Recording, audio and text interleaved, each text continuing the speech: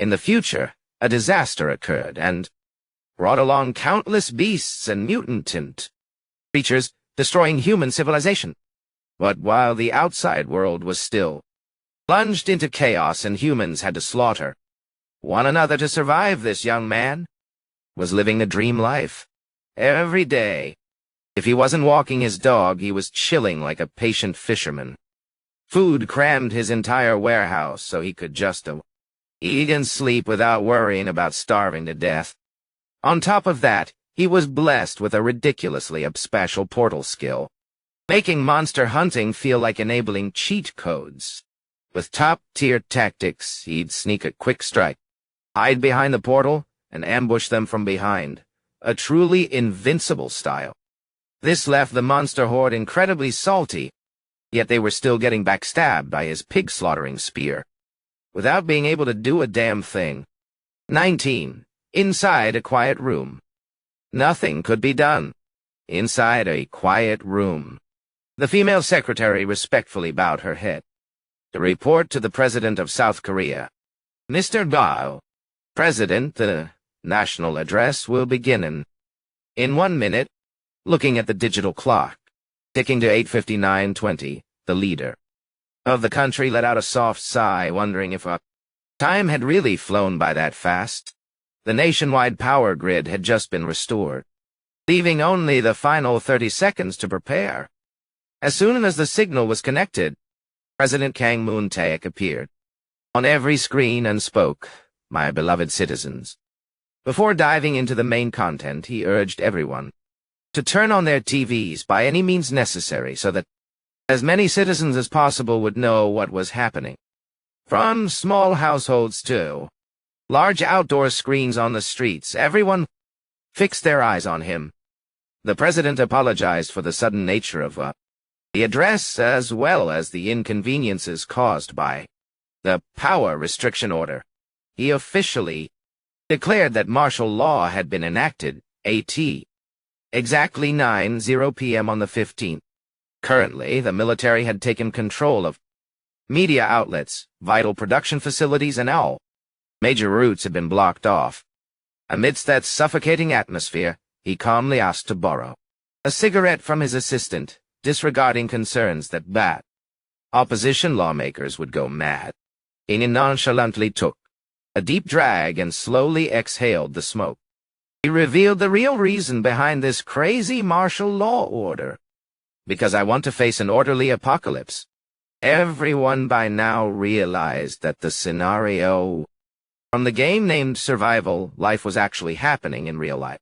The meteorite from that game, on Zambi, was blazing hot and hurtling straight toward Earth at terrifying speed. According to news received early this morning, the U.S. military failed completely in shooting down Onzambi. The Onzambi meteorite eventually fell near Shizuoka City, Japan, causing tragic damage beyond imagination. To make matters worse, the people there were gradually turning into bloodthirsty zombies. The cursed zombie spores released from the meteorite would ride the wind and flood into our country. At 1:00 p.m. today, President Kang Moon-taek, with a grave face, continued his announcement, "My beloved citizens, we cannot avoid the outbreak of the zombie pandemic. However, according to what we have gathered, a small number of people, including veteran gamers, might not be transformed. Therefore, he had prepared 5 shelters at the locations marked on the map and requested everyone to find ways to head there. Though these shelters would not open for a year to ensure safety, a survival guidebook for dealing with monsters had also been prepared and would be scattered everywhere via aircraft.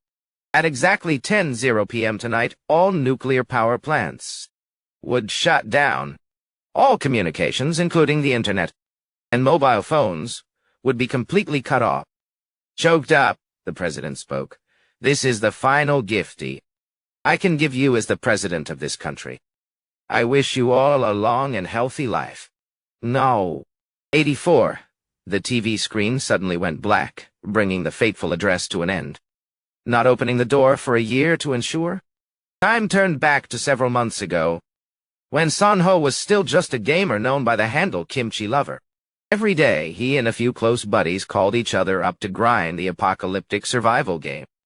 Survival Life. Right after its release, it quickly became famous and rose to the top of the game leaderboards. However, because this game was exceedingly difficult, over time only 4 players remained. After 1 year of release, Sanho's group of friends felt this game was probably going under soon, so they decided to leave as well. One by one, they began to fade and disappear, with a parting message that they would return to real life. Sanho stood frozen amidst the surrounding dark silhouettes. He bitterly realized their journey had truly reached its end, but deep down inside, he was not ready to let go. As the other veteran players gradually left the game, Sanho was left all alone. He tirelessly recorded update videos and live-streamed, day and night, harboring a faint hope that one day they would return to enjoy the game together. Several months quickly passed, and the difficulty of the final tutorial stage was reduced, while the early stage system of the game was gradually improved. Besides the usual fantasy zombies and monsters, many frightening mutant creatures began to appear. Although he was thrilled by this massive update, his friends had completely lost interest, and nobody even bothered to log in anymore. In the end, Survival Life had only one single player left, him, in a suffocating battle where he had to face off against a giant, blazing insect. After getting beaten black and blue 300 times, he finally managed to take it down. Yet the feeling of victory brought no joy now. He realized it was time for him to leave this world, and decisively took off his VR headset. Right as the final update regarding cross-server battles took place, it was also time for him to officially say goodbye. Unable to bring himself to throw away the hard drive full of precious memories, he carefully put it away in storage. Bidding farewell to the name Kimchi Lover, Kang Sanho officially returned to real life. 128. A customer's loud call interrupted his train of thought. Ordinary fantasy creatures, many species. "Hey kid, give me 2 portions of spicy rice cakes and 2 gimbap rolls," he hurriedly replied, coming right up. "Please, wait a moment." He had officially reformed and been a shop owner for 3 months now. The reason he chose the nickname Kimchi Lover was simple, because he had been running this eatery for 3 years. As everyone could see, the shop's business was progressing quite smoothly. This was a family shop he took over after his parents passed away when he was in 11th grade. While he was engrossed in work, a familiar voice rang out excitedly. "Hey, Sanho!" That was Myung, his childhood neighbor friend from middle school who frequently dropped by the shop. Seeing the place still bustling, she walked in with a bright smile and teased. "Business is still booming, huh?" Myung asked curiously if Sanho had heard any news yet, then handed her phone to show him an article about a meteorite about to collide with Earth. Though she thought most people just took it as a joke, Sanho froze as he realized its name was identical to the meteorite in the game Survival Life. Unexpectedly, that very same evening, a status window notification panel suddenly appeared right in front of his eyes, leaving him stunned and speechless. Panicking immensely, Sanho backed away and shrieked in horror as he saw his personal information floating in midair. The system suddenly forced him to become a rookie for the tutorial stage of Survival Life. The images of zombies and horrifying apocalyptic scenes from the game began flooding back, making him tremble involuntarily. Though still doubting this was a joke by the system, Sanho stared intently at the text prompt asking for a command to start. He took a gamble and shouted out the command to open a spatial portal. A bright green maze portal suddenly sprouted right in the middle of the shop, looking identical to the one in the game right after a burst of light. Sanho asked himself in utter shock whether the real world was truly turning into a game. To verify, he hurriedly grabbed his phone to check and froze. Working. A familiar voice resonated. With excitement, "Hey, Sanho." That was Myung, the girl next door from middle school, who still frequently stopped by the shop. Seeing the store still bustling, she walked in with a smile and teased, "Business is still booming, huh?" Myung curiously asked if Song Ho had heard the news yet, then handed her phone over for him to see an article about a meteorite about to collide with Earth, although she thought most people just considered it a joke. Song Ho went quiet as he realized its name was identical to the meteorite in the game Survival Life. Why?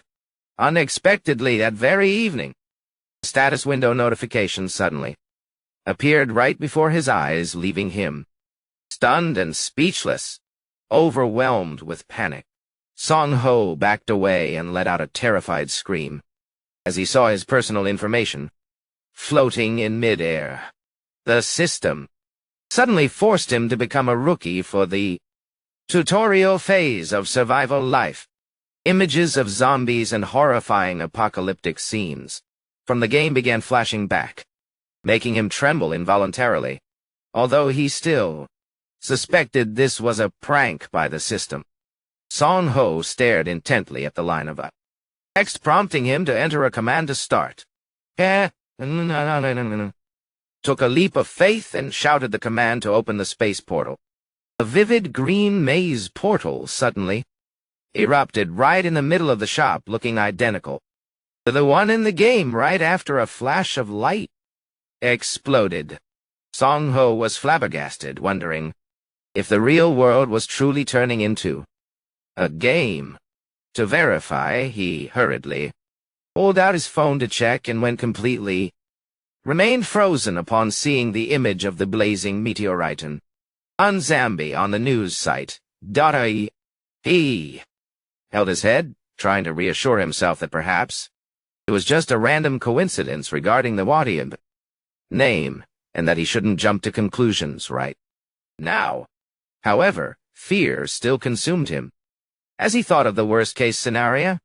If everything was real, looking toward the portal radiating a mysterious aura of energy, Song Ho told himself that proof was definitely inside there. Above the portal, a cold warning text appeared. 32 days remaining until the real apocalypse begins. Standing before the spatial portal radiating a mystical green light, Song Ho told himself that proof of the apocalypse was definitely inside there. He reached out his hand, intending to touch it, but then suddenly paused cautiously.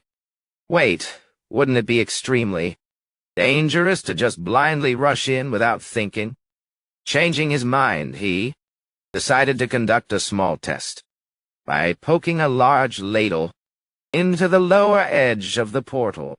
Song Ho gently twisted the ladle to check what was on the other side of the ground. Looking at the clump of dirt sticking to the ladle, he realized that Placey might not be a terrifying maze. He speculated that this portal might be a teleportation point to somewhere on Earth. After preparing his gear and performing the minimal safety checks, Song Ho slung his backpack over his shoulders and made up his mind. So, should I go inside? Without further hesitation, he stepped straight into the center of the beam of light.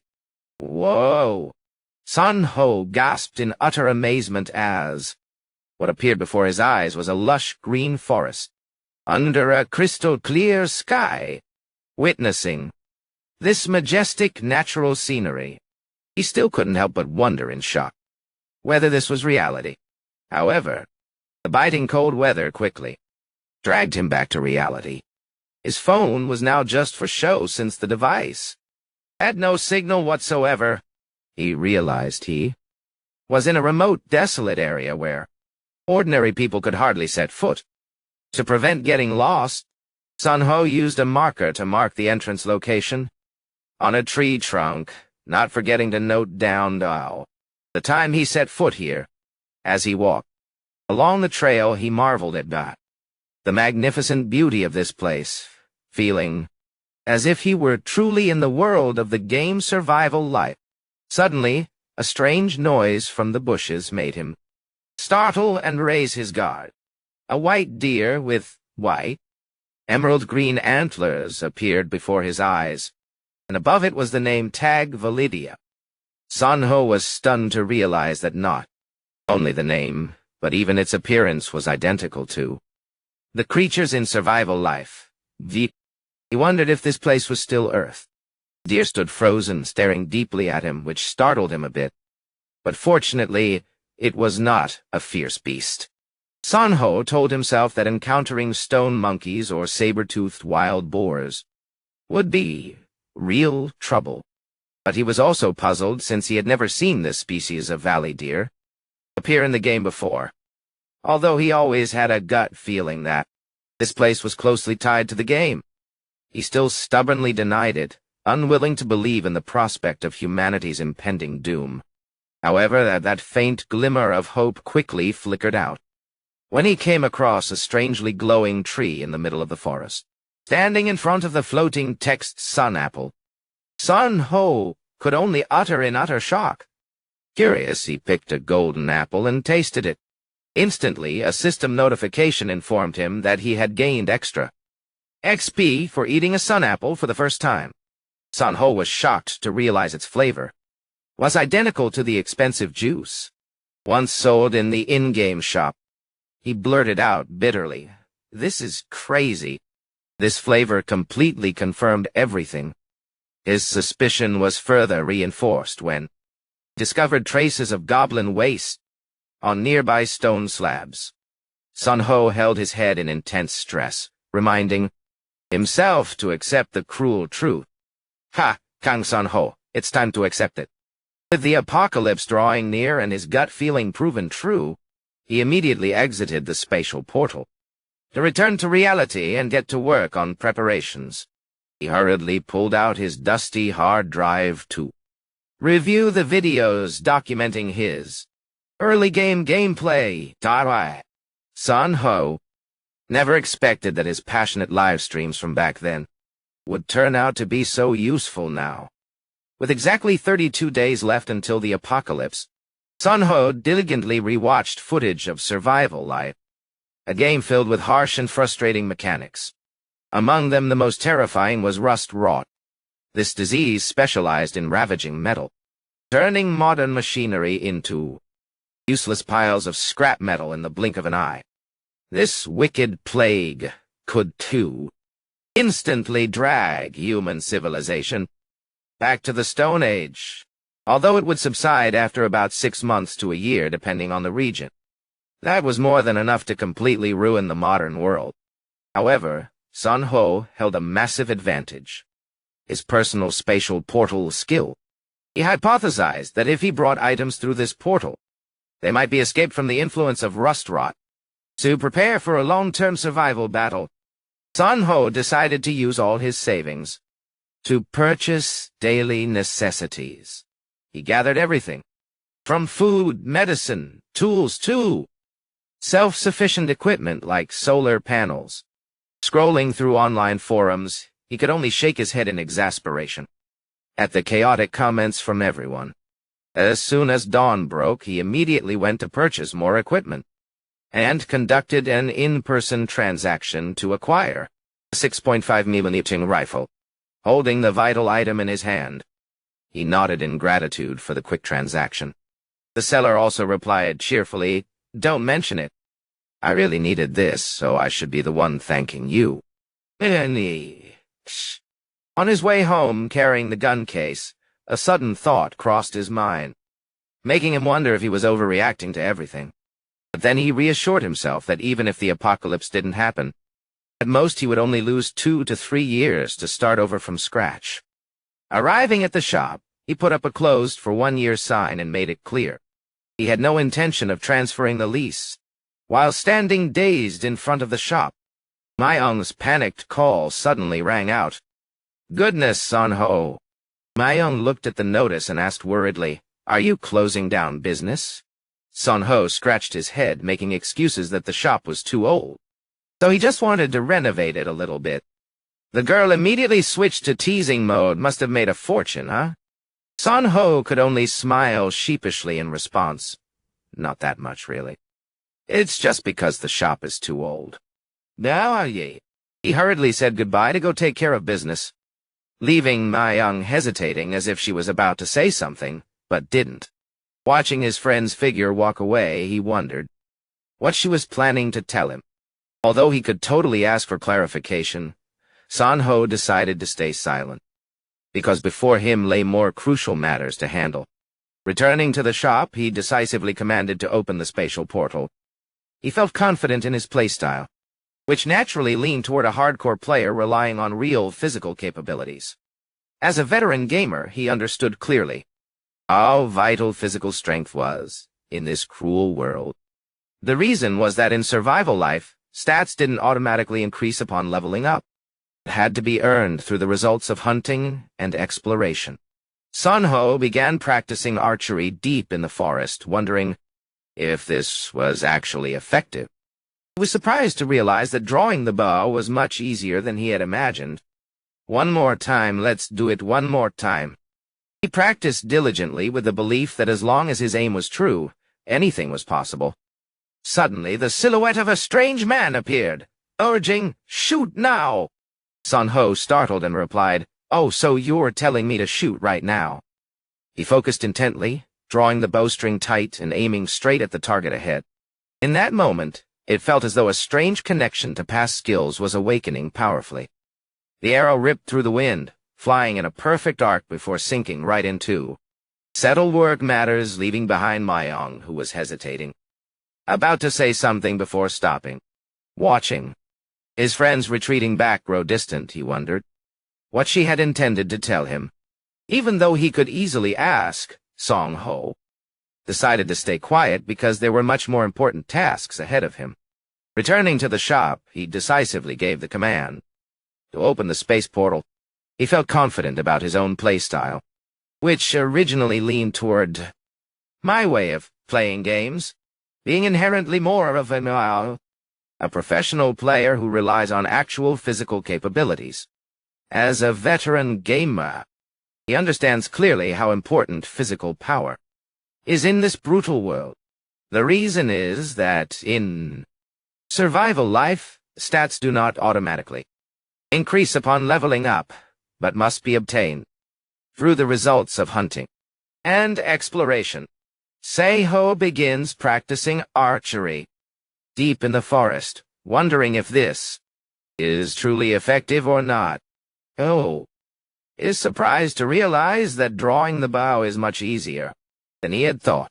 One more time. Let's do it again. He relentlessly practices, with the belief that as long as he aims accurately, anything is possible. Suddenly, the silhouette of an unfamiliar man appears, urging, "Shoot now!" Sei-ho, startled, replies, "Oh, so you're telling me to shoot right now?" He focuses intensely, pulling the bowstring tight and aiming straight at the target ahead. In that moment, there seems to be a strange connection, with skills from the past rising up strongly. The arrow pierces the air, flying in a perfect curve, and then strikes right into the target. Bullseye, to his own utter disbelief. Looking at his hands, San-ho asked himself, in shock, what is this? Was I Legolas? In my past life, drawing the bowstring correctly seemed a bit exhausting at times, but it wasn't bad. San-ho self-assessed with satisfaction after the test shot. Once the basic preparations were complete, he decided to move on to the next phase of his plan. The two massive hurdles to tackle right now were testing his combat ability against the monsters, and finding a safe location to build a storehouse for supplies.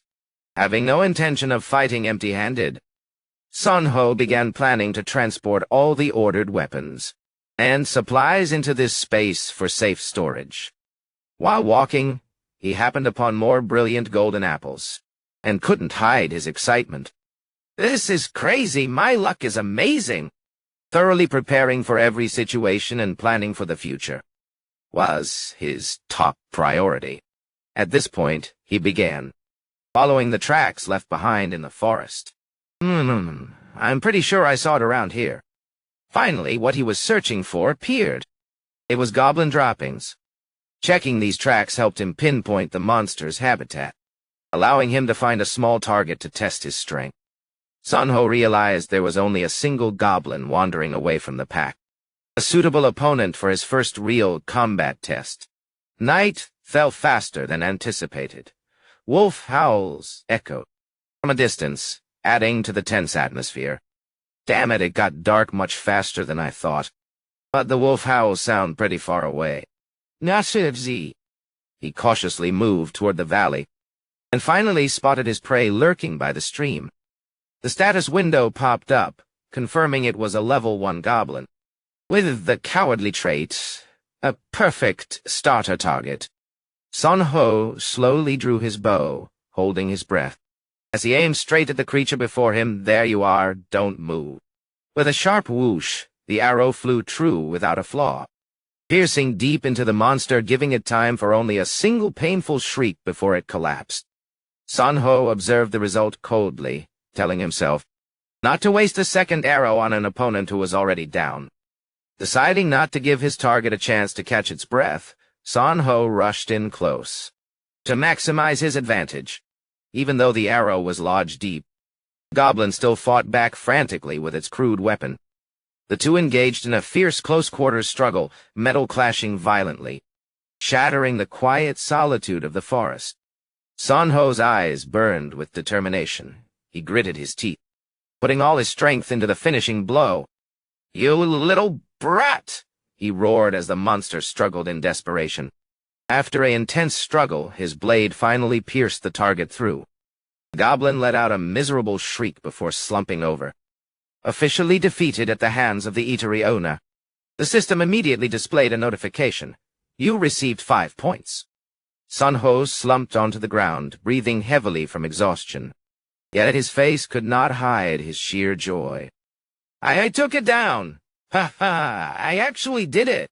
After regaining his composure, he began collecting loot, which consisted of ginkgo powder and vegetable oil.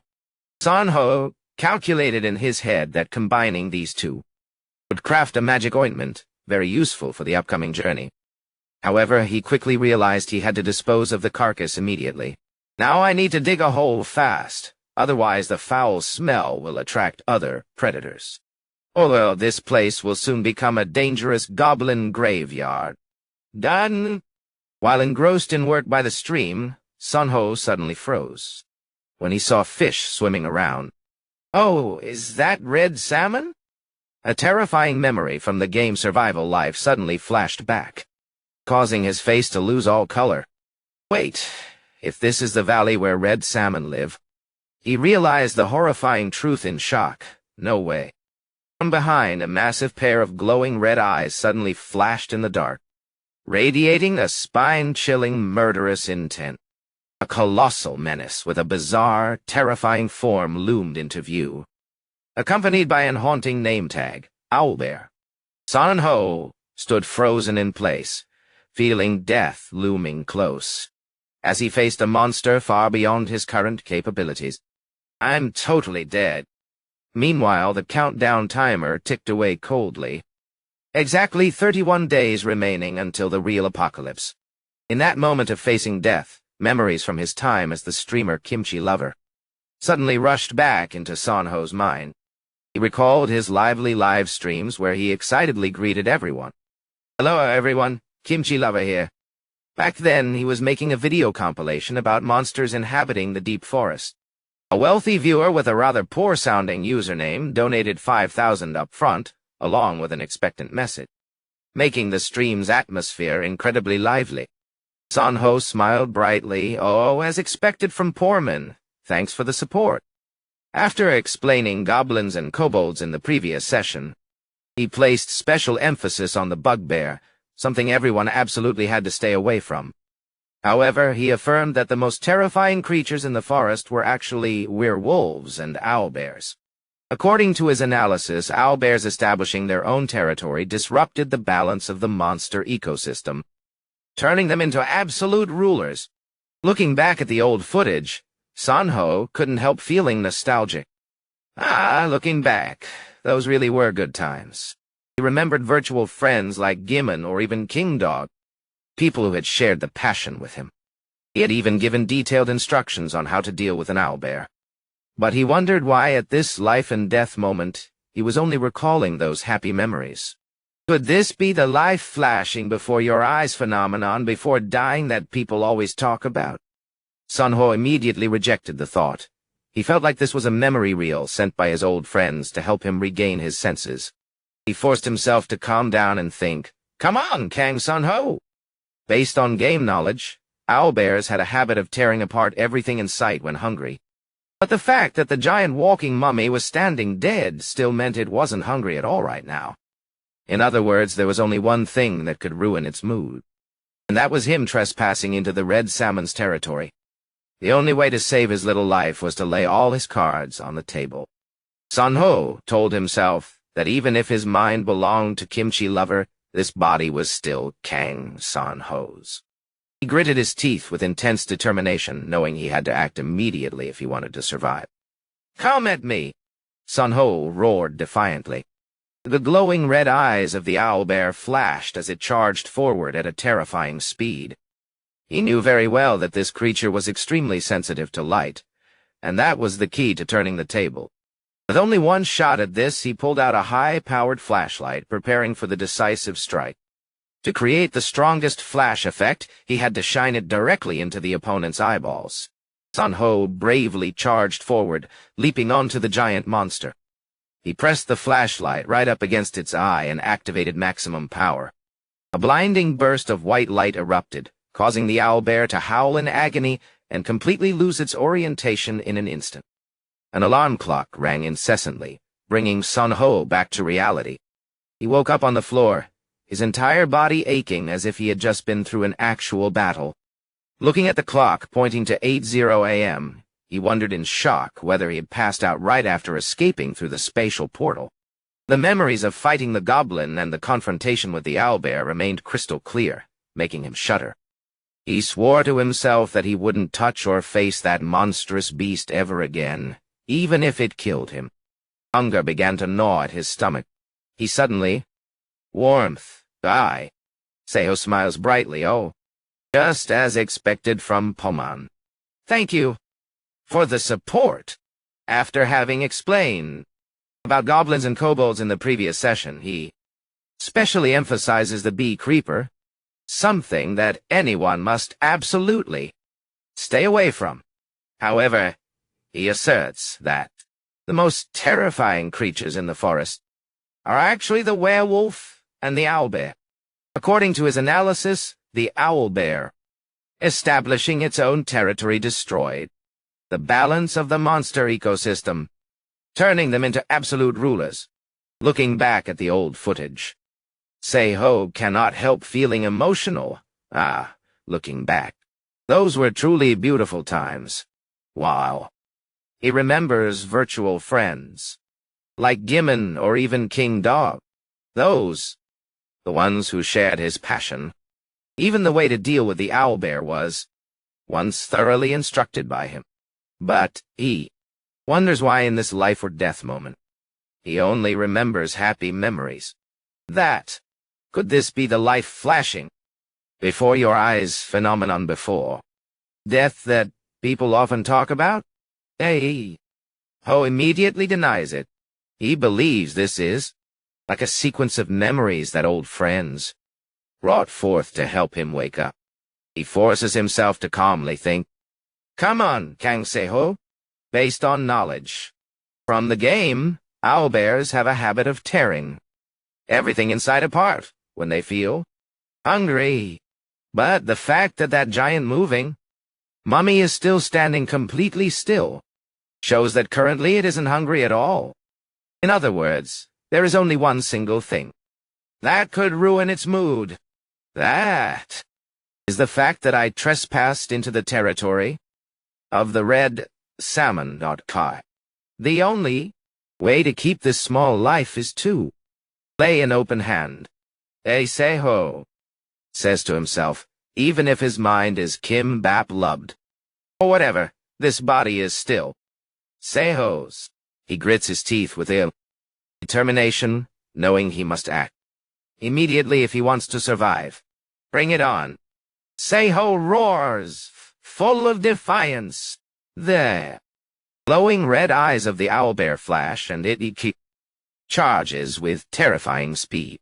I knows full well this creature is extremely sensitive to light, and that is the key to turning the tables. There is only one single chance. He pulls out the high power flashlight and prepares for the decisive strike to create the strongest light. If he must shine it directly into the opponent's eyeballs, Sei-ho courageously rushes forward, leaping right onto the giant monster dart. He presses the flashlight right up to its eyes and activates maximum power.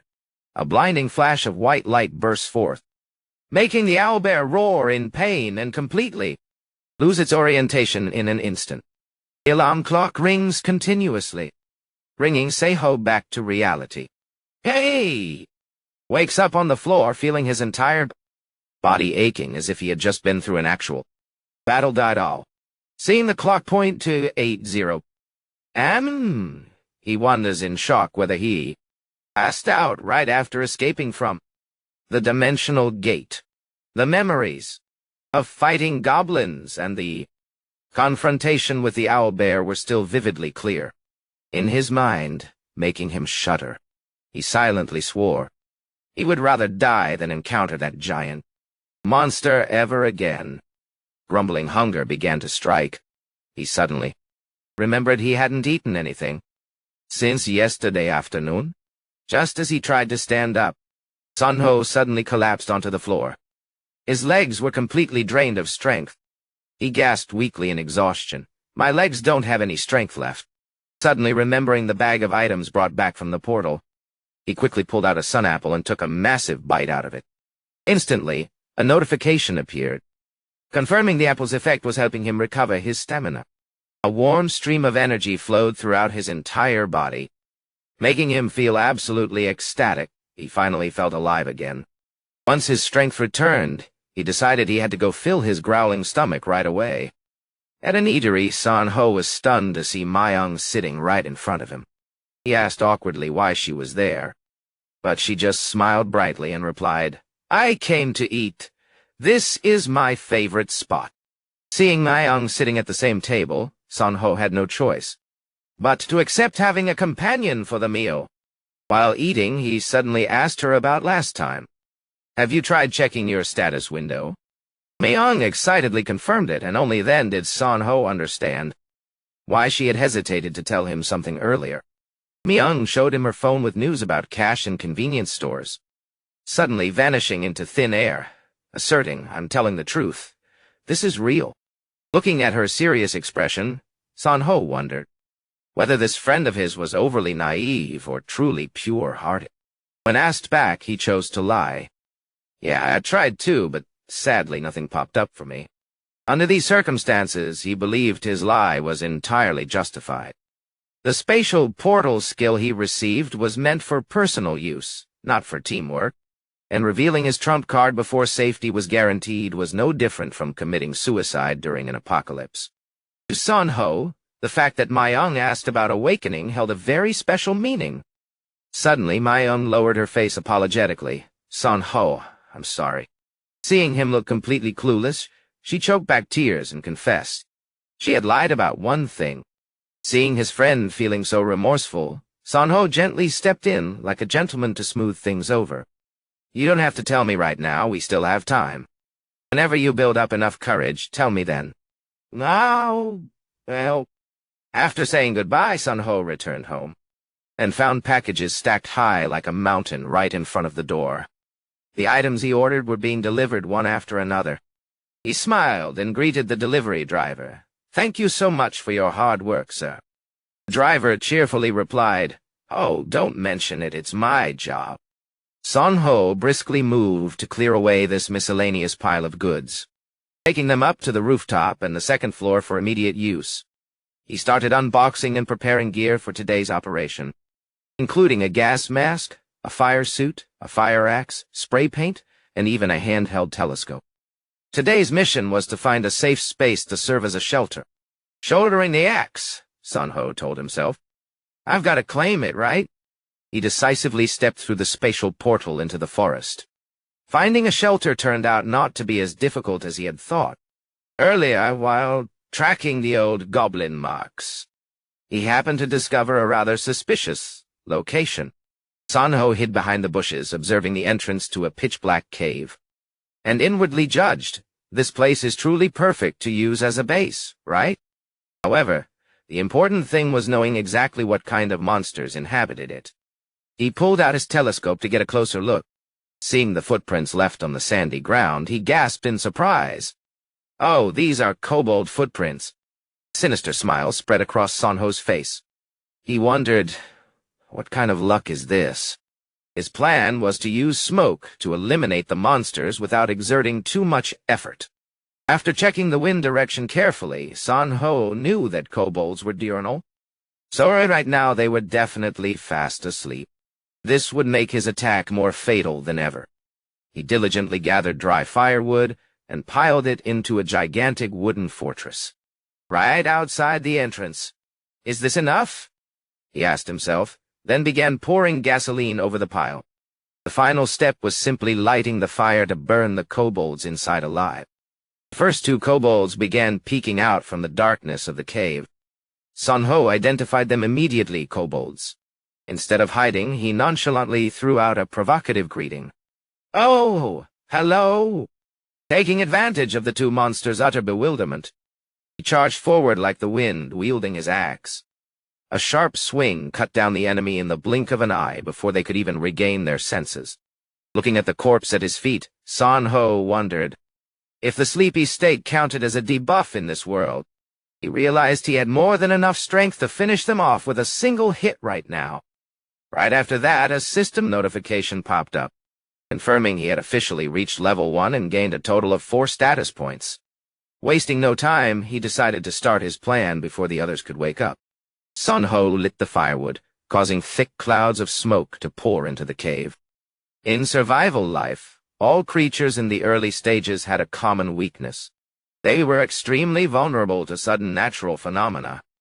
Although burning them alive directly would be more effective, Sanho chose to use smoke because he didn't want to deal with cleaning up a foul-smelling base later. His tactic was to force the monsters to leave their shelter in a state of panic and weakness. Inside the cave, the kobolds began waking up, choking on the smoke. They screamed frantically, escaping one by one to find a way out, completely unaware that death was waiting for them at the exit. Sanho muttered calculations. Normally, a kobold pack has 7 members. I guess 5 will run out first, but it doesn't seem that way. Nearly. The kobold that had just escaped the smoke was greeted by Sanho with a powerful axe swing. Wearing a gas mask, he stood towering like a butcher amidst the gray smoke. The remaining monsters also began tumbling out one after another, howling loudly. Without a moment of hesitation, Sanho spun around and put all his strength into a horizontal slash. The axe blade formed a brilliant arc of green light, sweeping away everyone who had just stepped out the door. The kobolds shrieked frantically when backed into a corner. Sanho quickly pulled out a pepper spray can for a head-on attack, leaving them time only to howl in pain. A fatal strike came crashing down, finishing off the last enemy in an instant. Once everything had settled, he collapsed onto the ground outside, exhausted and breathing heavily. He told himself he had handled things fairly easily. But this feeling of exhaustion was really no joke. A new status window popped up, announcing he had unlocked utility systems. Sanho nodded, realizing the level-up mechanism here was no different from the game, as it didn't automatically add attribute points. Leveling up opened system shops, making him extremely excited about today's massive harvest. Sanho slowly stepped inside the cave where darkness blanketed the interior. Yet it brought a surprisingly reassuring feel. A bright smile broke across his face as he realized he finally possessed a safe space that only he could use. However, witnessing the messy and filthy sight inside, he could only scratch his head and tell himself he'd have to clean this place up first. Finally, Sanho had secured a shelter of his own. Wasting no time, he immediately set to work cleaning up the base. Although the cave terrain was a bit rough and uneven, overall the place monsters, he immediately hoisted his axe and charged forward like a gust of wind. One sharp axe strike took down the enemy in a flash before it could even regain its senses. Looking at the corpse at his feet, Seiho wondered whether the sleepiness state was a debuff effect. In this world, he realized he had more than enough strength to finish them off with just a single strike right now. Right after, a system notification window popped up confirming he had officially reached level 1 and received a total of 4 stat points. Not wanting to waste time, he decided to start the plan before the other ones could wake up. Seiho lit the pile of wood on fire, causing thick smoke to begin pouring inside the cave. In survival life, all creatures in the early stages shared a common weakness. They were very vulnerable to sudden natural phenomena, although burning them alive directly would be more effective. Seiho chose to use smoke instead because he didn't want to deal with cleaning up a base filled with foul stench later on. His tactic was to force the monsters to leave their shelter in a state of panic and weakness. Inside the cave, the kobolds began to wake up, choking on the smoke, screaming wildly. One by one, they started fleeing outside to find a way to survive, completely unaware that the grim Reaper was waiting right at the exit. Seiho muttered his calculations. Normally a pack of kobolds has 7 members, I guess 5. Will run out first, but it seems like that's not the case.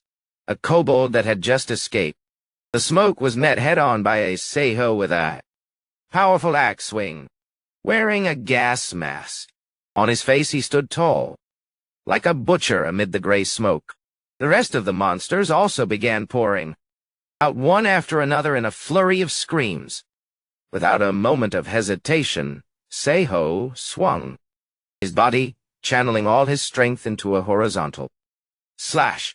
The axe blade formed an arc of brilliant blue light, sweeping away all those who had just stepped out of the cave. The kobolds screamed wildly as they were backed into a corner. Seiho quickly pulled out his spray for a direct attack, leaving them with only enough time to scream in pain. A fatal strike rained down, finishing off the final enemy in the blink of an eye. After everything had settled, he collapsed tiredly onto the ground. Outside, his breath ragged from exhaustion. He told himself he had handled everything quite easily, but this feeling of fatigue was truly no joke. A new status window popped up, notifying him that he had unlocked utility systems. Seiho nodded, realizing the leveling mechanism here was no different from the game, as it didn't automatically allocate attribute points. Leveling up opened system stores, making him extremely excited about today's big haul. Seiho slowly stepped inside the cave, where darkness covered the space, yet brought an unusually comforting sense of security. He smiled brightly upon realizing he finally possessed a safe space that only he himself could use. However, witnessing the messy and the filthy scene inside, he could only scratch his head, telling himself he would have to clean up this place first. Finally, Seiho had secured a shelter of his own. Not wanting to waste time, he set to work, cleaning the base right away. Although the cave terrain was a bit rough and uneven, overall the place is actually really great. Compared to a standard base, the area is a little small, but this is more than enough to get started. He diligently cleaned every single corner, angrily cursing the monster's extremely filthy lifestyle while scrubbing, pouring his strength into removing the stubborn stains they left behind.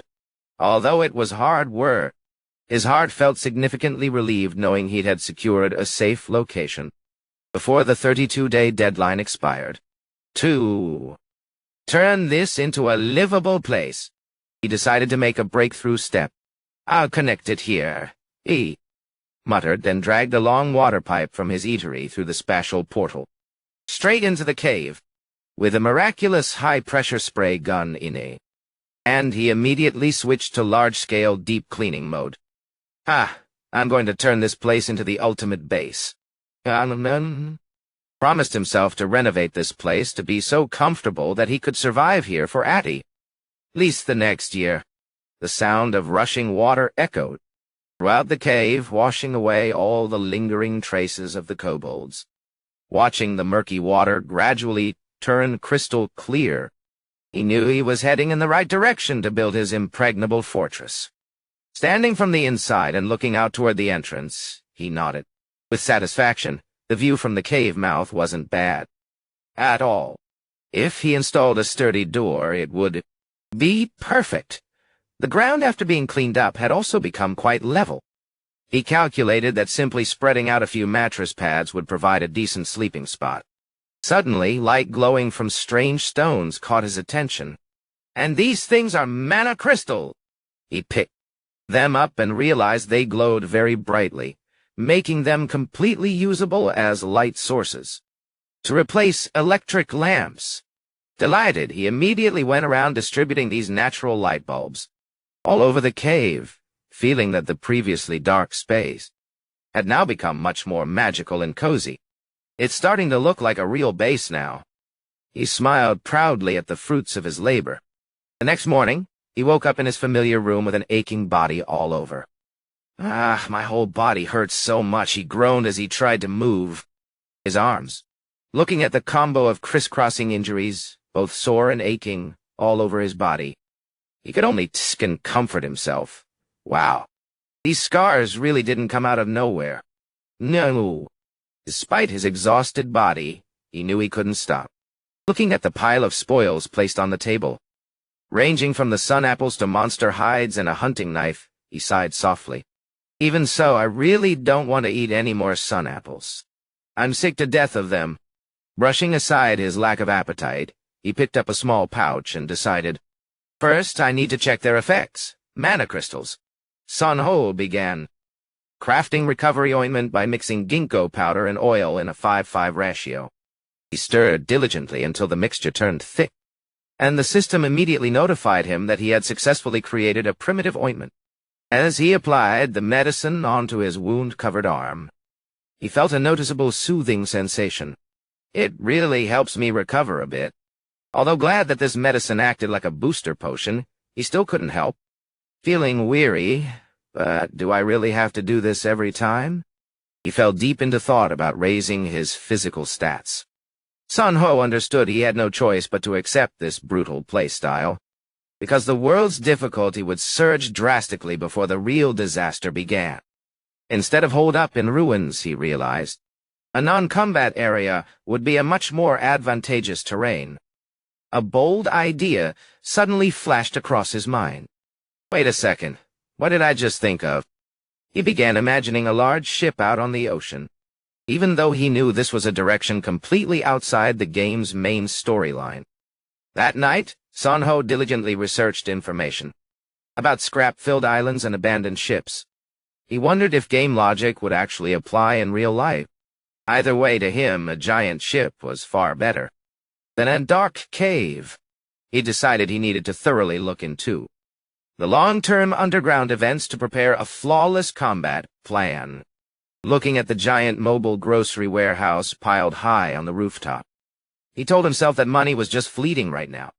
The next morning, Sun Ho got to work transporting at least 100 crates of goods into his personal space, prioritizing food supplies first. As he was struggling to carry a pile of items down to the first floor, he suddenly froze upon seeing Myung standing right at the door. The girl beamed and waved. "Good afternoon." Sun Ho sighed internally, wondering why his friend always showed up at times like this. Seeing him busy, Myung asked curiously, "Are you moving?" Sun Ho answered awkwardly, yeah." The girl immediately let her helpful nature take over, offering to act as a porter to help him, leaving him hesitating and asking himself if he should tell her about this secret. Sanho apologized to Mayong for being so busy lately. She also perceptively noticed he looked quite a bit thinner than before.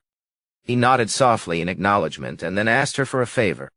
Right after, both of them were at a hair salon. Mayong asked curiously how he wanted his hair cut. Sunho replied without hesitation, "Cut it all off." Mayong asked in surprise for the reason, to which he calmly said he wanted a fresh start. While preparing, she noticed his shoulders and chest seemed to have become much broader and toned compared to before. Sunho thought to himself that this was the result of him starting intense physical training since this morning.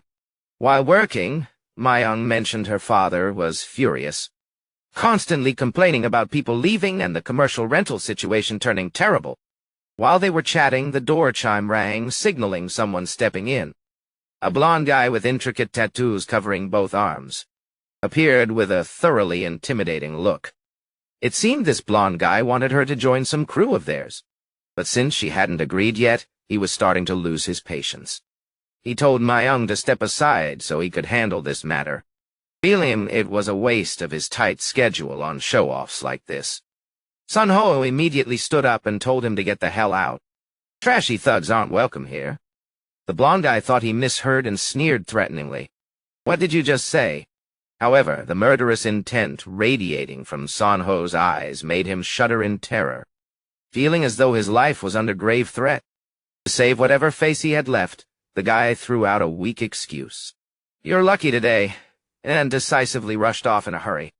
Before leaving the hair salon, Sunho proactively suggested exchanging phone numbers, leaving Mayong surprised, though she still hadn't fully recovered from the frightening pressure he had just radiated. Returning home, he immediately sat at his computer to check the status on online communities. At this point, the name Kimchi Lover was becoming the focal point of extreme criticism and hatred. People were frantically hunting for his whereabouts, even threatening to deal with the only person who held secret game information, but chose to vanish. Threatening comments and information about him frequently appearing at a salon in the area began leaking out, making Sunho realize his identity was in danger. However, he quickly brushed those annoyances aside, realizing that preparing for the first wave of disaster was far more important. After thoroughly reading through posts sharing survival experience regarding spores that like to gnaw on steel and iron, he decisively shouted the command to open the spatial portal.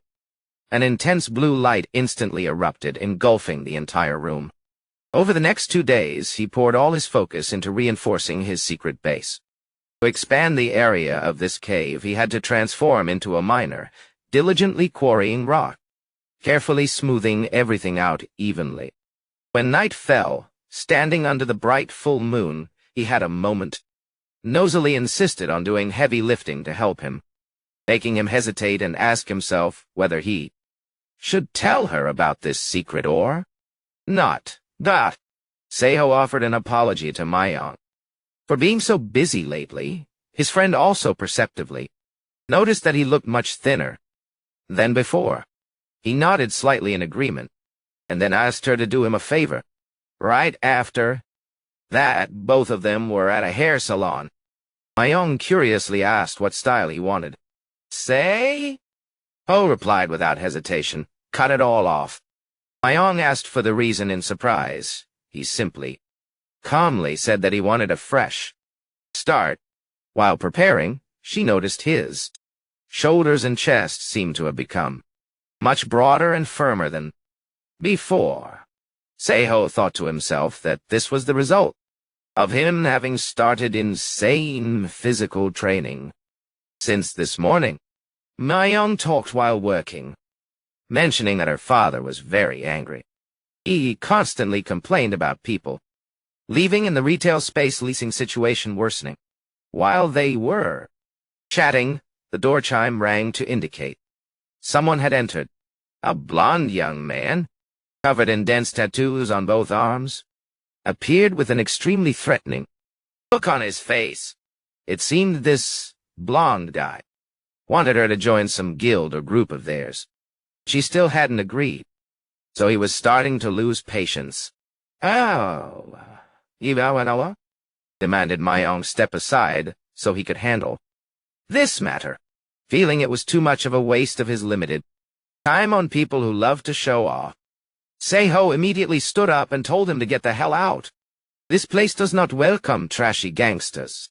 The blond guy thought he misheard, cocking his head to threaten him. What did you just say?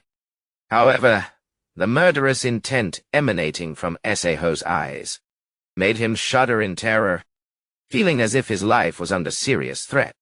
To save face at the end, the guy blurted out an excuse, saying you got lucky today before hastily leaving. Before leaving the salon, Seiho proactively offered to exchange phone numbers, which surprised Mayong, even though in her heart she still hadn't gotten over the shock from the terrifying pressure he had just radiated. Returning home, he immediately sat at his computer to check the situation on online communities. At this point, the name Kim Bap Lover was becoming the focal point of extreme criticism and hatred.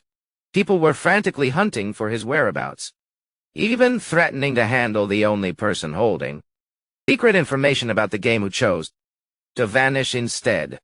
Threats and information about how he often appeared at a salon in the area began to leak.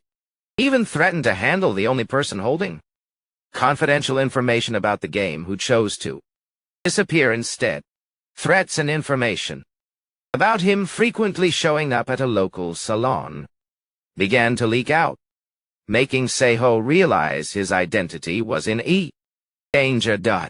However, he quickly brushed those nuisances aside, because he realized that preparing for the first wave of disaster was much more important.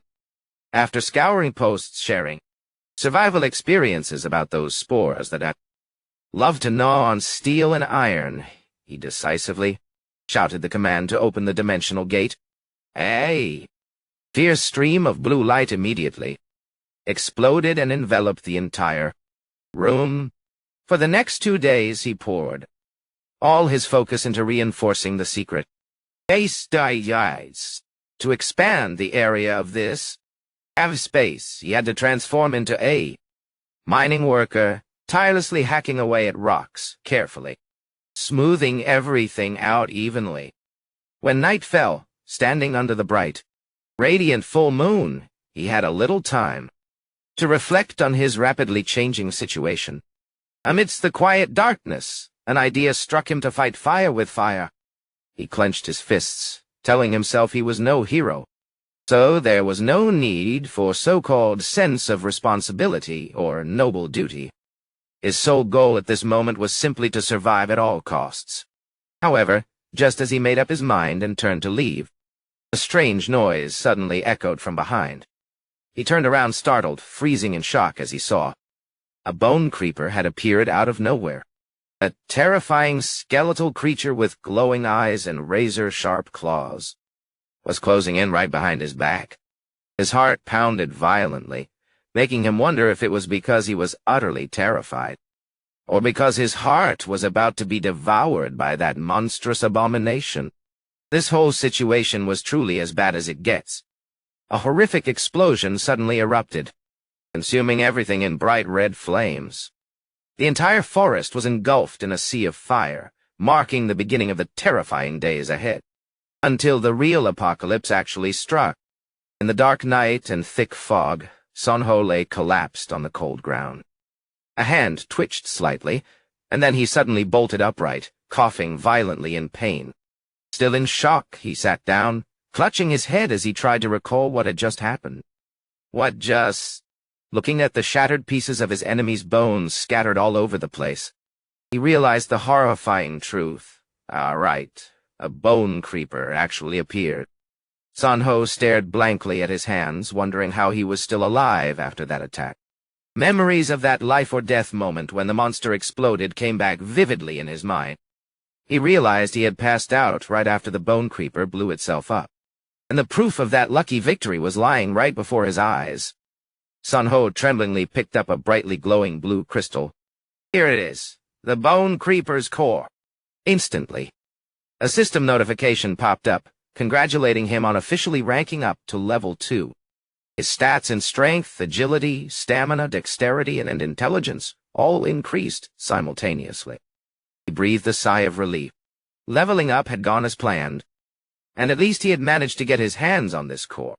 However, because his time at level 1 was so short, he still had 10 unassigned potential points left over. Damn it, I'm exhausted. My head feels like it's gonna explode.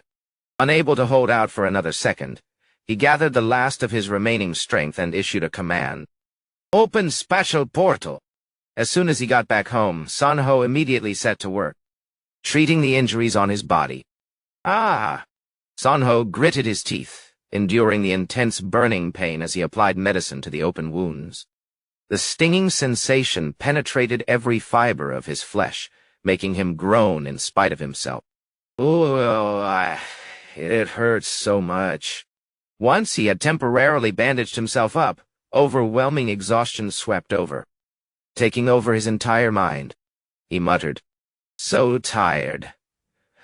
I need to rest a bit." Sanho collapsed onto the sofa and fell into a deep sleep. When the radiant rays of morning light began creeping through the window frame, he vaguely woke up after a long, exhausting night. Sitting up with his body aching less, he told himself, feeling much better now. Immediately, Sanho opened his status window to check his achievements. Let's see those stats. Currently, his strength, agility, stamina, dexterity, and intelligence were all at level 5. He looked pensively at the 10 potential points he had just received, like a tycoon considering which piece of land to invest in for profit. However, instead of hastily throwing money out the window, he decided, "Hold on, I don't need to use them right now." Sanho stood up, grabbed a water bottle, and took a long gulp to clear his mind. He thought to himself that he should keep his body in optimal condition before making any major decisions so as to avoid mistakes. In the world of survival life, there were 2 main ways to raise personal stats. The first way was through grinding to accumulate experience and level up. The second way was finding and equipping gear capable of boosting attributes, such as watches, telescopes, or even special types of food. However, this was inherently an extremely brutal survival game, not a casual stroll through field flowers and butterflies. To nab those juicy, stat-boosting items, players were forced to go all in against high-level boss monsters. It was an almost unimaginable challenge, a distant dream, for anyone who was just starting out wet behind the ears. Understanding full well the danger involved, Sanho told himself he would only use potential points when absolutely necessary. It was best to save them for life-or-death situations. His next objective was finding a way to acquire gear without risking his life too early. He sat at his desk, muttering to himself, "Let's see how the community is doing." He accessed the official Survival Life website, hoping to find more information about hidden items or handy tips from veteran players. His fingers scrolled rapidly on the mouse, focusing on searching for info on hidden items, among a barrage of chaotic posts on the forum. After days of tirelessly digging through old records, Sanho discovered 3 major events that would soon unfold in reality. While the Russian ship event was the last and Asburn was in the middle, he realized the incident at 1:50 p.m. on June 26th was the true starting point. Exhausted from the chaotic wave of information that made his head spin like a windmill, he was about to stop and go to sleep when his phone rang unexpectedly. Sanho wondered what random guy could possibly be calling him at such an ungodly late hour. At the Stabin Cafe, Mai Ung anxiously asked about Sanho's well-being after recent events. Seeing that he didn't look so good, she wondered if he was really okay. Sanho just chuckled it off and cracked an optimistically self-deprecating joke. "If I get hit one more time, I'm probably a goner for real." When asked if losing his parents early on had impacted his current personality, he immediately denied it, asserting that things weren't as she thought. Myung suddenly confessed she had held a crush on him ever since they were kids, making Sanho burst out laughing and tease back that he didn't like her at all back then.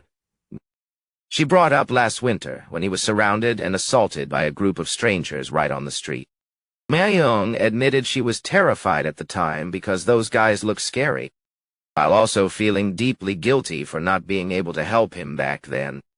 Sanho gently comforted his friend and asked for the real reason she had asked to meet him today. Leaning close to Sanho's ear, Myung whispered a shocking secret. I'm an awakener. To his astonishment, she admitted she brought it up out of worry for his safety, as an ordinary person amidst chaotic times. Sun-ho smiled, playfully acted jealous, and promised to keep this secret as she asked. Leaving the cafe with a food tray in hand, Sun-ho felt his mood had improved significantly. Realizing that stepping outside for a breath of fresh air really helped blow away his long-held stress. I'll see you again soon, my young. I hope you'll stay safe until then. Sun-ho thought to himself as he said goodbye to his friend. Back in his room, he felt his spirits lifted a bit. Sitting on his bed, he quickly carried out his final online transactions, ranging from purchasing daily necessities to finalizing the paperwork to rent a car. To recharge his nearly overloaded mind, he flopped onto the bed. The next day, Sun-ho immediately returned to the cave base to get to work crafting. Since he had wasted quite a few potential points before, he told himself he had to prepare everything meticulously this time. Transforming into an apprentice blacksmith, he tirelessly used a hammer to crush glittering stones, a task. Bloodshed with monsters belonging to the terrifying boss. That was an almost unimaginable challenge. A distant dream for anyone in the rookie stage who had just started the game. Fully understanding that danger, Seiho told himself he would only use stat points when absolutely necessary. It was best to save them for situations hanging by a thread. His next goal was to find a way to obtain equipment without risking his life too early. He sat at his computer desk muttering to check how the community situation was doing. He accessed the official Survival Life website, hoping to find more information about hidden items or small tips from veteran players. His fingers moved swiftly across the mouse, focusing on searching for information on hidden items amidst the swarm of chaotic posts on the forum.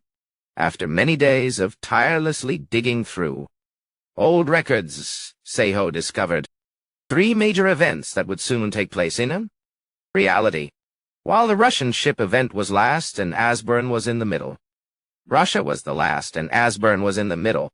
He realized the incident at 1:50 p.m. on June 26th was the true starting point. Exhausted from the mountain of chaotic information, making his head spin like a windmill, he planned to stop and go to sleep, when the phone ring suddenly rang. Ouch, really? Seiho wondered what random guy could possibly be calling him at this ungodly hour so late at night. Tea. Stabbin' coffee? Myong anxiously asked. About Seiho's situation after all the recent events. Seeing that he didn't seem too well, she wondered whether he was truly all right or not. Seiho only gave a dry laugh and dropped an optimistically self-deprecating joke. If I get hit again, I'm probably really done for. When asked whether the early absence of his parents had affected his current personality, he immediately denied it and affirmed that things were not as she thought.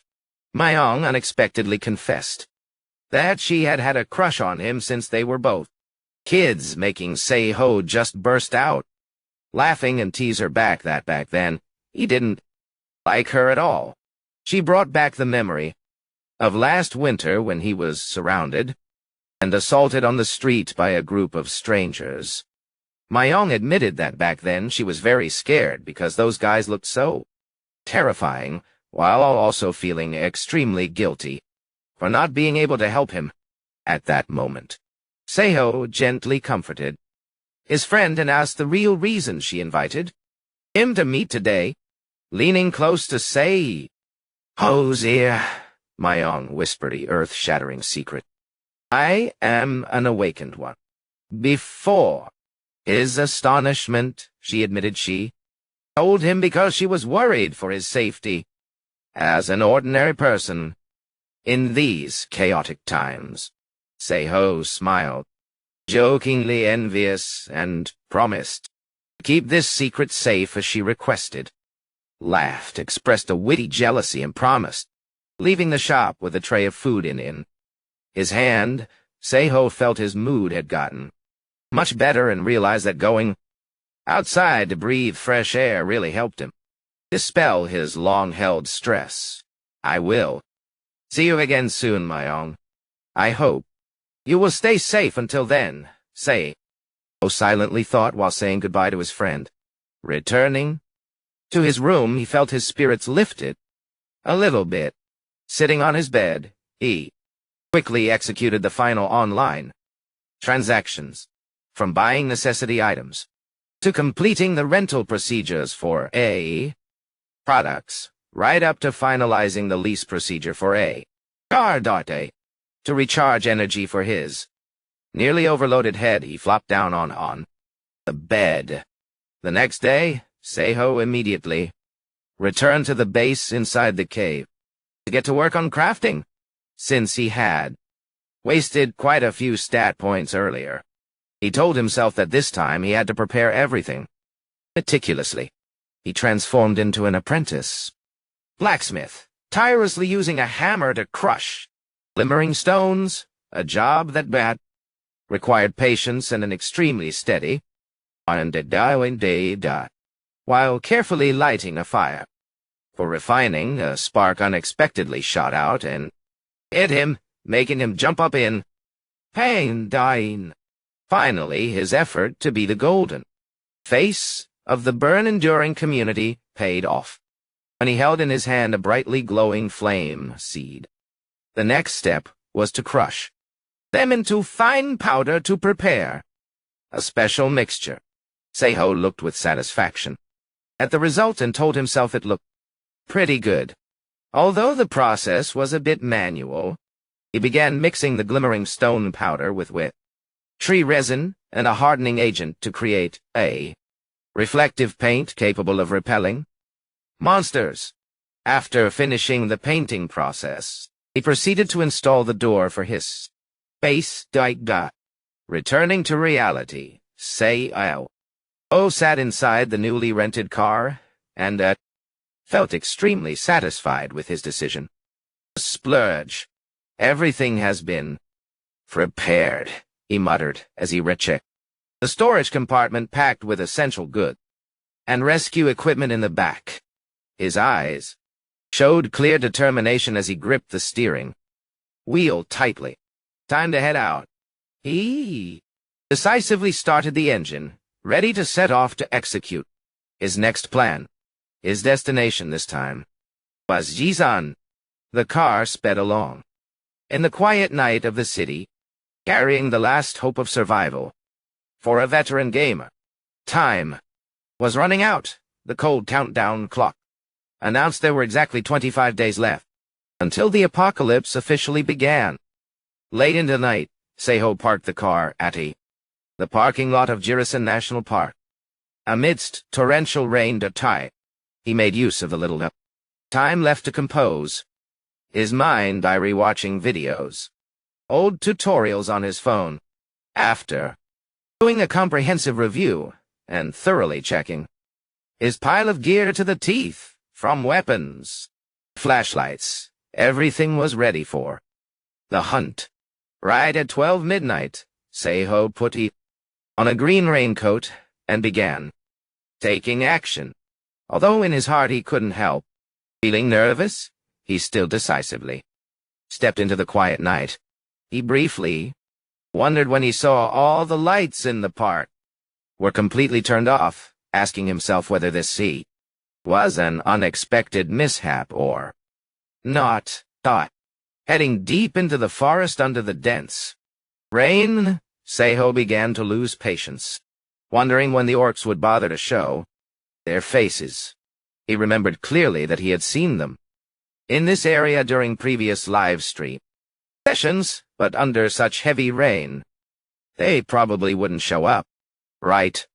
As he was comforting himself that the monsters were probably afraid of getting wet just like humans, a sudden loud noise resounded from behind, making him whip around on high alert. Out from the mist and white sheet of rain, a giant orc with glowing red skin slowly appeared, full of threat. Seiho identified it immediately as a high-level roaming orc. Knowing for sure that he would receive a valuable skill if he took it down, he reassured himself. Calm down, calm down. Seiho. Seiho's tactic to confront this orc was to strike at its psychology and biological weakness. First, he used a special light-emitting device to simulate signals from the orc's home realm to distract it. As soon as the monster was attracted and reacted to that strange light, it fell into the trap. Became. The orc's glowing red eyes clearly showed astonishment when facing a light source that was both familiar and foreign in the middle of the night. Without letting the opponent recover, Seiho immediately activated a flash. Bang right in front of its face. A burst of blinding white light exploded violently, swallowing the giant monster's line of sight. The orc roared hysterically as its sensitive eyes were scorched by the overwhelming light intensity. Seiho knew full well that he only had roughly 20 short seconds before it could recover its vision. This was truly a race against time, where he could not afford to make even a single mistake. He quickly lit the fire for the next support device, preparing for the decisive strike. His top priority right now was to shave off the thick, cutting board-like hide of the orc to create an opening. The monster roared frantically in the dark. It swung its arms wildly to drive away the approaching attacker. Seiho calmly sidestepped, dodging the powerful arm swings of the orc by a hair's breadth. Taking in advantage of the moment it exposed an opening, he poured his power into rushing forward with a knife glowing bright blue, thrusting it straight into the monster's body, causing it to roar in agony, echoing through the entire forest. Right as he got close to eye level with the monster, Seiho decisively shoved the flaming container deep into its wide-open mouth. A terrifying explosion burst forth right from the inside. A powerful burst of fire wiped out everything and blew away the final resistance of the monster. Looking at the enemy collapsing onto the ground, Seiho panted with satisfaction. How's that? Even if you're an orc, you still die. Here, fell. Approached, intending to check the loot. But the moment he touched it, intense heat radiated from the core, making him step back in shock. The orc's body suddenly burst into flames fiercely, like a giant torch in the middle of the rain. Seiho collapsed from exhaustion. He stared blankly at the flames consuming his vision, and bitterly wondered, damn it, could it be that I'm going to die like this? Amidst that life and death moment, the system notification window unexpectedly popped up, breaking through the darkness. Congratulations, you have leveled up, along with the title Orc Hunter. His strength, agility, and stamina stats were all significantly increased. A mystical blue light enveloped his body, bringing along a newly awakened heat-resistant skill.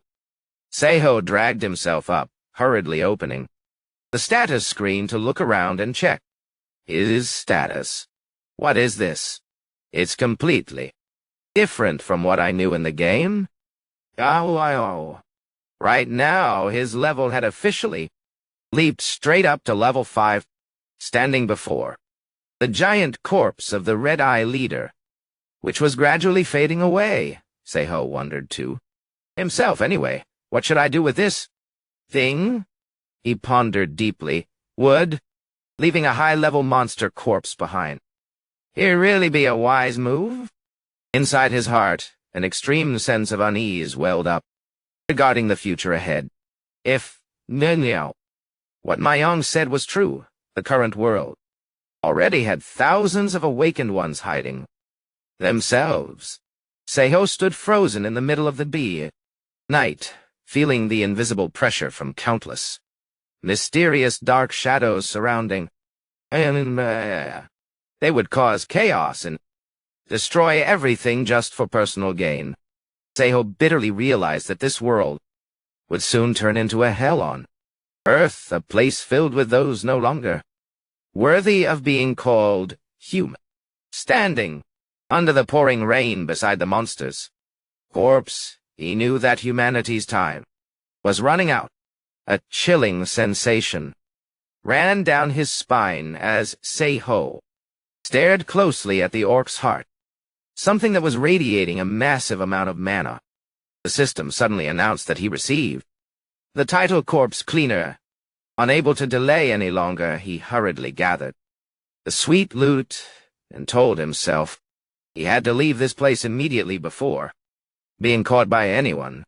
A deep blue space gate opened up. Damn it, I must finish dealing with this quickly. Yeah. Seiho tirelessly swung a shovel to dig a deep pit in the night. Yeah, it was.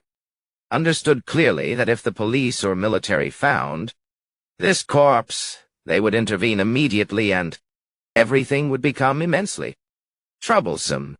Right as the hole was filled back up, the Corpse Cleaner title was officially activated, giving him a huge boost to his agility stat and stealth ability. Even though he felt this title sounded pretty ridiculous, he still had to make use of that power to flee from the scene as fast as possible. Feeling the buff effect gradually fading, Seiho hurriedly dashed through the bushes to return to the parking area.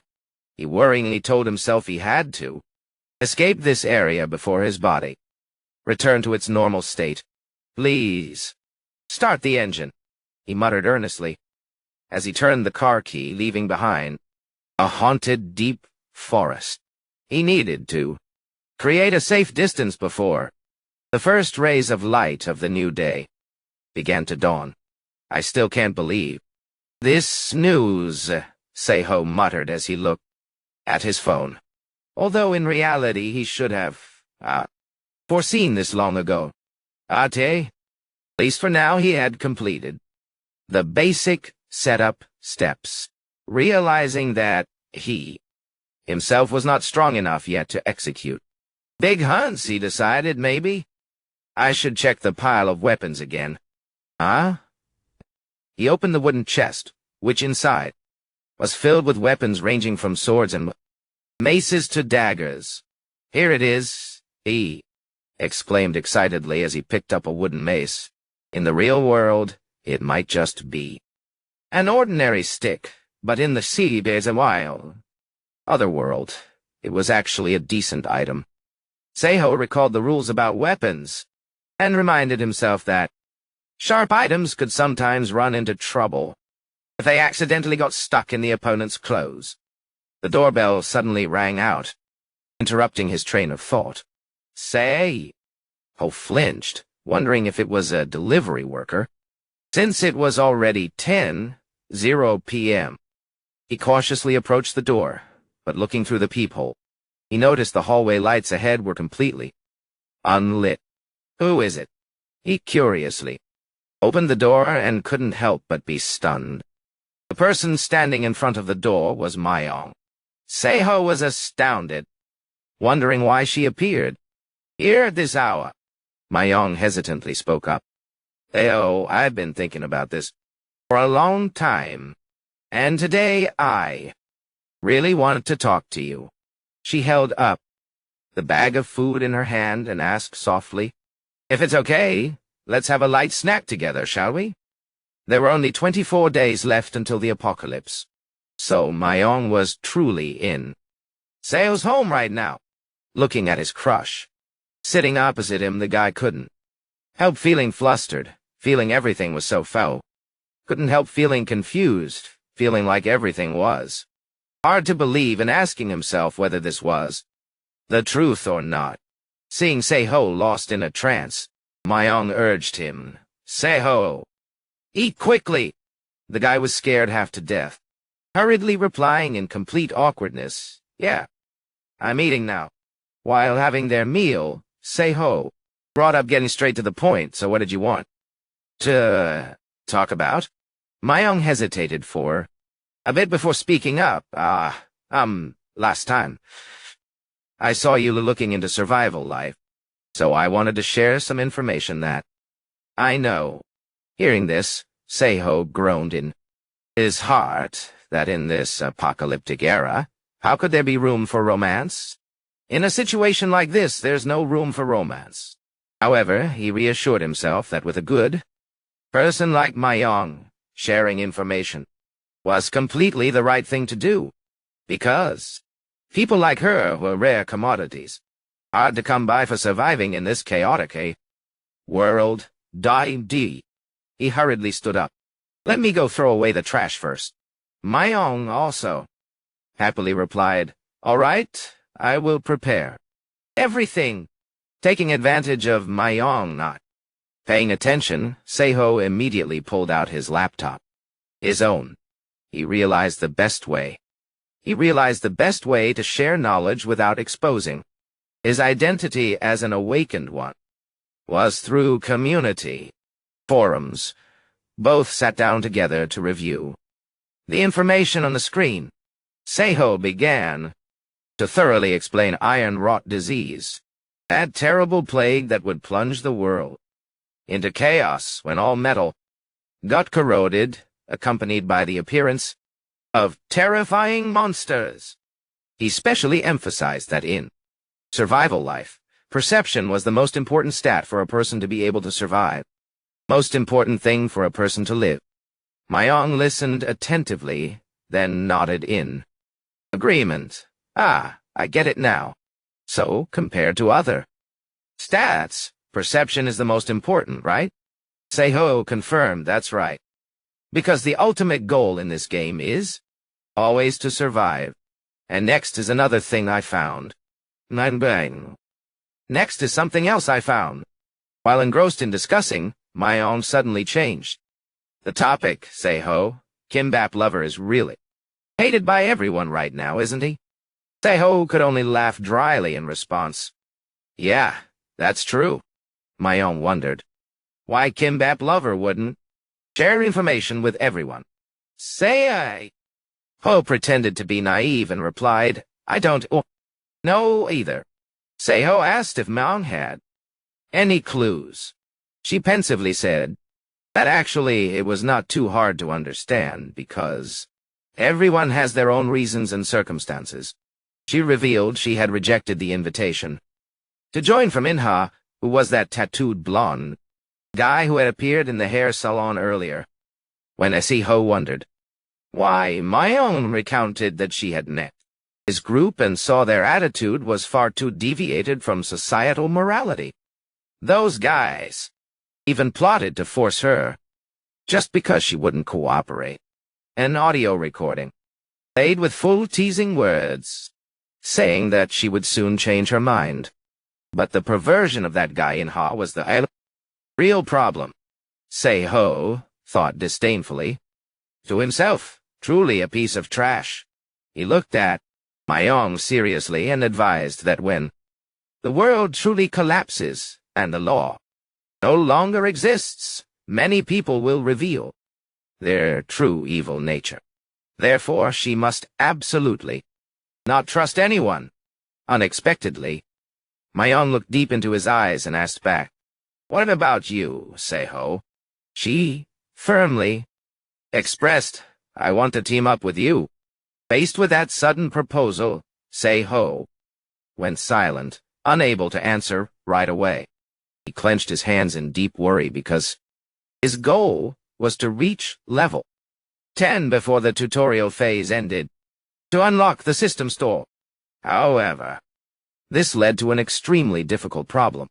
In survival life, the higher the player's level, the system would cause stronger and more aggressive monsters to appear. If Myung came along with the strength of those high-level creatures, she would definitely face life-threatening danger and could hardly survive. To find a way to decline, Sei-ho pretended to make zombie moves and said he could turn into a zombie at any moment to scare. No. Yet Mayong did not flinch. At all. She affirmed that it wasn't a problem. Immediately, she proved her awakened ability by moving. His awakening power by moving. Instantly around the room in mystical purple streams of light, she confidently said that her characteristic skill was blink. So even if he really transformed, she could easily dodge it.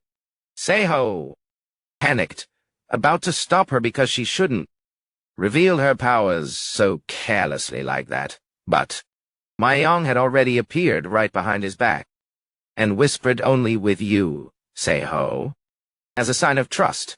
Mayong smiled gently. She didn't force him, but only softly hoped, so if both of us keep our humanity and survive, even if we don't form a team, I hope at least we can cooperate with each other. After that conversation, Seiho temporarily set aside his worries to return to his preparation work at the base. Building a defense fence was a piece of cake, not as cumbersome as he thought. He started by using a hammer to drive support pillars securely into the ground. Next, Seiho wrapped barbed wire around the pillars a couple of turns and tightened it firmly to ensure sturdiness. The work was completed by installing a few more infrared sensors to enhance warning capabilities. Looking at the endless fence, he contentedly said to himself, "Well, looks pretty legit, doesn't it?" He thought to himself that with this amount of meticulous manual work, this stingy system should award him an extra dexterity point. When the mortar dried and the defense system was ready, Seiho began moving on to transporting crates of essential supplies inside. Inside the cave, the final emergency items were also brought into a safe position. Seiho planned to partition the interior space with panels to soon complete the base layout. While engrossed in calculating, he suddenly sneezed loudly. Because he couldn't stand the cold, he realized the weather in this world was truly very harsh, feeling as cold as if being in late autumn snow weather. Seiho told himself that sooner or later he would have to sleep here, so he needed to prepare his mindset and gear very thoroughly. He suddenly remembered that he needed to check the news one last time before the internet gets completely cut off, returning to reality after finishing the handover and giving instructions to the staff. I'm counting on everyone. Okay? He strolled along in a small alley, hoping that all of his plans would go smoothly. While walking briskly down the street, Seiho told himself he had to stop by the motorcycle shop for a moment. Suddenly, a voice called out, interrupting his train of thought. "Oh, Seiho." It was Hyung-jun, a gym owner with a muscular build and also an old acquaintance of his. Seeing Seiho's worried appearance, Hyung-jun couldn't help but ask, "Is something wrong?" "You look terrible." Seiho could only sigh, replying that too many things had happened. Noticing the noticeable change in his younger friend's body, Hyung-jun asked curiously, "Did you start working out again?" As soon as he finished speaking, Hyung-jun stepped up, slapping Seiho's shoulder with excitement. "See? Muscle memory from back then is coming back." Seiho gave a dry laugh, making the excuse that he was just busy remodeling the restaurant. When asked about his own situation, Hyung-jun's face suddenly turned pensive. "It feels like the end of the world is really coming," Seiho asked in surprise. "Oh, you've heard about that too?" Hyung-jun confirmed that a member at the gym had told him about status windows and the whole zombie apocalypse thing. Even though he didn't believe it at first, what he witnessed with his own eyes afterward made him completely change his mind.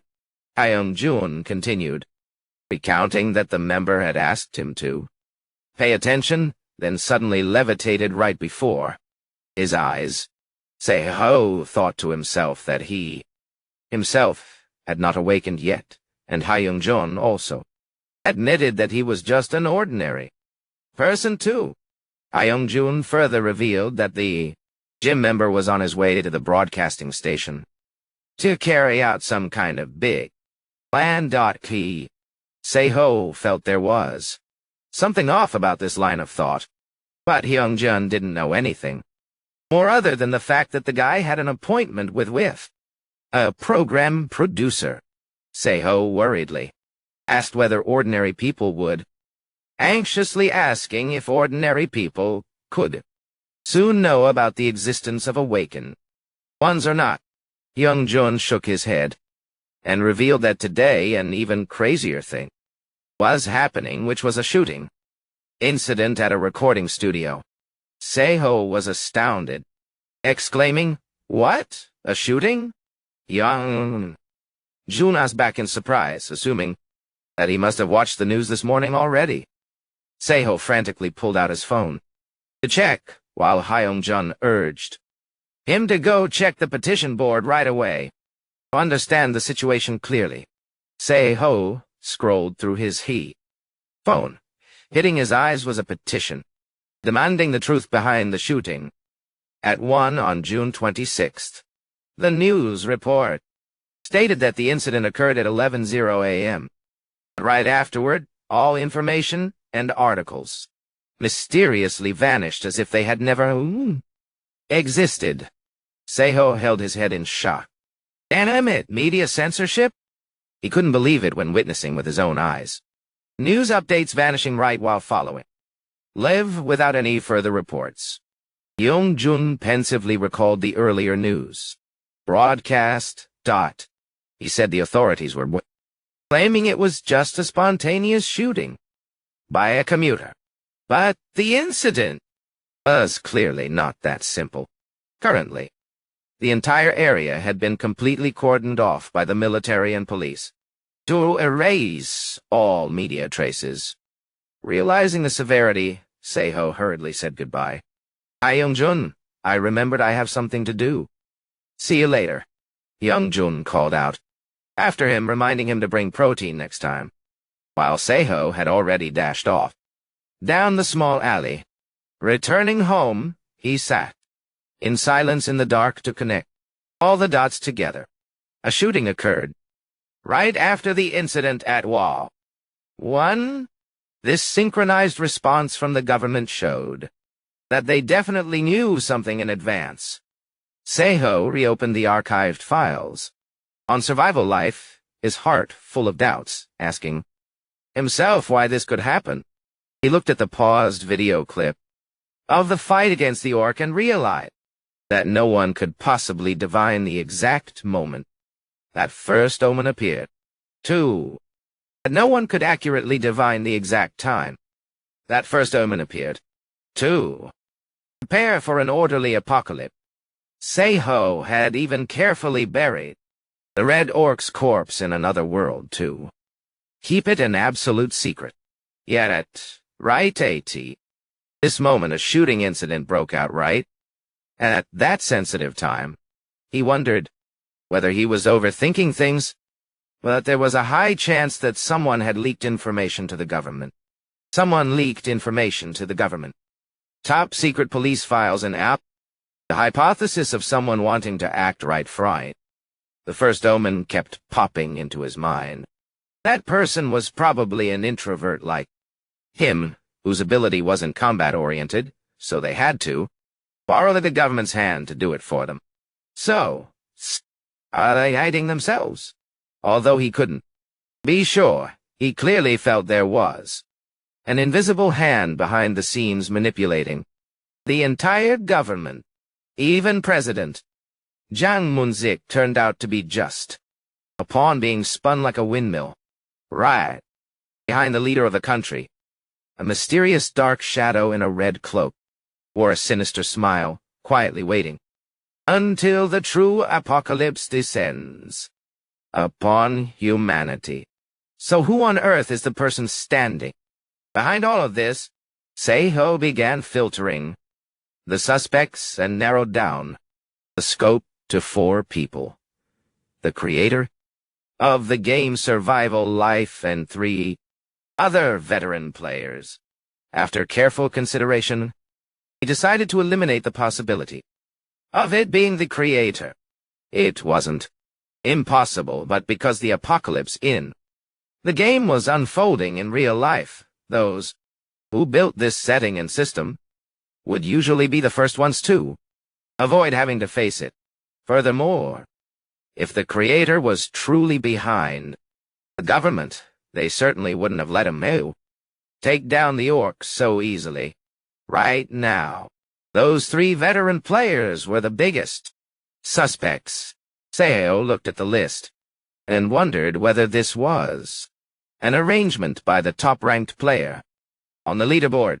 If this hunch was correct, he realized he really didn't need to share what he knew with the government anymore. Exhausted, he put down his pen. I don't even know anymore.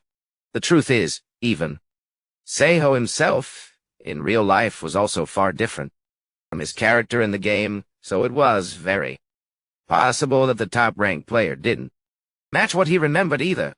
Even so, deep down inside, he still felt a bit nostalgic for his old teammates and decided to temporarily trust them. Revealing information at this time wouldn't be able to stop the impending disaster anyway. To prepare for the apocalypse in a stylish way, Seiho knew he needed to keep low and stay hidden. 2 days later, at the secret base inside the cave, Seiho excitedly cheered upon seeing the fruits of his labor. The entire supply of essentials and food was now neatly arranged on the shelves. So phase 1 of our stockpiling provisions is all wrapped up. Now I just have to sit back and wait for the next incident. Seiho began calculating for phase 2. He planned to install additional metal trays here and use a hammer drill to bore through the rock wall.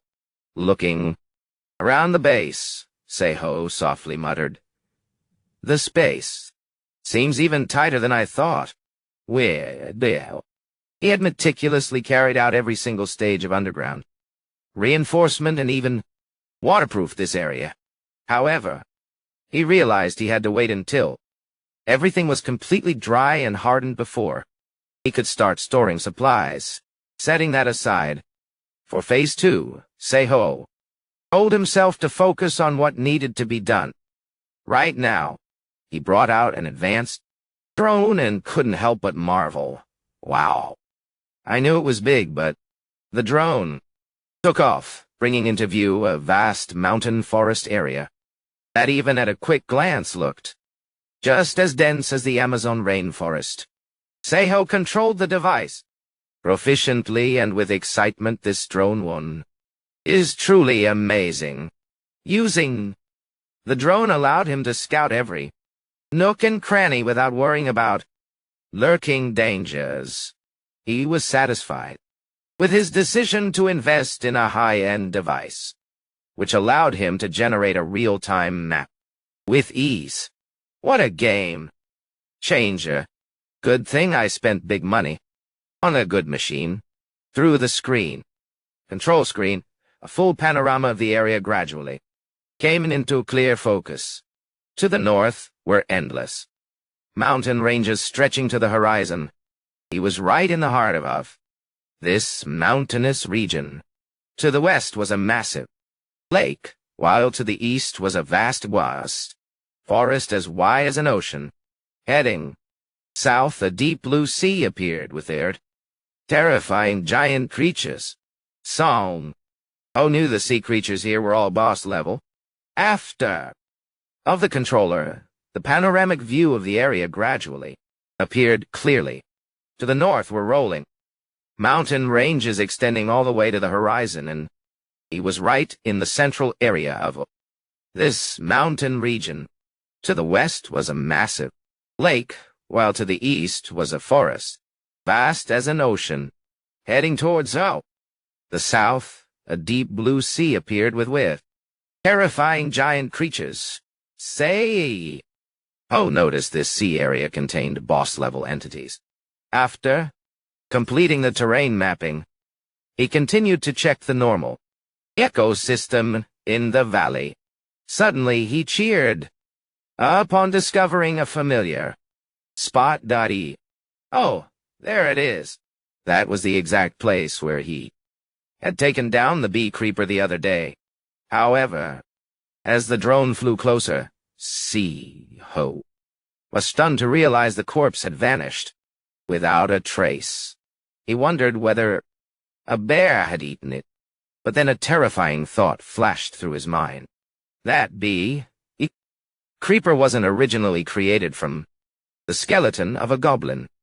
Ho continued to observe the strange tracks showing up on the drone controller screen. Looking at the messy pile of footprints, he couldn't be sure which species they belonged to, but there were clearly traces of goblins among them. The distance from this valley to the shelter was about 1.8 kilometers, a distance close enough to keep him on guard. This location really seems dangerous. When he noticed there were no more signs of goblins in the nearby area, he decided to recall the device. He couldn't risk losing one of his 4 precious drones. On the way back, the drone continued to stream images of the surrounding ecosystem. Ho tirelessly took notes and sketched the map. This was the entire scale of the terrain and creatures in the other world. However, to grasp more specific details, he understood he had to personally go and survey each location. He began pulling out his inherited gear to prepare to set off.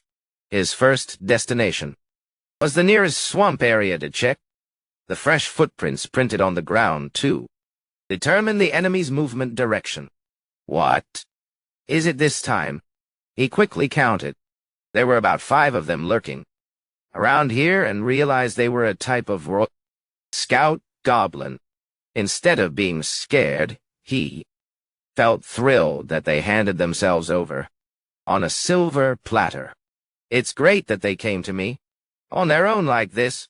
Finally, he had found his targets.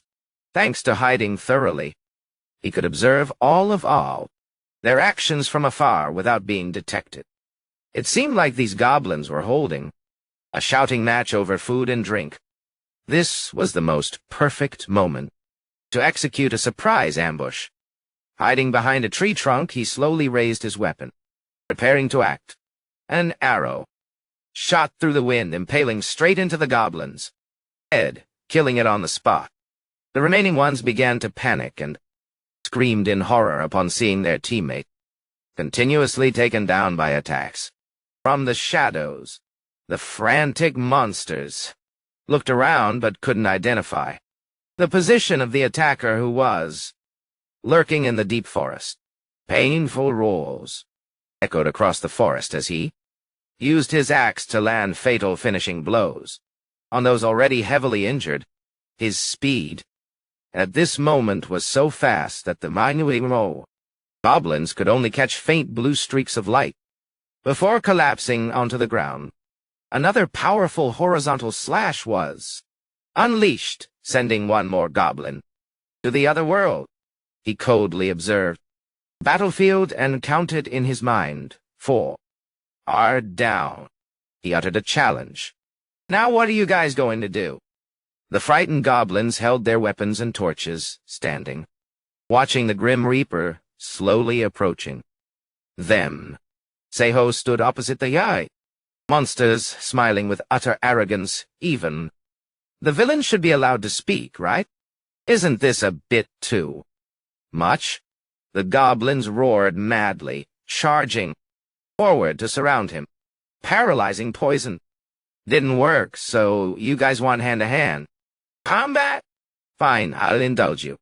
Say, Ho silently affirmed everything was happening exactly as he had calculated. With a powerful swing of his blade, he finished off the entire horde of monsters in the blink of an eye. The system, immediately announced Yo, had officially reached level 6 and gained 16 stat points. Standing in the middle of the devastated battlefield, he panted in sheer relief. I took a gamble because they were panicked and weakened. But, luckily, it paid off. The hunt was over. Victoriously, but the real challenge was still ahead as the countdown clock showed exactly 21 days left until the apocalypse. Seiho stood in the middle of the battlefield, the level-up aura enveloping his body. He noticed something strange. Unlike health, only his health stat soared at this moment. Even so, he also breathed a sigh of relief upon confirming that at least the other stats didn't drop at all after the intense battle. After finishing digging the hole and burying the monsters to erase traces, Seiho stood, looking at the freshly packed dirt mound, and said to himself, "So, that's it for the graves." He quickly switched to the looting session, checking the loot, picking up a ripe red solar apple. He was surprised, is its shape before being crushed? Seeing that there was quite a bit of plant oil, he came up with the idea that maybe he should start harvesting them around this area. Curious about the bag of the hobgoblin leader, Seiho paused. What is this? Cautiously pulled a blue creature out of the bag and exclaimed in complete astonishment. A toad? He didn't understand why the goblins would keep a toad with them. Suddenly, a pungent, foul stench shot straight into his nose, accompanied by a slimy, green liquid dripping out, making him realize the truth. This was the exact paralyzing poison that the goblins had used. Seiho immediately changed his mind, determined to raid this creature at all costs. Looking at the small toad in his hand, he found it quite interesting and realized its immense value. If he could extract paralyzing poison from it, he could not only increase his own poison resistance, but also apply poison to weapons to make hunting much easier. Seiho smiled and named it Jo-O, promising to raise it well. The system continuously displayed notifications confirming the hobgoblin was slain by poison, and that he had obtained the hobgoblin's poison toad venom, and he had acquired Hop's venom angle. Seiho looked at the small creature in his hand, full of questions. He wondered whether this thing really existed in the game's survival life. Perhaps this was yet another hidden mechanism that only appeared in the real world, just like the spatial portal. He suddenly recalled the notification about the game shutting down a week prior, and wondered if the developer had rolled out a final update during those days. He didn't log in, but then he quickly brushed off the thought, because nobody would release new content update right before shutting down a game. Putting the poison issue aside, Seiho decided to continue his journey to explore the forest. Reaching the end of the trail, a small stream appeared before his eyes with crystal clear water. The system confirmed this was a pure spring water source with a steady flow rate. He cautiously used a spoon to scoop a bit of water to test it. After confirming this was completely clean water, he breathed a sigh of relief as the drinking water issue for the base was settled smoothly. Realizing it wasn't necessary yet to move to the swamp area, Seiho pulled out his notebook to log down this location. Just as expected around here. There were still many other valuable items. He found more solar apples, and even bags containing plant oil scattered around. Throwing shame to the wind, he tirelessly looted a huge amount of mana fruits and transferred them into his personal space through the portal.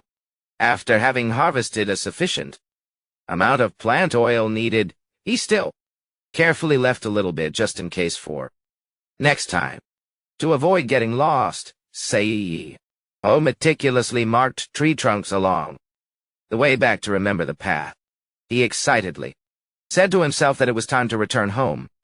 After a bountiful hunting trip, the next morning at his restaurant, Seiho began preparing for new tasks. Seiho, wearing full protective gear, started caring for his new member. He gently said, "Open your mouth wide. Die." Joe Oak, the green toad immediately snapped its tongue to catch the prey skillfully. Observing closely, Seiho realized Joe Oak needed temperatures from 18 to 25 degrees C to survive. He worriedly told himself he had to keep it warm, otherwise it would die. Watching Joe Oak eat deliciously, he couldn't help exclaiming, "So cute!" Besides taking care of his new pet, Seiho had a lot of things to do. The thing that took the most time was making the ointment. Due to his habit of overdoing everything, he accidentally made a massive quantity of ointment piled high on the table.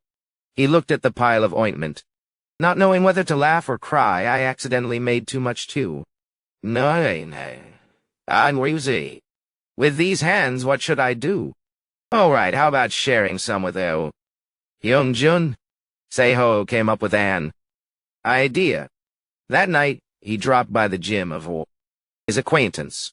Young-jun was lifting weights while chugging protein.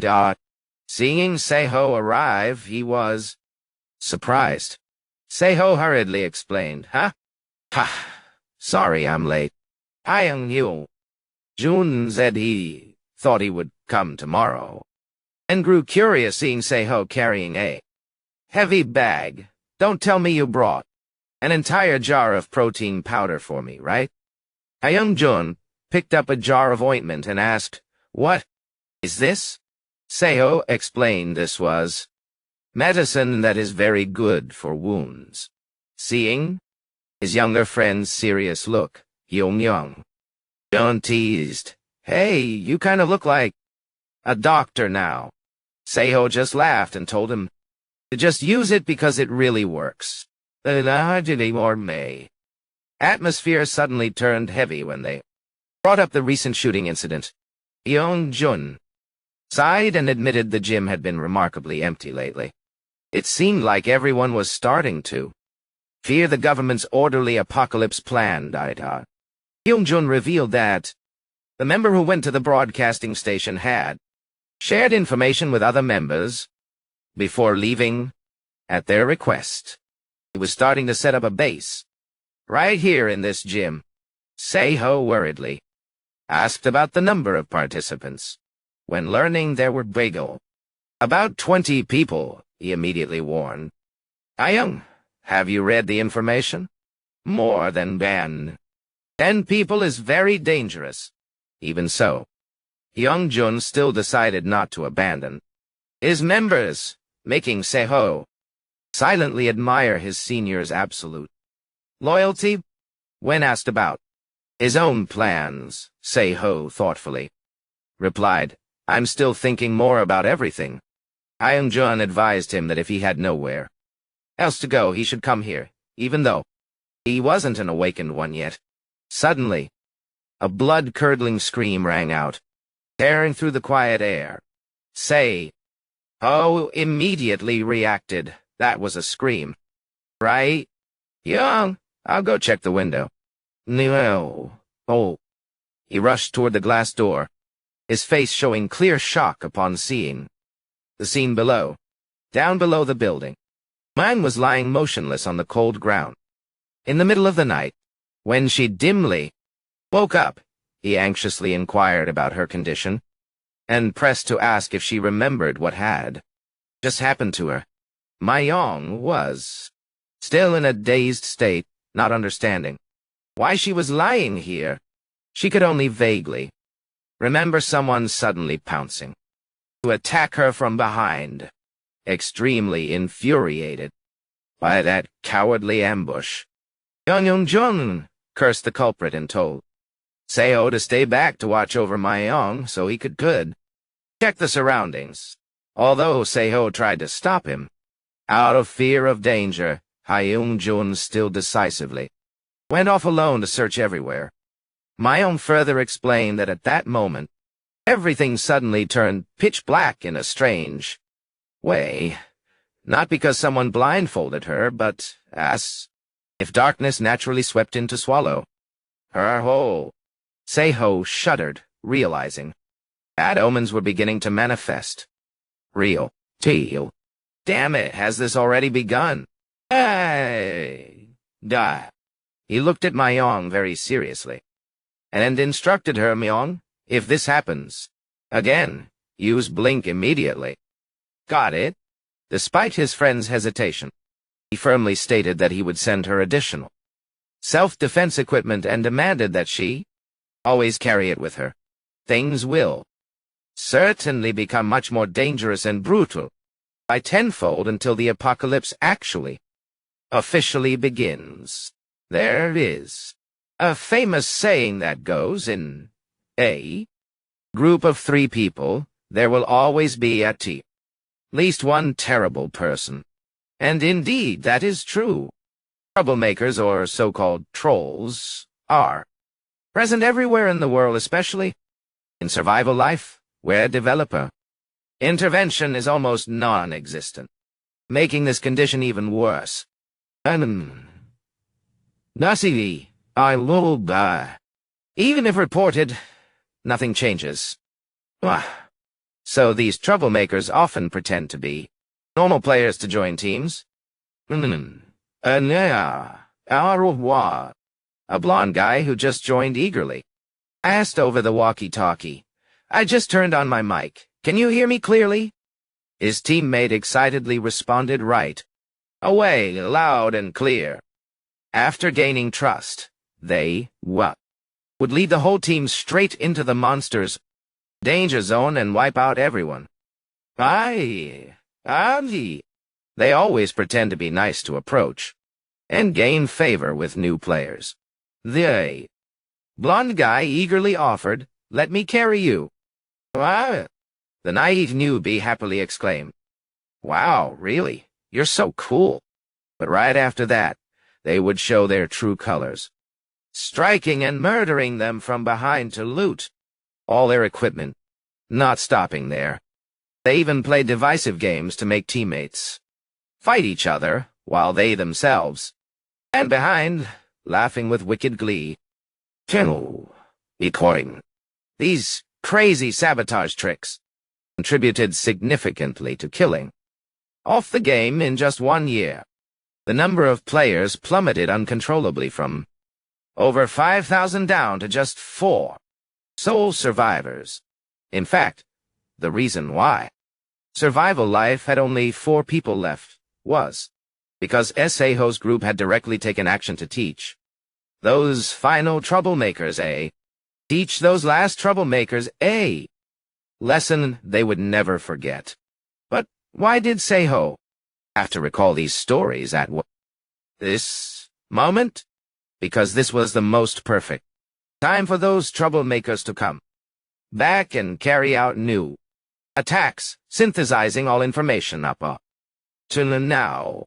After the shooting incident at the survival life community was becoming more boiling than ever with countless chaotic posts. But what astounded Seo was what was happening on the online message board, where someone was intentionally fabricating everything. He exclaimed in shock, upon seeing someone even selling his old videos at an exorbitant price of 1.2 million with the post title line affirming this was a rare video of odd time when Kimbap Lover was still a newbie, and firmly claiming that he was actually a professional troll. Nay, looking at the baseless accusations about his past, Seiho could only wonder blankly, did I ever do that? Seiho looked at the computer screen. Thoughtfully, perhaps they are gathering together and starting to scam as much as possible. Nanji. He felt it was ridiculous. Witnessing what was happening on the forums, he couldn't understand how some people's brains function to be able to write stuff like that. Brushing aside the annoyance, he stood up and stretched. Anyway, it doesn't matter how you want to train. Like this, I need to train even more. Right? Away! He focused his strength to return to the world full of dangers. For example, old schoolmates who used to work with him, they started caring about listening to music or classic weapons.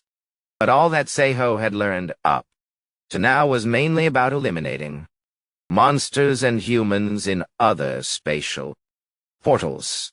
He knew using these amateur martial arts in real life would lead straight to ruin, and an ordinary person wouldn't be able to hold out for long after that. So, something is coming, Seiho muttered as he stood in the middle of the forest. He reminded himself to prepare very thoroughly, especially must prepare very carefully, especially when he was not a professional athlete. Looking at his hands, he told himself there were still things he could do right now to see how it goes. Say, Poe began checking a pile of reserved items, including primitive wooden maces, a wooden slingshot, and clay bullets. He nodded, admitting, not bad. It's not as good as a gun, but still better than them. Nothing. Sale held the slingshot up and remarked this thing is quite versatile for many uses. However, as soon as he tested a shot, he had to shake his head in disappointment, but clay bullets are too weak to be used effectively. Realizing the limitation of primitive long-range weapons, he decided to return to the most practical choice. Seiho held high the weapon in his hand and affirmed, so in the end I still have to rely on this item. The primitive wooden mace, in the context of the Iron Death plague about to sweep through and turn all modern weapons into scrap metal. Seiho knew that a crude yet powerful weapon like this spiked mace was the most optimal choice. He began throwing himself into high-intensity workouts, swinging the mace with all his strength to get used to its weight. Seiho knew full well that when the world collapses, there will always be countless people ready to do anything to plunder and harm others. In his mind space, he focused intensely, simulating intense battles with all kinds of enemies from all sides. He concentrated all his attention on every movement, clearly feeling the connection between his willpower and the weapon in his hand. With a loud shout, "Say!" Poe delivered a thunderous strike, marking that he had gradually mastered the real combat feel. He told himself he should stop for a moment before finishing training this new skill to avoid overloading his body. Looking toward his base in the middle of the deserted forest, he thoughtfully wondered whether this was the right time to close down his restaurant permanently and focus entirely on survival, or not. Suddenly, a strange sound rang out, making him flinch in alert. Rang out, making him snap to alert. Wait, did something break into my shelter? He muttered anxiously, while quickly putting on his protective helmet on his head. Standing in front of the scene, he froze for 5 seconds when seeing a giant creature lying motionless right next to the barbed wire fence. It was a gray wolf with a crazily huge size, making Sei-ho exclaim that this monster was so big he could even ride on its back. The giant gray wolf lying motionless. Right before his eyes made Sei-ho unable to help. But doubt, is it dead? Right at that moment, a tiny creature with pure white fur suddenly crawled out from under the mother wolf's belly. It was a wolf pup, whimpering pitifully beside the already cold corpse. Sei-ho realized the mother wolf had indeed breathed her last breath, leaving her small child helpless in the middle of the dangerous forest. Dai-yu, looking at the small wolf, trying to snuggle into its mother's chest, Sei-ho softly asked, "Is your mom dead?" He knew that he couldn't just leave the corpse here, because if this wolf was a type of monster, it would soon transform into a bee creeper, or the smell of blood would attract other terrifying predators. Together, holding a shovel in his hand, Sei-ho began digging a deep hole to execute the burial for the mother wolf in the most proper way. Sei-ho looked at the wolf pup lying curled up in deep loneliness and suddenly remembered the image of himself when he was 6 years old. Memories of his old dog named Bus also came back, making him feel touched. Anyway, a feeling of empathy surged up. Sei-ho gently picked up the little guy and comforted him. "Your mom will rest in peace here. I will install an anywhere door right at this gate, so you can come back to visit your mom anytime." "I'm in all right." Pulling out a piece of dried meat from his pocket, Sei-ho handed it to the little wolf and made a proposal. "I will ensure you will never go hungry until you're fully grown. In return, you will help me with your sharp sense of smell, okay?" Sei-ho smiled brightly and asked again, "Want to come with me?" Immediately, the system displayed a notification confirming Sei-ho had Song-ho had named the gray wolf Dingo and officially completed the successful domestication process. From this moment, the gray wolf Dingo officially belonged to Sei-ho, becoming a loyal companion on the journey ahead. Their survival battle will continue until the real apocalypse descends. The countdown clock ticked down again, with only 19 days left. Simply put, my dog is truly a genius. On the rooftop, Sei-ho began an exciting training session. "Dingo, ready?" he ordered a small wolf to perform each trick proficiently, from shaking hands, spinning, to sitting down. "Do it again, just like I taught you, okay?" Dingo barked loudly with excitement and completed every request excellently. The session continued with skills requiring higher concentration, such as lying down and keeping quiet. Sei-ho put his finger to his lips, signaling, "Shh, quiet." Now, Dingo obediently listened, patiently waiting for the next order in a state of high alert. "All right. Last one. Jump!" Sei-ho threw an item high up, and Dingo immediately leaped high as a shrimp to catch the target right in mid-air. Witnessing Dingo's ability, Sei-ho couldn't help but be amazed. It seemed this little guy was even more special than what he originally thought. He realized Dingo was a born genius in tracking scents, a true treasure for the upcoming survival journey. Sei-ho affectionately hugged the small wolf in air. His arms. You really are a good boy." He silently calculated that with this rapid pace of progress, it wouldn't be long before Dingo becomes an irreplaceable partner. Suddenly, the phone ringtone interrupted the peaceful moment. Sei-ho was surprised to see a message initiated by Aeongjun. It's the first time he's messaged me first. Aye. What happened? Following the bias instructions, he immediately searched the keyword levitating on the internet and couldn't help exclaiming in shock, "Wow!" A TV show named Superpower X was causing a sensation and broadcasting live the performance of an awakened one. This person not only levitated before the eyes of millions of viewers, but also gave chilling warnings about the appearance of monsters and zombies.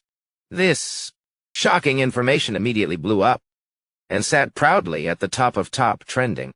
Everyone was going crazy over the presence of all the awakened ones, causing the government's media control to completely collapse. Seiho sat quietly on the sofa, caressing Dingo and realizing that society was falling into total chaos.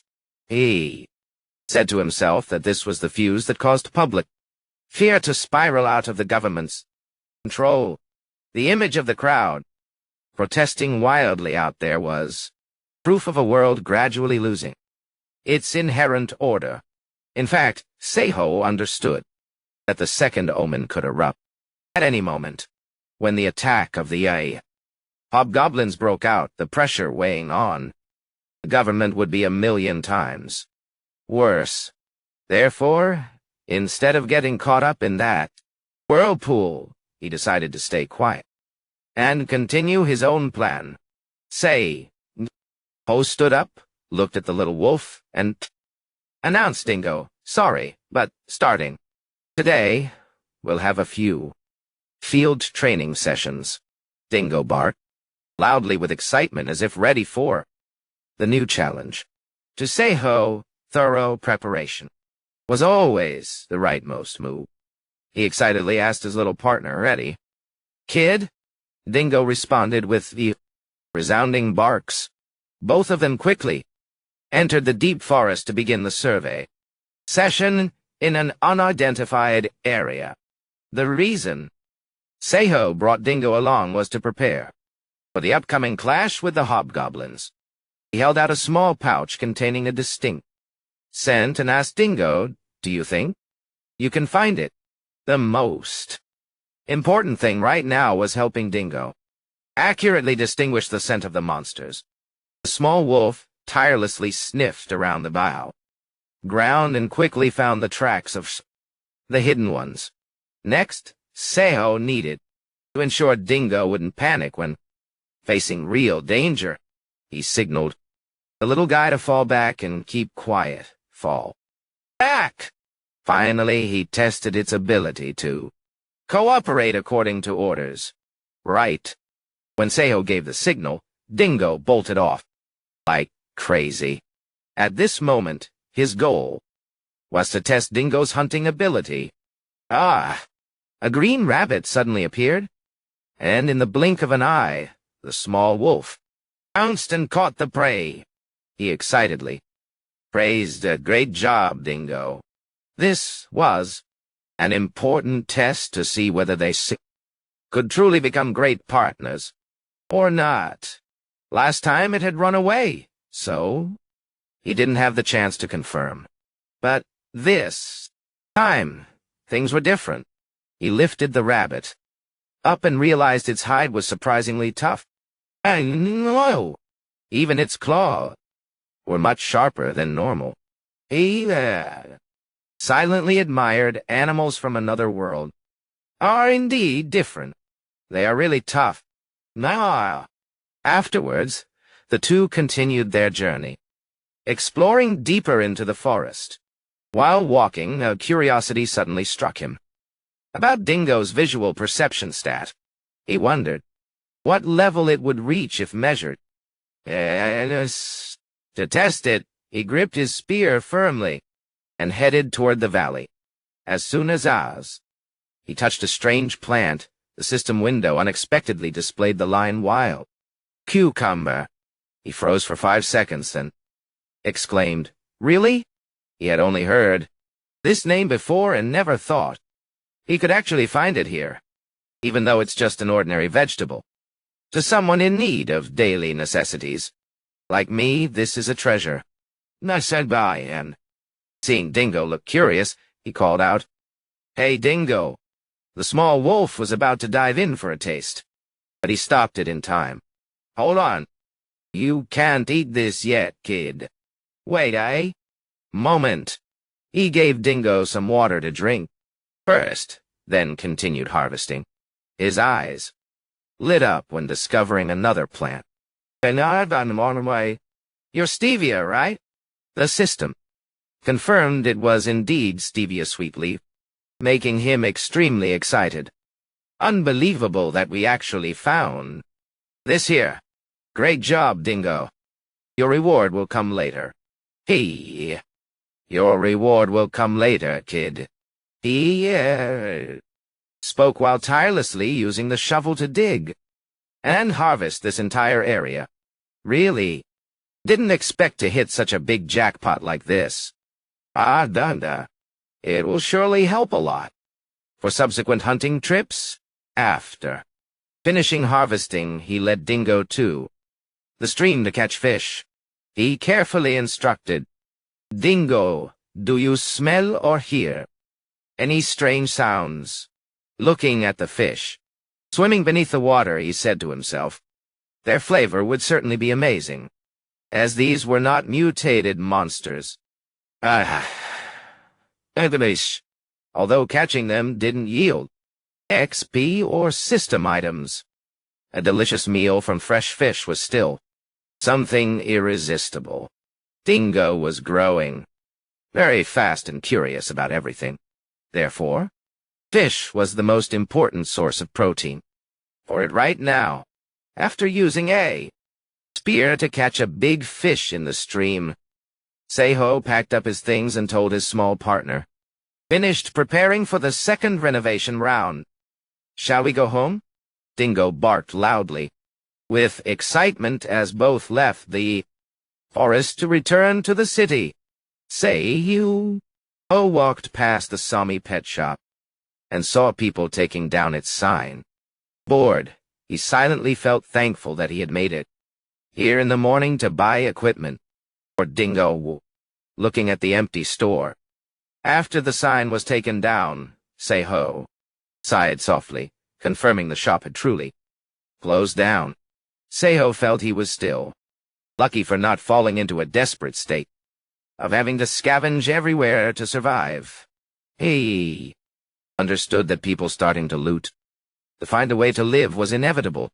At this point, Seiho told himself, if he hadn't prepared in advance, he certainly would have joined that chaotic crowd as well. But right before him, there was still one final step he needed to take. While lost in thought, Ho turned back, startled to see Hyung-jun standing there already. Before he could greet him, he was flicked hard on the forehead by his senior. "This guy, I called you so many times without answer, making me think something happened to you." "Oh." Seeing Dingo growling warily, Hyung-jun surprisingly asked if he just recently raised a dog. Seiho smiled and replied, "This little guy's name is Dingo." Hyung-jun squatted down to observe, and spared no praise for the handsome appearance of the little dog. Seiho curiously asked the reason. His senior came all the way here to find him. Hyung-jun casually said he just wanted to see if his younger friend was alive or dead. Facing Seiho's skeptical look, he then scratched his head and admitted that he was actually very worried. However, Hyung-jun's face suddenly became extremely serious. He crossed his arms, lowering his voice to reveal important information he had just received. From an old member, we've found the person who attacked Myong. Hyung-jun revealed that the group led by Kim Kyung-jun was actually targeting Myong. He stated that even Kim Sang-ho from the uptown mountain neighborhood was in that group. And Ho couldn't help but be astonished and pressed for answers. on how his senior could gather all this information so quickly. Jun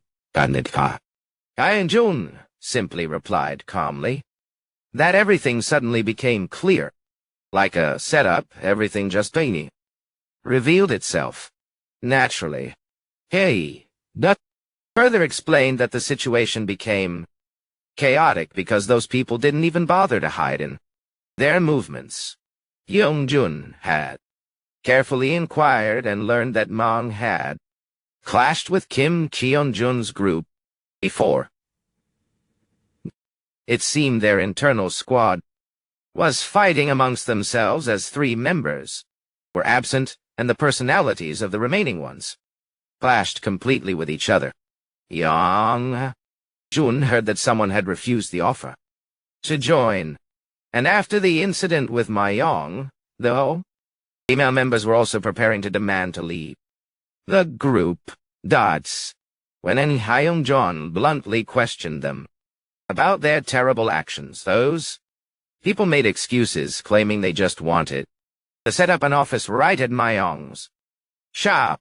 In these chaotic times, that was clearly a blatant threat. Hyung-jun warned them that it was a wrong decision.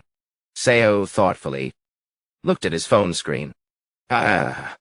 Realized the original group had 18 people, but now there were only 4 people following him. The number of people in the group chat also plummeted terribly, from 30 people down to only a few people in just a few short days. Jun bitterly confirmed that in the whole group only but exactly 2 people had awakened. Ho smirked with utter bitterness. He realized that when trying to help, this was the exact outcome. That's life for you. People only know how to look out for themselves. Putting aside worldly matters, Young-jun handed the phone to Seo to show a picture of his daughter and anxiously wondered, more than that, I'm worried about my little girl. Should I call my ex-wife or not? Seo understood because Jun's situation right now was completely different from his own. Standing in front of the symbol of justice, he wondered whether he was making a right decision. Seo looked straight at Hyung-jun and dropped a chilling remark. He affirmed that although he didn't want to harm others in a lawless disaster, absolute evil needed to be eliminated.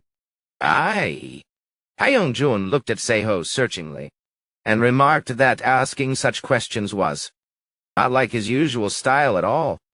Seo could only scratch his head with a forced laugh, saying that even he didn't know why he brought that up. Suddenly, a sharp scream scared the daylights out of Hyung-jun. Right after that were continuous beeping sounds emitting from an alarm device. Hyung-jun wondered if that was the sound from a child's safety alarm or not. Seo's face suddenly turned pitch dark with murderous intent.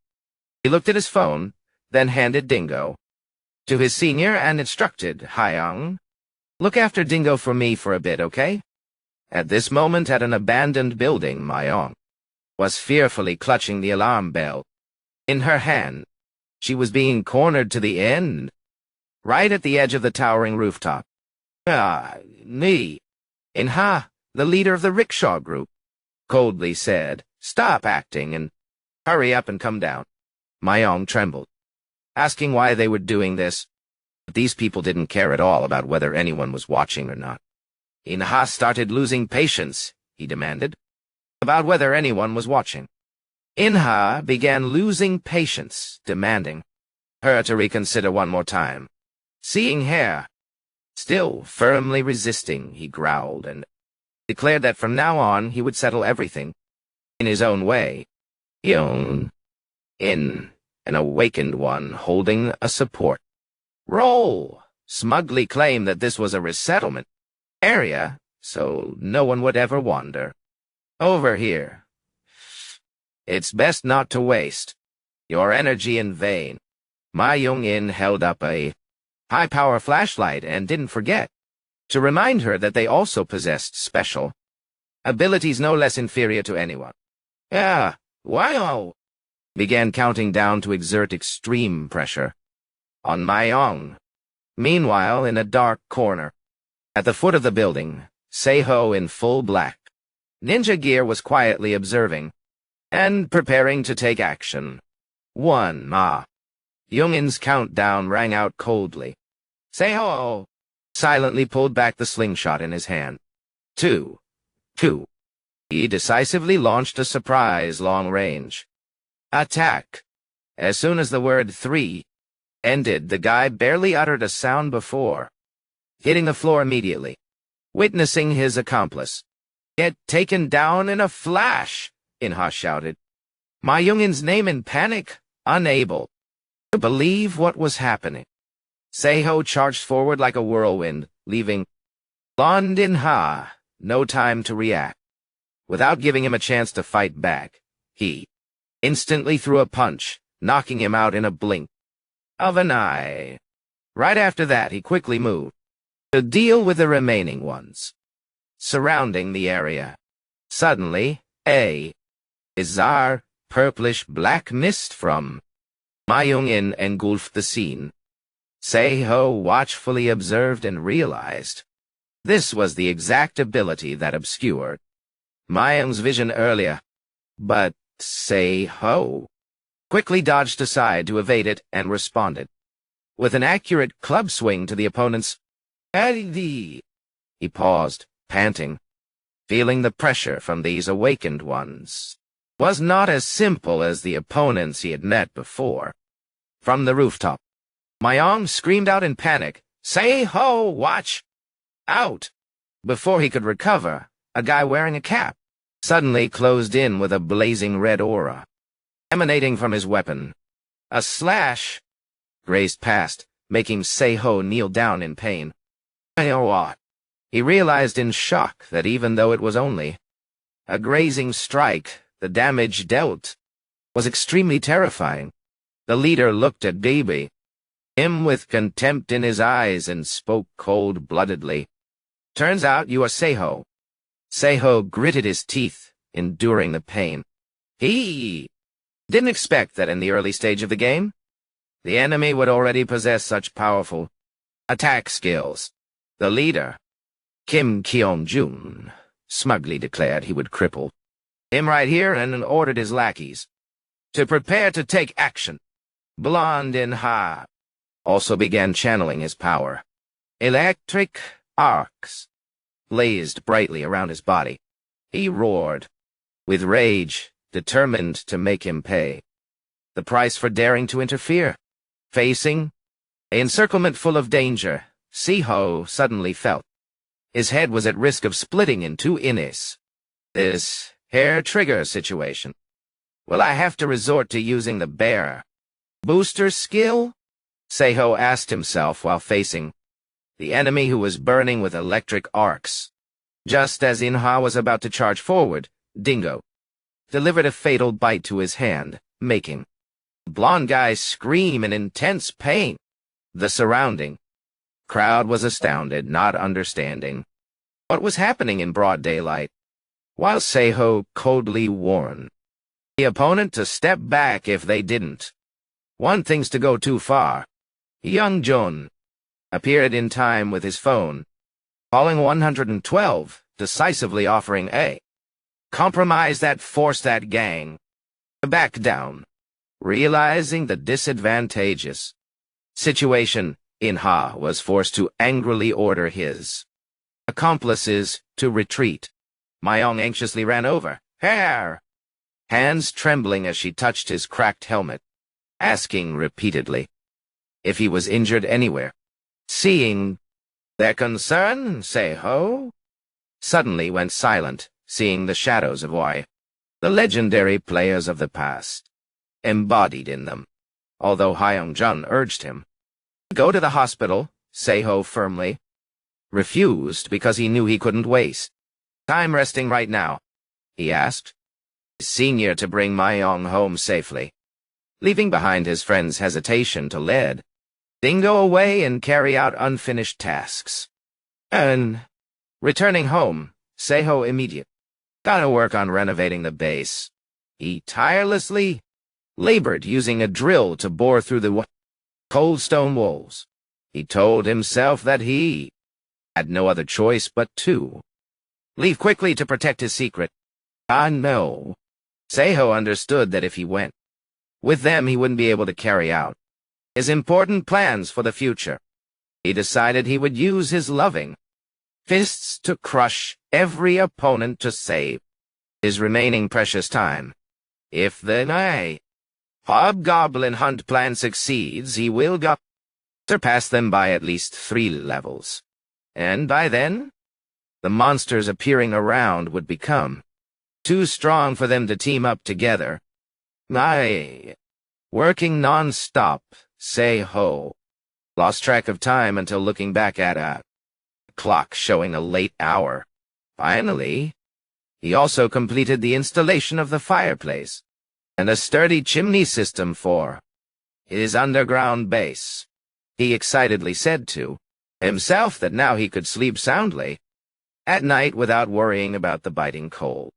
Dingo seemed to really enjoy the warmth radiating from the new fireplace, lying curled up comfortably right beside it. Seiho continued transporting and installing the generator, along with the surveillance camera system to ensure absolute security for his fortress. He also carefully equipped additional solar panels to maintain a long-term self-sustaining power source.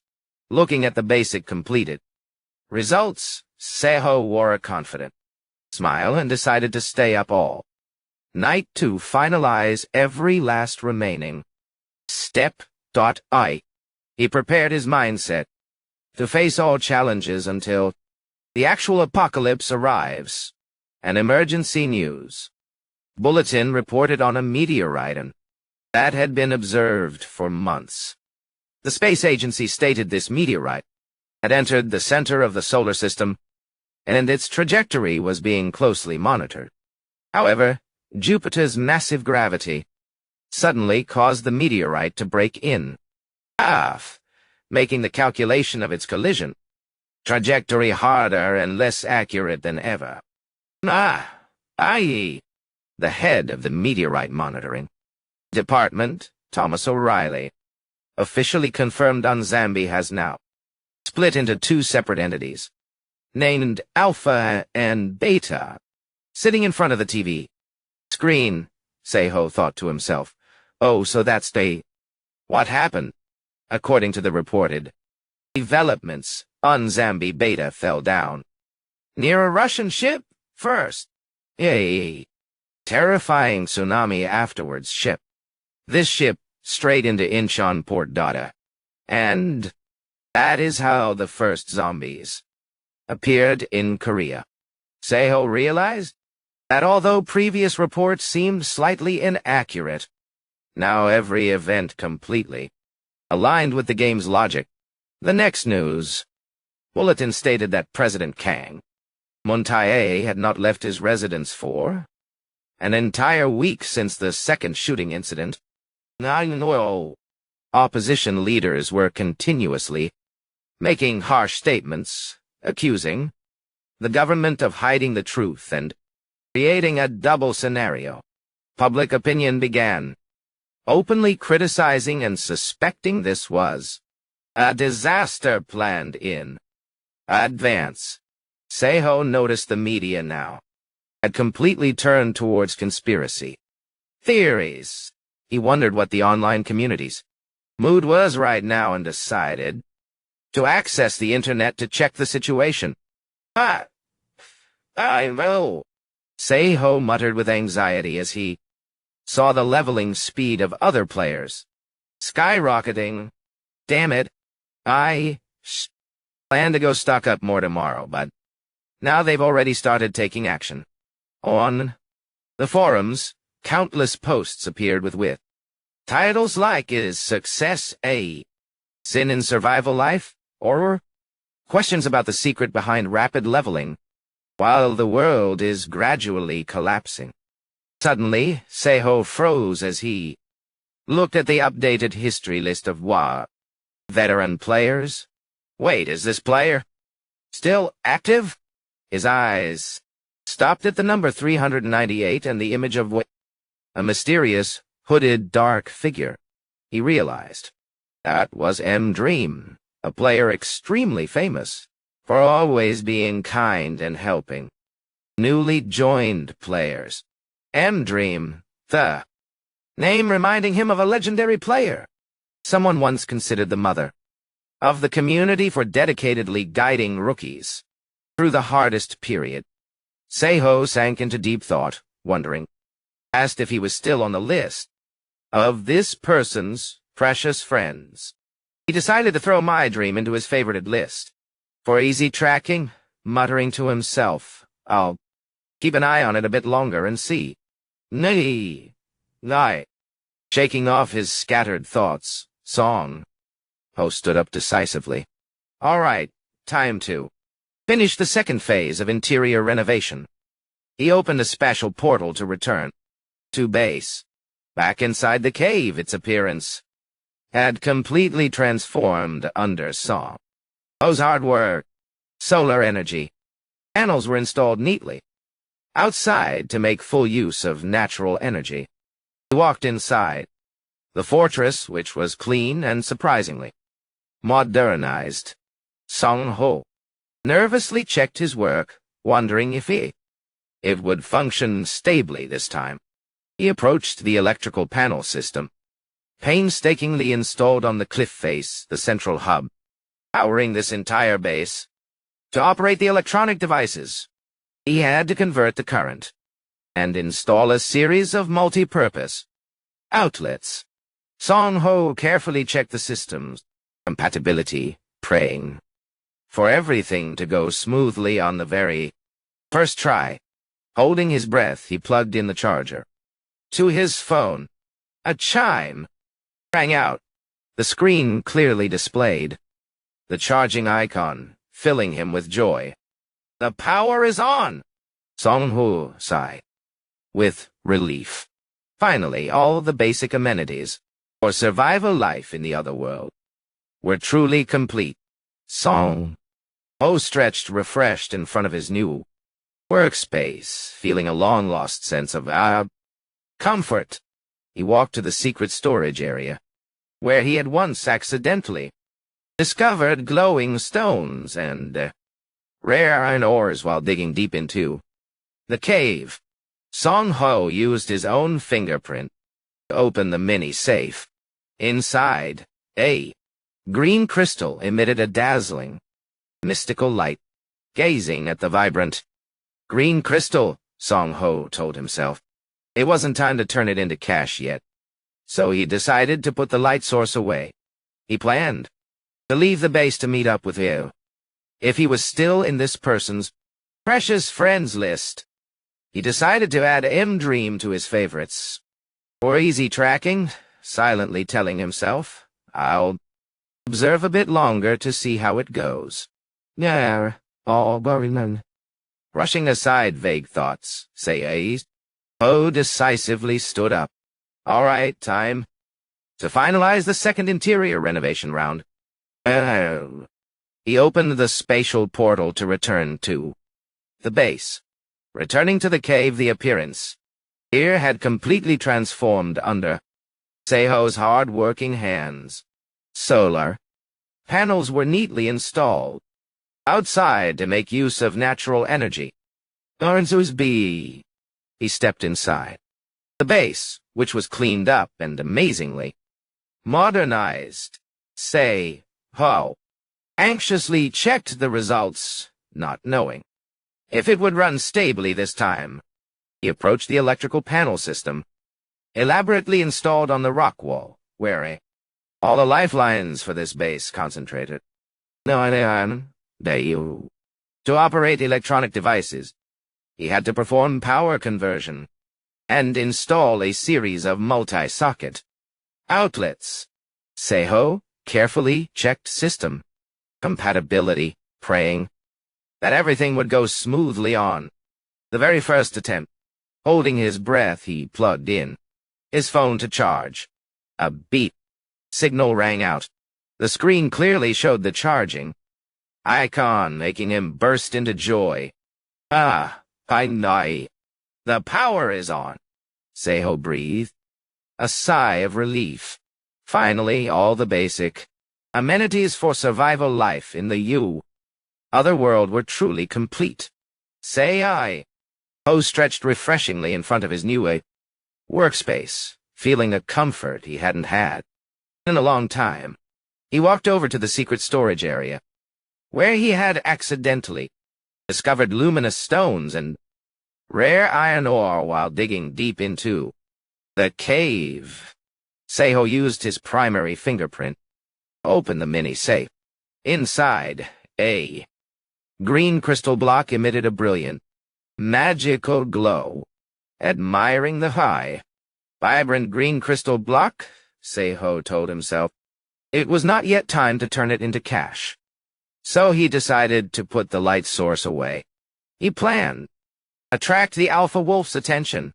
The orange monster wildly charged forward with frightening speed. He sidestepped to dodge.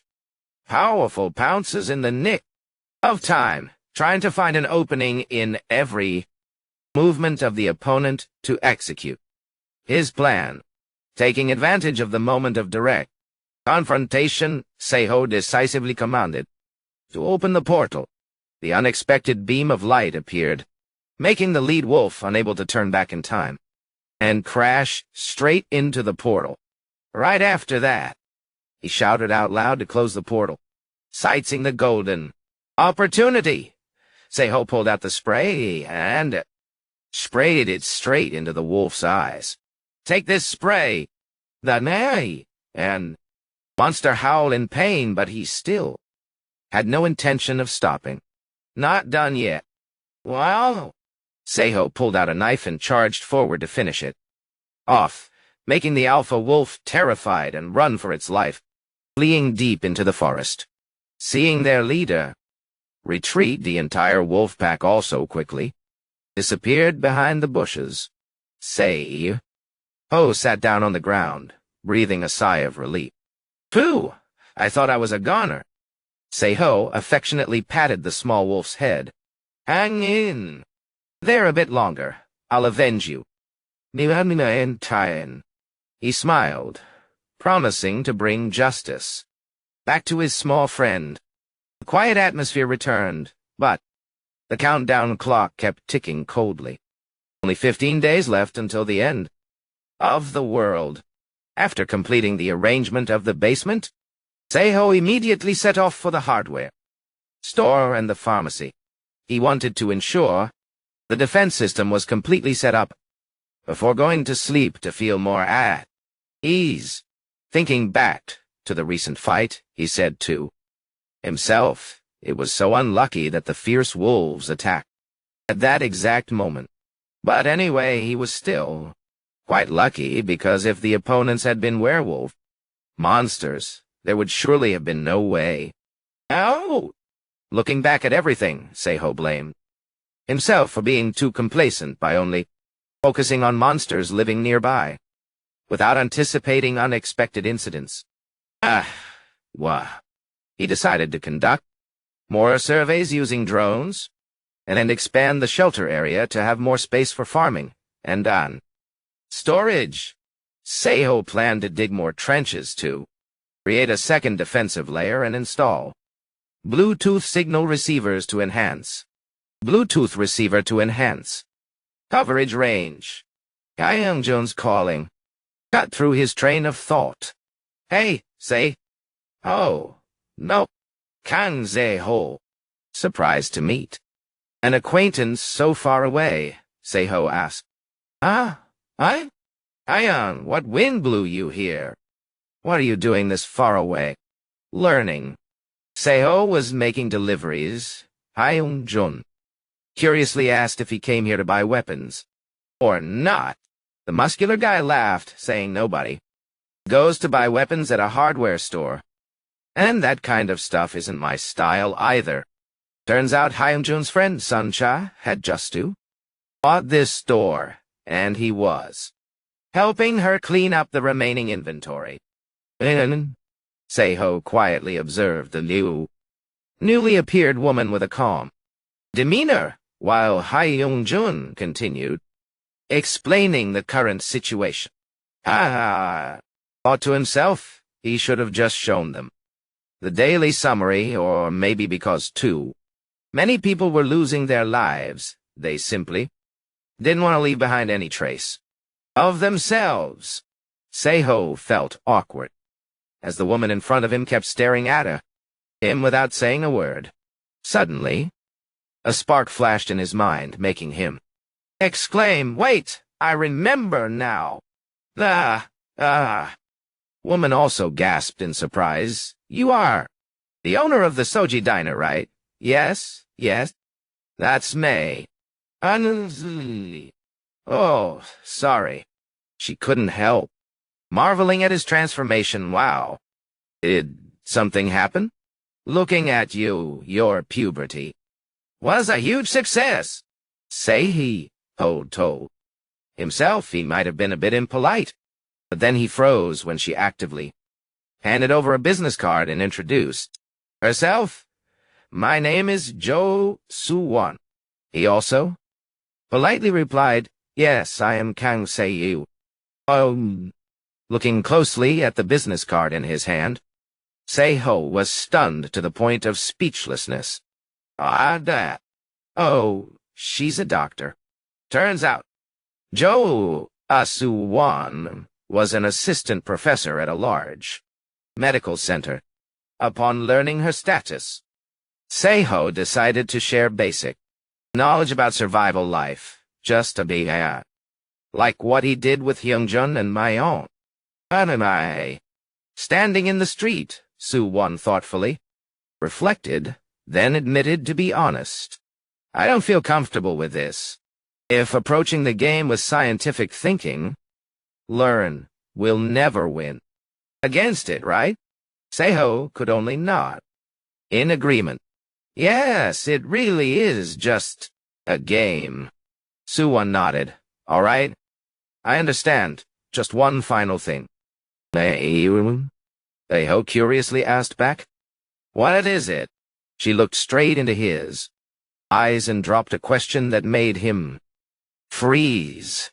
"You aren't really Kimbap lover, are you?" Seho was startled, breaking out in a cold sweat, secretly admiring the sharpness of Yubeat, this female doctor Dari-ID. Kimbap? Read me. Like a book in a flash." Seeing him flustered, Soo-won smiled, saying it was just a guess because he knew too much about the game, so she couldn't be 100% sure either. Seho hurriedly waved his hand with a forced laugh. "Ha! How could that be possible?" Soo-won thanked him for his help and wished him good luck in all his plans. Hyunjun also promised to visit her at the hospital, even though he had no need for a medical checkup. Looking at Seho's retreating back, Soo-won softly repeated his words with a look full of full out. "You said it's just a game." "Just an ordinary game?" Soo-won smiled, proactively reaching out her hand to propose. "Seho, let's keep in touch as friends." The next day, Seho returned to his rigorous preparation process. He was panting heavily, with fatigue after tirelessly crafting a new weapon. Looking at the freshly completed work in his hands, he self-satisfiedly said, "It's just a blade attached to a pole, but it looks pretty good, right?" He held up the homemade spear high and declared, with conviction, "Homemade stuff, but top-notch quality. For sure." All main equipment was now completely set up. Seho softly called Dingo, and the little wolf immediately replied with an excited bark. He affectionately rubbed his partner's head and affirmed that today both of them would go avenge the pup's mother. Hey, Kandi. In fact, besides the revenge objective, Seo understood that if anyone happened to discover this shelter, he had no choice but to hunt down and eliminate it. Them immediately to protect absolute secrecy. Why? Looking at Dingo trustingly, he instructed, "Now you understand what I mean, right? Today. You really have to contribute your strength today, kid."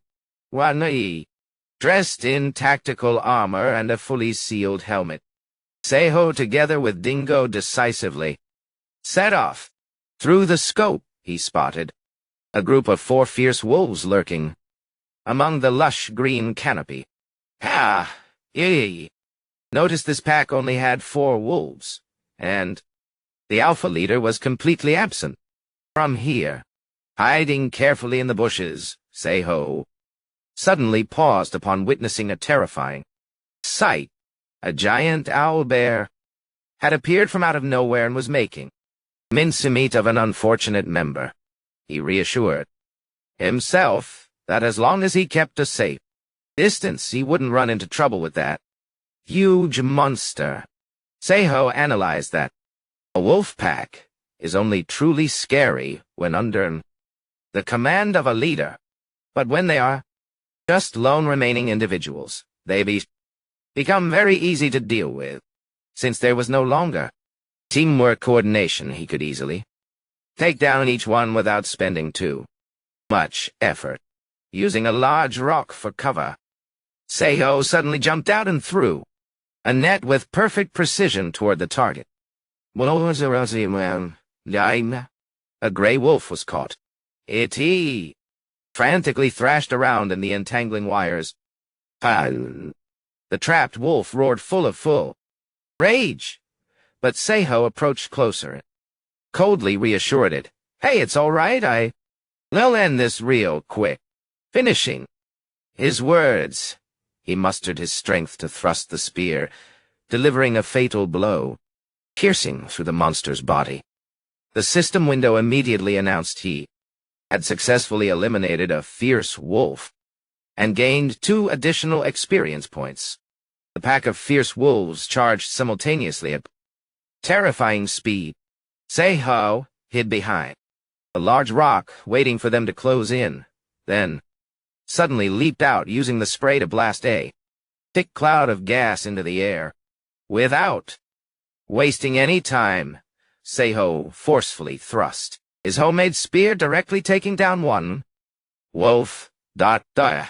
Dingo also showed great combat prowess by leaping up to attack another wolf, coordinating smoothly with his master.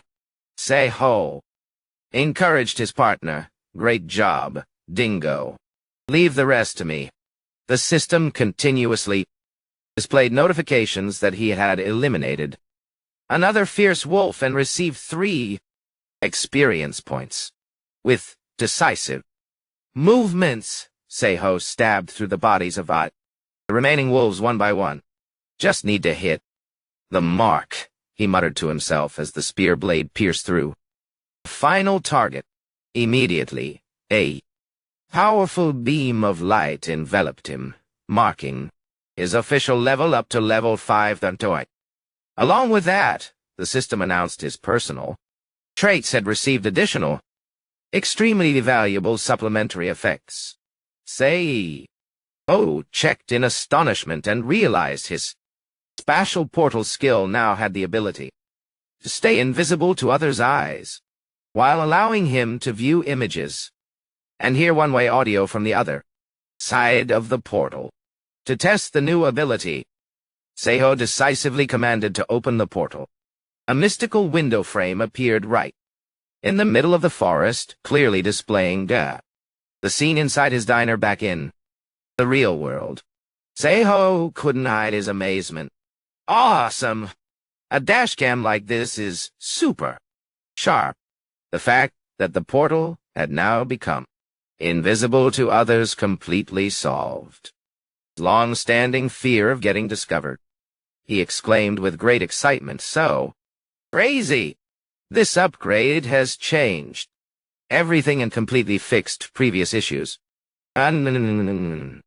Looking at the virtual screens, displaying various locations from mysterious rooms to distant seashores. Seiho wondered how much more terrifying the effect would be if his level got higher. He told himself to strive to level up much more in the future, because he now clearly understood the importance of player level.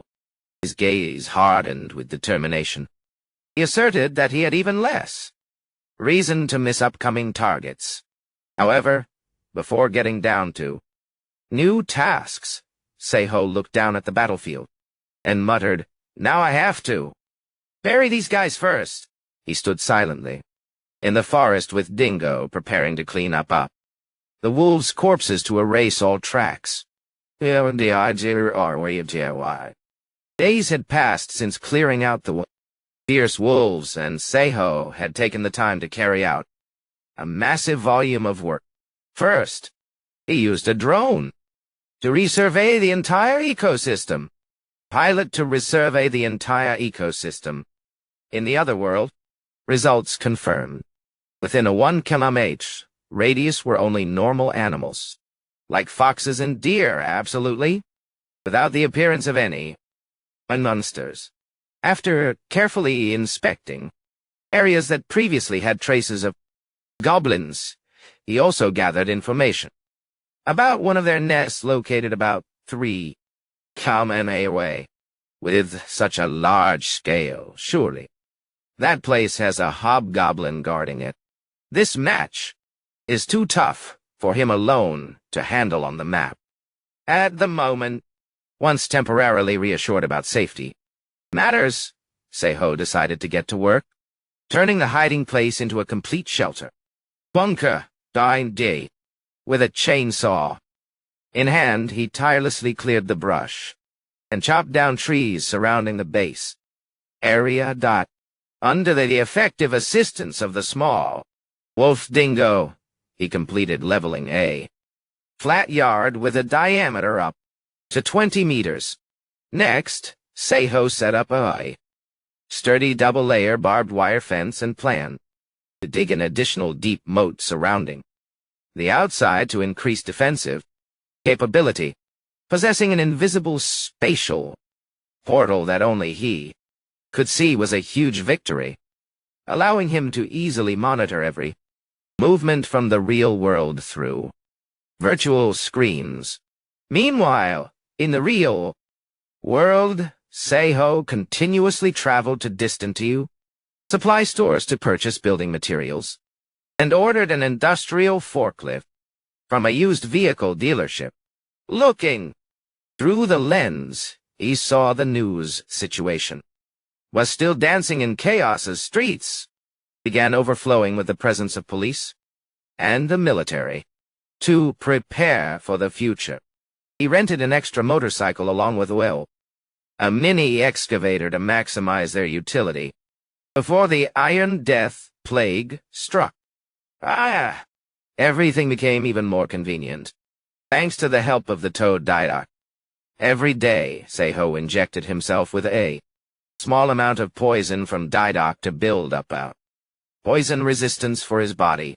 Now, he not only possessed a body capable of resisting toxins, but had also stockpiled a large quantity of paralyzing poison to coat various combat weapons.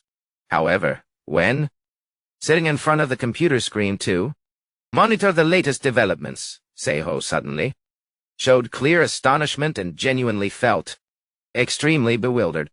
This is definitely a scam, right?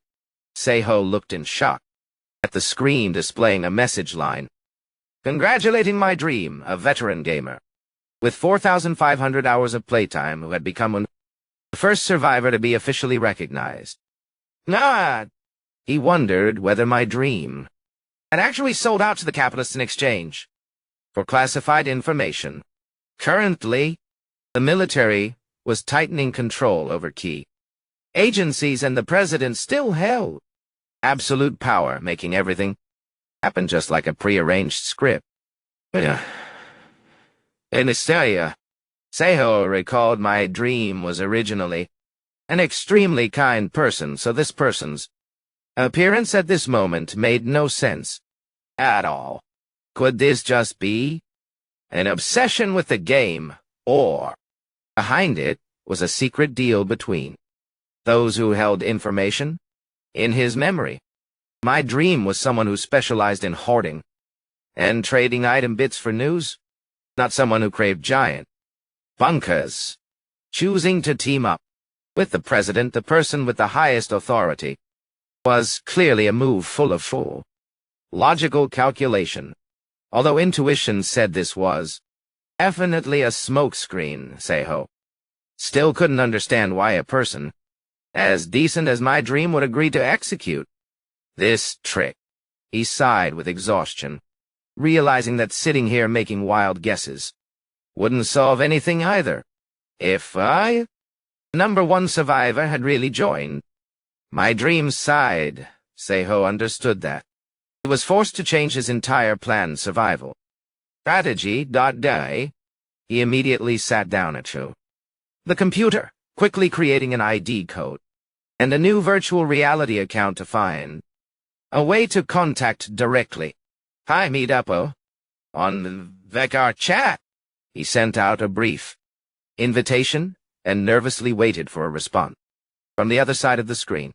Unexpectedly, my dream replied almost instantly. Sure, where should I go? He decisively logged into the virtual world to verify whether this identity was real or fake. By the way, a blue light from the screen reflected off Seiho's tense eyes as the system officially announced player my dream had logged into the White Room. Thanks for inviting me to eat. First, my dream greeted as soon as stepping into the White Room. Seiho only replied briefly, but the hooded guy seemed displeased because he felt this meeting method was not quite as planned. He muttered and grumbled about making the long journey only for the opponent to still play hide-and-seek. Seiho coldly shot back. Sorry about that, but displeasing me won't help you at all. My dream paused slightly, curiously asking whether he was a veteran player or not, but he only gave a vague answer that it could be true or not. To verify, my dream requested a specific piece of evidence to be able to trust him. Without hesitation, Seiho reproduced the image of the owlbear in the valley along with the early appearance of the bee creeper, while also revealing his current level had reached level 5. He asked one final question about the number of omens, and upon receiving the accurate answer of about 4, he finally burst out laughing and admitted, "You are definitely one of the veteran players," Seiho decisively interrupted. "Shut up, if that much evidence is enough. Call the number one survivor. If it's real, I will join too."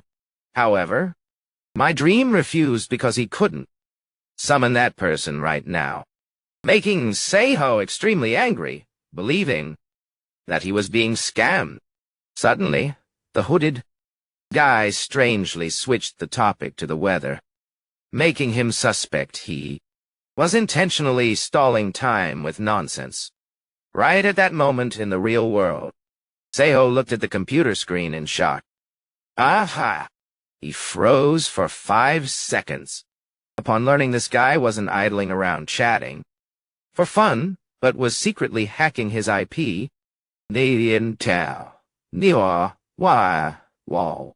My dream wore a mysterious smile, then said goodbye and vanished from the chat room, leaving Seiho in extreme anxiety upon realizing his location was exposed.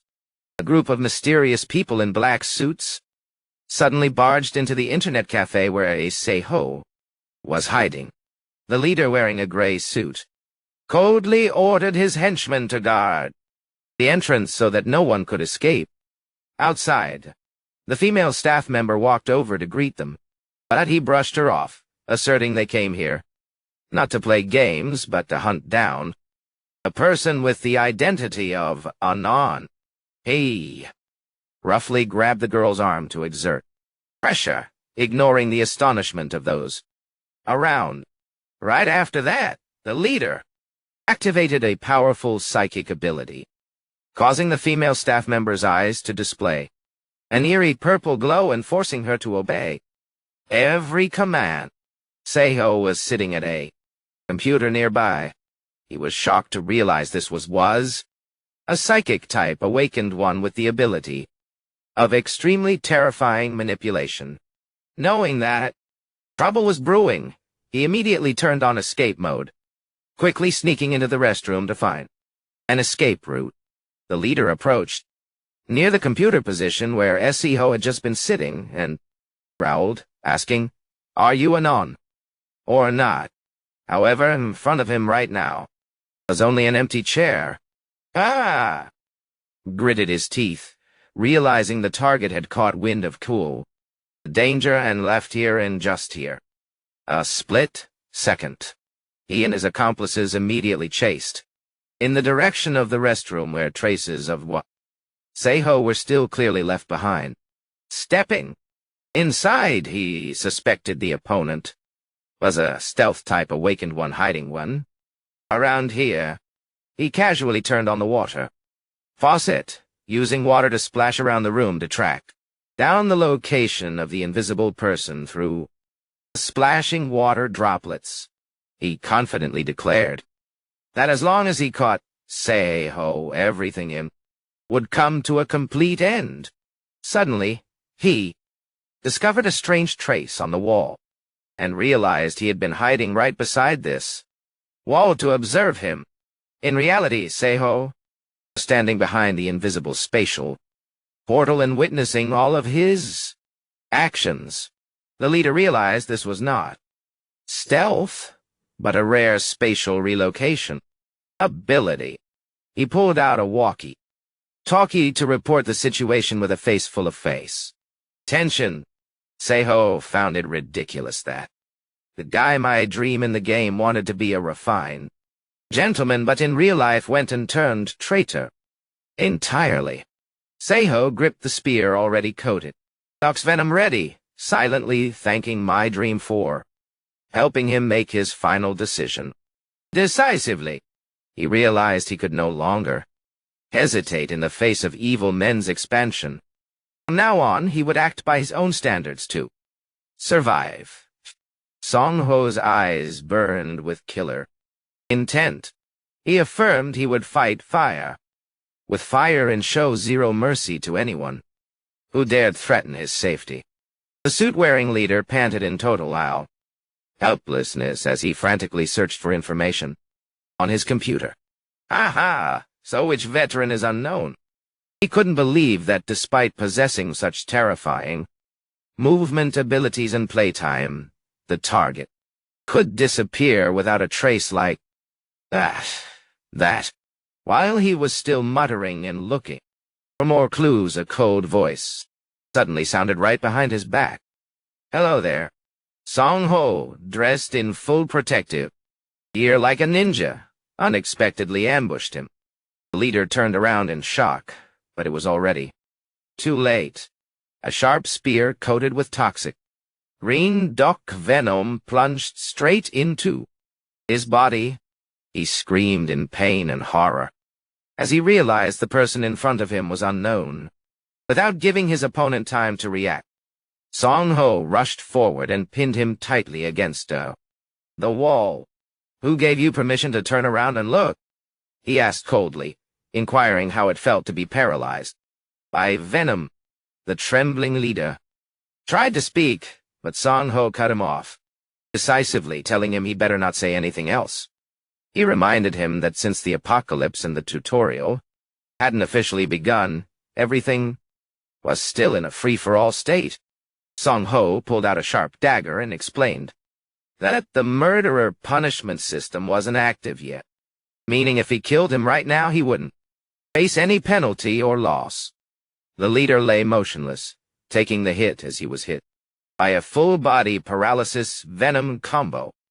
Looking at the man gasping for air beneath his feet, Song-ho sarcastically remarked that a real veteran should indeed recognize the situation this quickly. He coldly questioned the reason, looking at the person lying gasping for breath beneath his feet. Song-ho sarcastically remarked that a true veteran ought to know how to assess the situation. That, quickly, he cold-heartedly questioned the reason why he chose to sell out the number one survivor and target innocent people. Looking at the guy lying, gasping under his feet, Seiho coldly commented, "Now you really look more like a monster to loot items from the noun? A human." The leader gritted his teeth in resentment. "Bastard." Seiho calmly replied, "This is the price for daring to deceive and wanting to turn me into a slave." Oi. He decisively confiscated his phone and dropped a final warning. "Next time I won't hold back." Nazim. Right before my dream's henchman could rush in, Seiho quickly left the internet cafe to return home and immediately entered the other world at Dian. The first thing he did was excitedly unboxing the pile of loot he had just confiscated. He held in his hand the ID card of the recent guy. His name was Kyung-jun, 32 years old. According to the found information, he was originally a golf club owner and possessed up to 3 shelters using the club as high a base. He was famous for having many illicit relationships with women, and it seemed the more he played the game, the more he received better traits. Yay! Was testing his mind control ability on other people. Put the phone down. He felt a bit uneasy because his memory about this guy seemed not very accurate. He thoughtfully told himself, considering the dark side of human nature, possessing such a scary ability in a short time was extremely dangerous. Achieving the mind control ability was certainly not easy, but when facing human nature during the apocalypse, weapons are the eyes that help us survive. Seiho picked up the gun and began checking its components meticulously. He clearly understood one thing: only when he himself becomes stronger than anyone else and raises his physical stats through actual results will he have a chance to survive. One day, BVD. Seiho fired a shot right on the bullseye, proving only pure power can survive through the apocalypse. Next time, I should practice shooting without reloading instead. Seiho told himself after checking, gun in his hand. Suddenly, the loudspeaker system broadcast messages continuously, making him jump in surprise. A blue screen appeared with a series of warnings popping up in succession, making him wonder why there were so many notifications like this. What is this? A barrage of urgent news came crashing in. Monsters appeared at Tao. Jiri-san. Screams echoed all over Seoul and Inshin. The sky suddenly darkened, accompanied by terrifying flashes of lightning. Seiho realized in shock that the second omen had officially begun. Immediately he rushed into his vehicle and sped off into the quiet night. Looking at the clock that read 22:30 on August 8, he gritted his teeth and swore because the incident came so unexpectedly. Of all places, why once me? Seiho nervously muttered while driving. The notification on his phone confirmed the monsters were last seen in the Wonsan Reservoir area. He floored the gas pedal, the vehicle speeding on the trail leading up the mountain. When arriving, and Dingo got off the vehicle and instructed his small partner to prepare for a real hunt. Dingo barked loudly in excitement as if responding to his master's trust. Seiho decided to speed up the mountain for 2 urgent reasons. First, with this large-scale commotion, the police would surely soon seal off the entire area to control the situation. Second, goblins are a wandering monster species. They usually set up a temporary base under the command of an alpha hobgoblin. You softly called Dingo and asked if the little guy had picked up the scent of the goblins yet. The small wolf barked loudly and immediately took the lead, charging deep into the thick forest. Seiho hurriedly ran behind and realized his small partner had indeed found some trace. Both of them rushed together through the dense foliage in the dark forest, stopping to catch his breath. Seiho wondered if there was a better path to move along. Suddenly, a terrifying scene appeared in front of his eyes, leaving him stunned. "Damn it!" he exclaimed upon seeing multiple police officers lying motionless on the ground. Seiho hurriedly rushed over to check the situation and calmed himself down, telling himself to stay calm.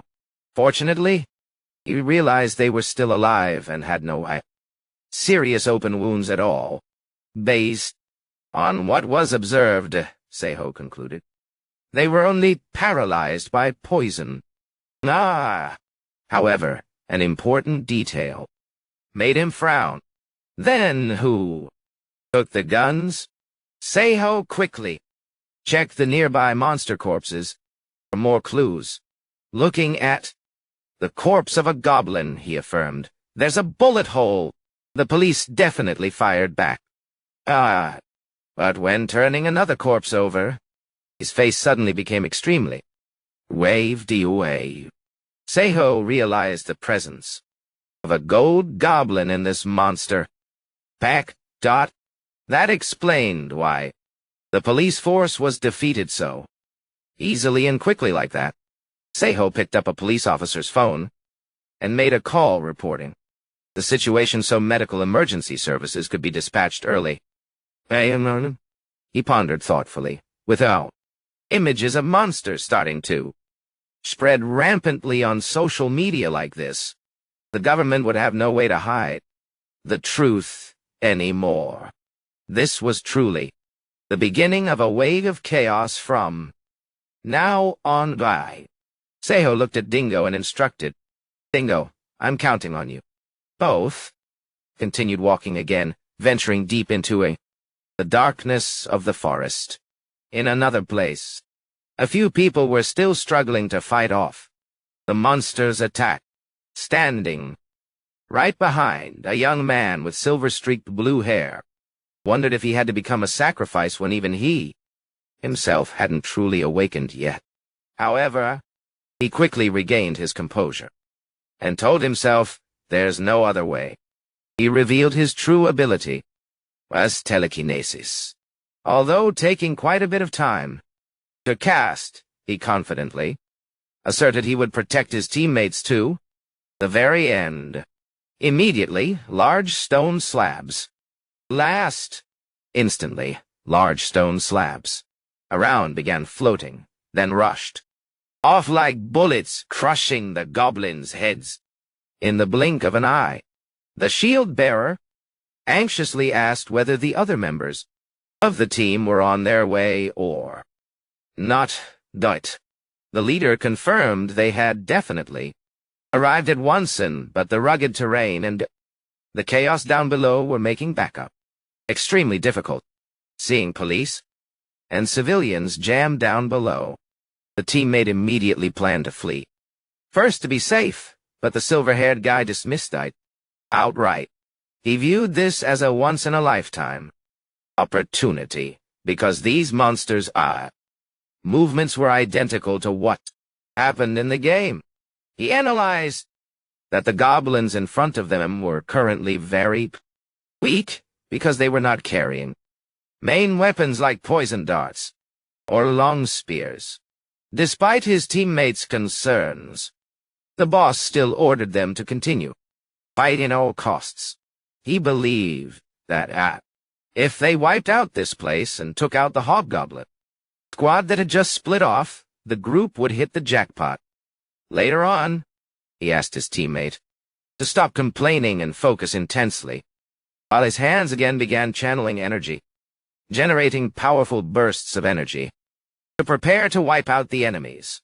The battle became extremely tense when a goblin suddenly launched a deadly strike, causing the silver-haired leader to collapse.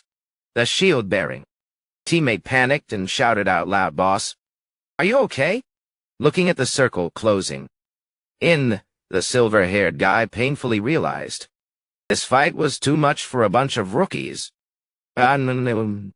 Meanwhile, the shield-bearer completely lost his bearings against the ferocity of the charging monsters.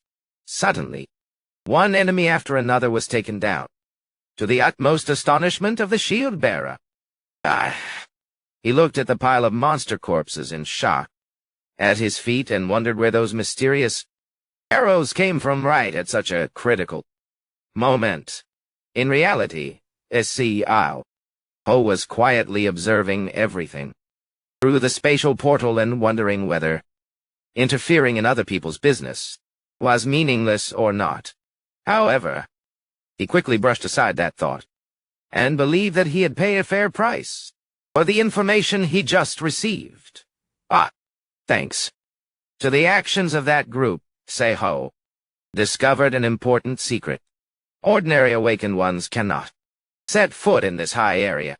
This gave him the perfect opportunity to finish off the weakened goblins without encountering any hindrance.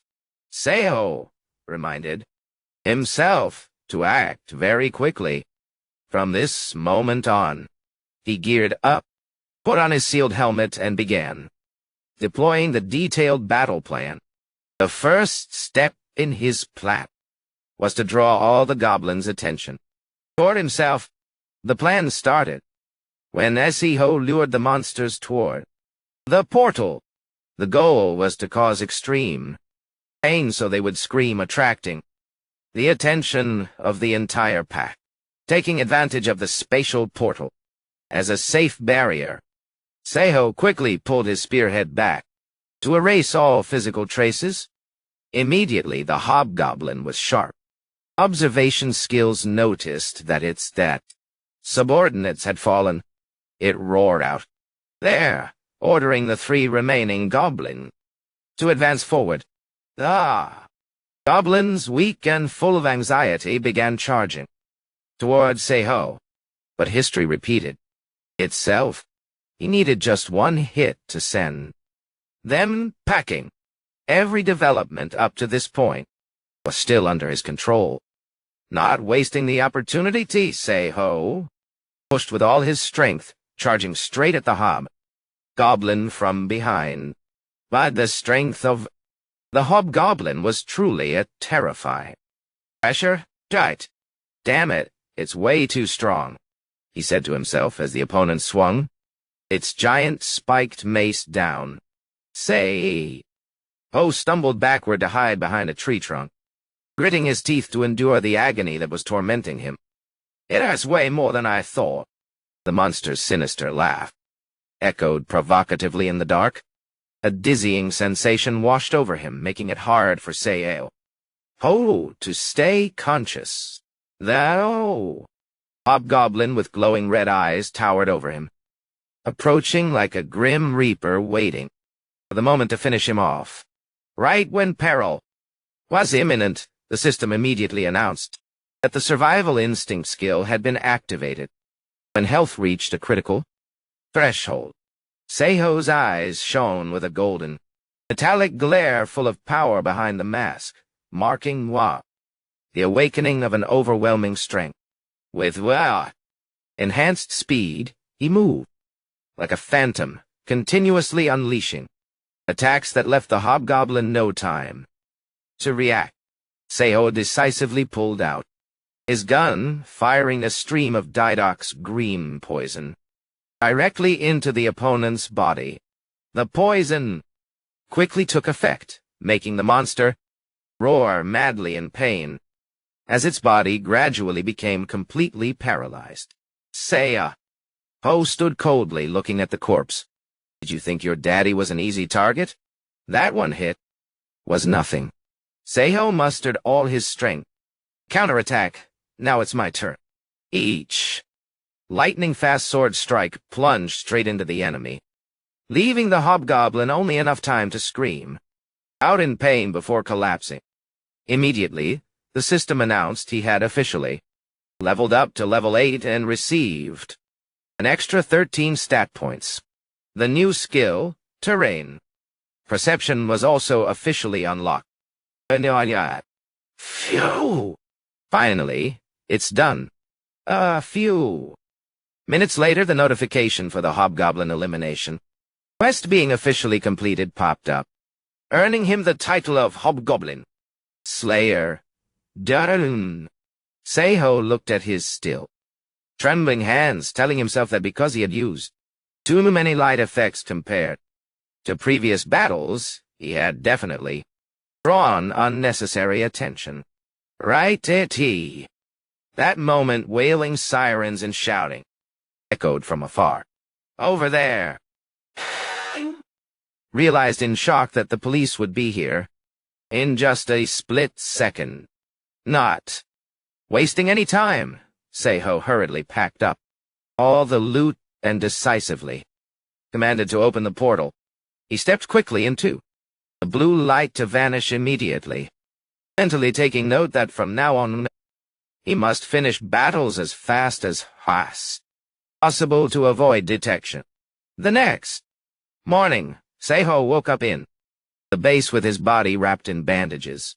The small wolf dingo affectionately licked his face as if fate trying to wake his soundly sleeping master up.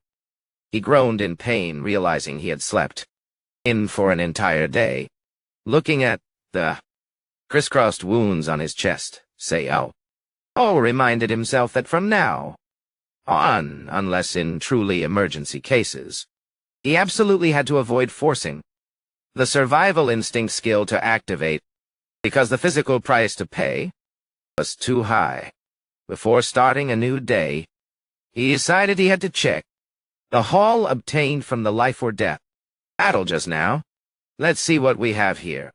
While he was absorbed in taking inventory, the apocalypse clock kept ticking down continuously, with only 9 days left until the real disaster officially struck humanity. Hobgoblins really hit different, he exclaimed in awe at the valuable items lying on the table. Although the handgun looked quite impressive, the item that truly amazed him was a small knife with a system notification line. Mithril dagger, eternal durability.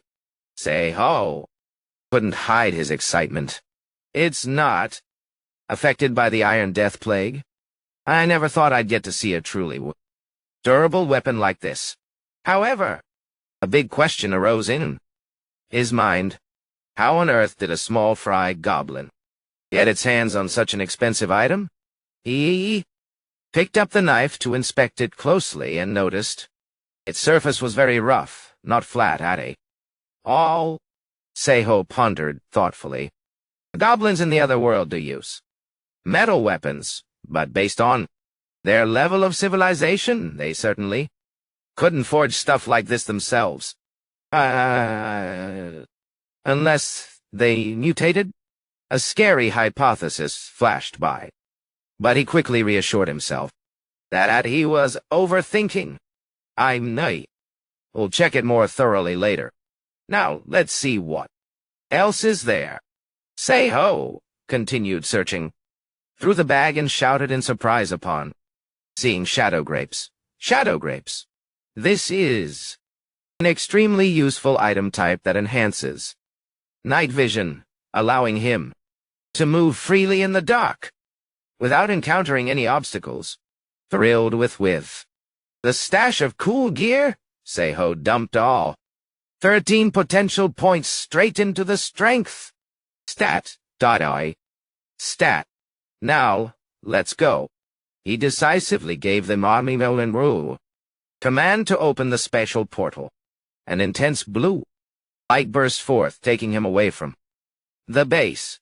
As soon as he stepped through the portal, Seo hurriedly checked his phone and froze before lines of urgent notifications, showing that the tutorial phase was beginning to unfold in a brutal manner. Nah. Seo decisively headed toward Hyung-jun's gym to regroup. Just pushing the door open to step inside, he greeted, "I'm here." Seeing him show up, Hyung-jun and Mayong, who were waiting, were as thrilled as if they had struck gold. Seo scratched his head, with an embarrassed smile, hurriedly apologizing for keeping everyone waiting for it. Looking over at two unfamiliar faces standing beside Hyung-jun, Seo curiously asked about their identities. Hyung-jun quickly introduced. "These are new members joining our team. Say hello. This is Seo, the diner owner I told you about." The young guy named Lee Hyun and the girl Kim Bo-ra also politely greeted him. When Seo questioned about the remaining member, Hyung-jun explained that the person had gone to super modern camping gear store which had just opened a month ago to buy more necessary supplies. The atmosphere suddenly became tense when Hyung-jun brought up the shocking news from yesterday. Seo confirmed he had watched the full developments on the news and understood the situation well. Information about doctors finding Onambi embryos inside a goblin corpse after an autopsy made it impossible for the government to sit still any longer. President Kang Moon-chul immediately summoned a National Security Council meeting, declaring they would track down the creators of the survival life game and start listening to opinions from awakened ones to prepare to deal with the pandemic. Hyung-jun turned to ask Seho's opinion. "You know a lot of things. So what do you think we should do now?" Before Seo could even answer, Lee Kyu-hyun interrupted, full of confidence, asserting that he had already given advice beforehand. He believed that the goblins only brought. Now, before Son-ho could answer, Lee Kyu-hyun interrupted, full of confidence, asserting that he had already given advice beforehand. He believed the goblins only yielded a tiny amount of XP and weren't help anyone reach a high level, even if they were an awakened one. Kyu-hyun advised everyone to only focus on stockpiling essentials like Aobang instead of risking going hunting. Hearing those words that were somewhat naive and incorrect, Seo narrowed his eyes at him suspiciously, secretly, thinking this guy seemed to be saying things that were completely wrong. Seo intended to speak up to correct him, but Kyu-hyun immediately interrupted condescendingly. "Sorry, but have you actually played Survival Life?" "Yeah." When they see Ho said anyone could read information on the forum, he sneered. "Exactly. Only believing what you see on the forum isn't smart at all. Get it?" Bara curiously asked if there was any condition for a person not to be turned into a zombie when coming into contact with zombie spores. Kyu-hyun nonchalantly explained that people who had never interacted with the system would be fine. Before Bora's bewildered look, he began boasting with his nose in the air about having awakened. He asserted that as long as one had interacted with the system, they would be safe, leaving Bora completely convinced. Kyu-hyun continued to brag about his title as an expert and claimed many people would want to cling to an awakened one like him to find a way to live. Seeing Bora's admiration, he patted his chest and assured, "With great confidence, don't worry, I swear I will protect all of you." Witnessing that ridiculous farce, Seo secretly judged that this guy's hypotheses, though interesting, were too naive and completely untrustworthy. Realizing this conversation was going nowhere, Se-ho saw that even Hyung-jun was not trusting this party pooper at all. He decisively stood up to take his leave. I have work to do. Now I'll call when I'm done. Se-ho turned around to leave because he didn't want to waste time with a show-off. They began updating his supply collection plan. Before the Iron Death plague officially broke out, he carefully reviewed camping gear stores and convenience stores to make sure he didn't miss. Thoroughly checked the camping gear shops and convenience stores to ensure nothing was missed. Anything important. As soon as he got back home, he saw Sujin standing there waiting for him. For a long time, she waved her hand to call Se-ho and approached to suggest, I came because I have something to give you. Do you have a little time? Se-ho nodded in agreement, and immediately she handed him a small black bag. Sujin explained, in this bag are painkillers and antibiotics, things that you couldn't buy without a doctor's prescription. Se-ho looked at the valuable gift in amazement. Wow. Are you sure I can accept this? Sujin beamingly affirmed that if he needed more, she would find a way to get it for him, while also revealing her address at Eden Villa, room 302. She said the exact address had been noted inside the bag and emphasized, give and take. You didn't forget, right? Both of us need to know each other's location. Well, before her frankness and decisiveness, Se-ho could only nod, all right. That's fine, too. Sujin said goodbye, too. Stop by the gym, not forgetting to remind him, by the way, Se-ho, make sure that you're ready for that shining moment. Sure. And remember the address well. Looking at the back of the doctor leaving, Se-ho secretly admired that she was truly a very powerful woman. After that impressive meeting, time kept passing quickly. Day by day, Se-ho tirelessly stopped by all kinds of locations to stockpile more equipment and goods. Began building a sturdy warehouse, using sandwich panels right in the other world to store supplies. When the mini-excavator arrived, he immediately took the opportunity to dig a defensive trench sheet around the base. Meanwhile, the outside world became increasingly chaotic to the extreme. Protesting crowds appeared everywhere. In the rain, while on television broadcasts, fiery debates overflowed between prophets predicting the apocalypse and those who were still skeptical. After an emergency meeting, a series of shocking news continuously broke.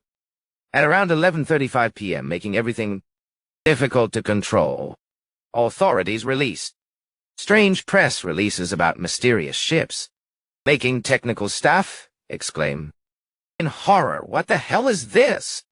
And then the worst thing was confirmed. Both Unzambi Beta, meteorites, and even Alpha were speeding straight toward Earth at a terrifying speed. 4 days passed just like that in a frightening silence before the storm. And then the final omen arrived when the fateful Russian ship Imposing docked at the port. Standing from the balcony, looking down at the city, still submerged in the morning sunlight, Se-ho silently observed the beginning of the end.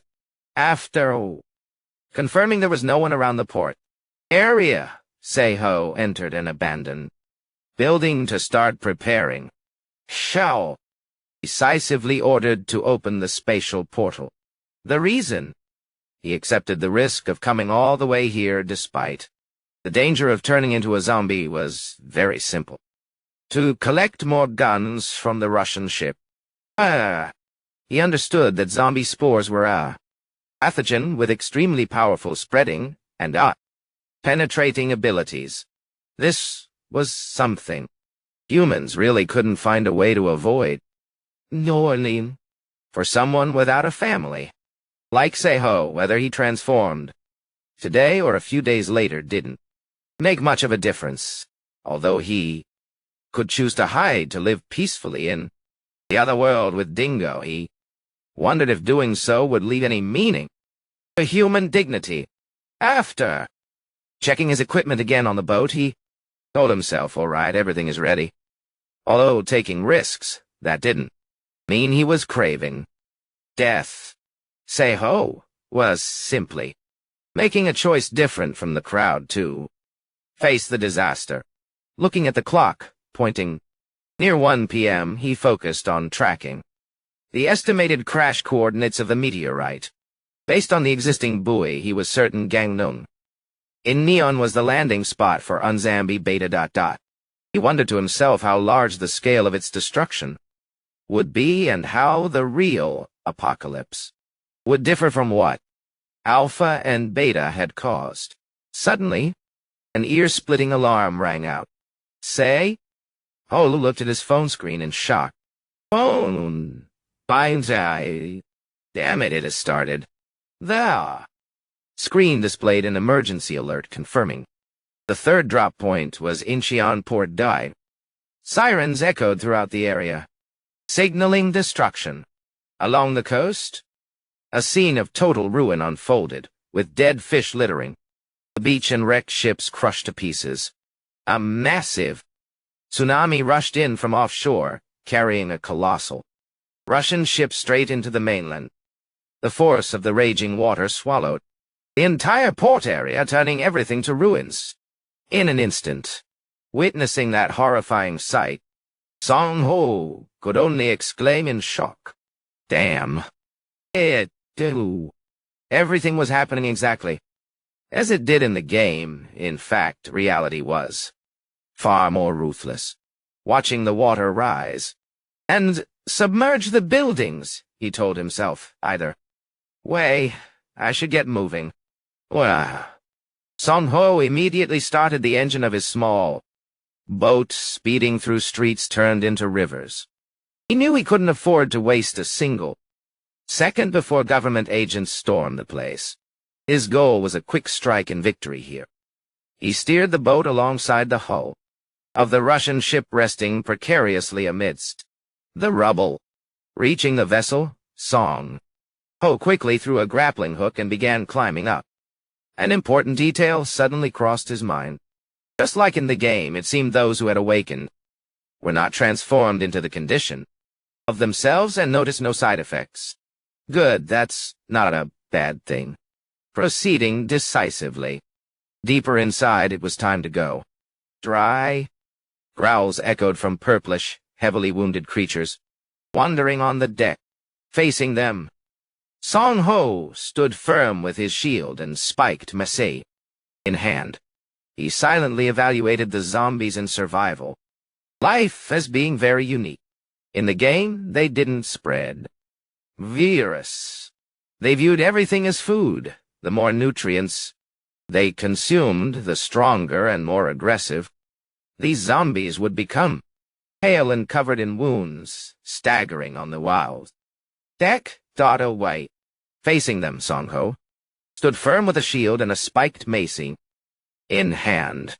He secretly evaluated that the zombies in survival life were very special. In the game, they didn't spread a virus. They considered everything as food. The more nutrients they absorbed, the stronger and more aggressive these zombies would become. Seeing them madly charging in, Seiho roared, "Hey, don't open your mouth at now. Me." He decisively swung his mace, landing an outplay hit. Bite hard on this, my. Boy, da. Looking at the corpses lying scattered under his feet, Seiho wondered. But aren't they getting weak at all? The system notified that he had just received 4 more Asians points. Even with a quick win, still told himself to land a few more hits with it. Iron gear just to be safe, rather than being careless. Like the orc incident last time. He gripped his weapon tightly, his eyes firmly staring into the dark. Ness, one mistake is more than enough for a veteran, because just once is enough. Good grief. Look at this horde of zombies, Say-ho exclaimed as he stood before a long hallway packed with roaring, bloodthirsty creatures. Awa. He decisively stepped forward. I'll clear the ones in the hallway first. His ultimate goal was the ship's armory. The captain surely has guns. Let's go check the armory. Pardon me. Say-ho rushed deep into the darkness of the hallway.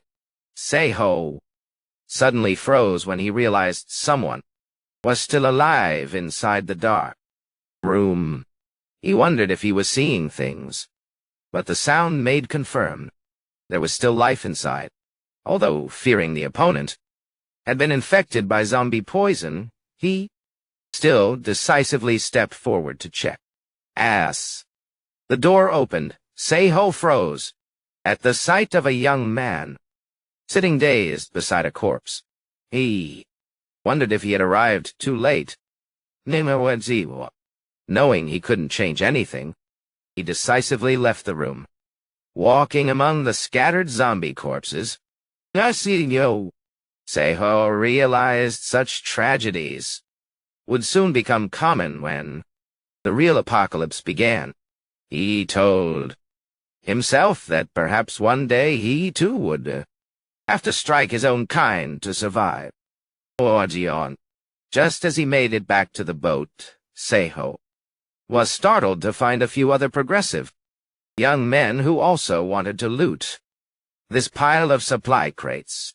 Say-ho considered this a good training exercise for himself, and secretly admitted he wasn't any different from those greedy people out there. Floored the gas pedal to leave his rivals in the dust, quickly escaping the port area, packed with dangers. The next night, when the city was submerged in darkness, Say-ho sat silently before the news tidbits. Were still in turmoil. He realized the situation was spiraling out of control and the government was still trying to cover up the truth. Watching the president's speech on the screen, Say-ho decided it was time for him to act and contact the special task force. He realized the authorities' line of thinking was quite similar to his own, so he would provide them with the final puzzle piece of the truth.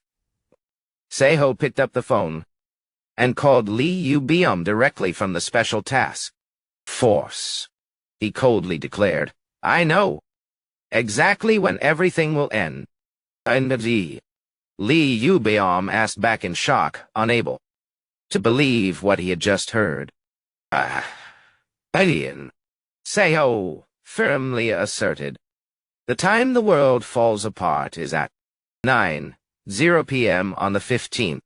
Despite the astonishment and barrage of questions from the other end of the line, he only offered a quick wish of good luck and coldly hung up.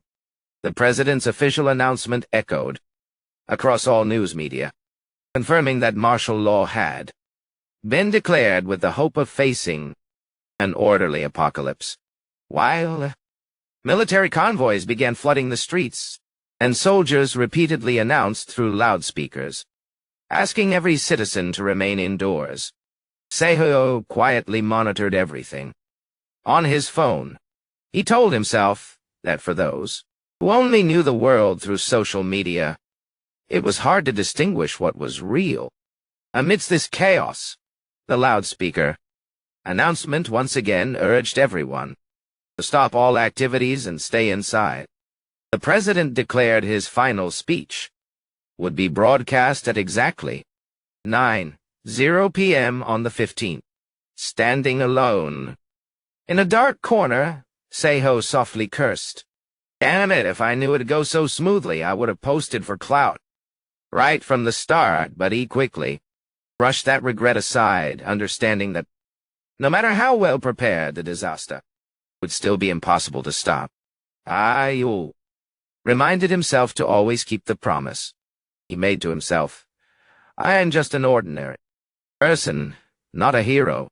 With a huge amount of supplies stockpiled, S.E. Ho believed he was fully prepared for a long journey ahead. At the secret base, he tirelessly operated the excavator to build a shelter in the desolate mountain forest.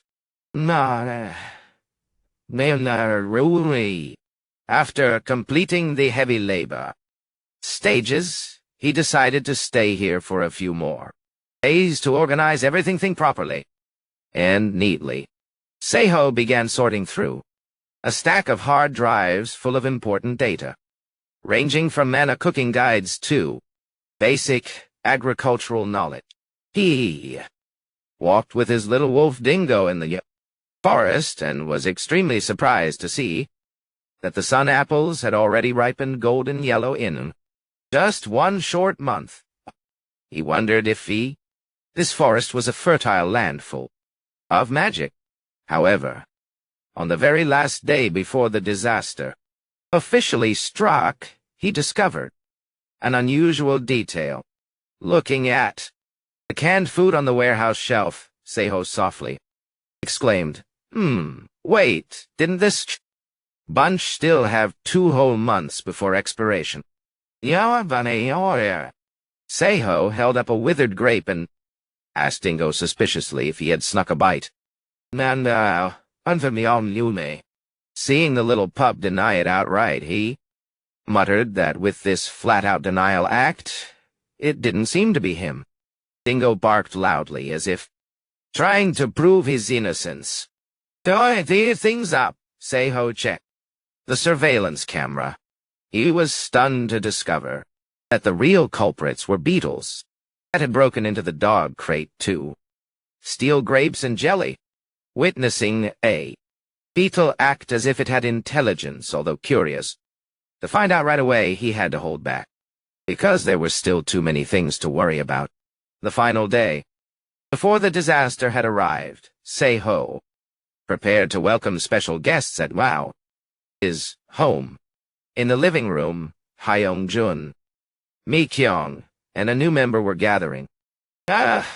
Buddy. They were discussing controlling targets. Like an airplane. Seiho looked at the messy pile of stuff around and felt like sinking into depression. The young guy with eye. At this moment, a surge of fiery red light together with sweltering heat suddenly hit his face, making Andrian's eyes light up in surprise. Before his eyes, a massive forge was blazing furiously. Edgar kindly reminded him the heat radiating from the forge is very intense. If your highness feels unable to bear it, please let me know so I can make arrangements. But Andrian didn't seem to hear at all. He silently walked deeper inside the bustling underground forge, where dozens of blacksmiths were frantically swinging their hammers, out to look for her, but ran into dense blockade. Barricades on the highway. All citizens near the Olsen oil complex were being forcibly evacuated on an emergency basis by the military. Sujin stated that she did not go with the group, revealed that the military had set up shelters at Ozan Park, something she herself found hard to believe. Mayong added information about how officials who opposed the president's decision were immediately arrested. Even so, she noted that the supply situation for essential goods at the warehouses was still not too bad. Song-ho listened and realized that the government's intentions were not actually as bad as he had thought. Instead of leaving things to chaos, they were trying to maintain order for the end of the world. He told himself that if he wanted everyone to understand clearly, the best way was to present concrete evidence. Song-ho considered revealing his identity as the veteran Kim Bad Lover to guide the community in the connected virtual world. Listen.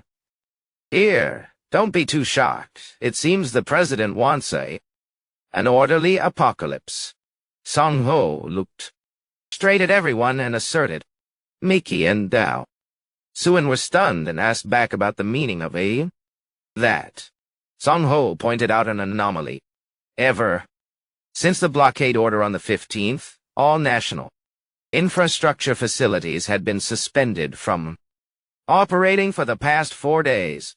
The whole group was stunned, wondering why the government had chosen such extreme action. You! Kyan stammered, unable to believe his ears when he heard Song Ho confirm that the end was approaching. Near me. Sujin was also full of doubt. She questioned why the government would act like this when everyone already knew about the shoes.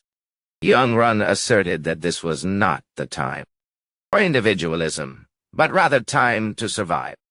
And they all need to cooperate with one another.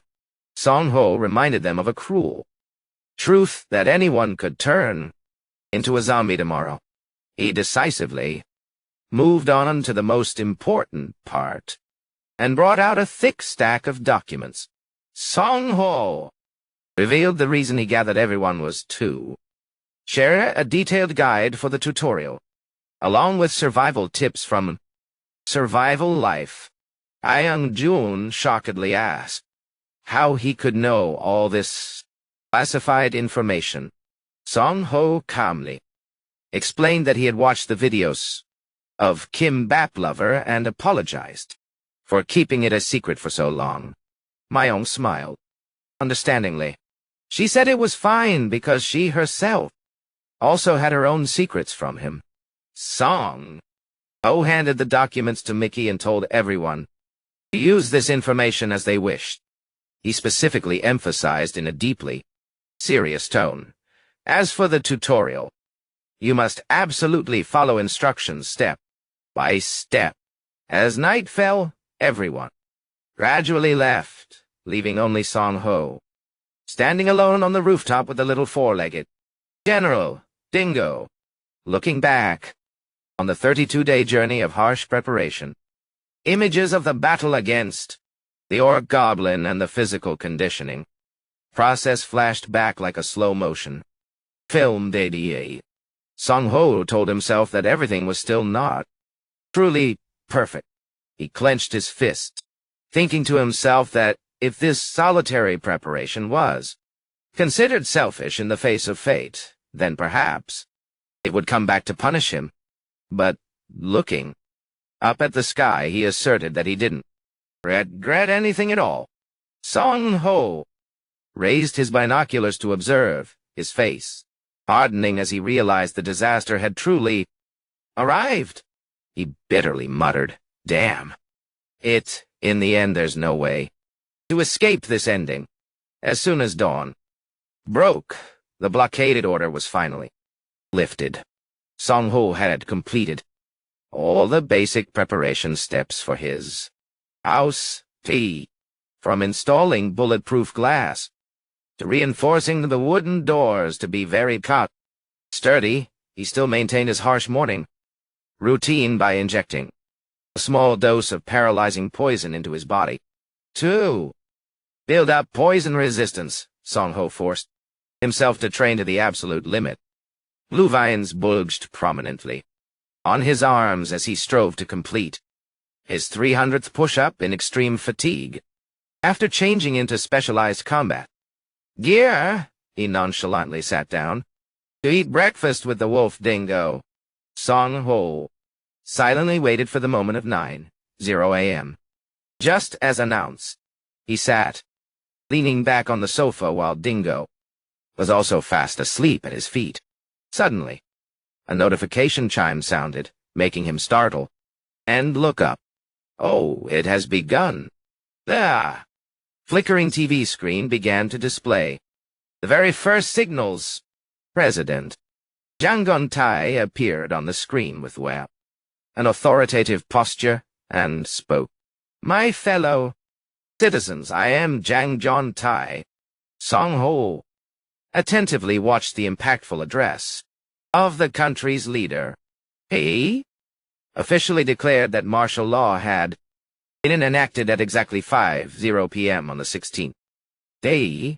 At this time, the military had fully controlled the media, essential infrastructure, Facilities and all major routes had been blockaded. Song Ho quietly admired. It's hard to imagine anyone else, besides him, running such an orderly doomsday. Looking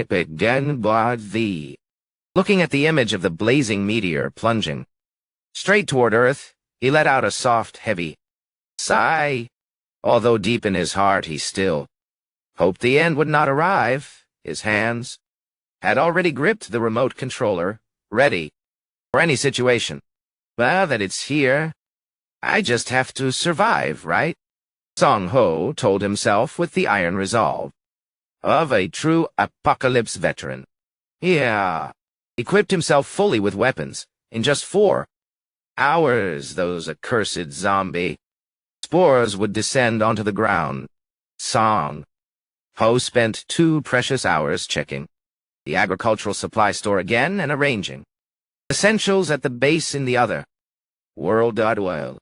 He carefully prepared the necessary equipment to deal with the rust death disease at the training ground, then quickly returned to the cruel reality. Quickly returned to the brutal reality. Cruel.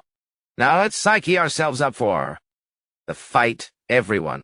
Just as expected, the real world has now turned into a hell on earth. It was not just the scene of people rushing to beat each other up in complete chaos, but this was also when sick individuals began to unleash the worst instincts they had suppressed for so long. An obese guy threw his head back and laughed gloatfully.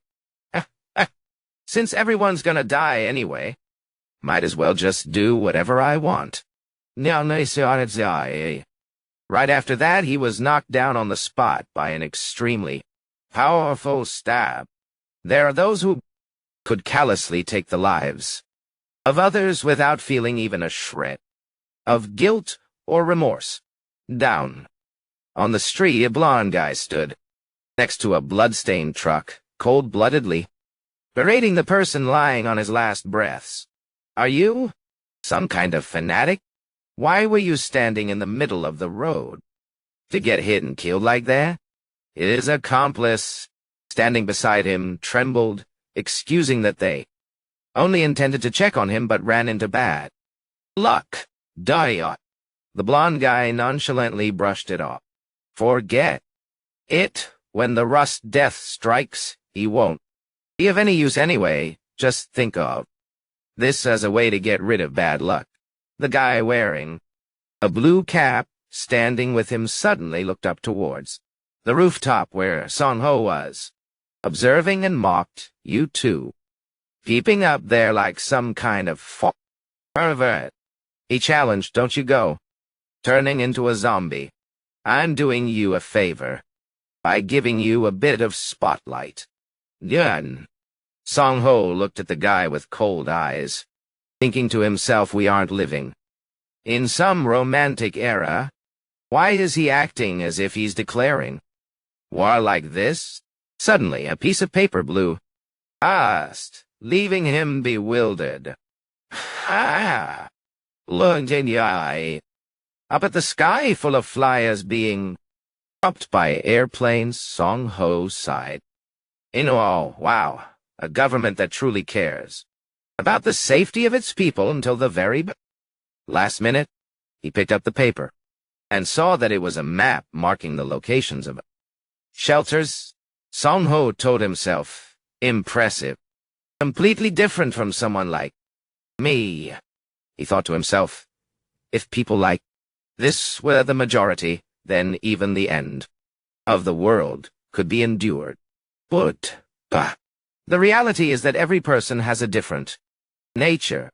Song Ho decisively crumpled up the paper and turned to leave. All right, time to go back and continue preparing. He slowly walked down the stairs, preparing for the life and death moments ahead. There were only exactly 3 minutes left before the zombie spores would officially land on the ground. Inside the shelter, Song Ho stood beside the motorcycle that had been fitted with a trailer filled with supplies. and told himself, "This is my last reality." Check. 1. Looking at the pile of oxygen tanks and protective gear, he still couldn't help worrying whether this equipment would truly be enough to cope before the rust death disease broke out. Song. Ho closed his eyes, trying to memorize all the harvesting routes already mapped out in his head. Better plan ahead, too. Be safe. He looked down at the watch on his wrist and quietly reminded himself, after the rust death disease broke out, if he forgot to switch this watch to one made of all magic metal, things would truly get troublesome. This wasn't paranoia, but thorough preparation. Song Ho told himself as he checked his gear. One last time. He believed he had done all he could for this moment.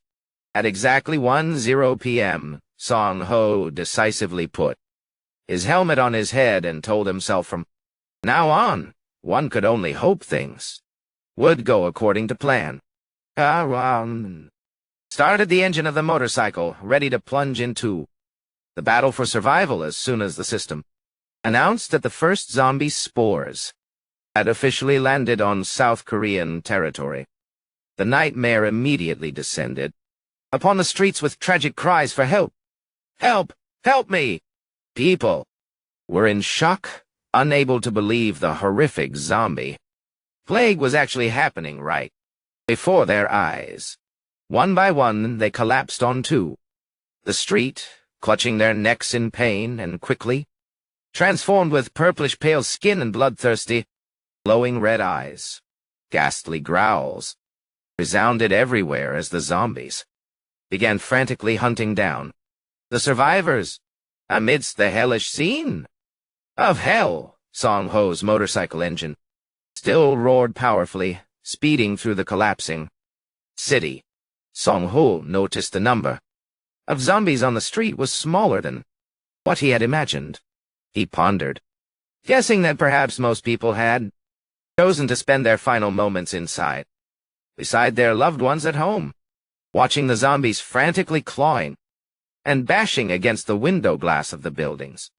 Song Ho briefly thought that perhaps by now there was hardly anyone who wasn't transformed. The image of ruined streets receded into the background through the rearview mirror as he still didn't slow down at all.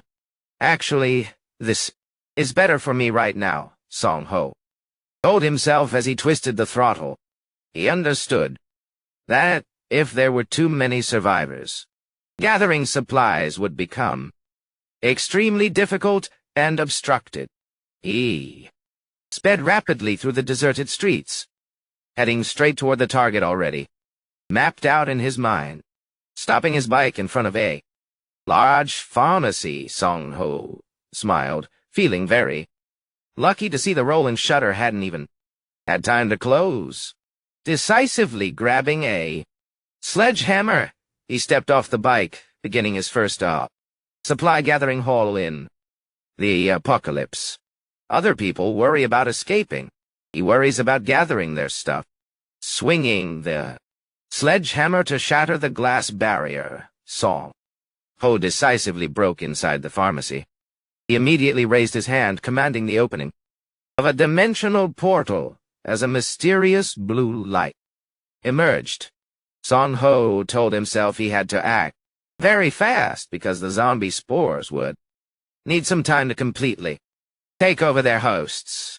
He nimbly scooped up the medicines on the shelves and tossed them straight into the portal, secretly calculating that if he could clean out the hardware store as well before that deadline, he would avoid unnecessary clashes. On the other side of the portal, the little wolf dingo looked bewildered at the pile of bottles and jars falling like rain right next to where he was lying.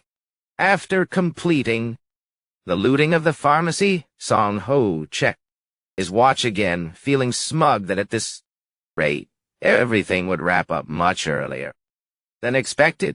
However, his premonition, a veteran gamer, quickly extinguished that complacency. He knew that reality would Never be that easy. Standing in front of the hardware store with its sturdy double protective roller shutter door, Sei-ho clicked his tongue in frustration. Seriously? Double security even. Fortunately, he had brought along the oxyacetylene cutting kit to deal with this situation. The blue flame began melting the metal layer, but its hissed sound echoed much louder than he had imagined. Although the new update had reduced the zombie's ability to track living creatures, horrific growls began ringing out right behind his back. Sei-ho noted that although their ability to scent organic matter had diminished, noisy sounds were still a delicious bait leading them nightmare. Monsters, zombies with glowing eyes, began faintly emerging from the shadows, flocking toward him like a horde of bloodthirsty moths. Just like what had happened during the Russian ship incident, the zombies in this initial phase were indeed very weak because they had not had time to absorb nutrients. In addition, with the update nerfing their power, dealing with them became much easier. Just understanding their weaknesses, even a novice could take them down simply. Sei-ho continuously landed accurate strikes, crushing the skulls of those standing in his way. He recognized a truth. That reality was clearly much easier than what took place in the game. Point notifications continuously popped up, making him feel that earning experience points at this time was very effortless. However, looking at the zombies flocking in increasingly large numbers, Sei-ho pondered and calculated his next move. Normally, the most optimal strategy is to lure them into a narrow alley to wipe out one by one. But currently, he was tied down on the spot due to the halfway done oxygen cutting equipment. All right, since I took the trouble to bring this oxyacetylene cutting kit along, I'll deal with all of them at once. Sei-ho decisively let go of the cutting torch, firmly gripping his shield and mace to face head on the horde of zombies madly charging forward. He coldly declared, "Listen up clearly, you brats. I've been avoiding you guys until now only because I didn't want to waste harvesting time, not because I was afraid." The zombies madly charged in, but Sei-ho remained calm, using his shield to push back their attack. He thought to himself, just think about it. I poured over 5,500 hours of gameplay into this trash game, and here there aren't even buffed zombies or corpse-eating ghouls at all. They don't even bother moving in groups. Do these zombies really think they can defeat me? Sei-ho decisively swung his weapon, knocking down the monsters easily. Standing amidst the pile of scattered zombie corpses, he pondered. Anyway, that game had its own fun. So, Takai, this as my repayment, he coldly declared. I will send you off in style after wiping out the zombies and completing the supply collection at the hardware store. Sei-ho immediately started his motorcycle, pulling a cart packed with paint and tools toward the local police station. However, when stepping inside the armory, he only saw empty rows of shelves. Sei-ho sighed in disappointment. Looks like I was one step too late. But, right. Before having time to feel discouraged, he unexpectedly discovered something among the pile of corpses scattered across the parking lot. Approaching a corpse still wearing a backpack, Sei-ho found the exact thing he was looking for. He unzipped the blue bag and couldn't help but be amazed when he saw it was packed with submachine guns. handguns, ammunition, along with radio communication. Devices. He quickly packed up the loot, then decisively set off heading toward the fourth harvest spot. Lucky managed to get a nice haul. Zombies began gathering and slowly tailing behind, but the situation was still completely under control. No. Thanks to the terrain perception skill acquired from the hobgoblin along with the boost in vision and dexterity stats from items, dodging them for Sei-ho became easier than ever. A digital map appeared in his mind, helping him maneuver his motorcycle, weaving through the crowd of living corpses skillfully. When he reached the motorcycle shop, he realized it seemed great minds thought alike. As this place had been almost entirely looted, he quickly loaded the last remaining ATV, along with a pile of gear, onto the trailer, then took the opportunity to check his own status in the other world. His current level had reached level 6 with wit, all stats growing steadily. He decided to take a short break in the forest to eliminate debuffs like fatigue and dehydration by eating a sun apple.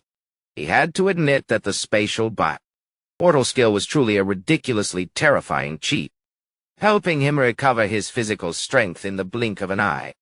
Before returning to the city, while he was considering where to harvest next, he suddenly realized something was wrong.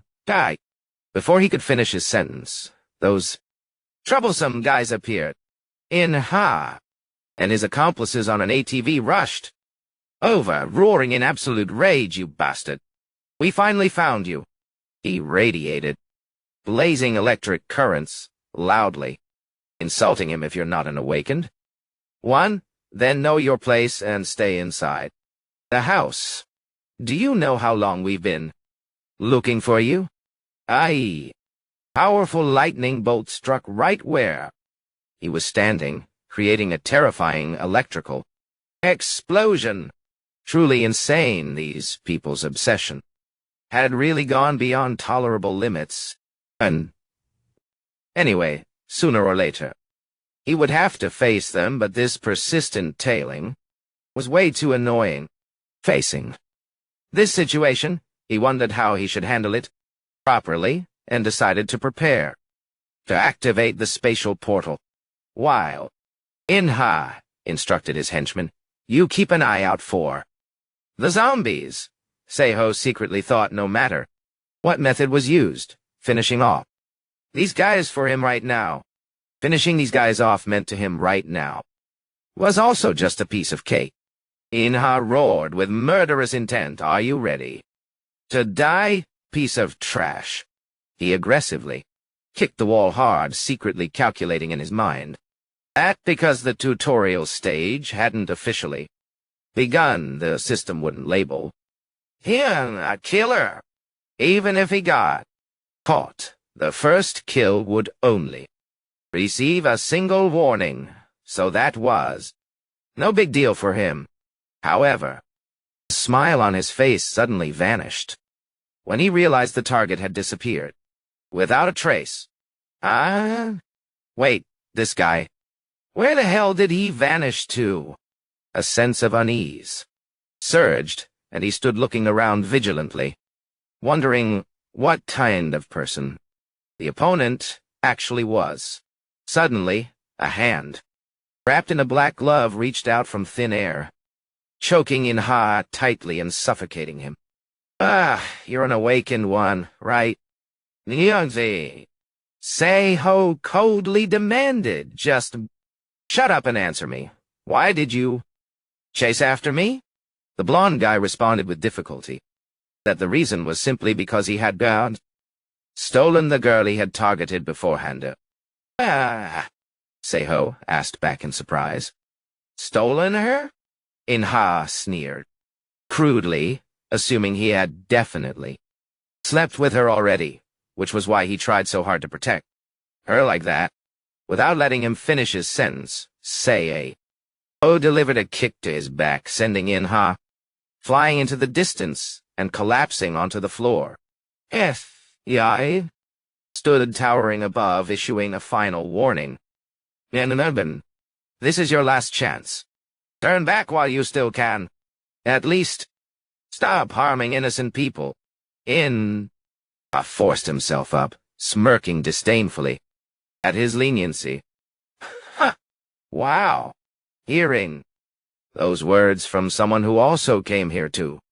Loot's stuff is pretty hilarious. You and I are just the same, you idiot.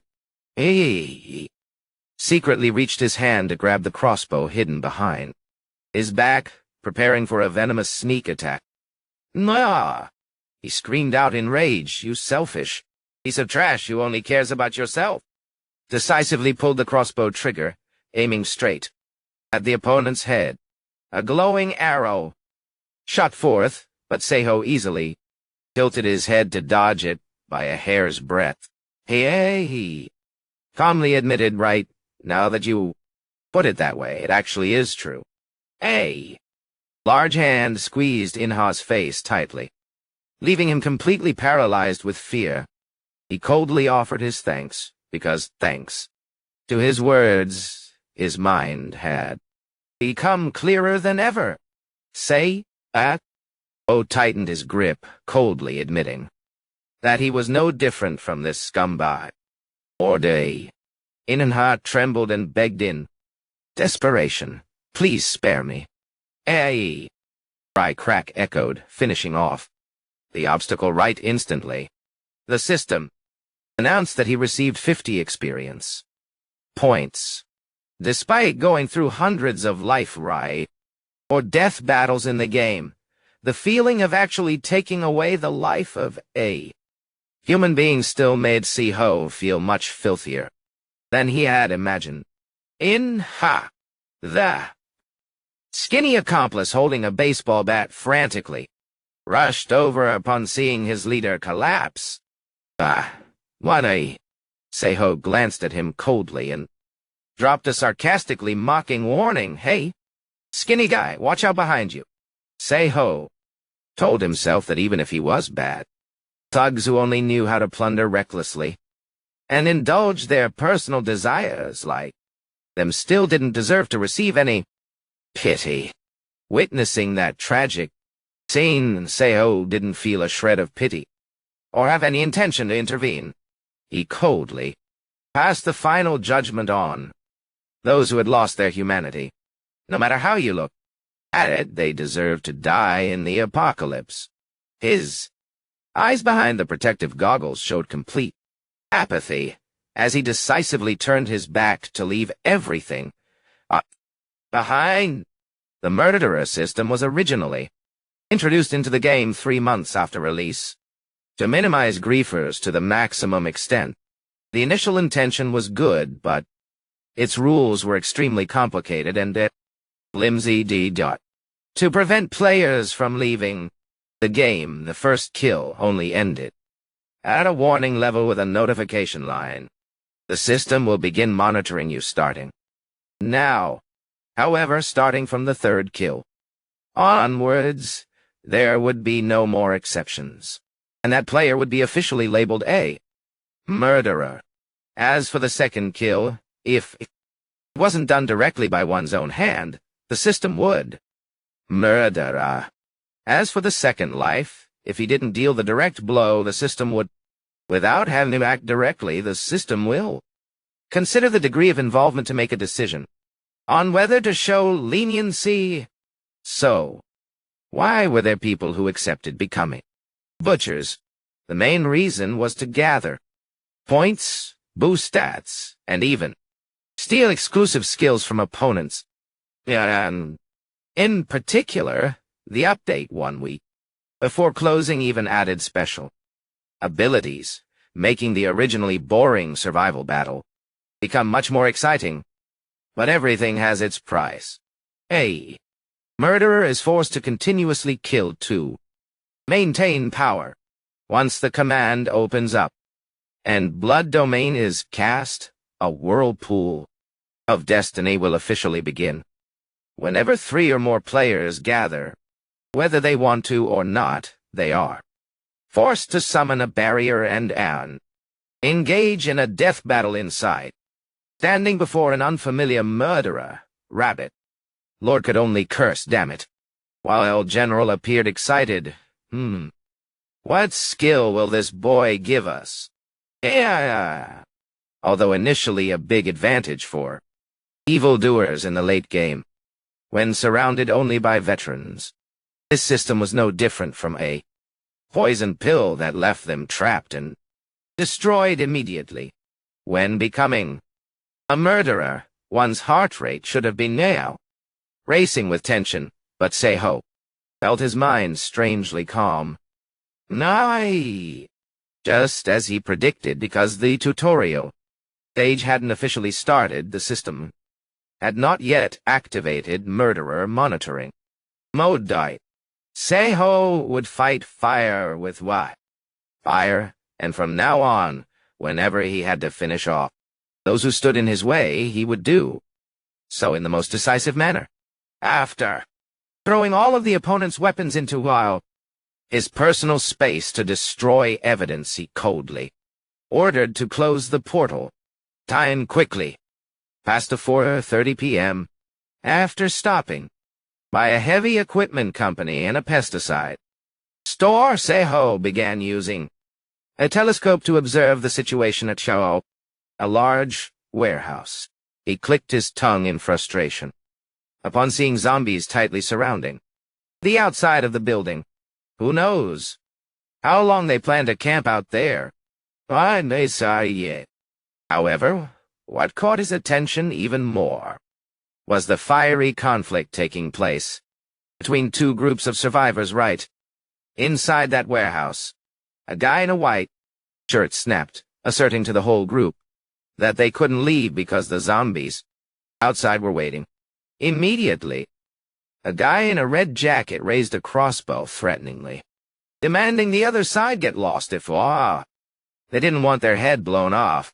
The white shirt guy still maintained a defiant attitude, believing the opponent was only bluffing and wouldn't actually dare shoot someone else.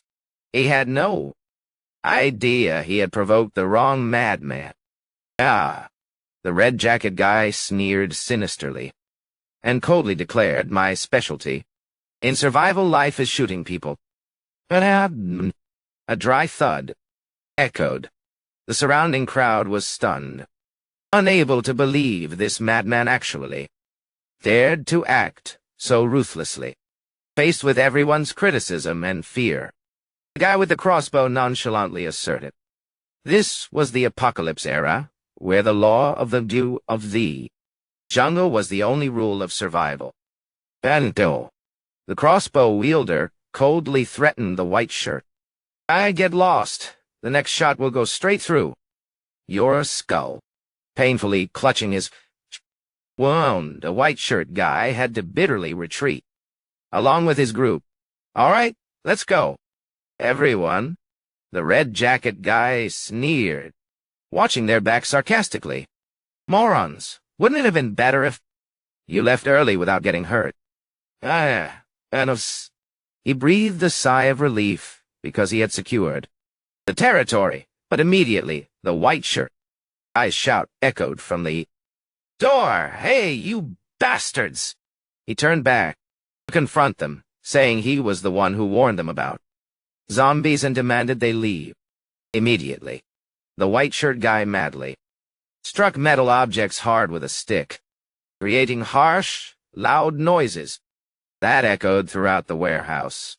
"This is a parting gift." The crossbow guy panicked as he realized the malicious intent that lunatic is making. "Noise!" He urged his accomplices to flee immediately before the living dead were drawn over here. From afar, Seiho observed the whole ordeal through his telescope and admired that guy's reckless retaliation. He told himself that except for the infantry battalion area and the apartment complex, the work of collecting supplies was pretty much completed. And returning to the base through the spatial portal, Seiho looked at the clock and realized there was only about 1 hour left before the next day. Disaster would strike. He hesitated about moving between areas because he felt that going straight to the apartment complex would be a waste. Looking at the little wolf, he softly called, "Dingo." Seiho by now was equipped with fully covered protective gear and a helmet, decisively altering the plan's sequence. "It's your turn now." He posed a question about where the largest gathering of zombies was in the early phase. As he carried large gasoline cans preparing to act, he answered. Himself, it's the place we're absorbing. Nutrients is easiest. The higher the risk, the reward. His destination was large supermarkets, where it was overflowing, with zombies madly devouring flesh. Seiho began pouring gasoline all over the parking lot area. He explained that normally this was a place everyone should avoid, but for veterans with over 1,000 hours of gameplay, it was different. With thorough preparation in real life, this was a golden opportunity to power level quickly. His goal was to reach level 10 before the official tutorial stage began to unlock the system store. Seiho felt it was a bit wasteful to pour all this oil on the floor, but objectively speaking, this was not too big of a loss. Decisively ordered Dingo to start the action. The little wolf, wearing a protective mask, nimbly ran around to attract the attention of the zombie horde.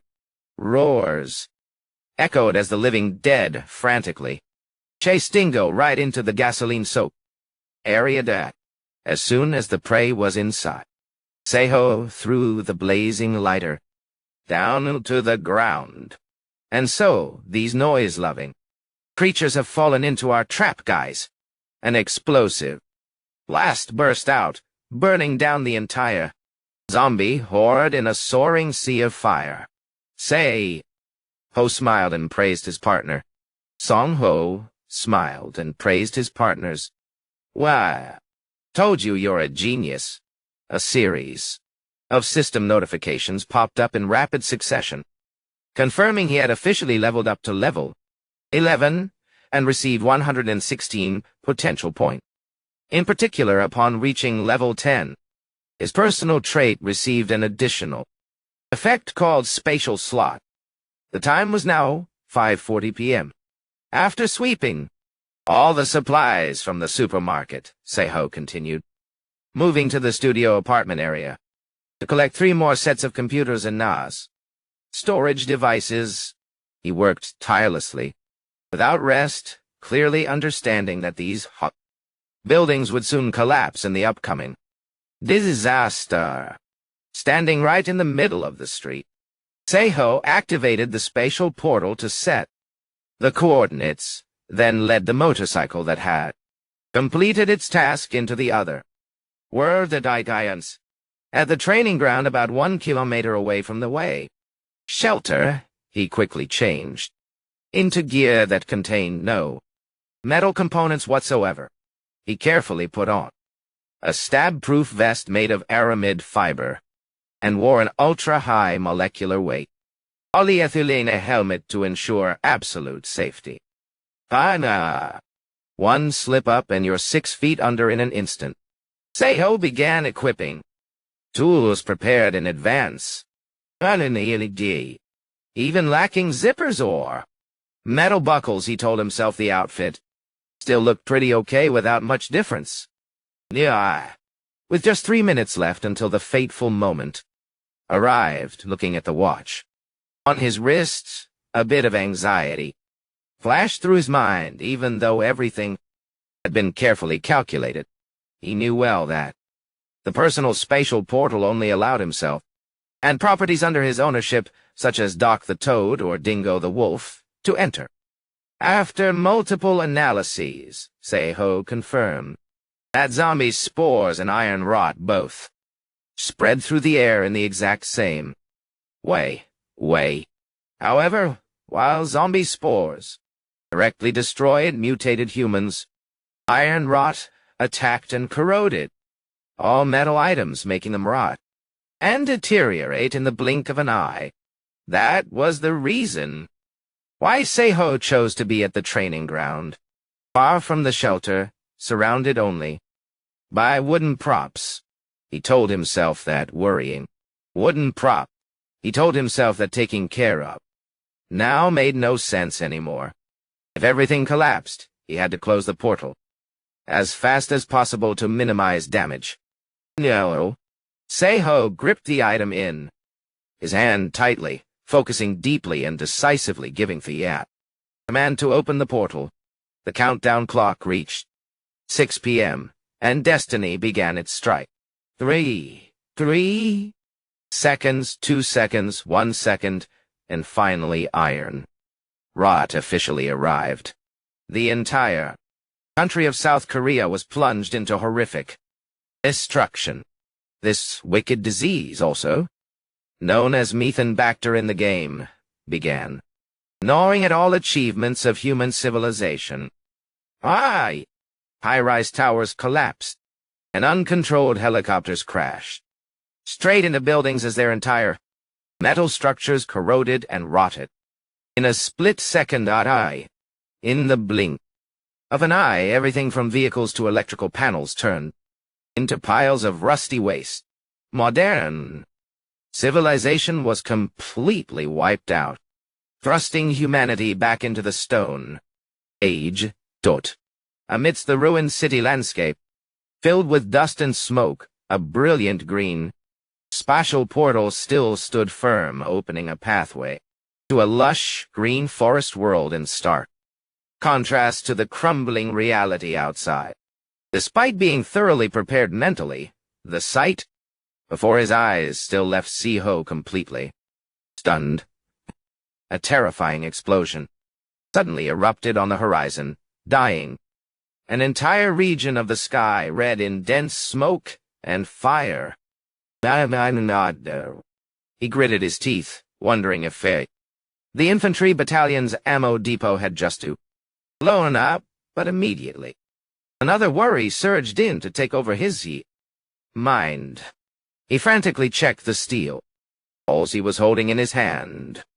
Seeing the items were still intact, Seiho breathed a sigh of relief. Phew, thank goodness. But then he quickly regained his cold composure, telling himself he couldn't really call this luck under these circumstances. Whoa! Looking through the spatial portal, the city landscape was now nothing more than desolate, crumbling ruins enveloped in tank wrecks and smoke. He secretly thought he truly didn't know where everything was going to end up. Seiho decisively raised his hand and ordered the portal to close as the blue light flickered off, completely severing the connection with the tragic reality. Seiho's eyes shone brightly with determination behind his mask. He reminded himself that right now he just needed to focus on following the plan and preparing well. However, when taking off his gear and casually walking back toward the shelter, a bizarre sight made him freeze in astonishment.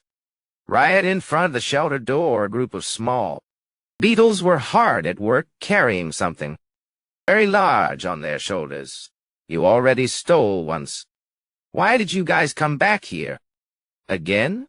The little beetles beamed as they all held high a sparkling gift, as if wanting to get his attention.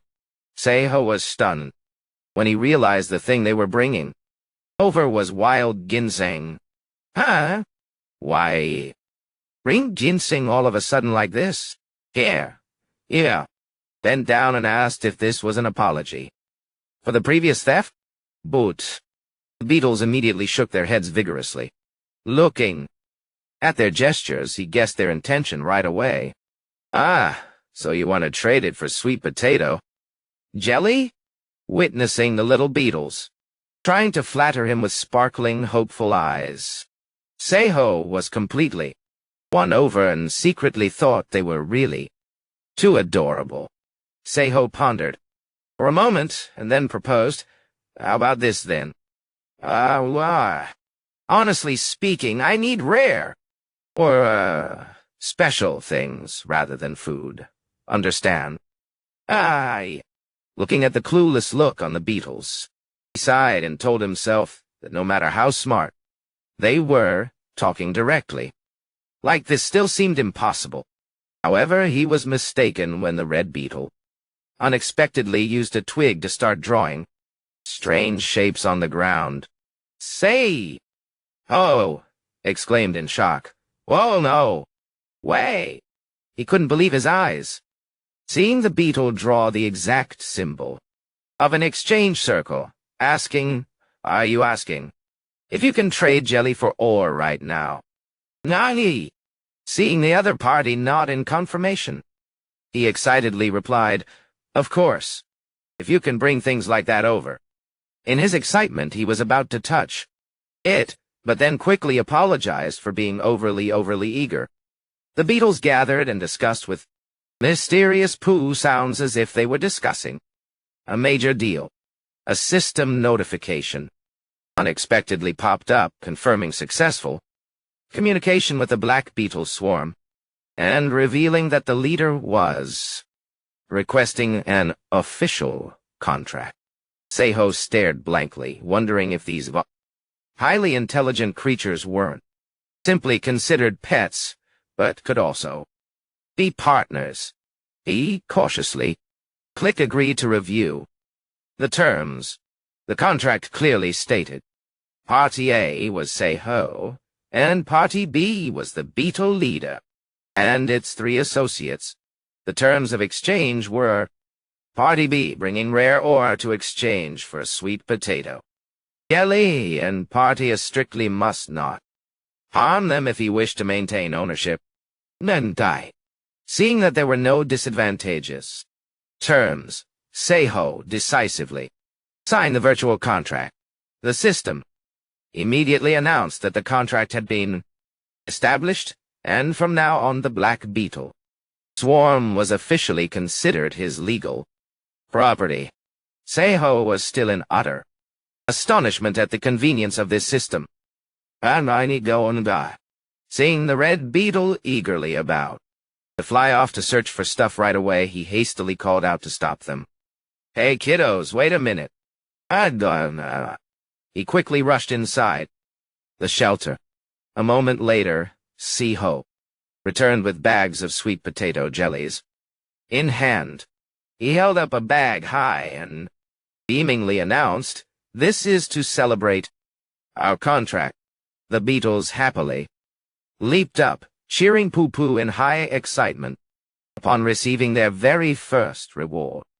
"Aye," Seiho smiled, wishing them a safe journey, and didn't forget to shout after them, "Don't just take the food and run off. Remember to bring stuff back here for me. We signed a proper contract. Don't tell me you don't trust each other at all."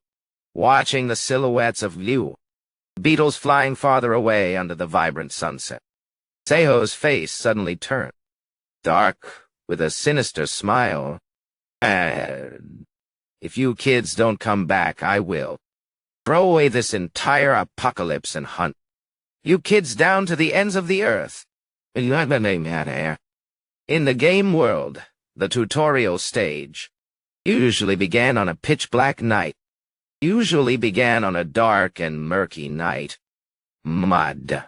Seiho sat quietly in the base, alongside Dingo the wolf sleeping soundly by the fireplace. Realizing he still had about 2 to 3 hours of free time, he decided to take action. Instead of resting, Seiho began packing up his belongings and rechecking the inventory bag obtained from Inha's group. Hey, couldn't help but admire their thorough preparation when seeing it fully stocked with drinking water, matches, and weapons. Most special was the presence of a ceramic knife, an extremely valuable non-metallic weapon because it was completely capable of resisting the corrosion of iron wrought. although he hadn't decided whether to eliminate it. The remaining members or not, Seiho told himself he definitely had to go check their hideout, using the documented photos. After examining the items, he began plugging the hard drives and NAS system collected from the apartment complex into the docking station to check the data inside. The screen displayed countless media files ranging from various games and music to entertainment videos and personal journals. But just as he was about to wrap up his inspection, Seiho was stunned to discover an unbelievable secret. Catching his eye was an image of Mai Kyung in a dazzling outfit performing a dance routine on stage. He froze and exclaimed, "Wait, Mai Kyung used to be an idol?" Seiho nodded slightly, admitting that with those looks the fact that she wasn't an ordinary person was quite understandable. However, he decisively clicked yes to permanently delete this file in order to respect his friend's privacy. Thinking about the memories and images of Mai Kyung from before, he felt those weren't memories he particularly wanted to keep. Seiho decisively closed the computer, telling himself he had seen enough of what was necessary. Now was time for him to check the reward for reaching level 10. Seiho muttered. Shop window. He realized this interface looked identical to the one in the game. From fire flower buds and glowstones to sun, apple juice, everything appeared clearly on the virtual screen. However, he noticed that the prices of the items seemed to have changed significantly compared to the time before the update. Oh, come on, do they fluctuate with market prices or what? Seiho held a potion bottle and stone in his hand, secretly evaluating that the way items were created and interacted with remained the same as before. This meant that unless the system had patched the bug, he could completely take advantage of a game glitch that originally only worked during the tutorial stage. Next, he checked the additional trait named Spatial Slot. These were essentially quick slots, allowing him to summon designated items from a separate storage space, using the command slot followed by the slot number. Seiho exclaimed in excitement. Wow, that's really insane. With this capability, he no longer had to prepare gear too cumbersomely or place weapons ready behind the spatial portal as he did before. He quickly completed registering his gear into the 5 available open slots. Seiho asserted that this was truly a team-carrying trait for the late game, granting an overwhelmingly massive advantage. Before setting off, Seiho instructed the little wolf lying by the fireplace, Dingo, "Guard the house well, okay?" He promised he would soon beat the tutorial stage and return. Seiho decisively stepped through the brilliant green spatial portal to enter reality. Appearing before his eyes was a ruined, desolate city in the quiet night. "Wow!" he exclaimed in shock. "Wow, it really is pitch black. Without a drop of electricity, of course it's dark." Although he had the terrain perception skill and moonlight guiding his way, the dense darkness of the ruined city still caused Seiho a lot of difficulty. Realizing his visibility was too limited, he decisively activated slot number 3-2. Pull out reserved items. These were precious darkness grapes that he originally intended to save, since he hadn't found any more in the other world. However, instead of risking his life to save them, he decided to use them immediately. As soon as he finished eating, the system announced his vision had been elevated to a whole new level. After eating, the system notified him that his vision had been elevated to a whole new level, making his eyes glow with a dazzling golden light of amazement. I can see it. I can see it clearly now. Seiho cheered in excitement as everything in front of him appeared as clear as day. He quickly adjusted his helmet and decided to find a safe hiding place first. A pretty annoying characteristic of survival life was that its user interface was very terrible, causing events to occur without any displayed notification. He walked cautiously amidst the pile of ruins where zombies were wandering all over without even being aware of his presence. Be careful if one takes a bite out of you. You'll become one of them in no time. Whoa. However, this tutorial stage had a completely different set of rules. The appearance of a mobile zombie wall was the signal showing that the challenge had truly begun. This zombie wall would be created based on two specific conditions. First was when the player was detected by the living dead, forcing them to continuously hide and maneuver skillfully. The second condition was when the player acquired a special item from the tutorial stage. Seiho nimbly climbed up to a high vantage point to observe and told himself this distance was probably safe enough. The way he possessed special equipment at this time was to stare at a specific empty space for a certain amount of time.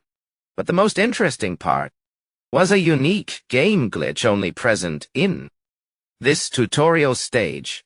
If the player swiftly snatched the weapon right before it had time to take shape completely, an exact duplicate of that weapon immediately appeared. The difference lay in the fact that, instead of receiving basic gear like in the game what Seiho had just successfully duplicated was the Supreme Moon Ebony Club, which was originally only sold in the system store. He secretly marveled that this was truly a god-tier update that completely changed the whole battle situation. Seiho gripped the new weapon tightly in his hand, feeling the superior power surging through his veins, hearing the roars of the raw blood vessels, hearing the roars of the zombies growing louder and closing in. Right below, Seiho said to himself. Oh, listen to how much chaos they are causing down there. Although the situation was becoming tense, he still maintained an astonishing level of calm, and reminded himself not to rush. Seiho decisively leaped out of his hiding spot. As soon he landed, he swung his ebony wood club with force, crushing a zombie's head with a deafening crack and coldly declaring, I'll be staring at you guys until I'm sick of it. Now I'm gonna swing until my arms grow sore just to show them some manners. In fact, there were many different ways to clear this tutorial stage. The first way, and also the most direct way, was to charge in and destroy the zombies. Seiho was like a true fighting machine. He continuously swung his weapon, killing relentlessly. One zombie after another collapsed under the overwhelming strength of the restaurant owner. The goal of this method was to wipe out the entire horde of living dead present in the area, to claim an absolute victory. If one didn't like that slaughtering style, there was still another method, which was to break through the closing zombie wall. Seiho decisively picked up speed, charging straight toward the crowd of living dead that was surrounding him densely like a solid fortress wall. However, the pressure from thousands of zombies rushing in at the same time was too massive. Seiho began to get submerged under the pile of rotting and madly roaring flesh. He struggled to hold his ground and bitterly realized, it looks like I still can't pull it off. Like Tugong or Oriso. Even In a dire situation, hanging by a thread, say out. Ho didn't flinch at all, instead quickly, finding a way to break out of the encirclement. To live, I must break out no matter what. Don't tell me. I'm gonna lie here waiting for them to dig my grave. He decisively pushed disappointment aside, and told himself, all right, it's fine. Even if he couldn't execute top-tier skills like the other veterans, Seiho still held his own separate plan.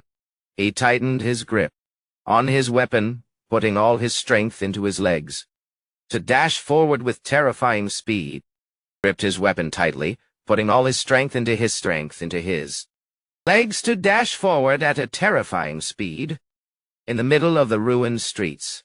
His strategy to clear the tutorial stage was actually extremely simple and effective. Just find the final boss and kill it, and everything would end. He ran without resting for even a single second. Clearly, he was not searching for the boss monster blindly. In the tutorial area, there was always a fixed checkpoint, and only upon setting foot there would the boss actually appear. But the problem was where that checkpoint was located. His glowing eyes narrowed in high tension as the system warned the effect of the darkness. Grapes was about to disappear.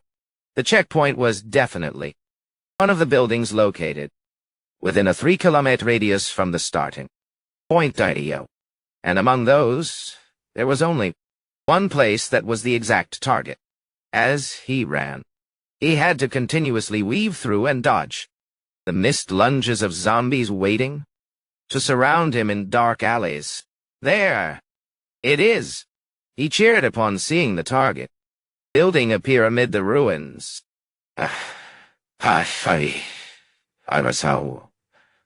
He quickly rushed inside, just as the effect of the darkness grapes faded away completely.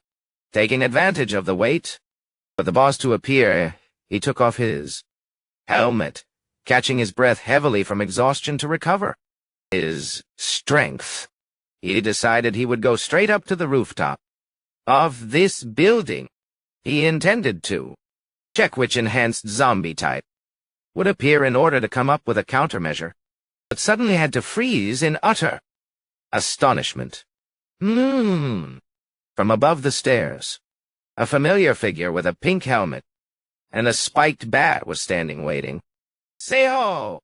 Meikyong exclaimed in complete surprise upon seeing him. Sitting together on the rooftop, he quickly checked on her situation, so basically all members at the gym survived. Seiho wondered why the whole group ended up all the way over here. Meikyong hastily clarified that she definitely did not ignore the manual. Turns out that damn Jeong Hun guy insisted on forcing the whole team to stick together, so when the zombies rushed in, the whole group had no choice but to run for their lives all the way to Zaria. Seiho shook his head in disgust.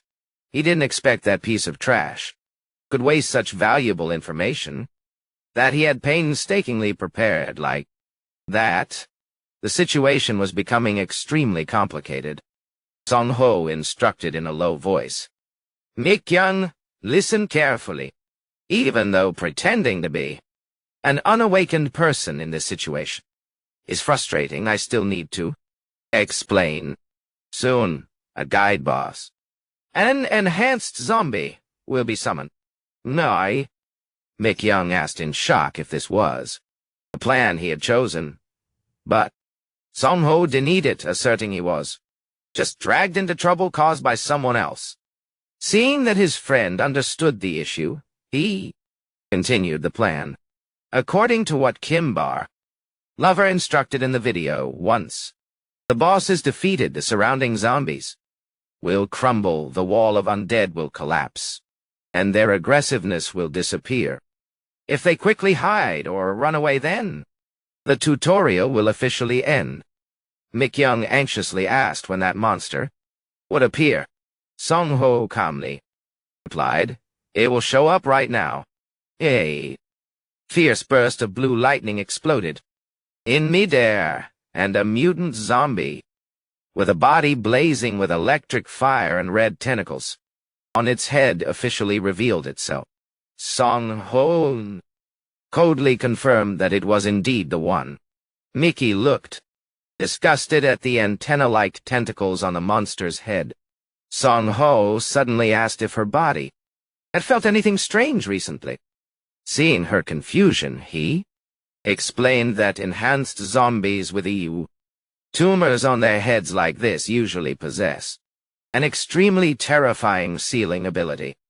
The monster roared, emitting a dark purple aura of killing intent that enveloped the area, the notification panel indicating the trait sealing effect was active popped up in bright red, making Mickey panic. She confirmed with Song-ho that her abilities had been completely nullified, just as he had warned. Song-ho looked thoughtfully at his friend and asked if she still truly trusted him. Mickey firmly affirmed that she always trusted him after everything he had done to help everyone. Song-ho asked about the items he had sent last time. His head in dismay. He didn't expect that trashy guy to waste the valuable information he had worked so hard to prepare like that. The situation was becoming extremely complicated. One hour. Seo lowered his voice and instructed, Mi-kyung, listen carefully. Even though pretending to be an unawakened person in this situation is really uncomfortable, I still have to explain. Coming up, the tutorial boss, an enhanced zombie, will be summoned. Mi-kyung was shocked and asked if this was the option he had chosen, but Seo denied it and asserted he was only dragged into trouble caused by someone else. And yeah, seeing his friend understood the matter, he continued with the plan. According to what Kim Ba, Lover, instructed in the video, once the boss is destroyed, the surrounding zombies will disband, the living dead wall will collapse, and their aggressiveness will vanish. If they quickly hide or run away at that time, the tutorial stage will officially end. Mi-kyung anxiously asked when that monster would appear. Seo calmly replied, "It will show up right now." Ow! Fierce surge of blue electric light burst out in midair, and a mutated zombie, with a body blazing with electrical arcs along with red tentacles on its head, officially made its entrance. Seo coldly confirmed that's the one. Mi-kyung disgustedly looked at the antenna-like tentacles on the head of the monster. Seo suddenly asked if her body had felt anything unusual recently. Before his friend's confusion, he explained that enhanced zombies with tumors on their heads like this usually possess an extremely terrifying sealing ability. The monster roared, emanating a purplish-black, murderous black aura that covered the area. A notice board indicating trait sealing effect active appeared in glowing red, making Mi-kyung panicked. She confirmed with Seo that her powers were completely disabled, just as he had warned. Seo looked thoughtfully at his friend and asked if she still truly trusted him. Mi-kyung firmly affirmed she always trusted him after everything he had done to help everyone. Seo taking the bold action to support him. She holding a bright red flare, shouting loudly to draw all the undead's attention towards herself. Hey, come over here. Line up one by one to wait for reincarnation. No fighting. Mi-kyung attract the target so effectively, Song-ho marveled internally and began drawing his bow with high concentration. He told himself he couldn't just stand here complaining, but had to immediately seized the next opportunity. Suddenly, a system notification popped up, confirming his strength. Stat had increased by 1 point. Realizing he wasn't at a loss, and was actually making a profit in this hunt, Song-ho silently thanked the enhanced zombie and decided to return the favor with a single finisher. And cloven through the wind rushed forward like a fierce streak of light, piercing through the monster's body and making it howl in agony. Song-ho clicked his tongue in regret because the darkness had caused him to miss the chance to finish off his opponent instantly in a single turn. However, he quickly regained his resolve decisively, stashing his bow and firmly grasping his spiked mace and shield. Diving down from above, Song-ho wanted to personally feel the sensation of defeating this first boss monster. A thunderous strike came crashing straight onto the monster's head, completely crushing the enhanced zombie on the spot. Immediately, the system notified that the trait ceiling effect had been removed, and he received an extra 10 potential points.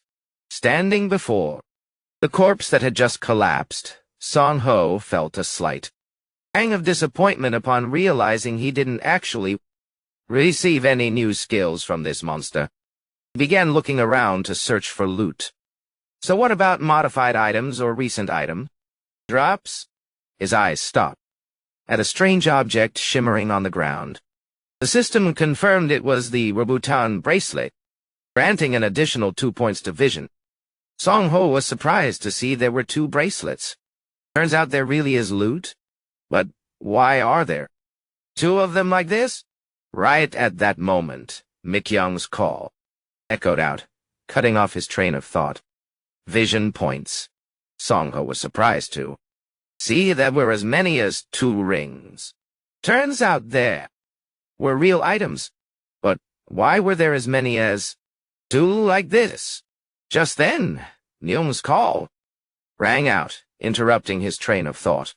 Held a glowing red flare, continuously shouting loudly to draw all the living dead's attention toward herself. Hey, come over here, all of you, over here.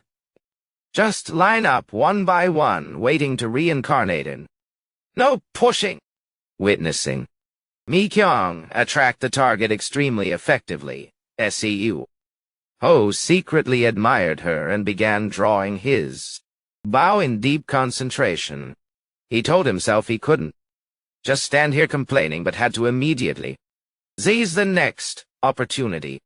Unexpectedly, a system notification popped up confirming his strength stat had increased by 1 point. Realizing he was not losing out at all, in fact, even making a profit in this hunt, Seiho silently thanked the enhanced zombie and decided to repay it with a single finishing blow. An arrow ripped through the air like a fierce beam of light, piercing through the monster's body, making it howl in agonizing pain. Ho clicked his tongue in regret because the darkness caused him to miss the chance to finish off his opponent immediately with just 1 turn. However, he quickly regained his determination, decisively put away his bow, and firmly held the mace and shield in his hands. Leaping down from above, Seiho wanted to feel the thrill of defeating this first boss monster with his own hands. A thunderous strike smashed straight down onto the monster's head, completely crushing the enhanced zombie on the spot. Immediately, the system announced that the trait seal effect had been lifted, and he received an additional 10 potential points. Standing before the corpse that had just collapsed, Seiho felt a brief moment of disappointment upon realizing he truly did not receive any new skill from this monster. He began observing his surroundings to look for loot. So, what about modified gear or items dropped nearby? His gaze landed on a strange object sparkling on the ground. Penetrate. The system confirmed it was a Robuton bracelet, with the ability to add 2 vision points. Seiho was surprised to see there were as many as 2 bracelets. Turns out there really are drops. But why are there as many as 2 like this? Right at that moment, Maikyong's call. A deep voice echoed from above. I knew you were still alive. Seeing the tall figure, standing with arms crossed authoritatively at the top of the stairs, Maikyong cheered happily. Manager! Seiho also couldn't help but be surprised when recognizing that the person standing there was Hyung-jun.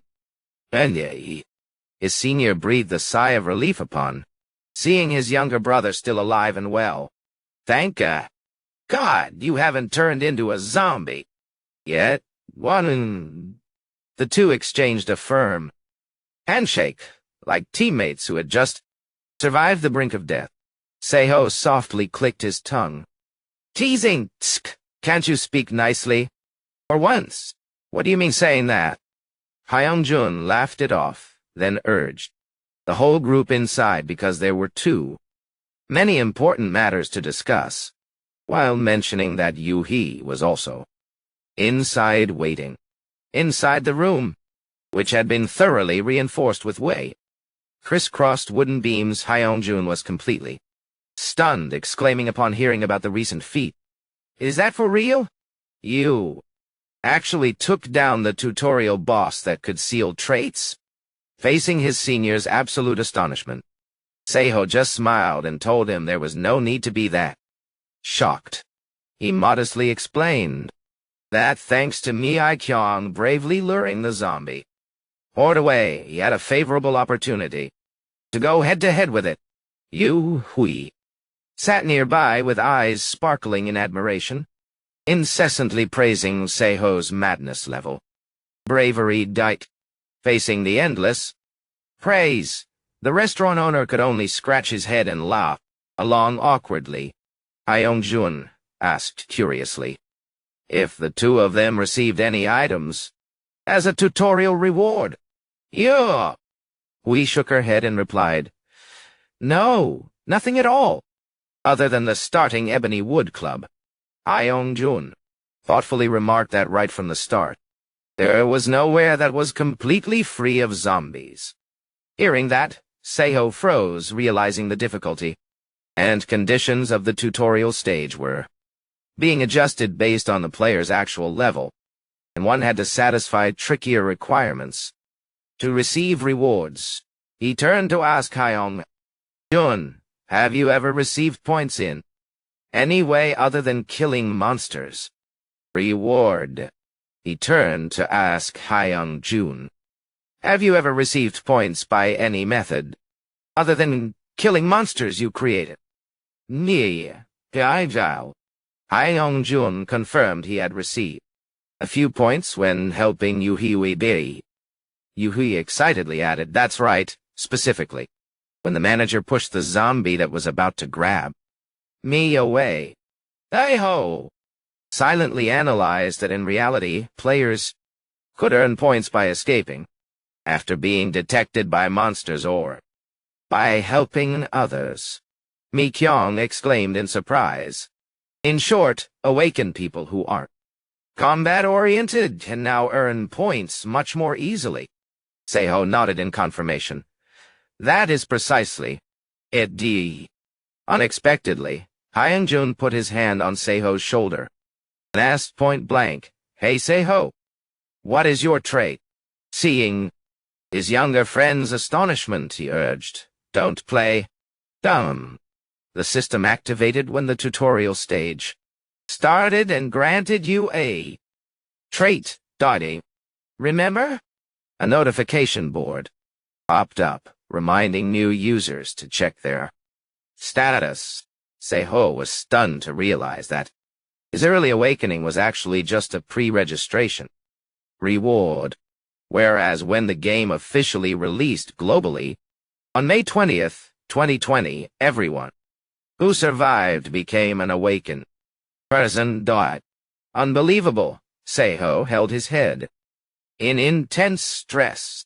If rules and settings could be reversed so easily like this.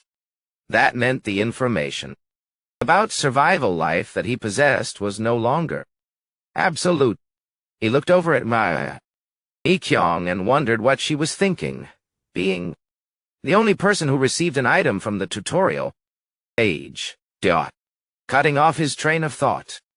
Hyung-jun flexed, revealing a fiery red aura surrounding his body, and announced, either way, I received a physical enhancement, which increases strength and agility.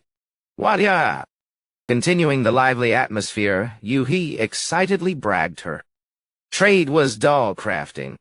He explained that just by closing his eyes, he could see, hear, and even move through the paper dolls he made.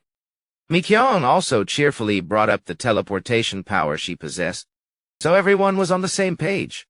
Witnessing everyone reveal their abilities one by one, Seiho began. She created. Mi-kyung also cheerfully brought up her blink ability so everyone would be aware. Watching everyone reveal themselves one by one, Song-ho began to feel extremely hesitant.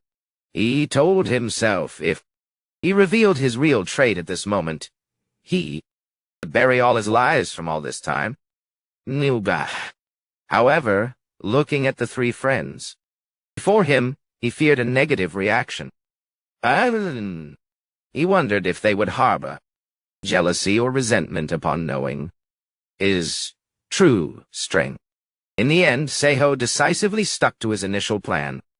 He would only reveal the truth when meeting truly trustworthy friends. People who could advance at the same speed as him, Justy. Like the veterans J. Bitlot or General back in the day. He still didn't absolutely trust this group of friends. Well, he had to leave himself a separate way out anyway. To dispel suspicion, Seiho decided to be thick-skinned. Once more, he loudly declared. He had naturally also awakened, and that trait was strike perception. We was extremely excited upon hearing this, thinking that with this prediction ability, Seiho would never fall into an ambush. Wait. He hastily corrected that he couldn't see the future, but simply saw the attack trajectory of monsters beforehand, like a faint afterimage so he could dodge. In time, moving on to the action plan, Seiho asked about the gym group's next intention. Hyung-jun decisively declared once the whole team gathered in full, the top priority would be leveling up and surviving. Not eBay. Based on the information Seiho provided previously, he asserted that unlocking the shop and auction system was the most important thing right now. With eyes blazing with murderous intent, Hyung-jun clenched his fist, swearing that afterward he would hunt down the bastards at the hillside villa who dared to target Mi-kyung to beat them. Black and blue, if I don't avenge this, I'm not human. Seiho was silently satisfied seeing the information he provided the group had actually taken effect. Right at this moment, Yuhi suddenly cut in on the conversation with a curious question. Brother Seiho, what level are you at right now? The young guy explained he was just suddenly wondering. The whole group had actually proved effective. Just at this moment, Duhui abruptly interrupted the conversation with a curious question. Song-ho, what level are you at right now? The young boy explained that he was just suddenly curious since Song-ho had single-handedly taken down the tutorial boss. With such formidable combat skills, he guessed that he must have been hunting zombies non-stop since they first appeared. Suddenly, Hyung-jun's massive arm reached out from behind, strangling Duhui's neck so fast the boy couldn't react. The older guy scolded him for asking sensitive questions while firmly asserting That at most, Song-ho was only. He scolded him for asking about sensitive matters while firmly asserting that Song-ho could at most only. Mi-kyung also quickly chimed in to bail out CA. RGA.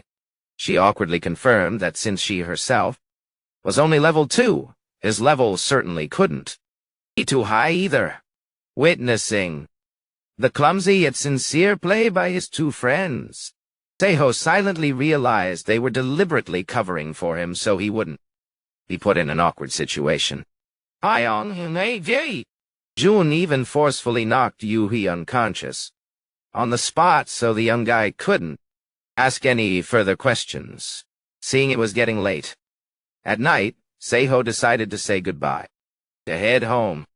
However, Hyung-jun managed to hold him back and handed him a small gift bag containing Yu-hee's plastic telescope, along with a few snacks. Seeing Seiho's hesitation, the senior brother asserted that this was a well-deserved gift for everything he had done for the team. Suddenly, Hyung-jun put his hand on Seiho's shoulder and unexpectedly shifted the topic to his personal life.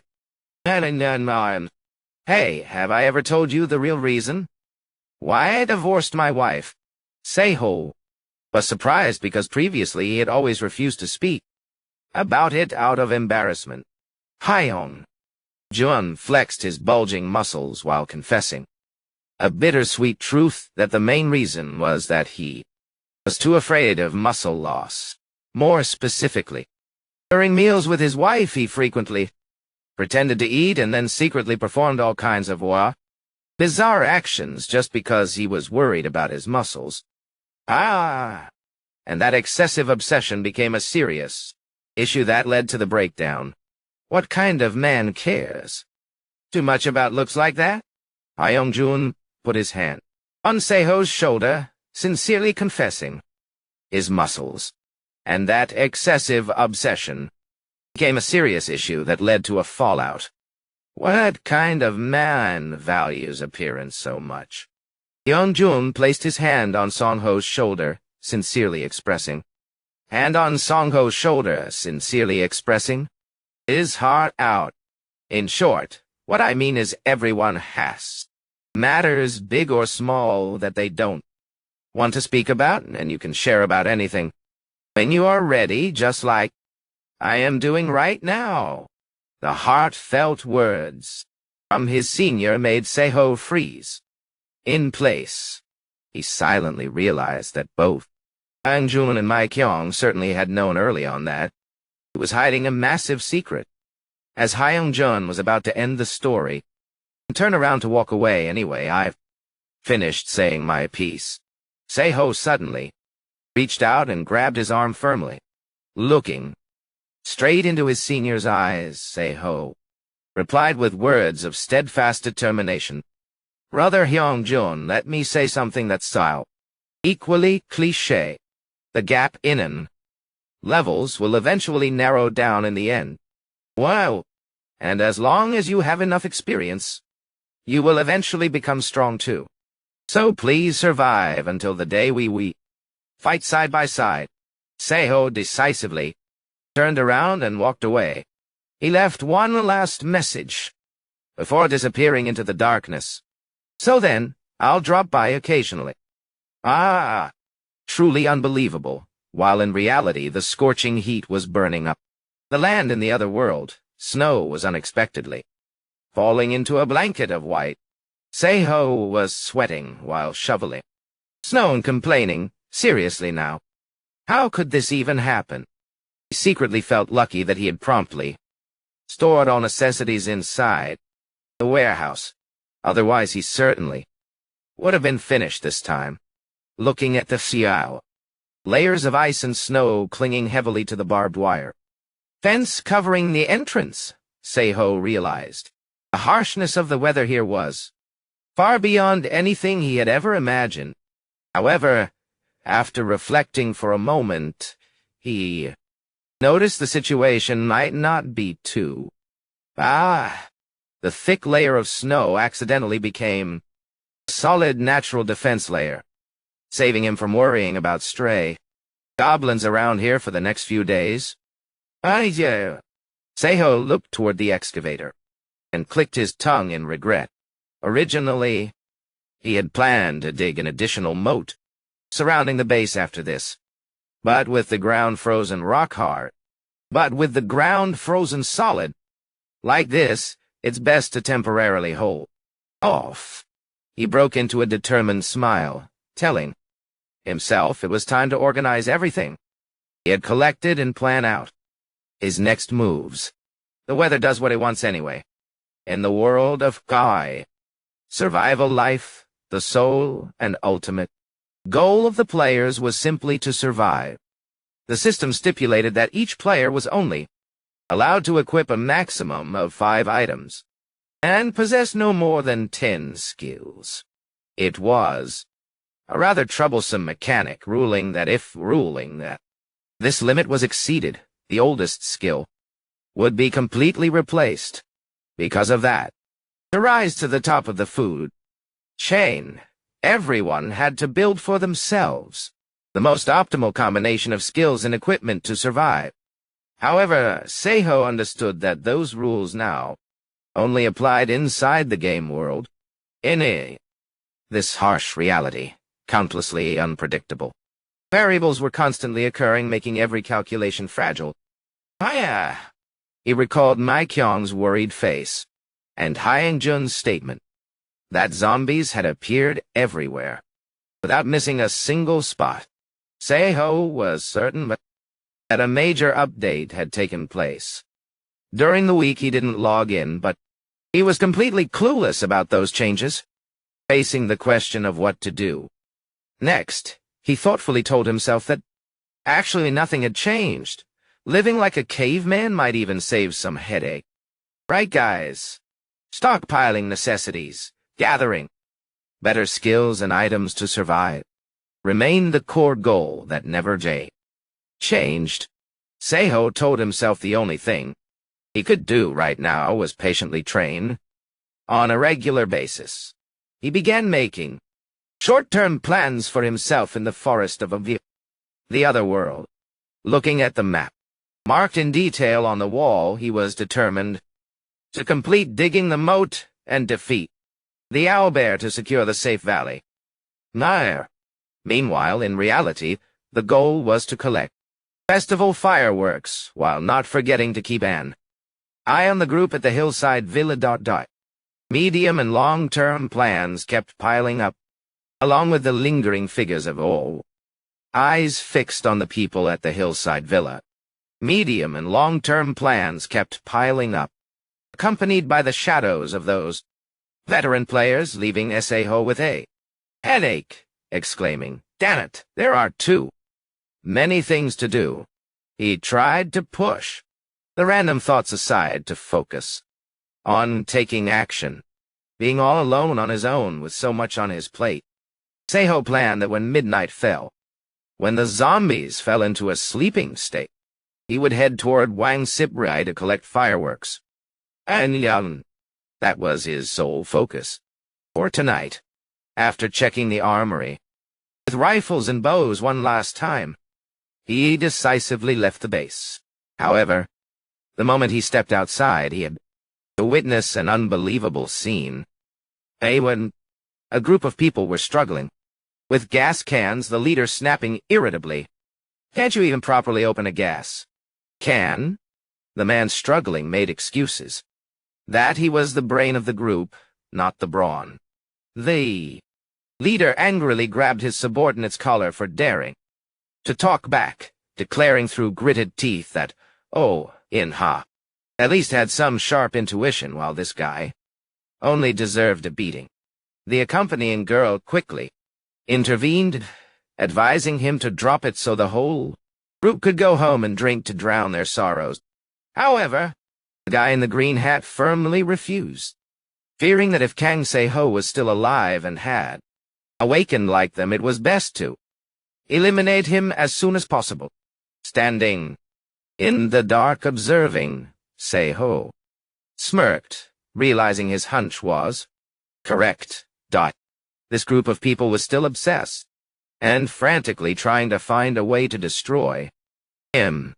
Seeing one of the guys in the group holding a Molotov cocktail, Seiho thought to himself, "Are these guys planning to burn my house down? All right then, I can't just let this pass." Easily, he decisively stepped out of the shadows, interrupting the leader's words. "Well, I didn't expect to have guests visiting tonight." The guy in the green hat gasped in shock. "What? Why are you outside?" Seiho nonchalantly replied that he was planning to head out to find some fireworks. The brown-haired guy yelled, "Why? At this hour?" Seiho calmly explained that zombies were active during the day, so they slept at midnight, making it at this hour. Songho calmly explained that zombies are active during the day, so they sleep at midnight only, necessary to avoid the creepers and keepers that appear before dawn for him to move around safely. The leader chuckled contemptuously upon hearing this. "Truly a rookie, that's why you'll die early." There's another condition for those things to appear, which is that the player's level must reach at least level 7.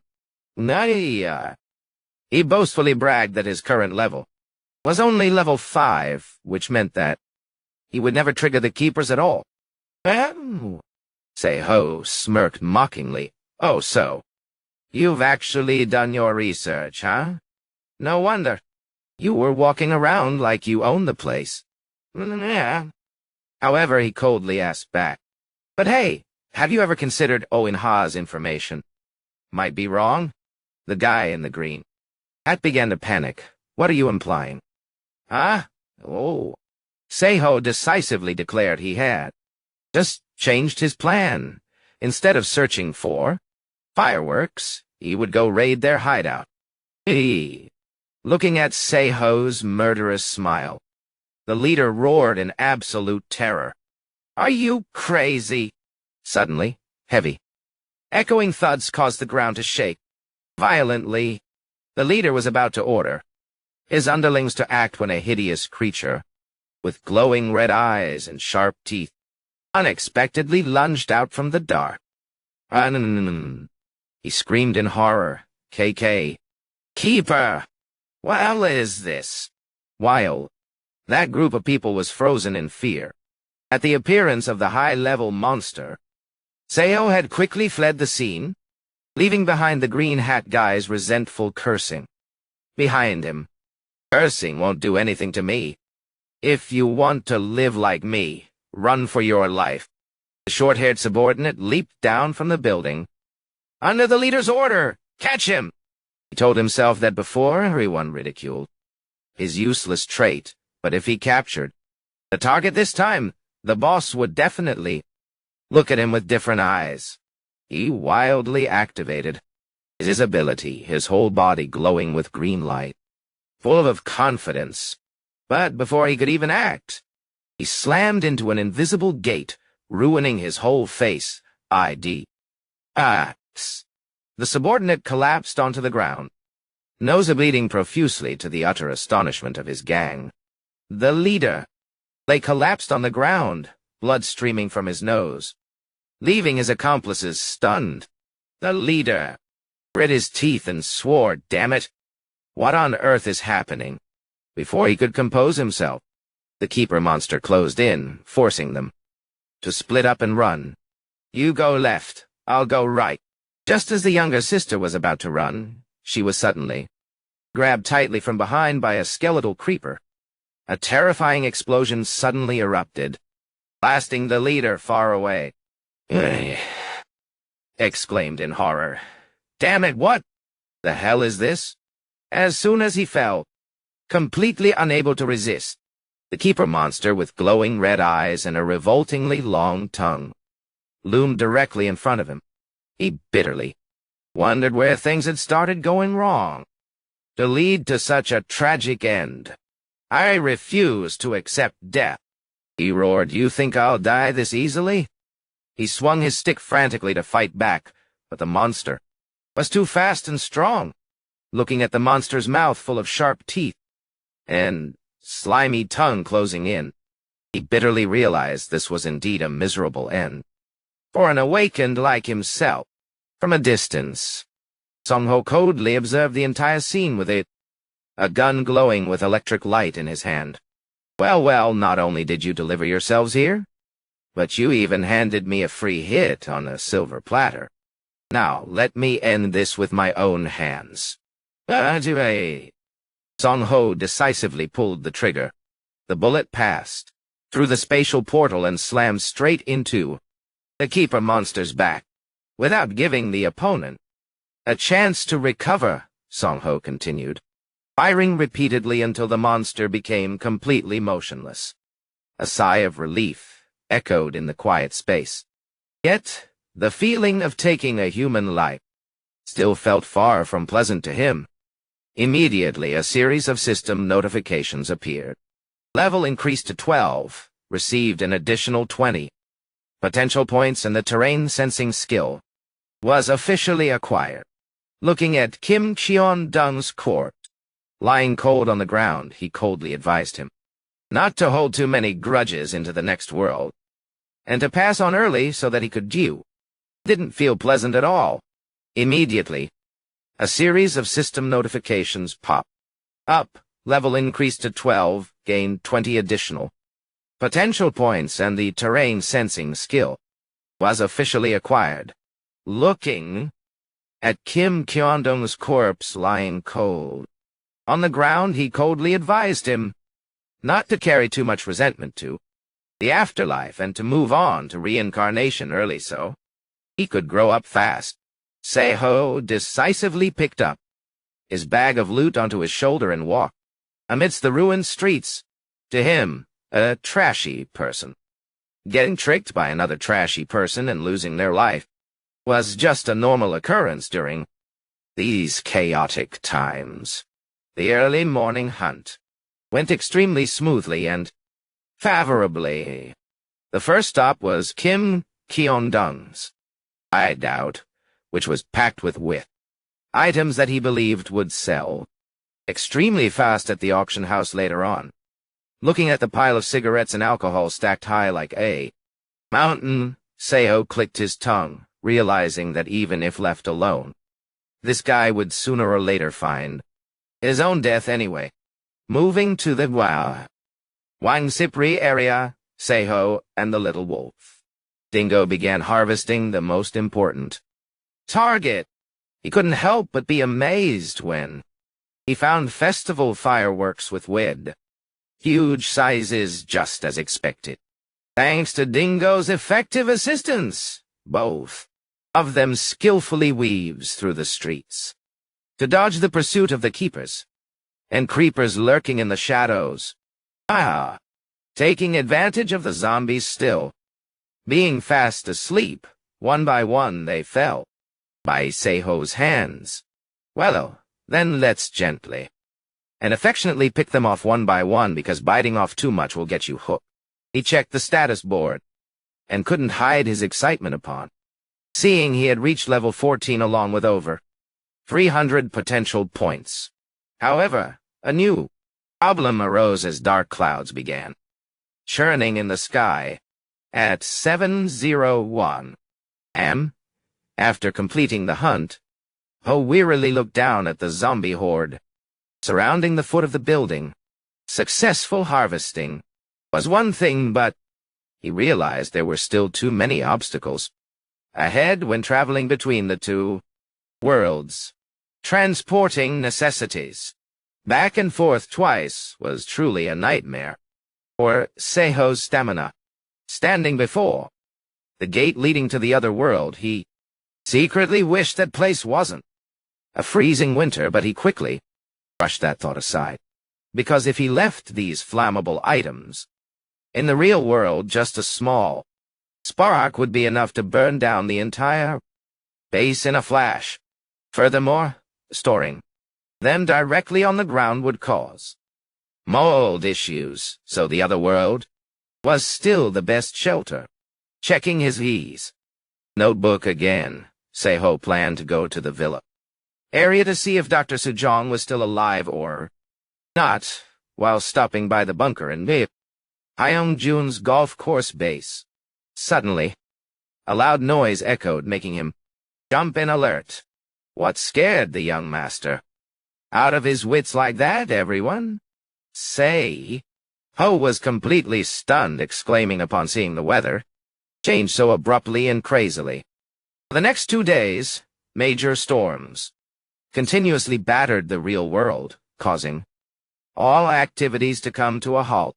Taking advantage of this period, he focused completely on using the excavator to dig defensive trenches in the other world. Moving around under freezing conditions was still far too dangerous, so he just tirelessly worked inside the excavator's cockpit. Another day passed amidst the roaring engine, echoing in the deserted forest. Finally, the trench digging work was officially completed. Looking down at the deep, bottomless ditch behind the barbed wire fence, Seiho told himself he would never want to repeat this grueling work ever again.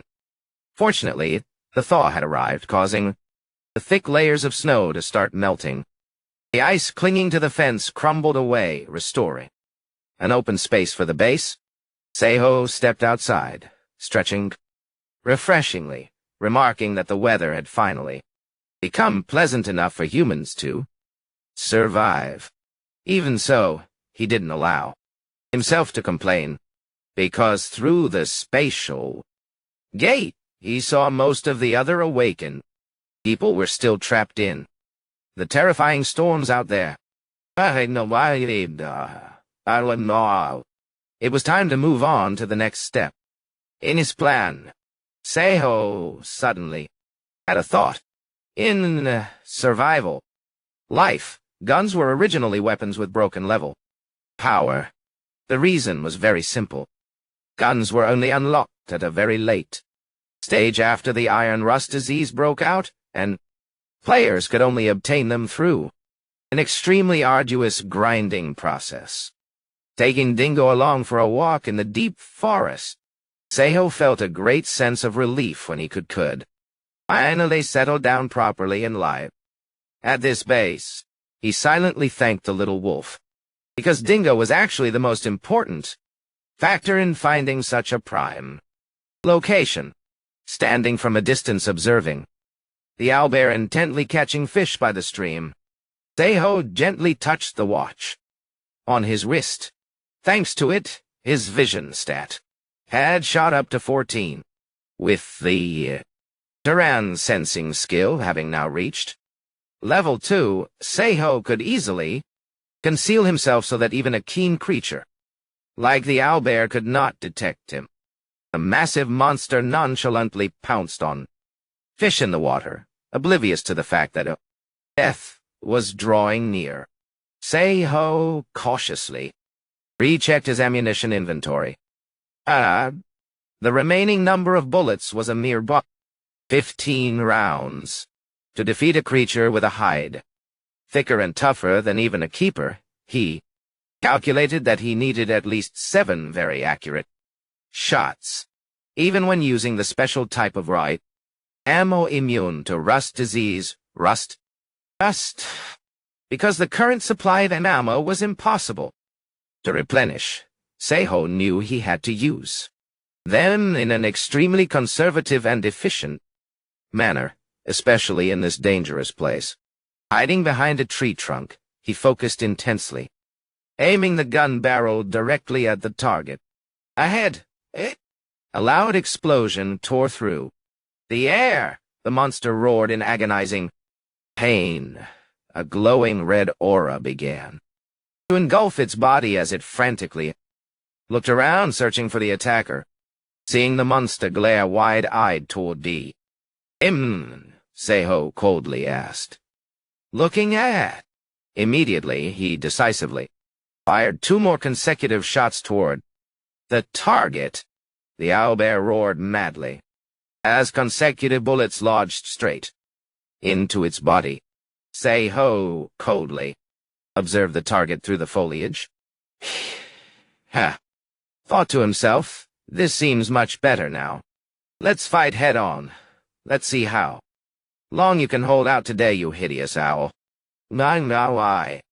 Right as the giant monster wildly charged forward, Seiho decisively activated slots number 1 and number 2 to summon flares and a lighter. Quickly lit it and threw this unexpected gift directly at his opponent, while simultaneously ordering to open slot number 3. White flash explosion burst right next to the owlbear's face, leaving it completely disoriented and howling in agony. Even if you're a high-level species, you still can't escape basic biological laws. Still terrified of light, aren't you? Having said that, he activated slot number 4 and leaped down from above with a giant piledriver drilly. With eyes glowing with intense, murderous intent, Seiho roared. Now! Get the hell out of my valley this instant. The powerful drill plunged deep through the monster's body, causing it to ignore it. Only manage one final howl before collapsing. Finally, he won the territory control game. The system immediately announced Seiho earned 25 points and officially leveled up to level 15. The silent step skill, along with the spatial slot expansion effect, were successfully activated. Even though he had just gone through a life-or-death battle, he still felt these new rewards were slightly underwhelming compared to the effort put in. Seiho told himself the owlbear's claws would definitely be very valuable weapon crafting materials. Now, he decisively activated slot number 5 to pull out a hand chainsaw. With a bright smile, he began the work of thoroughly harvesting everything possible from the corpse of the valley's ruler D.2. Seiho sat down on the grass leisurely, enjoying a piece of fragrant grilled meat. After the intense battle, he breathed a satisfied sigh. Now this is living. By the fire, the little wolf Dingo was also eagerly devouring his own portion. Seeing Dingo bark loudly, asking for more, Seiho gave a wry smile. Seriously? You've gobbled up 5 whole ones and still want more? Here, you greedy glutton. Eat up to grow fast, so later you can coordinate in battle with me, or even hunt on your own. An empty stomach can't carry a heavy body, so grow fast. Looking closely, he realized Dingo had recently grown noticeably bigger. Seeing the little guy's belly was round and full, seeing his little nephew's belly full and round, he decisively stood up. All right, now that our bellies are full, back to work. The first target is the auction house, a feature just unlocked when he reached level 15. As soon as the purple control panel appeared in midair, Seiho couldn't help being surprised, because this interface looked exactly like the shop screen in a game. However, he immediately grimaced upon seeing the transaction fee line up to 10%. What? A 10% fee? In the game, it was originally only 5%. Nay. Seiho clicked his tongue, silently cursing the system for being a bunch of scammers, then quickly tapped on the item search section. His eyes widened in absolute shock. There are already items listed? Appearing before his eyes was the ancient ebony wood club, being auctioned with a starting price of 10 points. He tried to reassure himself that if the opponents were veteran players possessing combat traits, then having a higher level than him was easily understandable. Seiho focused on closely observing this first auction item to see what the whole story behind it was. He curiously tapped on the item's comment section and ran into arrogant message lines. Still no one around? Damn it. Or did I level up? Too fast. Today's plan, kill a keeper. Wow. Looking at that rude yet familiar talking style, a subtle smile appeared on Sei Ho's lips. This tone, I think. I know who this guy is. In the world of survival life, anonymity was a matter of survival, where players could customize not only their faces, but even their voices as well. In the world of survival life, the identity of each player was always a mystery. Because, except for public IDs in chat rooms, you couldn't tell who was who unless they revealed it themselves. The more veteran players were, the less they cared about the developer's original vision. Sei Ho recognized the familiar chat style of a fame-obsessed guy who always added profane words to the end of every sentence, looking at the message bragging about leveling up too fast, and the plan to kill a keeper, message to brag about leveling up too fast, and his plan to kill a keeper. He realized inside that this was an old acquaintance. Song Ho decided to break the ice within a brief greeting. Immediately, the other party responded decisively. Who's that? I am Benai Princess. Still the same. Straightforward and to-the-point personality as always. Song Ho smiled and typed. His reply? I am Kimbap Lover. A long silence followed, making him start to worry whether the other person was suspecting him or not. But then the screen suddenly exploded with an ecstatic shout from his former teammate. I knew it. Was you. Kimbap Lover, do you know how long I've waited for this day? Who excitedly asked if he was working for the president. Song Ho firmly denied it and asserted that he was operating solo.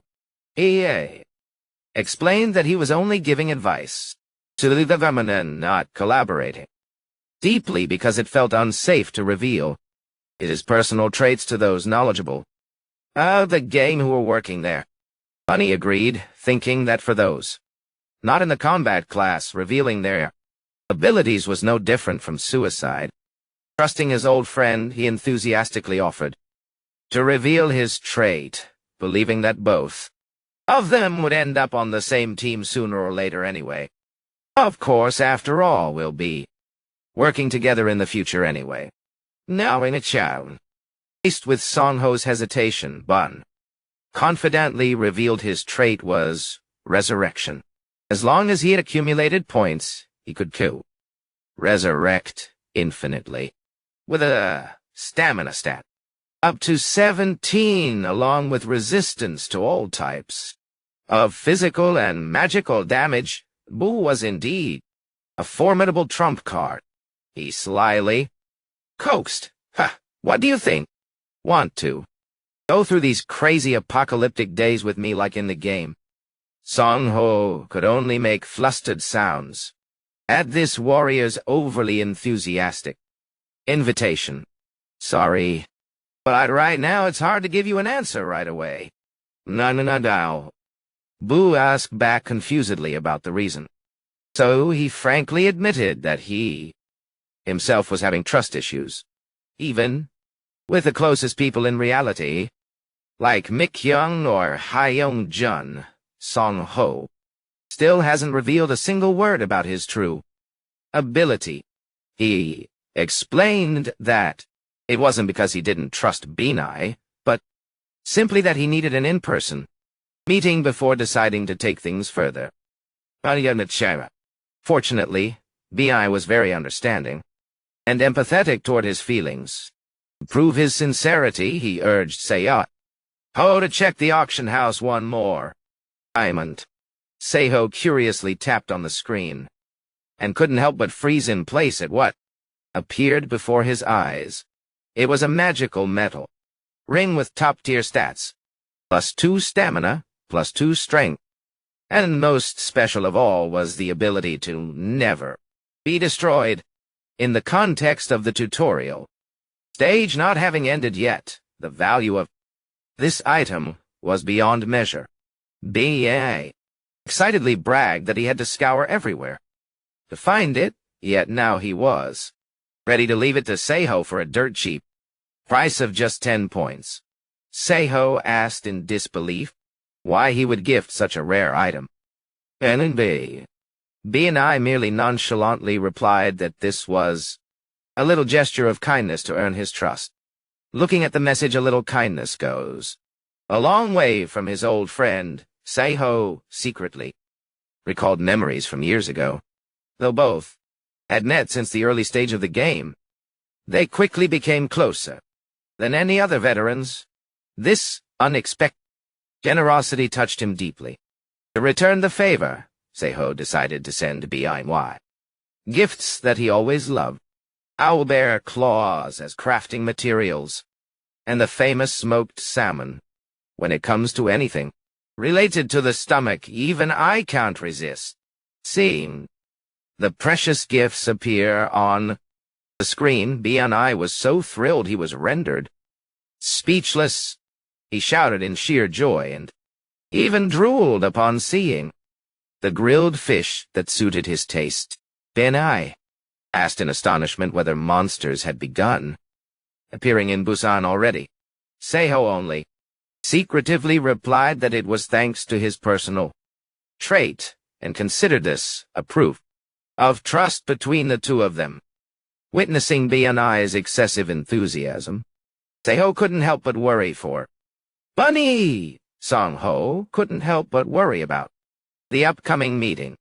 He agreed to go down to Busan to join forces so both of them could talk comfortably just like in the game.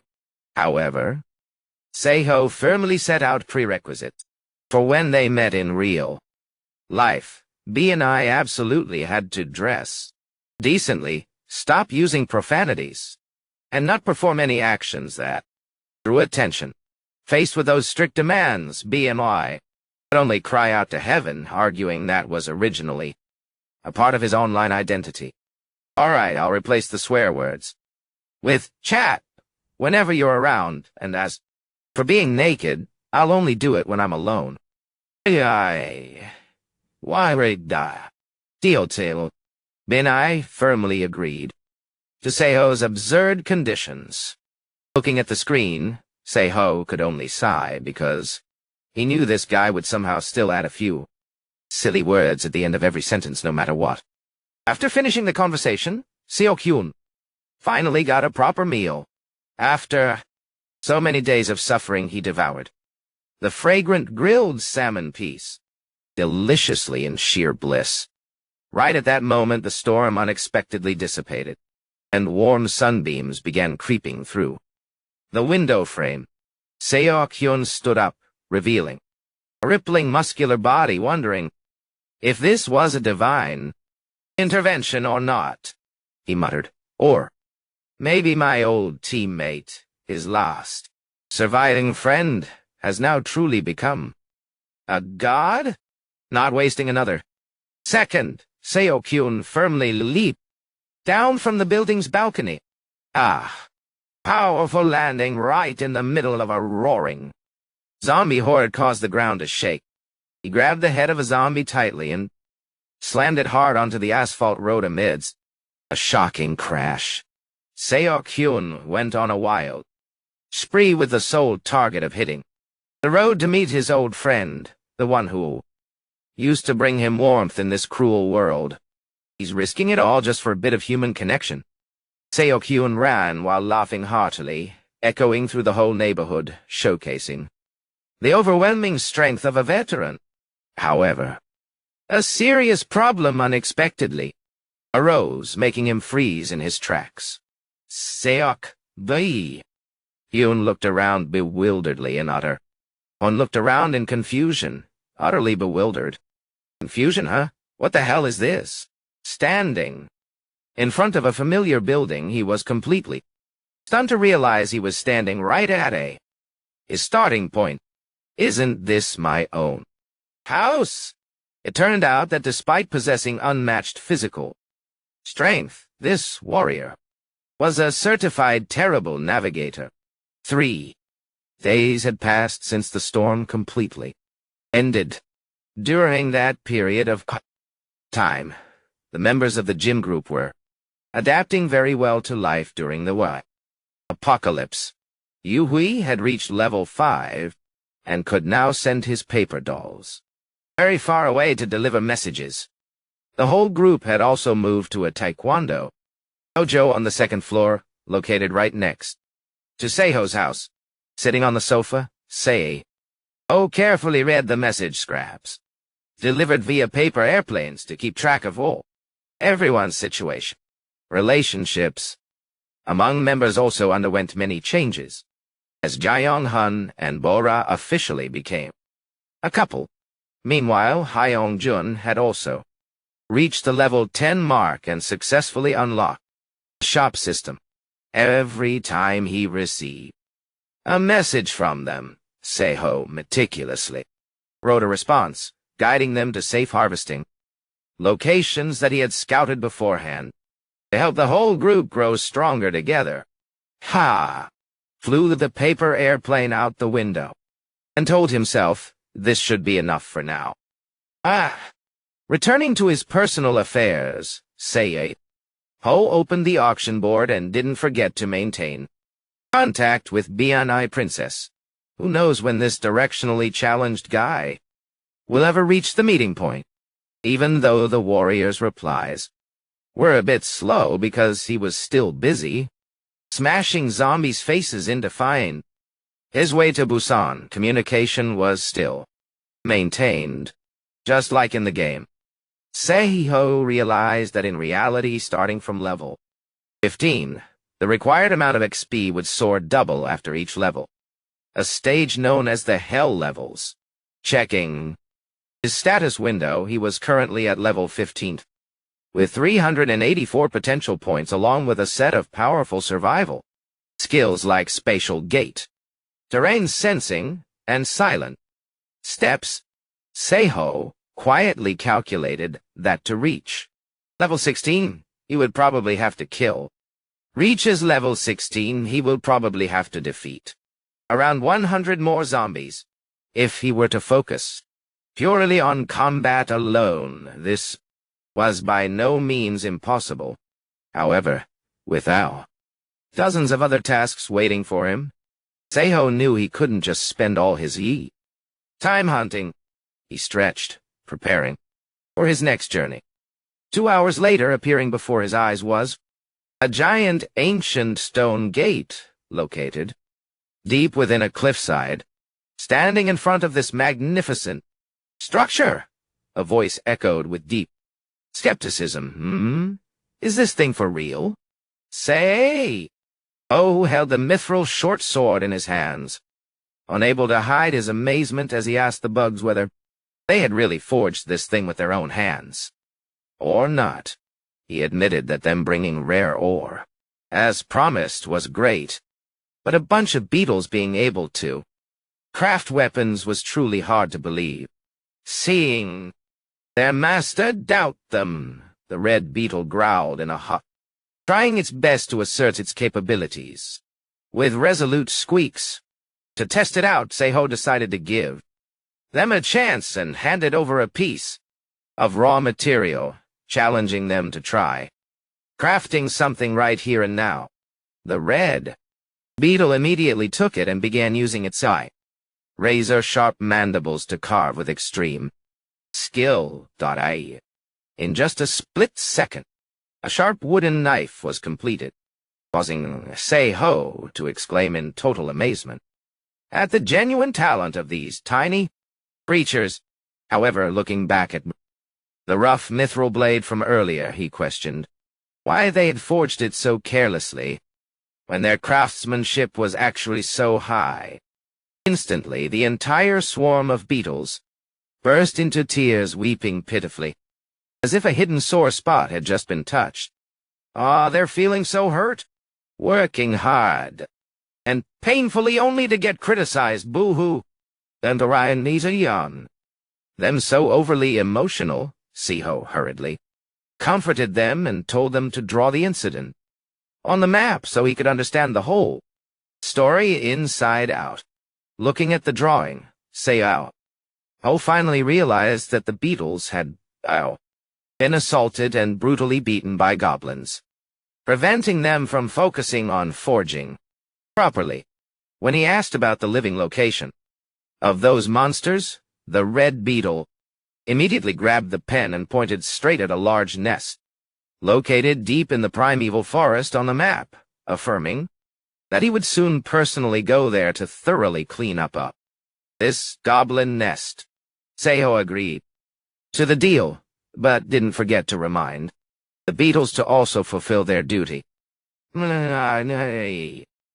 have a deal, as long as you bring enough materials. I'll even help you guys burn the goblins' corpses. No. Not stopping there, he offered to place an additional custom crafting request, aside from clearing the goblin nest, promising to reward them generously. The beetles responded in unison, marking a very promising cooperative relationship between the eatery owner and these tiny blacksmiths, randomly ending up with a weapon production line powered by sweet potatoes. Turns out these beetles were actually genuine blacksmiths, a truly unexpected discovery for Seo. As usual, he once again led Dingo through the bright, glowing blue spatial gate to begin his hunt. Appearing before his eyes was the scene of a ruined city where zombies were aimlessly wandering and howling with purplish skin. They had now become noticeably stronger compared to the weak ones in the early one. Stage Doi. Without a moment of hesitation, Seo put on his mask, gripped the ebony wood club tightly, charged straight into the middle of the zombie horde with terrifying speed. A thunderous strike came crashing down, crushing the zombie's head to pieces right on the spot amidst a shocking blast. Seo fought tirelessly until his ebony wood club began to show signs of wear and tear, sending a barrage of living corpses to the afterlife. Amidst tragic howls, coldness, and intense focus were clearly visible in his eyes behind the mask as he decisively swung strikes to sweep away everyone in his path. Eliminating zombies had now become a daily routine for Seo. He decisively finished off the last enemy to continue his journey toward the Eden Villa area following Dr. Sujong's invitation, standing before the gate of the luxurious villa area with modern architecture. He couldn't help but exclaim in awe, "Oh, look how gorgeous this place is." A luxurious villa area with modern architecture, he couldn't help exclaiming in amazement.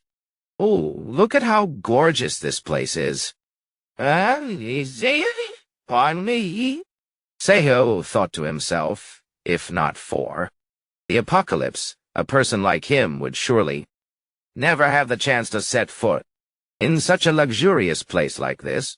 He, along with the little wolf Dingo, slowly stepped inside the quiet grounds of the high-end villa complex. Stepping past dark blood puddles, Seo secretly wondered how Dr. Sujong was doing now. Looking at the business card in his hand, he told himself that even unawakened people like Bora were still alive, so anyone who had contacted an awakened person would have immunity to zombie spores. Since they had once shaken hands, he believed she wouldn't turn into a zombie. But what made him worried was the location of this villa. It was located very close to the golf course shelter of Jainon Hun's gang, and also right next to the government's time shelter area. In an ideal environment for survivors to gather like this, conflicts would surely break out easily. Seo called Dingo to climb onto his back, then held on to a rope to climb up the pitch-black elevator shaft. Now that all places have no electricity, we'll use a human-powered elevator instead. As he climbed, he remarked That climbing like this would exhaust most people. But looking at this sturdy rope, it seemed Sujong had set up everything by herself. Entering the dusty hallway, Seiho made his way to room 302 and decisively knocked on the door. From inside, Sejong's voice echoed irritably. Ugh, seriously. I told you we'd meet. Right at the appointed time. She looked through the door. Kraken snapped. How many times do I have to tell? You, don't come up here. There's a killer. Nearby. But as soon as she recognized the familiar face, she froze. Huh? Seiho? Yeah. Smiled in greeting, while Dingo also excitedly barked out loud, facing her confusion about his reason for visiting. Seiho calmly replied, give and take, right? I came to repay the debt for the medicine last time. Nay. Sujong smirked with a subtle smile, commenting that he wasn't an ordinary person himself. Seiho immediately turned, that he himself was no ordinary person either. Song Ho instantly disappeared. Sirius nervously asking back, wait, what do you mean by killer? Sujong decisively opened the door to invite him inside. Come inside first. It'll definitely take quite a bit of time to tell this story. As soon as Seiho and Dingo sat down on the sofa, Sujong began dumping all the information. He knew, as if venting her long-suppressed anger. In short, the situation around the shelter area was currently being divided and managed by 3 different coexisting factions. However, a larger group with at least 10 members called Faction C suddenly made a crazy proposal. Open the shelter early and divide up all the reserve supplies inside. When the other 2 groups resolutely refused, a cold-blooded murderer appeared. Brutal purges began taking place right after that, and the culprit revealed himself with a sinister smile and a bloody blade. Looking at the number of Firma members, Seiho silently determined that the head of Faction C was none other than Young-hun. That killer was probably just one of the henchmen he brainwashed, using his mind control trait. However, the fact that he had to make a proposal, instead of using his ability to force them right from the start, showed that this trait must have a major limitation.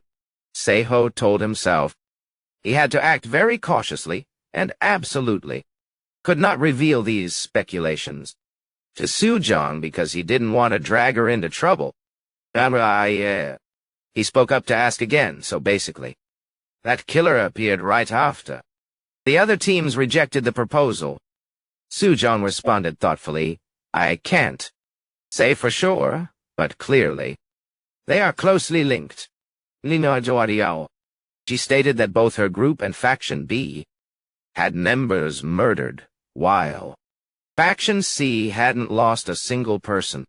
This raised a big question. Why were they so eager to open the shelter early, when according to schedule, it would definitely be opened anyway? Seiho thoughtfully admitted there was still too little information to reach a firm conclusion. Here, suddenly switched the topic. Sejong, what's your trait? Suddenly changed the topic to Son, the trait of Vei. Is healing, right? A gentle blue light appeared on her hand. Yes, I can only heal minor wounds, but that's about all I can do. I know. Seiho understood the difficulty of support type. Awakened individuals when hunting was too much for them. Sujong nodded. In agreement. She mentioned that she only earned points through helping others and couldn't really level up. Seiho made an assessment that the leader of Faction C was definitely not a combat type, implying that he possessed a special manipulation trait and needed to gather weapon materials on a large scale to level up rapidly. Seiho asked confidently, How does my theory sound? Sujong was shocked, admitting everything fitted together perfectly because the henchman getting stronger didn't mean that the leader was too. Seiho slightly nodded in confirmation exactly, because only by being stronger than everyone can one lead them. When he further explained that leading such a large group certainly brought no small burden. Sujong was completely persuaded by this logical explanation. She brightened up and stepped closer, pointing her finger to affirm that everything was happening just as predicted. Suddenly, Sujong curiously asked if he was about to meet his teammates. Seiho admitted he had plans, but when she asked if he was going grinding, he denied. Nah. Sujong sighed, revealing a ridiculously funny story. I think someone is about to confess their love to me. Seiho could only exclaim in utter surprise. She explained that her group was full of fools, which was why she acted so irritable when he knocked on the door earlier. Sujong frustratedly talked about those who only prioritized personal desires over overall safety. Seiho broke out in a cold sweat, admitting that was indeed a tricky problem, but she quickly reassured him that deep down they weren't bad people either. Moving on to the main topic, Sejong asked about his next step.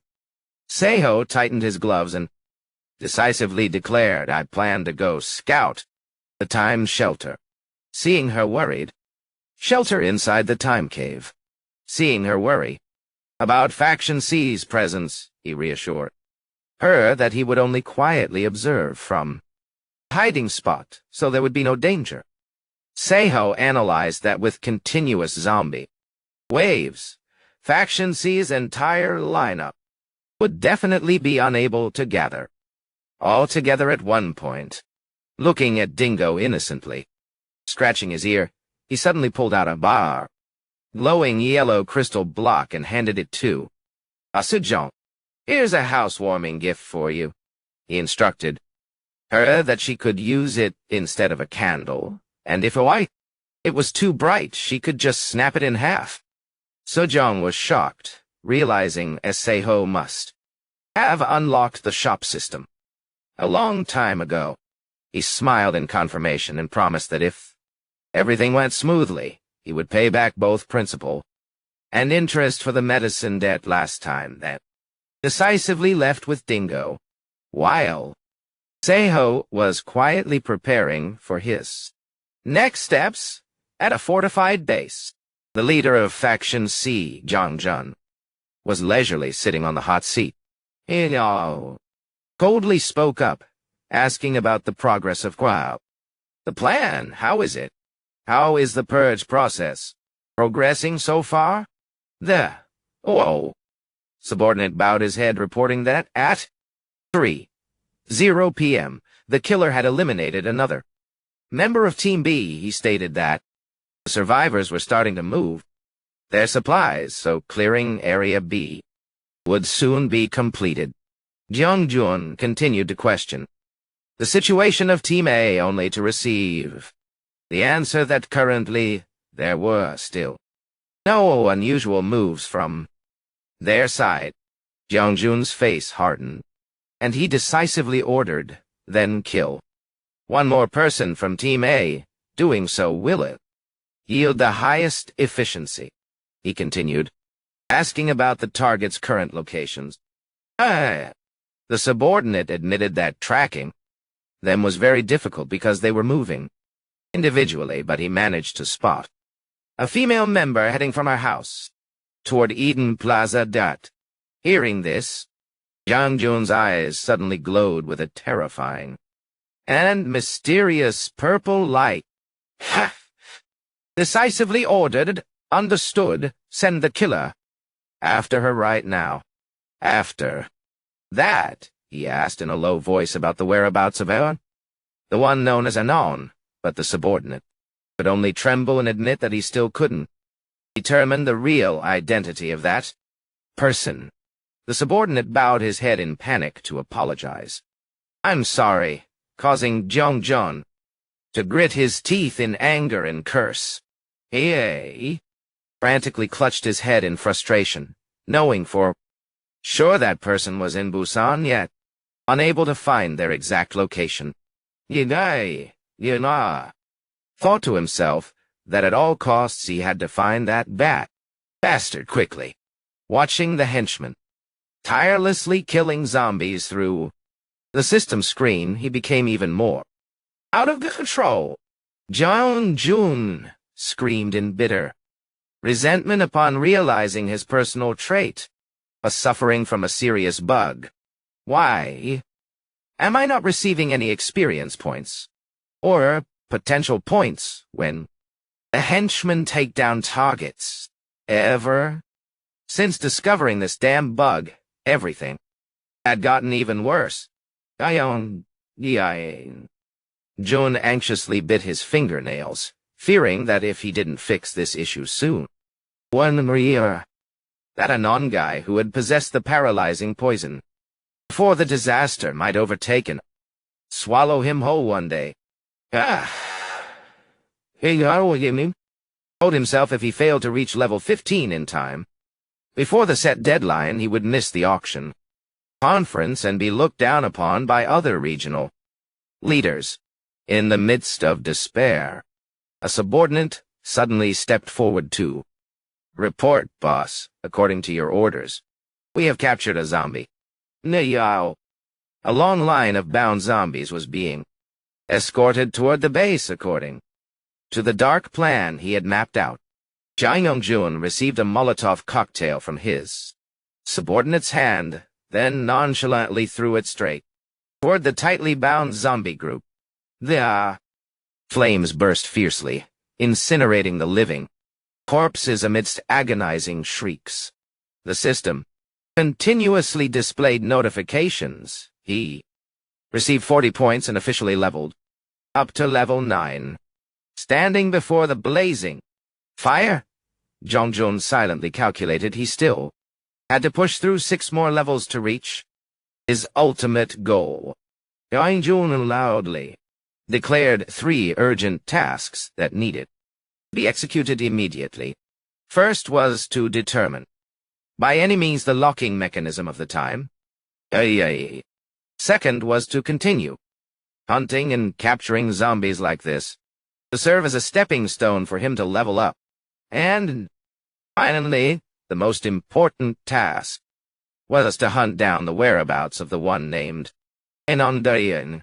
Under pressure from Jeong-jeon, henchmen replied in unison with complete obedience.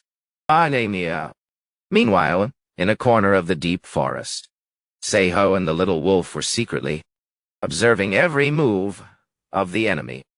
He smirked with a subtle smile at Jeong-jeon's impatience, telling himself that he shouldn't be in such a rush. At this moment, Seiho pulled up his face veil, his eyes glowing bright with determination as he asserted that Soo-jong would protect her people, and sooner or later that guy would have to come look for him in person. Amidst the desolate ruined city landscape, a young man suddenly knelt before Dr. Soo-jong, holding a bright red rose in his hand while loudly confessing his love. Soo-jong, please date. May! Soo-jong looked at him with an utterly exasperated face, asking whether this was truly the appropriate time to do this, when a killer out there was still roaming free outside the law. The young man still stubbornly defended himself, saying that on the way here he had used his mind's eye ability to ensure safety, asking her to trust his trait. Soo-jong angrily reminded him whether he had forgotten that their teammate had just lost his life while out harvesting, or not. The young man hurriedly explained that at that time the killer was in the other team's area, so this time she could completely trust him. Soo-jong held her head in utter helplessness, admitting this was the exact reason making her feel extremely exhausted even as he kept rambling on continuously, promising to become a better boyfriend if she accepted his confession before everything was even clearly confirmed. Soo-jong firmly demanded him to stop. This ridiculous action right now, that's enough. I see no value in having to listen to these words any longer. Soo-jong coldly turned her back and walked away. The young man still chased after her, begging for one final chance when suddenly a loud thud. Finally, suddenly a thumping sound. Thud echoed. His heart suddenly glowed with a strange red aura. Panicking, clutched his chest from the odd feeling taking over his body.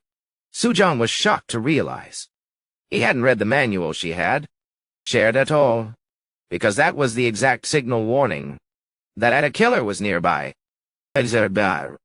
Gritting her teeth, she realized the information from his ability was once again totally wrong, and couldn't believe this was actually happening. Realizing the critical situation, Soo-jong decisively ordered both of them to immediately move because they couldn't avoid a killer with tracking skills.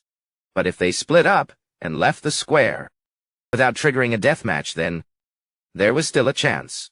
The young man hurriedly used his ability to pinpoint the enemy's location, but instantly his face turned pale with ill terror. This is bad. The killer is right in front of us, he tremblingly exclaimed. From the opposite side, a man in a black suit with eerie glowing red eyes and a sinister smile was imposingly approaching, holding a razor-sharp knife in his hand, exuding a pitch-black murderous aura. Soo-jong scolded the guy accompanying her that nothing good ever happened when being around him, making him only mumble apologies in fear. However, she also managed to notice an important clue. The killer's suit was identical to Faction C's uniform. The killer, with glowing red eyes, coldly raised his knife high, decisively activating the blood barrier skill. He shouted loudly, "Open!" And immediately a giant glowing red barrier enveloped the entire ruined area, trapping all three inside. The guy accompanying her panicked and asked what to do. Soo-jong decisively told him to run and hide at once. Seeing him still hesitate for fear that the other guy would run fast, she snapped and asked if he was still sane, because once a death match began, the killer wouldn't be able to run anymore. While rummaging for an item in her bag, Soo-jong wondered whether hiding was truly effective in this situation. She required her teammate to stay quiet and prepared a special non-metallic flashlight, according to the manual instructions. Deep down, she secretly hoped the mysterious savior would soon appear, so both of them definitely had to hold out at all costs. The killer unexpectedly charged forward with a wild smile, swinging his knife in an ultra-fast attack that Soo-jong only had time to dodge by a hair's breadth. In that hair-trigger moment, Soo-jong decisively pulled out the flashlight and shined it straight into his eyes. A bursting, blinding light caused the killer to scream in pain and cover his eyes with his hand due to the glare. She joyfully realized this item actually worked just like what Seho's manual had written. However, before the smile could fade, the killer unexpectedly unleashed an extremely powerful punch right into Soo-jong's stomach. She fell down onto the ground and was severely injured. Standing before this tragic situation, she bitterly blamed herself for being too careless when approaching the enemy too closely while he was wildly thrashing around. The killer imposingly stepped closer, raising high the razor-sharp knife, preparing to finish off the prey. Lying motionless, in deep despair, Soo-jong weakly called Han Sang for help, but that cowardly young man had already run for his life at full speed, leaving her all alone, in the clutches of death. Witnessing that cowardly scene, she could only sigh, in relief for not accepting his confession. Sensing death drawing near, Sejong bitterly realized life was so short to have to end right here, under the blade of a lunatic. The killer let out a crazed smile, putting all his strength into swinging the knife down for a fatal finishing blow. "Ah, my God, now. Why did you close your eyes?" A familiar voice unexpectedly rang out, shattering the deadly atmosphere. Just as the knife reached her, Se-ho appeared like a god, decisively, blocking the attack and delivering a powerful counter-strike that left the killer staggering back in shock. Sejong was stunned, opening her eyes in total disbelief at his presence right at this life-and-death moment. Se-ho extended his gloved hand toward her and coldly declared, "Now is not the time to die yet." Se-ho affirmed that Sejong's prediction was completely accurate.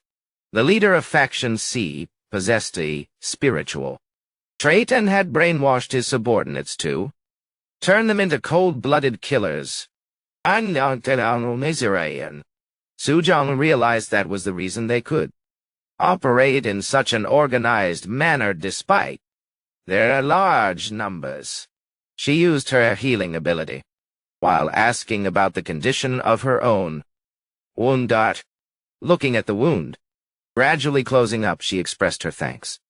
But Se-ho coldly brushed it off, stating that in reality it was thanks to her group accidentally becoming the perfect bait. Looking at the motionless corpse, Sejong sorrowfully asked if that person was truly gone. However, Se-ho firmly told her this was not the time to be sentimental. He analyzed that eliminating a killer with recovery ability and terrible endurance right now was impossible. Sejong was shocked and asked if there was truly no other solution. Se-ho explained that according to standard rules, a death match was designed to force players to face the killer head-on. Even when someone died and the barrier vanished, zombies, attracted like magnets, would form living walls blocking off every exit. However, Se-ho, being the sole player of the game, explained the reason he brought her all the way here was precisely due to the existence of the sky bridge connecting the buildings. He explained meticulously that just like when the death match began, when dull, heavy sounds echoed and the killer's excitement reached its peak with glowing red eyes, the barrier would temporarily shrink. Right at that very moment, a gap would appear, allowing them to break through the barrier to escape outside. Se-ho raised a finger with absolute seriousness, and reminded Sejong that she had only one chance. He instructed her to wait for his signal to cross the bridge and escape outside the barrier. Sejong worriedly asked if he would be okay having to face the killer alone. Se-ho asserted he had no other choice because these culprits usually received random special skills, so affirmed he had no other choice because these evil perpetrators usually received random special skills, so someone needs to stay behind to hold them back. He emphasized that if they couldn't escape outside, all of their plans would become meaningless.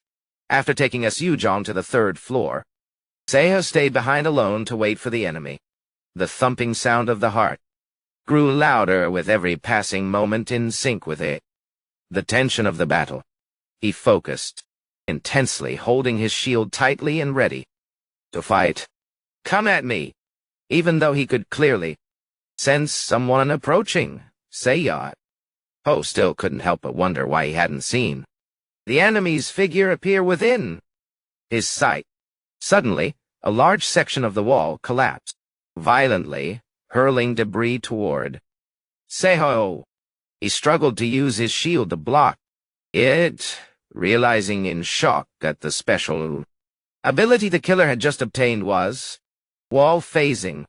From inside the rubble, the butcher with glowing red eyes imposingly stepped out menacingly. The killer swung his knife viciously, but Sei-ho swiftly dodged it by a hair's breadth. Consecutive knife strikes crashed down, forcing him to focus intensely, to parry every relentless attack. Seizing the opportunity, Sei-ho swung his shield straight into the enemy's face. A massive impact sent the killer's head twisted backward. Yet he nonchalantly snapped his neck back into place, with lifeless glowing red eyes, as if he didn't feel any pain at all. Sei-ho realized thoughtfully, based on his experience from the game, this level of damage wouldn't flinch him at all. Since he was under mind control, this butcher had completely lost his sense of self and only fought according to the most basic instincts. Frenzied knife strikes kept swinging out, but Sei-ho remained calm, using his shield to withstand them. He noticed a tricky problem. This killer would only become stronger when his excitement reached its peak. Although a passing thought told him to finish him off right away, Sei-ho decisively brushed it aside to increase the chance of indirectly eliminating the leader, Jiang Yuan. Jun, he told himself he must strictly stick to the plan he mapped out and continue to withstand the storm-like attacks. Sei-ho realized the second-stage excitement of the killer was coming very close as the glowing red dark aura surrounding him suddenly exploded, bringing heavy pressure. Not only his power, but even the opponent's movement speed suddenly soared, leaving him astonished to see him close the distance.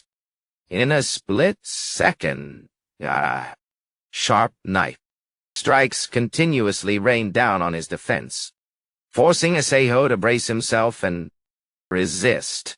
He cursed silently, not expecting this guy to possess such terrifying agility-boosting skills as well, realizing he couldn't face him head-on while the killer had the advantage. He decided to activate slot number 1 to draw out a support item, in order to buy more time until his effect expired. A sudden blinding light exploded temporarily, disrupting the enemy's attack. Sei-ho quickly fled up the spiral staircase to find a more favorable position. From above, Sejong panic-strickenly reported that the barrier was shrinking and the zombies were blocking in, blocking off every exit around, like living walls. Sei-ho firmly told her to continue observing the outside until she received his signal while he would stall. The butcher on this second floor alone, standing face to face with death, Sei-ho noticed. The dark aura around him had vanished, but in return, his excitement state had reached its ultimate limit. He gripped his weapon tight, telling himself, just holding out for a few more short seconds and the opportunity will come. The killer crazily charged forward at far breakneck speed, unleashing consecutive glowing red knife slashes slamming hard onto his shield in a final effort to finish him off. Sei-ho gritted his teeth, enduring the violent impacts.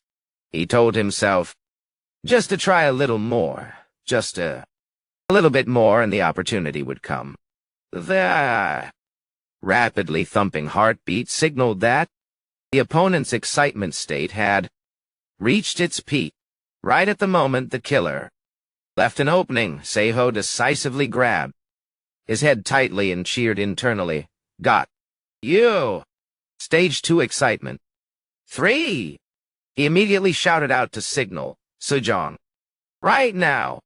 Sejong breathed a sigh of relief, regaining her composure, and decisively made up her mind. All right, here I go. She put all her strength into running. At full speed toward the gap in the shrinking area. Below the bridge, countless zombies were howling, forming a suffocating living wall right at the glowing red boundary of the blood barrier. Ignoring the living corpses crazily reaching out, waiting to tear her apart, Sejong still charged like an arrow. Through the cloud of dust, she skillfully dodged past the purplish hands and decisively leaped out of the glowing red boundary. Sejong was overjoyed to realize she had truly escaped the death zone. However, worry for Seho quickly surged as she looked back at the rubble behind her. Seeing the zombies blocking off every entrance, she panicked and shouted out to urge him. The zombies are completely blocking the entrance. Now, hurry up and get out quick. From above, Seho decisively replied. Understood. He quickly jumped down through a large hole in the ceiling to find an escape route. Instantly, a hand with a glowing red aura unexpectedly pierced through the floor and surged forward, attacking with complete madness. Seho was shocked to realize this. The killer was truly too crazy, being able to phase through even the ceiling to pursue him. To the end, standing in the dense cloud of dust, he coldly looked toward the shadow approaching, and decisively spoke up. Hey, Mr. Killer, can we stop here? We've fought enough already. Neonjin. The killer still wildly charged forward with a glowing red, murderous aura, but Seho had quickly hidden himself in the shadows. Hey, coldly declared, you won't find me. Aiming the gun straight at the target, he casually made a sarcastic offer. If you just lie still. There, I'll save ammo while you won't feel pain. Sounds reasonable, right? Seho decisively pulled the trigger. Along with a parting word, go to sleep for a few minutes. When you wake up, this world will look completely different. Facing the wall of zombies blocking the exit, he decisively commanded the gate to open, a bright blue light exploding, flinging countless living corpses away to create a safe path. Why? As soon as he crossed, he immediately yelled to close the gate to block off the pursuit of the monster horde. Sejong was shocked, looking at him rushing over, and stammered, how could you phase through that wall of zombies? Sejong was still utterly stunned. I don't understand what is happening anymore. Seho firmly grabbed her hand tightly and urged her. You can understand later, run for now, he explained. That once the deathmatch barrier vanished completely, the zombies would truly consider them as attack targets, and that killer definitely wouldn't die that easily either. When Sejong was about to head home, Seho firmly denied it. No, we're heading straight toward the time shelter. To her utter astonishment, he revealed a bold plan. Make the killer face faction see head on. Continuing to run across the ruined streets, Sejong worriedly reminded him that the killer was being controlled by Faction C's leader. But Seho believed that was over. He relied on information from the tutorial video, stating that when the death match closed, all negative effects on the killer would disappear, which meant the brainwashing spell was dispelled as well. Sejong was shocked to realize Seho's real plan from the start. So from the very beginning you calculated all of this? Seho flashed a sinister smile, confirming that she caught on very quickly. His goal was to use the killer's hand to protect the shelter and make that faction taste bitter suffering. Seho's eyes shone brightly with a determination as he asserted, using injustice to fight injustice is fair too, right? As consciousness gradually returned, Kim Do-hoon's mind was filled with nothing but chaos and darkness. What? on earth was a technician like him doing? Like this? Why were both of his hands holding tightly onto a ceramic weapon? In a trembling manner, worse yet, his entire body was severely injured and drenched. His entire body was severely injured and covered in blood. How on earth did he end up in this desolate place? But that confusion only lasted for a brief moment. Shattered memory fragments began to piece together in his head, from images of a happy family to the sinister face of the man who had manipulated him into committing cruel acts. Du-hun clutched his head in pain as that bastard's face clearly appeared in him. His mind, Jong-jun, he had broken. His promise and brainwashed him into a heartless fighting machine. That bastard! Du-hun gritted his teeth, his eyes flashing with a haunting blood-red, murderous aura. He had forced him to live in hell while he himself casually hunted zombies too. Level up as if nothing had ever happened. He roared with determination. Get ready, today I will settle this blood debt with you. With that, Du-hun decisively launched himself down from the high-rise building, bringing his blades straight toward the enemy to let him know what playing dirty is like. Meanwhile, at another location, Sejong worriedly asked Seho whether setting off fireworks was truly necessary, since it was putting that faction on a higher state of alert than ever. Seho calmly replied, "That's exactly my goal." He explained that he needed to stir things up until Faction C's leader lost his composure, making him fail to realize in time that he had completely lost control over the killer. Sejong couldn't help but admire his deep calculations, done in such a short time. Seho instructed her to continue observing the other members of Faction C while he would go look for an appropriate time to pinpoint the exact location of the leader. At this time, the man burning with extreme rage, Kim Du-hun, was truly there. With red eyes filled with murderous aura, he charged like a whirlwind toward the enemy.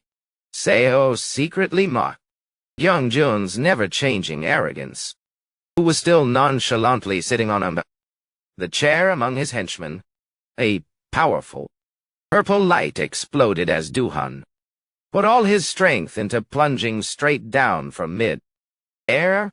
Yang-jun looked on in shock at the one who had just caused a shocking explosion right in front of his eyes. He tumbled to the ground, tremblingly asking, "What? How did you end up here?" Looking at Du-hun's threatening back, Yang-jun began to panic and screamed in fear, "Stop right there, Kim! Du-hun, back off right now or you'll regret it! Stop wasting your breath!" Du-hun replied coldly. A giant, glowing red barrier immediately enveloped the entire area, locking Jun inside. He could only scream in despair. What the hell is happening? Like this? The henchmen frantically supported their leader. "Boss, are you all right?"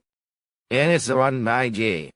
Jun gritted his teeth, ordering them to step back to maintain a safe distance. He bitterly realized that although he didn't know how, Kim Du-hun had clearly completely escaped from his mind control. In the blink of an eye, Du-hun swung a powerful, glowing red knife stroke, slicing down those standing in his way in just a single attack rhythm. Although realizing the brainwashing spell was dispelled, Yang-jun still maintained a terrifyingly calm composure. He silently calculated that inside this deathmatch barrier, no one could escape, and this was the perfect opportunity for him to finish off Kim Du-hun, to steal all of his skills and experience. He roared, ordering his henchmen Pin him down. Tightly. Don't let him move under any circumstances. No way. The men in suits replied in unison, and charged forward like moths to a flame. Kim Do-hun, with glowing red eyes full of murderous aura, slightly smirking in disdain, turned into someone else's pawn and still don't realize it. Fools! Without a moment's hesitation, a brutal sword stroke struck down, leaving those blocking his path only enough time to scream. Agonizingly in pain, he coldly walked through the pool of blood, causing Jae-young-jun to panic uncontrollably. He madly urged the archers, "What are you guys standing? They're dazed for. Attack right now!" Arrows tore through the wind, plunging straight into Do-hun's chest. But he still nonchalantly continued walking forward and dropped contemptuous words. Useless. Realizing the disadvantageous situation, Jeong-jun decisively pulled out a Molotov cocktail and ordered his subordinates to bring more. Over. He ruthlessly forced his lackeys. Block him. Don't let him get close to me. Even if you have to sacrifice your lives. Then I'd get it. Henchmen tremblingly charged and grabbed Do-hun tightly from behind to hold back the Reaper. Such cowards! Do-hun clicked his tongue in utter contempt. Jeong-jun smirked triumphantly. What are you barking about? Your biggest mistake was not finishing me off right from the start. Victory belonged to me from that moment on. Jeong-jun laughed crazily. He asserted someone like Do-hun couldn't do anything to him when the rule of the death match meant no escape. Felt confident because there were still plenty of henchmen ready. Act as meat shields to hold him back. Jae-young-jun lit the Molotov cocktail as he spoke. Right after, he put all his strength into throwing the Molotov cocktail hard toward the target. Before the fire burst out fiercely right under his feet, Kim Do-hun only coldly uttered a question full of deep meaning. A mistake? Amidst the wildly blazing flames, Kim Do-hun remained standing firm even though his body was beginning to be exhausted. He weakly mumbled in pain, "I don't know that word because the reason I came here anyway was to die." Jeong-jun smirked with a cruel sneer, intentionally stabbing into his opponent's pain. "Oh, is that so? Or is it because your wife and child died on the very first day of the apocalypse, right?" Ow! Arrow after arrow struck continuously into his body, leaving him with no ability to resist. Amidst the final moment, Do-hun secretly gave thanks for the unexpected appearance of the mysterious savior. "You really did appear here. Thank you for setting me free, so I can die with my dignity intact." His body collapsed onto the cold ground, drawing his final breath in peace. Jeong-jun gritted his teeth in fury upon realizing his mind control spell had been completely dispelled. He screamed like mad. "Some bastard anon broke my control over Kim Do-hun. My control over Kim Do-run, that's wasn't enough, but now you even dare to snatch the spoils right in front of my eyes." He clenched his fist tightly. Jeong-jun looked around the empty courtyard, roaring like an injured beast. "Where are you hiding, you dirty little rat?"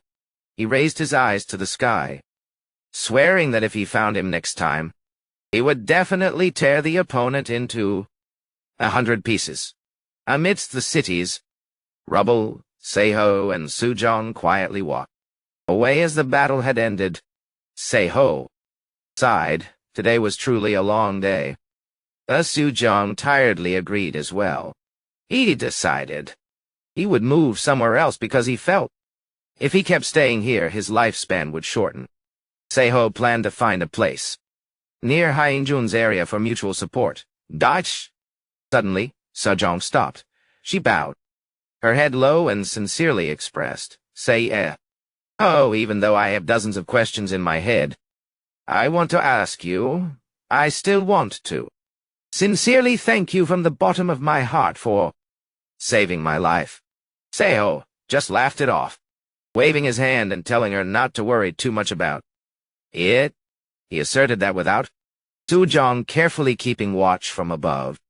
Both of them couldn't have escaped so easily, recalling when she signaled the direction of the zombies and the approaching faction, Seiho felt his coordination was extremely necessary.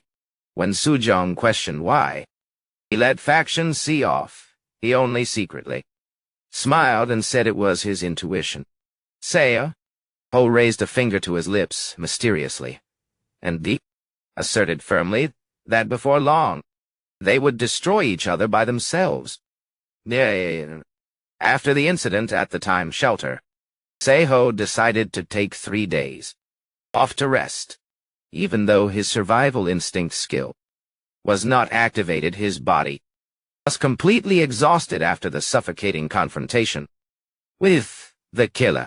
However, that did not mean he just lay lazily in one spot. The system announced Seiho had officially reached level 16 and received an additional 200 potential points, while also unlocking the life form tracking skill, which helped trace living beings in the area. Goodbye. On the very first day after inventorying the spoils from the killer, he spent 300 points to buy a top-tier weapon. The Orichalcum short sword with eternal durability and terrifying sharpness. Buying weapons to protect oneself is best. As long as there is life, there is hope. While setting traps to hunt saber-toothed boars, Seiho unexpectedly received a message from Bulyai. This warrior was in a remote place in the north and excitedly bragged that the zombies there were very weak, and there were also a lot of free experience points. On the second day, Seiho, along with his swarm of beetles, got to work repairing the damaged reinforced plastic shield. After that, he and his small partner used a drone to scout the goblin nest in the northwest, to map out the locations of the pit traps that they had hidden carefully under the foliage. By the third day, Seiho spent time tending to the bell pepper garden inside his personal space and was surprised to see plants in the other world growing magically fast. Early in the morning on the fourth day, as usual, he stepped out onto the balcony to exchange information, but felt something was off. Duhui's paper airplane this time did not move flexibly. Like always, Seiho curiously picked it up and froze when he saw inside was a thick envelope. Looking at the contents, he exclaimed in shock, "What a rude bastard. Just because he's on Brother Hyungjun's team he can act like this?" Seiho gritted his teeth in anger, thinking about how that guy had benefited from so many supplies and news from him, yet now repaid it with betrayal. In a dark moment, he even thought about finishing him off with his own hands, but then quickly reassured himself not to let hatred turn him into a person like Jeongjun. Seiho tried to brush aside emotions to view the situation in the calmest way. According to what we revealed, Leong-hun was continuously provoking and confronting Hyungjun head-on in everything in a plot to take the lead position of the whole team. Seiho realized Leong-hun and Bo-ra were secretly colluding with each other. He told himself there would soon be a suitable opportunity to get rid of them with a legitimate reason. He also couldn't leave Dr. Sejong lonely forever. But that time had not yet come. Seiho reminded himself to keep a cool head, not letting emotions dominate, and to act in his own way. At this moment, his top priority was clearing the goblin nest. Standing in the middle of the old forest, he softly asked, "Dingo, ready?" "Yet, eat." The little wolf loudly replied with an excited bark. "This dog is very smart, truly worth raising." Seiho affectionately patted Dingo's head and remarked that the little guy's bark was now much more fierce as he grew up. Turning to the beetle swarm that was. Moving closer, he asked if they had completed their scouting mission. The red beetle held up the report, confirming there were 3 hobgoblins and up to 18 ordinary goblins guarding the nest. Seeing the beetles acting anxious because of the enemy's large numbers, Seiho burst out laughing confidently. "Hey, little guys, you guys really still don't know much about me." "No. He shrugged, asserting he wasn't weak like he looked. In addition, his bad mood today made him decide to attack extra fast and hard. Watch closely. This is how a goblin nest gets wiped out. He focused intensely, aiming his gun straight toward the monster base lurking in the distance.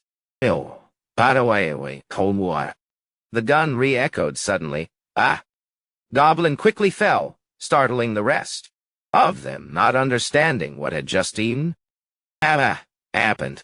Without giving the enemy time to recover, Seiho along with Dingo charged into it. The battle like a whirlwind.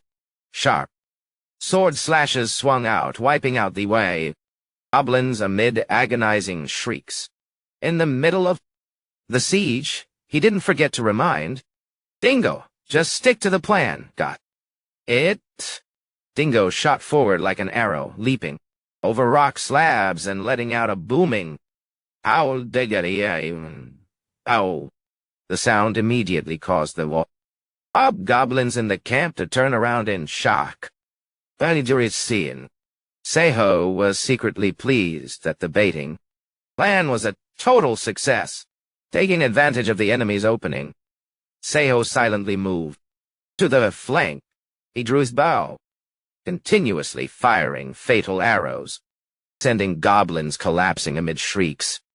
The monster formation was completely disorganized before the unexpected ambush from an unforeseen direction. Seiho saw the enemies had decreased significantly and were suffering from multiple debuffs. He decided this was the ideal time to test out his new weapon.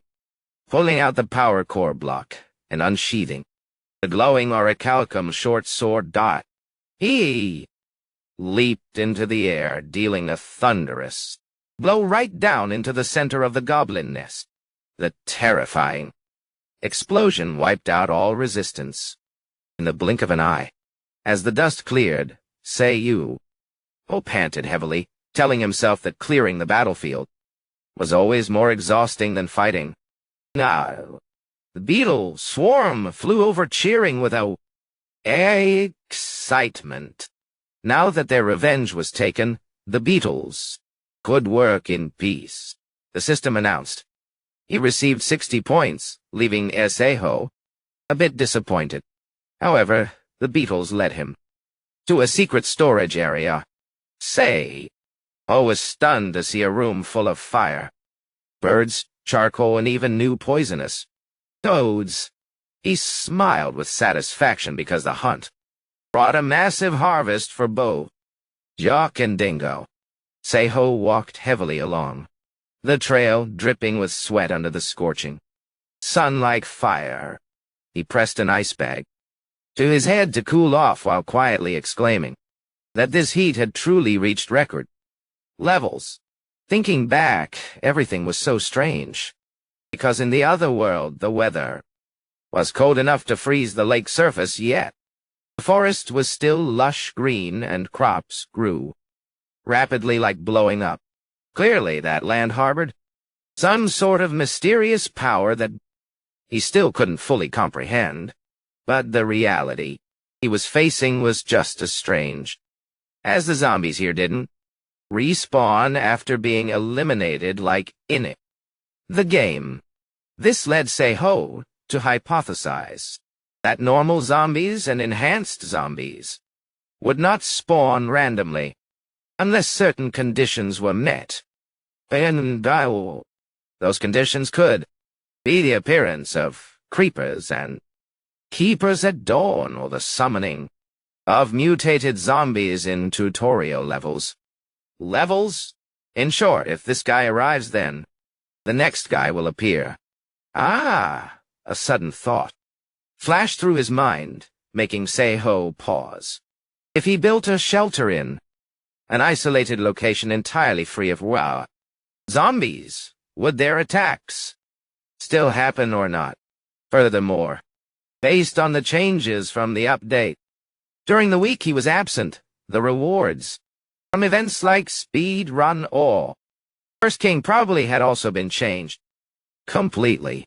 These deductions continuously followed, one after another in the mind of the veteran player, engrossed in these hypotheses. Before long, Seiho had set foot at the rice processing complex. His eyes lit up when he saw the warehouse overflowing with various grains and animal feed, right next to the spatial gate. He told himself he definitely had to tell Hainan Jun about this precious location later. Seiho tightened his gloves decisively, preparing for the next task. All right, let's start. With this much food, we won't have to worry about starving. The next morning, Seiho started the new day by doing regular physical training, because he understood that keeping a consistent routine was the key to maintaining peak condition, especially during the apocalypse. While doing push-ups, he told himself to make today an energetic working day. Currently, there are 3 important tasks that Seiho maintains contact with Du Hui. Reading the paper. Note, he learned that the kid's previous letter was coerced by Li Yonghun, and at the same time grasped the important information that Dr. Sujong would be moving to the Rio apartment this afternoon. The second task was scouting the forest in the other world with Dingo, seeing that the little wolf actually caught a wild boar. Seiho cheered excitedly. Oh, you really caught it. Yeah. We're going to have boiled pork today. The final task in his routine was checking positions and greeting Bully via the system. However, when opening the auction house interface while having his meal, Seiho was shocked to discover someone had used items in the top position to create a public notice board. He, curiously, clicked on the comments section and saw a series of people leaving check-ins from check-in 72. Check-in en masse, witnessing the spike in logged-in users. Seiho couldn't help but worry, since when did so many people start logging in like this? He realized this was truly a major issue and decided he had to find a way to verify how this system operated. While enjoying a delicious plate of boiled meat, he pondered thoughtfully and calculated. Since Bully was someone who liked drawing attention, finding his location wouldn't be hard. But being unable to send a private direct message right now was a big obstacle. Because both were too busy, they hadn't had time to establish secret codes or private communication signals with each other. In none. This situation, Seiho understood that first of all he needed to determine how many people were actually using the auction house. Since the system guaranteed absolute anonymity, he couldn't rule out the possibility that someone was intentionally generating fake traffic by themselves. To test it, he decided to release an item that could attract the crowd's attention. A bag of ice was the most perfect choice because it both met the cooling needs during the record heat wave and didn't reveal his personal identity traits. Seiho believed that if he listed this item at a ludicrously low price, those people would surely go crazy over it. He decisively pressed the button to confirm registering the bag of ice. For 5 points on the system screen. Let's see how many prey bite the hook.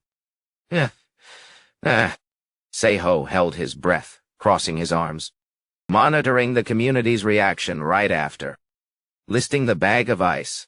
Sound after sound of notifications echoed continuously, making him exclaim in excitement. Oh, the response is more explosive than imagined.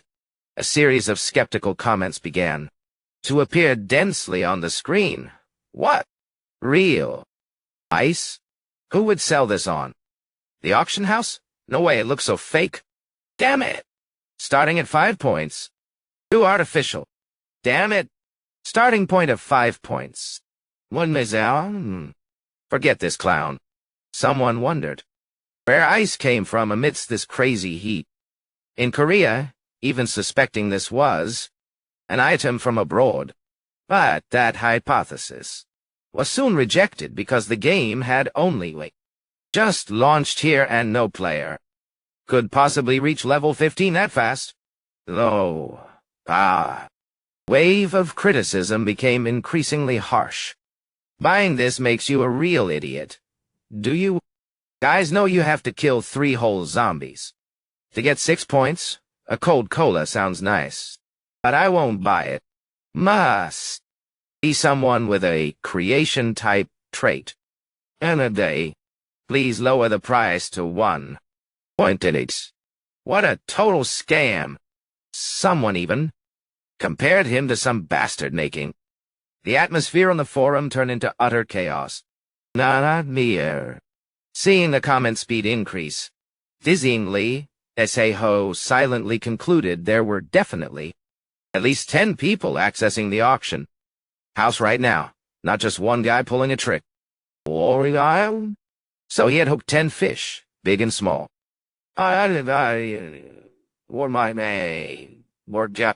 The excessive insult from those people made Seiho fly into a rage.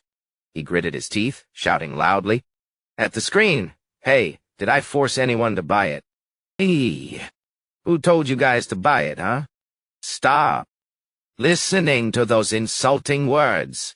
He resentfully roared, "Do you guys know how much effort it takes to drill ice from the lake, then use a wire saw to meticulously cut it into small pieces like this? No.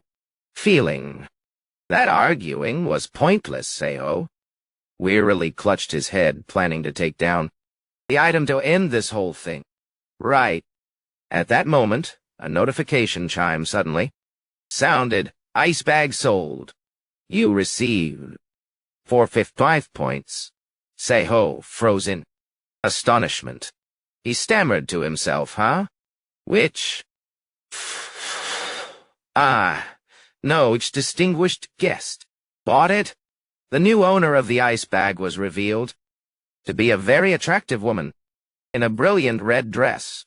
She casually pressed the icy bag against her face and exclaimed with complete satisfaction, I can't remember the last time I felt something this cold and refreshing. Indeed, rich people are just different, knowing how to enjoy cold like this again. It really is true that wealthy people know how to enjoy themselves, ignoring the taunts of fool or madman. From the dirt poor crowd on the chat channel, she contemptuously told them to worry about themselves first instead of judging others. The woman stood up commandingly, a dark purple energy, full of magic enveloping the entire ruined neighborhood as she activated her zombie domination. Before the horde of living corpses with glowing red eyes submitting at her feet, she coldly ordered, You guys know what you need to do, right? Under the control of the magical purple energy stream, the Fa, zombies began to madly slaughter each other, turning the neighborhood into a disastrous battlefield. Notification streams of you received 2 points appeared rapidly, filling the system screen. Of the mysterious woman, she nonchalantly observed the fruits of labor from her loyal henchmen without needing to shed a single drop of sweat, leaning back on a luxurious armchair amidst the rubble. The girl in the red dress softly exclaimed about how earning points was far too easy, while others out there were still having to fight tooth and nail bit by bit. Suddenly, she clicked her tongue in regret, as she looked down at the water bag in her hand, realizing the precious ice cube she just bought had melted under the harsh heat. Curiosity about the identity of the ice seller began to spark. Inside her heart, she wondered whether it was a person possessing ice element abilities or a creation element genius. A calculating smile clearly appeared on her beautiful face. She decided to set a bait to see who this ice seller really was. Fingers with bright red nails decisively tapped on the contact icon on the virtual screen. With an alluring tone, she officially revealed herself under the nickname Dark Boot. Quack quack, and sent a message full of hidden meaning. Her eyes shone brightly with interest as she sent out a direct question. Hey, Ice Guy, where are you currently located? Hey, Ice Seller, where are you right now? The provocative message from the girl in the red dress appeared, leaving Seiho stunned. He didn't expect to accidentally hook such a big fish, a true veteran in the world of survival life. The entire chat immediately exploded before the appearance of a Grand Master. Some admired, some doubted, and some even invited her to join their base in Suwon.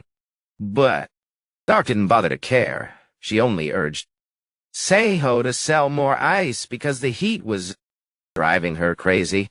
Seiho narrowed his eyes, observing the intense reactions on the screen, thinking to himself that although he couldn't verify real from fake yet, this uproar was real. And Marie, when someone intentionally tried to recruit her, Dark decisively declared she only wanted the ice seller, and dropped an extremely rude threat. Shut your mouth, fool, before I thrust something through you. Witnessing this familiar venomous tongue, Ho burst out laughing and confirmed, it really is Dark. There's no mistaking it.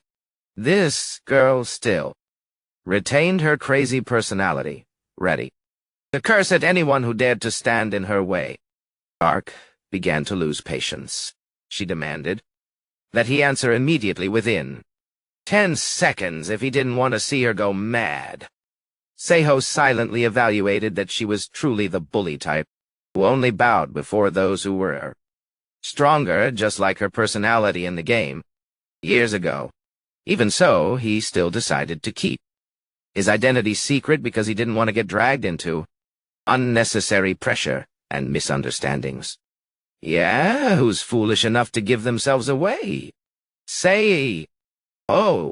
Texted back firmly, I will post more ice, but I have no intention of revealing myself. Dark smirked maliciously, asserting that once he fell into her sights, he wouldn't have the right to choose. Seiho only replied with a subtle warning, don't be too shocked. Seeing the opponent refuse to yield, Dark reluctantly and angrily urged him to hurry up and post the item. Seiho quickly pressed the button to confirm, listing the ice bag for 5 points, secretly hoping to complete the transaction very fast before that guy Bunny Princess managed to log in and cause more trouble. However, speak of the devil, and he shall appear. A brilliant line of text. Appeared. The Queen has arrived. Dark confusedly asked about the identity, and the answer made Seho gasp. At the unbelievable coincidence, I am our Bunny Princess here. Dark immediately doubted. This was an impostor because the real bully would never speak respectfully in that classy style. Bully hurriedly made excuses that he had his own reasons he couldn't reveal. Seeing how Bunny tried to keep his promise about speaking nicely, Dark suddenly realized something very unusual. She pondered over the word teammate that Bully had just mentioned and suddenly understood the truth about the connection between him and the Wan ice seller. Her eyes shone brightly with calculation as she saw bags of ice continuously being listed and then disappearing from the auction. She had vaguely guessed the identity of this slick ice seller through the way he casually chatted with the veterans, without flinching at all. She cracked her knuckles, calling him a brat, and reproaching that after all they had gone through, he could just ignore them and vanish from the group like that. Bunny, shouldn't we swing by our diner? Bully at this time was still way up in the north, letting her know he was on his way but would arrive a bit late. Seho looked at the screen, breaking into a cold sweat, secretly thinking, if 10,000 survivors gathered together here, maybe they should just organize an in-person meetup all together. After the chaos at the auction house, Seho set out for the apartment complex to help Dr. B. Sujong-mu. On the way, he observed covered windows and curtains drawn pitch dark, proving the difficulty of the tutorial stage had been lowered and the number of survivors was higher than he thought. Another important point was that zombies in the central area didn't respawn at all after being eliminated, although heavily populated areas had now become lawless places. Seho realized that as long as they were careful, they didn't need to leave immediately. Just yet, while lost in thought, my Juing Gao's call rang out. Oh, Seho! She radiantly waved, her hand inviting him up to have a meal with Sister Sejong and Du Hui. Stepping into the room with an intimidating face, Seho made Du Hui tremblingly ask, why do you look so terrifying? Seho. He secretly thought this guy really didn't know the reason why. Du Hui was bragging that his trait had been upgraded to have the ability to teleport two people at the same time, and that he himself helped Sujong move here today. However, Seho immediately pointed at the wound on the kid's hand and pressed him, asking why he hid it. Du Hui was flustered, making excuses that he was only accidentally injured earlier while moving stuff. Seho firmly interrupted him. If you plan to lie, at least make it somewhat believable. And, anyone can see that's not the case. He turned to ask Sujong to seek confirmation. The female doctor calmly confirmed that's right, to be exact. It's a wound caused by a crossbow bolt. I've already treated it. Ignoring Du Hui's attempt to stop her, Sujong asserted he couldn't hide anything in front of Seiyu. Oh, emphasizing that this was absolutely not an accident, but someone had deliberately targeted and shot him. Seho repeated in shock. Deliberately? Mijiong began telling the Bao incident that happened about an hour ago. At that time, she was transporting large items up to the rooftop using her ability. Meanwhile, Du Hui was in charge of moving small boxes on the ground. Suddenly a sharp shriek rang out, making Mai Jiang sense something was wrong. She hurriedly checked from above and saw Du Hui had already been attacked before that. The culprits were a group of 3 people in Hebel mountaineering gear, one of them was even holding a crossbow in hand to intimidate it. And I bad now. Any divinity, offer birthday, and all be hi. I'll see you to as you. Magyong firmly asserted to Seiyu.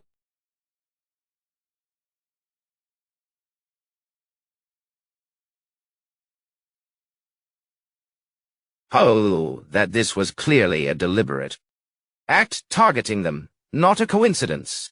Witnessing his teammates getting bullied, Sei-ho couldn't help but feel outraged. He gritted his teeth, thinking to himself, these bastards dare touch the people I'm painstakingly nurturing. To him, these people were not only friends, but also played an extremely crucial role in his long-term survival team-building plan. Sei-ho secretly calculated each person's position in it. The lineup, Doohui would be the eyes and ears, Mahjong, in charge of logistics, while Sujong would be the healer whenever he got injured. Although, for now he only knew the opponents were 3 guys. Wearing hiking gear, Sei-ho made up his mind to soon eliminate them to prevent future trouble. Meanwhile, Doohui quietly confided in Mi-gyung that although Sei-ho and Sujong were nominally outsiders, he felt like they were true members of an actual combat squad. Mi-gyung heard this and could only nod in thoughtful agreement with that sentiment. Sujong suddenly questioned the absence of Director Hyong Jun, thinking he would come here. We scratched his head and explained that according to schedule, Leong-hun and Bora were supposed to stay behind on base duty, but they suddenly left on their own, outside, and violated group rules. When Sei-ho asked about their location, both Mahjong and Du-gu, we shook their heads helplessly because they had no idea where those two had gone. Sei-ho softly sighed in dismay. He asked if Doohui's paper doll was currently at the base. Receiving a confirming answer, he decisively stood up, deciding he would go find Han Jun right away, as he also had an important item to hand over to his senior. Doohui immediately activated his scouting ability and reported that all 3 were currently gathering at the base. He urged everyone to go check right away because the situation seemed to be very tense. Through the eyes of the paper, Dal Doohui noticed they were glaring at each other with intense hostility, with their physical enhancement traits already activated and ready. Sei-ho thoughtfully stared into the empty space, realizing the excuse to act had finally appeared. He decisively ordered Mahjong to teleport both of them straight inside the base right away. Mi-gyung hesitated slightly, asking if they should observe a bit more before taking action. Sei-ho asserted they needed to prevent any potential bloodshed right this moment. He held Mi-gyung's hand firmly, and the girl decisively replied, "Understood." A giant purple light exploded, instantly teleporting both of them through space in the blink of an eye. Due to the sudden landing, Sei-ho tumbled onto the floor and softly groaned from back pain. Their abrupt appearance made the 3 people inside jump back in fright. Sei-ho patted his senior's shoulder to reassure him, and said he would explain that later, then coldly demanded Leong-hun to stop his aggressive behavior immediately. Leong-hun roared in fury, believing an outsider like him had no right to meddle in the group's internal affairs. He argued that if they left, the group's combat power would drop severely. I'm done, but Sei-ho nonchalantly interrupted. That won't happen. Sei-ho loudly declared the reason was because both he and Dr. Sujong would officially join this team, ready to re-establish a new order for the group starting right from This moment. That's right. There must be proper order. Internal conflict can't go on forever, right, guys? Leon Hun sneered sarcastically.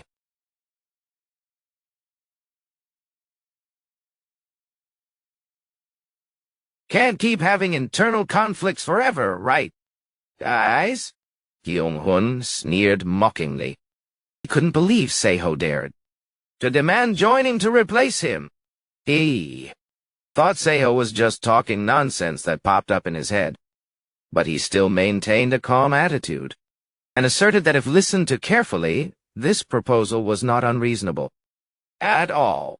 Seiho requested both sides to immediately turn off their physical enhancement states so they could talk to each other seriously like normal human beings.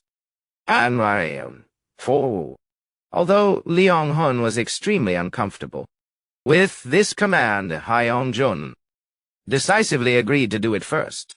Right when Hyong-jun withdrew his glowing red aura and asserted that fighting right now was meaningless, Leon Hun showed extreme resentment.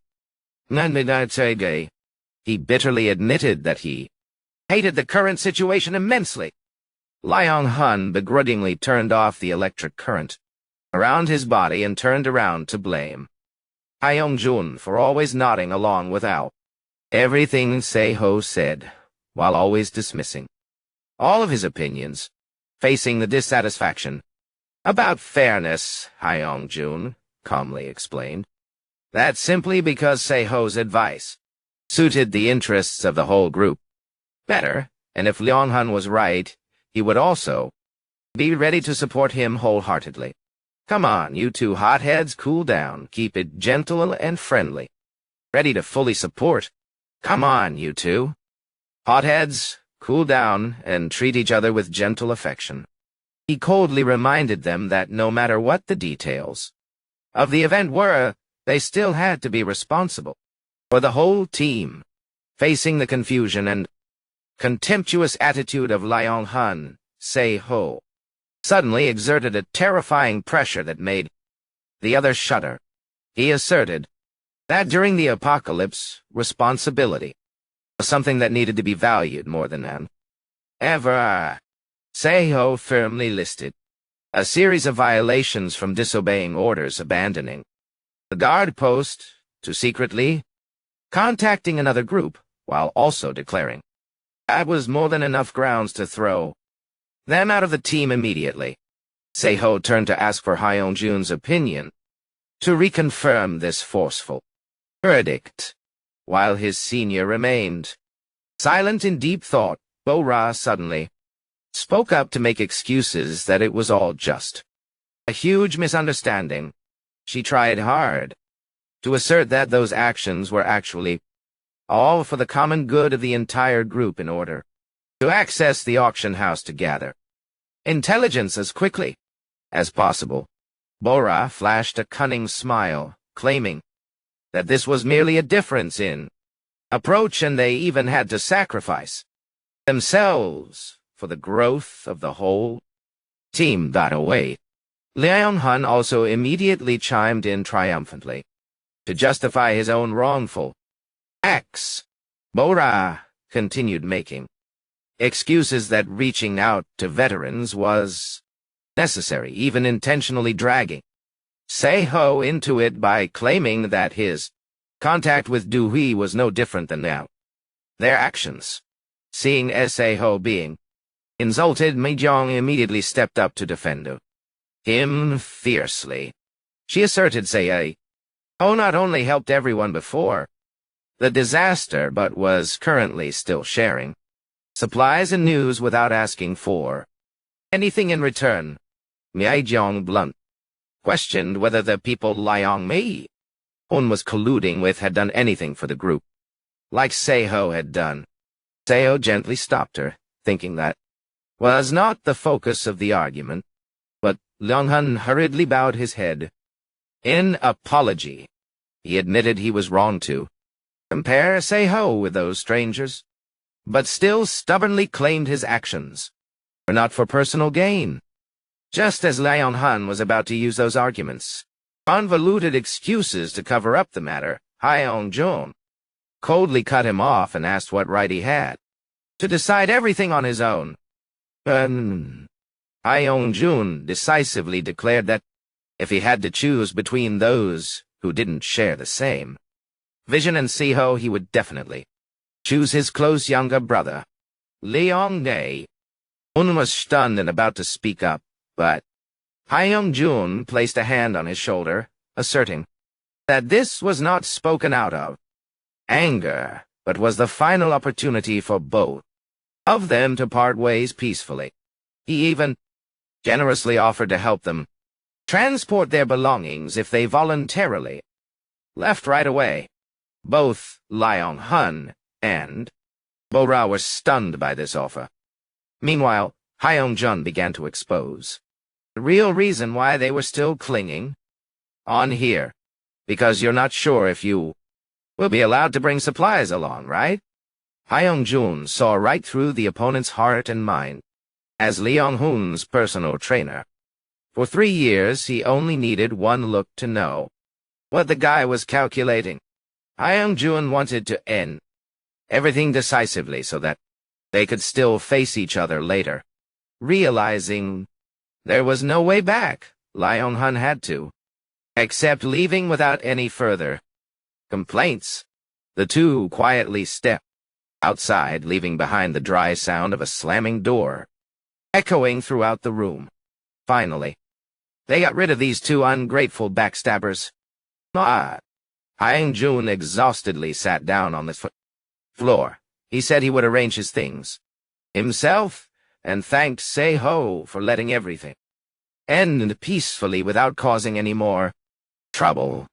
Seeing the somewhat innocent face of his younger friend, the senior smiled bitterly, because he knew full well Seho was only testing his reaction.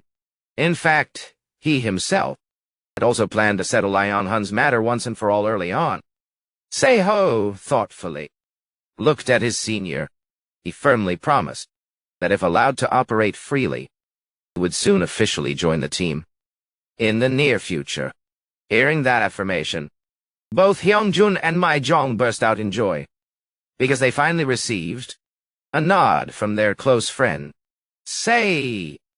A nod from his close friend, Song. Oh stated that he needed a few more weeks to observe how the situation develops, but he affirmed that journeying together was completely feasible if everyone stayed around this area. Seeing everyone regain their fighting spirit, Hyung-jun asked Mi-jong to go call Dr. Su-jong and do Hui over to discuss the next plan together.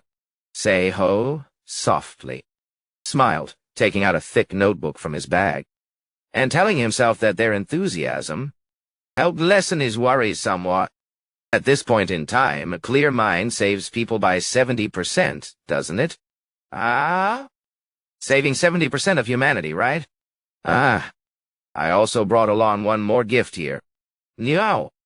Seho decisively pulled out the notebook containing all his dedication, leaving Hyung-jun and Mi-jong astonished.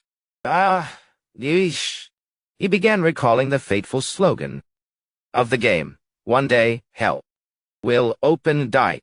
The world of survival was truly an extremely cruel and unforgiving place, where horrific disasters and bizarre monsters could devour humanity at any moment.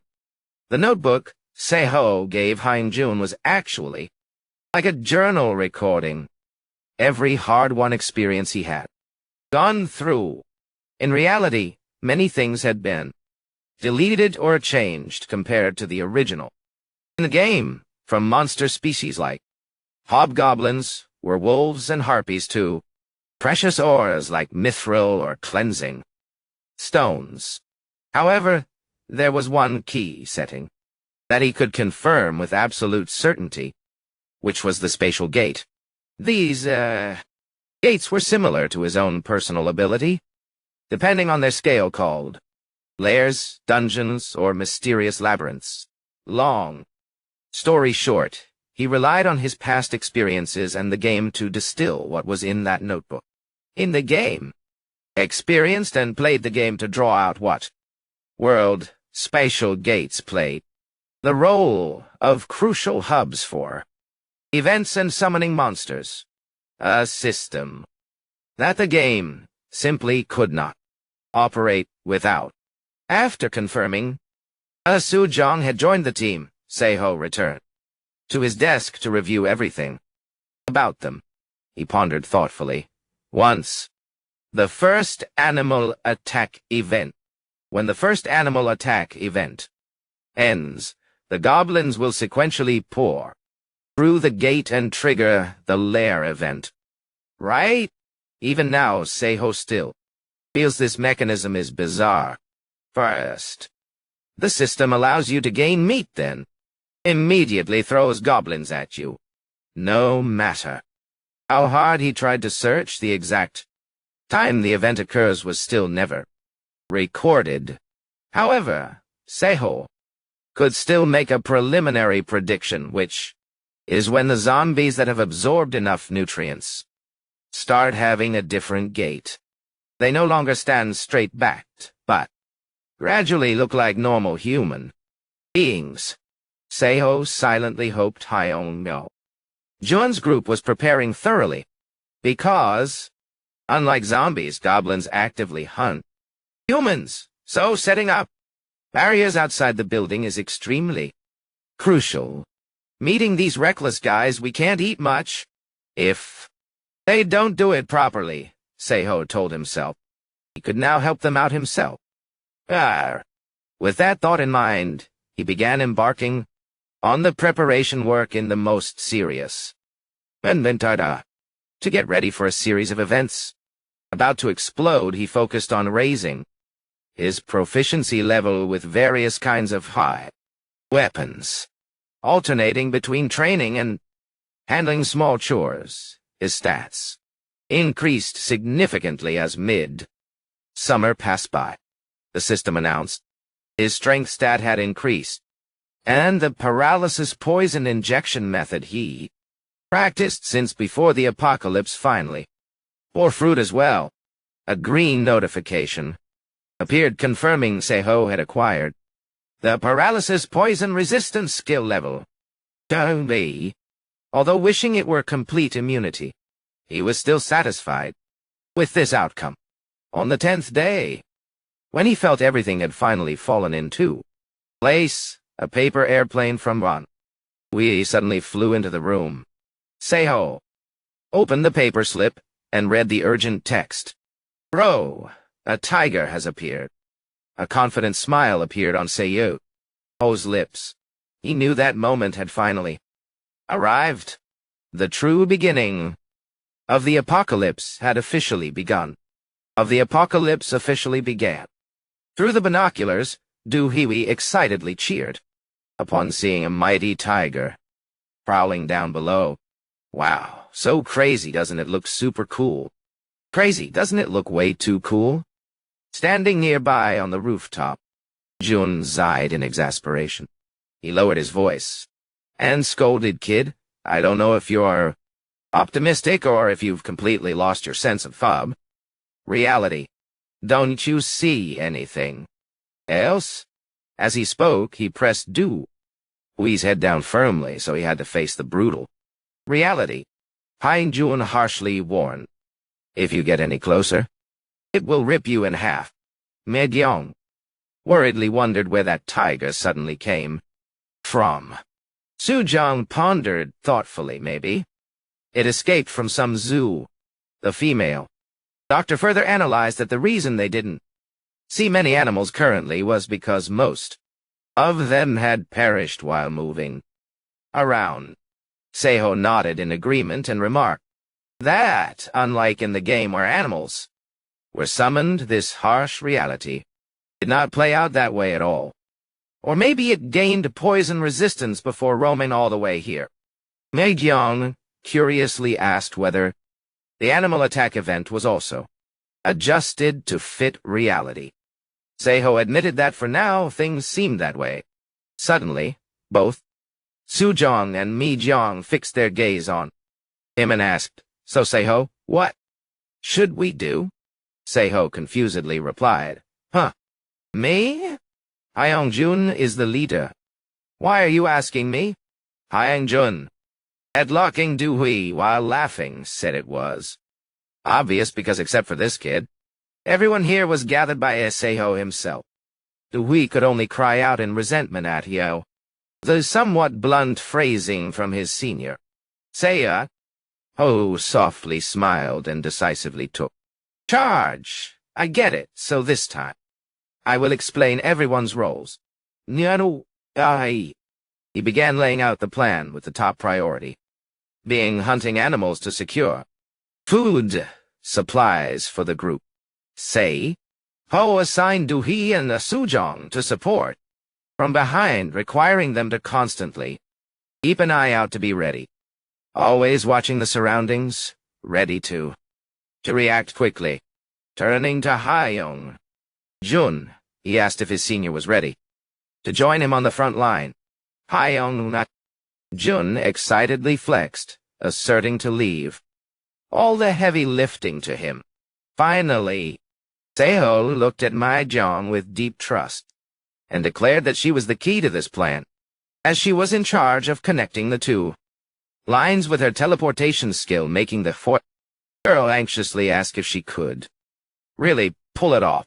Seiho reassured Mi Jiang that she had great potential and to be confident. The girl brightly promised to try her very best. When Seiho asked if the group had any additional input, everyone suddenly went quiet and stared intently at him, making him awkwardly wonder if he had done something wrong. The whole group denied in unison. Sujong and Du-hui couldn't help but marvel, as this was the first time they received orders so well-structured and professional-like that. Hyung-jun, standing behind, could only smile bitterly, feeling a bit hurt when his long-standing leadership efforts were so bluntly ignored by everyone. Seiho burst out laughing and revealed the tiger earlier was actually not their main target. Facing Sujong's curiosity, he teasingly said the target would be chosen by the taffy seller. Seeing everyone confused, Seiho explained that was the nickname he gave Dingo due to the little guy's special tracking ability. On the way here, Dingo had shown excited, trembling reactions upon sensing something very distinct lurking around here. Sharp as a dog's nose, truly can't be wrong. Immediately, Seiho, dog is never wrong. Immediately, Song-ho and Dingo began to take action. Both dashed swiftly like lightning through the ruined debris of the city. Dingo displayed astonishing speed as he led Seiho close to a flock of mutated sheep roaming amidst the desolate streets. The mutated sheep, with glowing yellow eyes, showed no fear either. It let out an ear-splitting bleat and madly scraped its hooves on the ground, ready to engage in a dramatic fight to the death. He decisively raised his crossbow. Dramatic. ... He decisively drew his crossbow, focusing intently, aiming straight at the target. Moving target. Taking down the leader. We'll make everything okay. An arrow tear through the wind, embedding straight into the sheep's back, making it howl in agony. Seiho clicked his tongue in regret. Damn it, I should have finished it off in just one strike. Why? The loud noise attracted the horde of zombies, swarming from all directions, making him realize the situation was becoming complicated. Hanus. Now the zombies won't waste any. He immediately ordered Dingo to keep herding them toward the target. Point D. The little wolf barked loudly and clearly, nimbly weaving through the living corpses to execute the herding mission. Looking at the years, zombies with glowing red eyes closing Their encirclement, Seiho realized they were all ones that had absorbed plenty of nutrients, thus much stronger than normal. He told himself, if fighting properly, he could still kill them all, but right now the quantity of monsters was the top priority for the plan. Seiho decisively reached his hand behind and called out, "My Jingyong!" The girl immediately appeared and answered, "Here." Seiho held her hand tightly and asked she could handle using teleportation continuously. Mei Yong confidently asserted that she was originally a fan of thrill rides, so this wouldn't be a problem. Both repeatedly disappeared in brilliant flashes of purple light, moving in a flash through the ruined buildings to carry out the siege.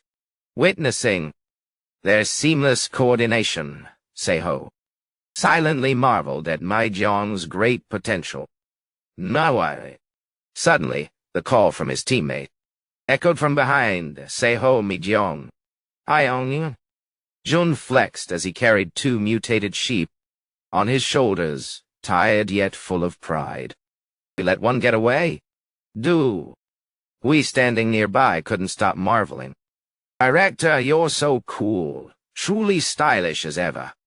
Seeing his senior working hard, Seiho approached to offer a hand. I leave you." But Hyung-jun firmly declined and told him to go ahead with Mahjong. He excitedly shared that it had been a while since he could let loose and wanted to enjoy this feeling a bit more. Before he finished speaking, an arrow flew out of nowhere, suddenly embedding straight into Hyung-jun's left arm. He screamed in pain amidst his teammates' shock, making Seiho and Mahjong frantically rush over to check the wound right away. And a group of imposing strangers approached from behind, the leader wearing a red jacket, held a crossbow in hand nonchalantly, offering a fake apology. "Oh, my bad, I slipped without knowing." Seeing his face, without even knowing, seeing the face, and the girl in the green tracksuit beside him, Seiho immediately recognized this was the exact group he met at the large camping supply store. Mahjong gritted, her teeth in resentment, confirming to Seiho that they were the ones who shot Doohee last time. Seiho's gaze turned, cold and full of murderous intent. He looked straight at the leader and demanded to know their purpose. He smirked maliciously, marking that he was as sharp as ever. "Bye."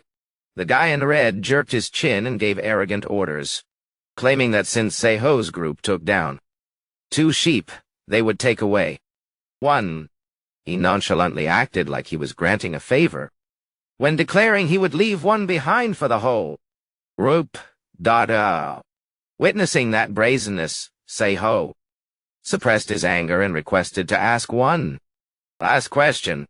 He looked toward the 2 figures lurking behind the leader, none other than Lion Hun and Bora Dareye.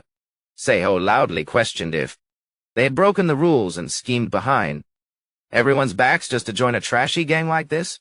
Trashy gang like this or not, truly birds of a feather flock together. He carried a sheep on his shoulder, looking at them with sharp, cold eyes. This time, because his teammate was injured, he would let it slide, but didn't forget to leave behind a threat that next time things wouldn't end as smoothly as this.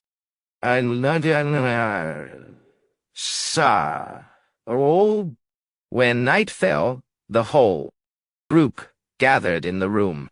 Hyung-jun, wrapped in white bandages all over his body, was trying to ease the atmosphere next to a pot of hot meat. He forced a smile, saying that at least everyone was safe, and having meat to eat was good enough. However, Sejong thoughtfully objected to his excessive gentle nature, and Mahjong nodded in agreement. His and Mikyung's also nodded in agreement, that remaining silent and enduring such attacks like this was completely Wrong.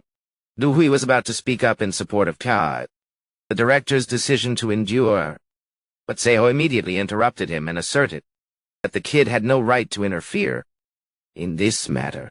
Turning to Hyung-jun, Seiho recalled the past oath in front of the convenience store when the senior got himself had asserted that if the end of the world arrived and they were threatened by others, the only way was to eliminate them. Hyung-jun fell silent, admitting he still remembered those words.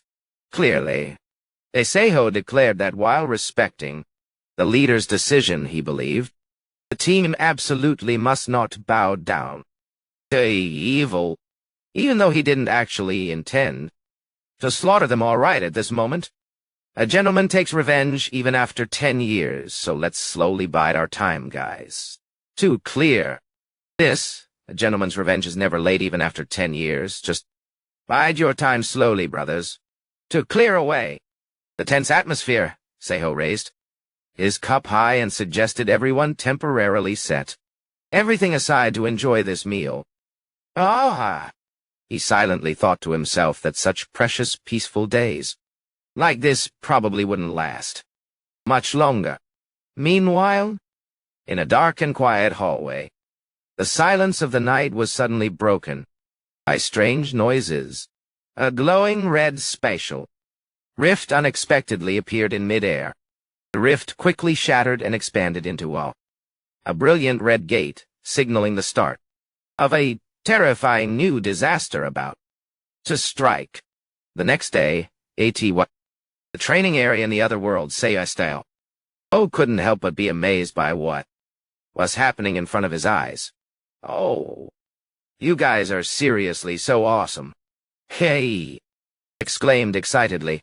The tiny beetle blacksmiths had just dragged him out here to show off the fruits of their labor. On a tiny beetle that had just pulled him out here too. The ground right now were series of rare ores, such as mithril, glowing stones, flint, charcoal, and even precious mithril ore. Seiho scratched his head, wondering where these beetles dug up this stack of rare and hard-to-find minerals. In this valley, before his amazement even faded, another group of beetles was panting while carrying over a large suitcase, making endless astonishment. Another group of bugs was hard at work, carrying a large suitcase over, making. He couldn't help but feel curious. What? There's still more? As soon as he opened the suitcase, Seiho exclaimed in shock. That's crazy. Are you guys serious? Inside was filled with weapons crafted delicately down to every detail. The emerald spear blade glowed cyan, the fiery red pepper bombs, and a set of ice-cold emerald-throwing knives. Seiho was stunned to realize that although he had only provided the materials not long ago, the beetles had completed their KPI. At lightning speed, he meticulously checked and found that even the pouch and hilt of the throwing knives were made from the claws and skin of harpies in an extremely professional manner. These are definitely not ordinary craftsmen, he silently evaluated with admiration. For a moment, Seiho playfully asked if they were the legendary dwarf race, in the shape of beetles, making the little beetles a bit confused yet full of pride. He smiled to reassure them. Come on, I was just joking. Then he decisively picked up a throwing knife to prepare for testing. Even so, I should still check the quality a bit, right? Seiho spun the throwing knife on his finger, while muttering in anticipation. As soon as the beetles buzzed as if cheering him on, he concentrated power into his arm and loudly shouted, All right, let's go! A shocking explosion rang out. The knife pierced right through and completely destroyed the target. Seiho couldn't help but marvel at this incredible power. Damn, look at its performance. Truly amazing. Not wasting any time, he immediately pulled out the next item, Uh, Next up is the pepper bomb. Say. Decisively tossed the bright red pepper bomb hard toward another wooden target, but looking at the faint smoke spreading out, he slightly frowned in doubt. Isn't the firepower a bit weak? The beetles flying around buzzed continuously as if wanting to warn him about something. But Seiho still nonchalantly remarked, "Seems a bit disappointing." However, before his words were finished, the pungent red smoke from the explosion followed the wind and hit him straight in the face. Immediately, Seiho screamed pitifully, crying uncontrollably like summer rain due to the heart-wrenching spissiness of this special weapon. The group of beetle blacksmiths could only stare blankly at their master writhing in trauma for daring to underestimate the power of pepper bombs. Although lying flat on the ground with his face drenched in tears and snot from the burning spice, Seiho still tried to give a thumbs-up of high praise.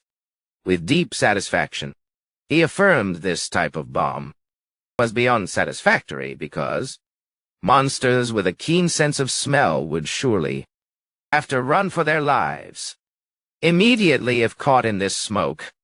After finalizing the weapon quality, Seiho looked toward the tiny blacksmiths and made an expected offer.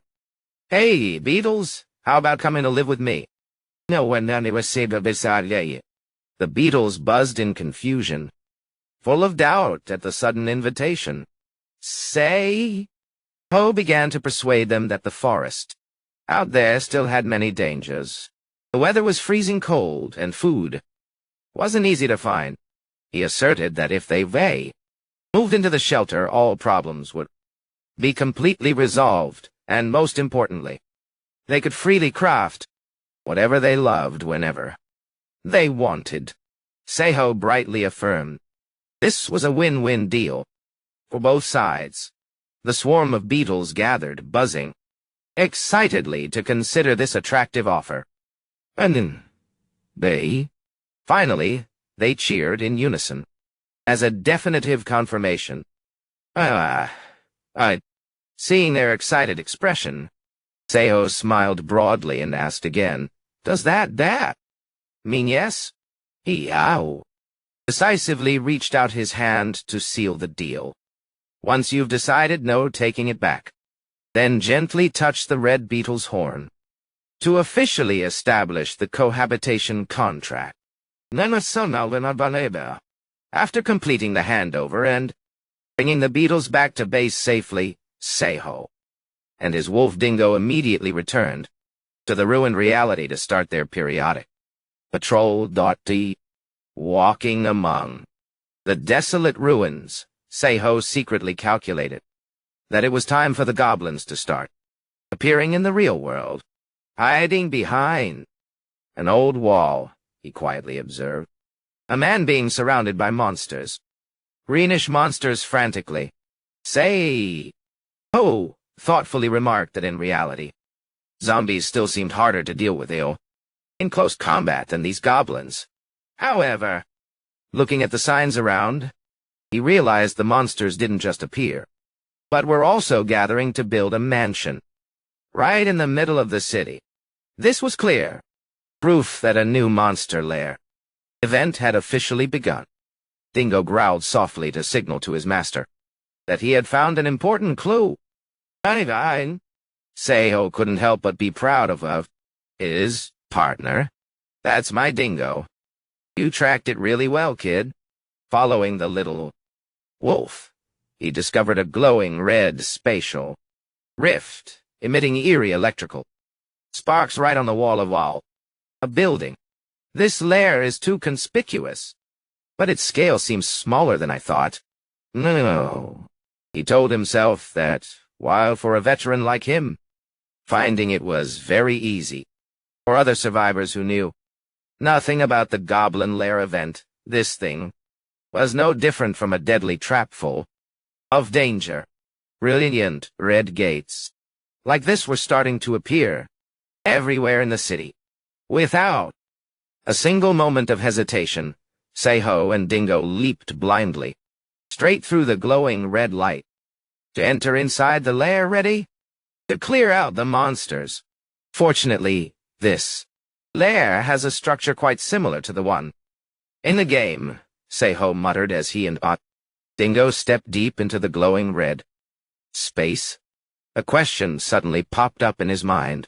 If he used his gate-opening trait right inside this dungeon, would the portal lead him back to reality or back to the base in the other world?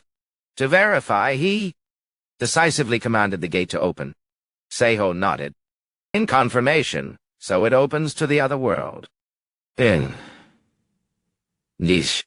This means the goblin lair is actually built deep underground in reality. Just as the legend said.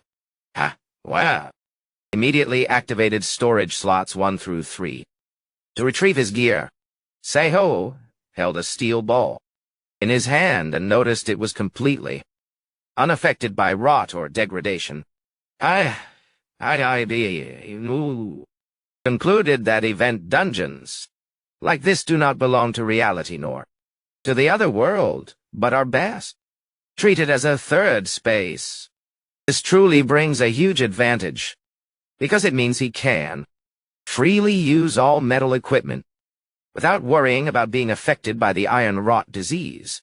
He quickly put on the watch. Iron lock, Daria. He quickly put on the watch. That enhances observation skills and war. The glowing stone necklace to illuminate it. The dark space around him. All right. Now get your ass up and let's go. Say. Ho flashed a confident smile, ready to wipe out this lair. Seiho dashed like lightning. Through the dark, his decisive footsteps echoing throughout the stone corridor. He told himself that since this was just a first-stage trial, the lair had only a single path and contained absolutely no traps. That made dealing with the goblins much easier.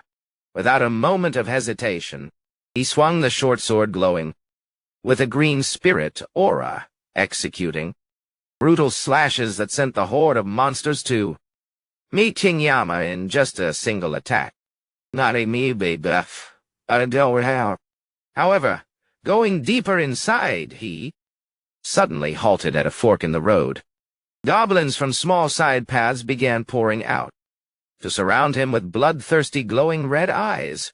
He decisively drew his set of emerald throwing knives and rapidly threw lethal strikes, piercing straight through the goblins' bodies. With overwhelming speed and power, he easily crushed all resistance, turning the goblin encirclement into a satisfyingly one-sided practice session. The goblins were now a piece of cake for Seiho. What? As he darted around, he told himself, clearing this bunch will be done in a flash. Stepping deeper into the dark of the lair, he spotted a massive figure sitting motionless between 2 burning torches. There it is. Seiho paused slightly, narrowing his eyes to observe in suspicion. What's this? In front of him was a huge hobgoblin sitting hulkingly, holding a threateningly giant spiked mace in hand. He coldly spoke up and asked, "Are you here by yourself?" The monster didn't answer, but instantly roared, rushing into the attack with raging strength. But Seiho calmly faced it, swinging his short sword to send the monster to the underworld. The hobgoblin collapsed after a violent shockwave. The system continuously displayed notifications. He obtained 32 points. The goblin lair has officially been cleared, and a random reward will soon be awarded. A burst of green light exploded on the monster's corpse, making Seiho excited. Oh, something dropped here. It was a quiver, emitting a powerful aura, a wall. Special weapon with ultimate armor-piercing capability. Seiho held the new gift in his hands and smiled with satisfaction. Not bad at it. All. He began pacing out of the cave, mentally calculating that he had to check soon if Hyung-jun's group was safe. However, tailing. That group in hiking clothes was still top priority. Just as he stepped near the exit, Seiho suddenly halted vigilantly. Nyei, Anais. A confident smile clearly showed on Seiho's face as he saw dark silhouettes lurking right outside the glowing red gate.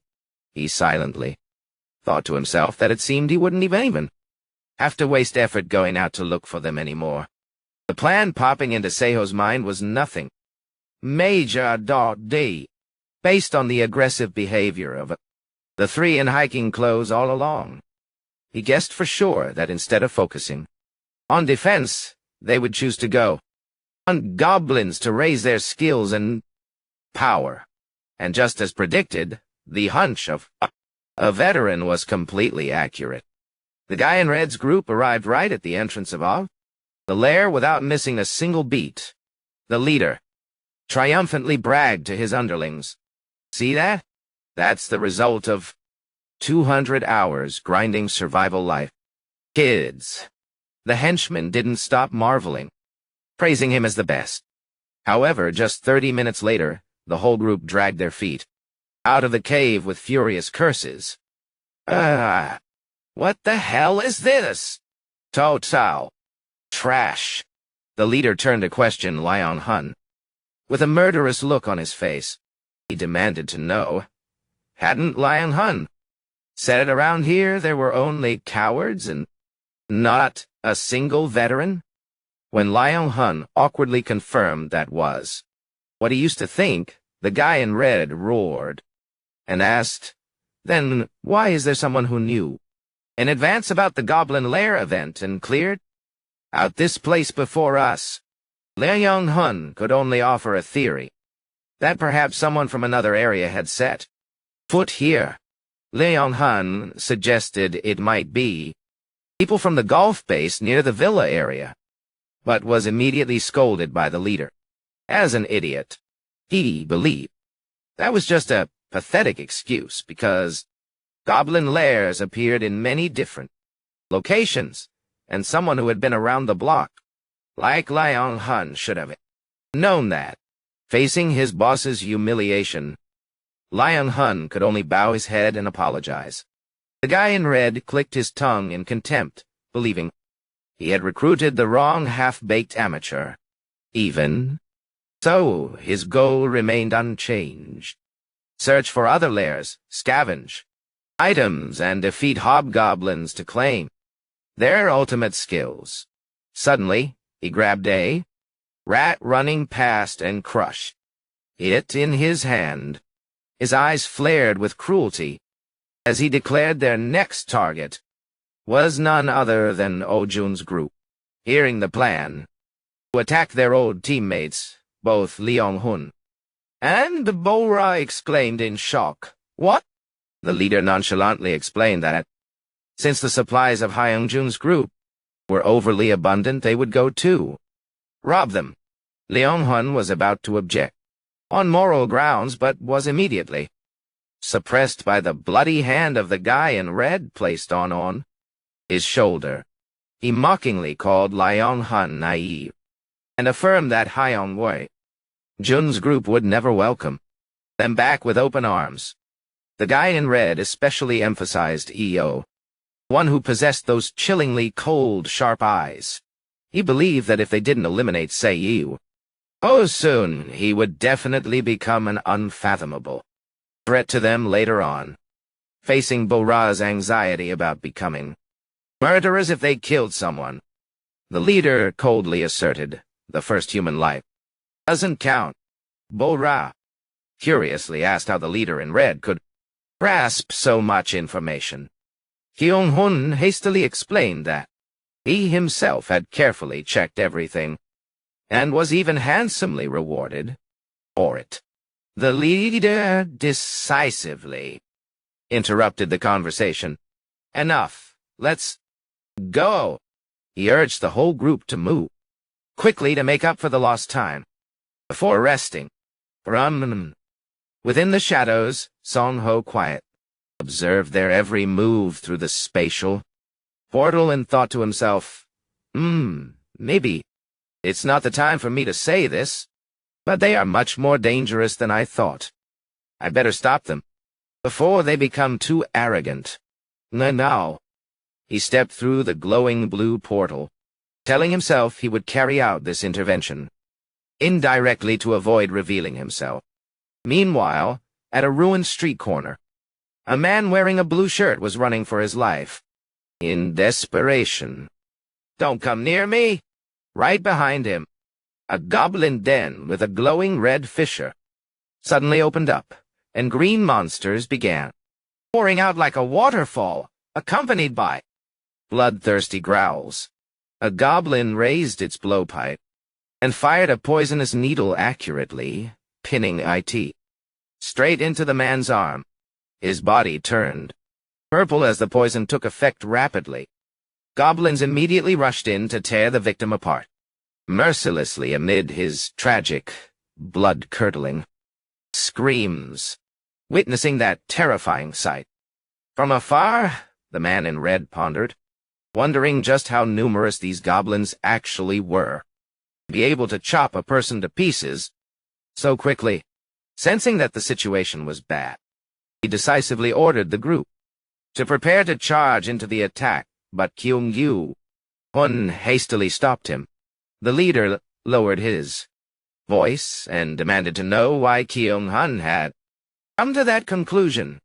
Kyung-Hun anxiously explained that if they blindly charged in carelessly, the consequences would be extremely unpredictable. Immediately, the leader flew into a rage. He activated his glowing green energy chain skill, tightly binding Kyung-Hun, and growled menacingly. "You little brat!" He sarcastically brought up how Kyung-Hun curiously asked how the Red Jacket leader could grasp so much information like that. Leong-hun hurriedly explained that he himself had carefully checked everything, and was even handsomely rewarded for doing so. The leader decisively cut off the conversation. "Enough, let's go." He urged the whole group to quickly take action to make up for the lost time, before taking a rest. From the dark, Se-Ho quietly observed their every movement through the spatial gate, and silently judged, maybe it's not the time for me to say this, but they are much more dangerous than I thought. I had better stop them before they become too arrogant. He stepped through the brilliant green gate, telling himself he would carry out this intervention, indirectly to avoid revealing himself. Meanwhile, at a ruined street corner, a man wearing a blue shirt was running for his life, in utter desperation. "Don't come near me!" Right behind him, a goblin lair with a glowing red rift unexpectedly opened up, and greenish monsters began pouring out like a waterfall, accompanied by bloodthirsty growls. A goblin raised its blowpipe and fired a poison dart accurately, embedding it straight into the man's arm. His body turned purple as the poison took effect extremely fast, and the goblins immediately rushed in to brutally tear the victim apart. Amidst his agonizing screams, witnessing that horrific scene from afar, the guy in red thoughtfully wondered just how numerous these goblins actually were.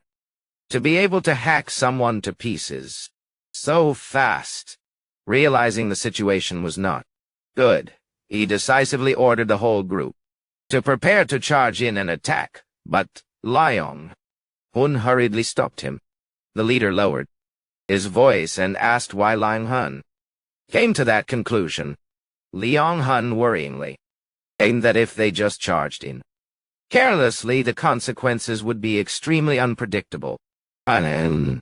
Immediately, the leader flew into a rage.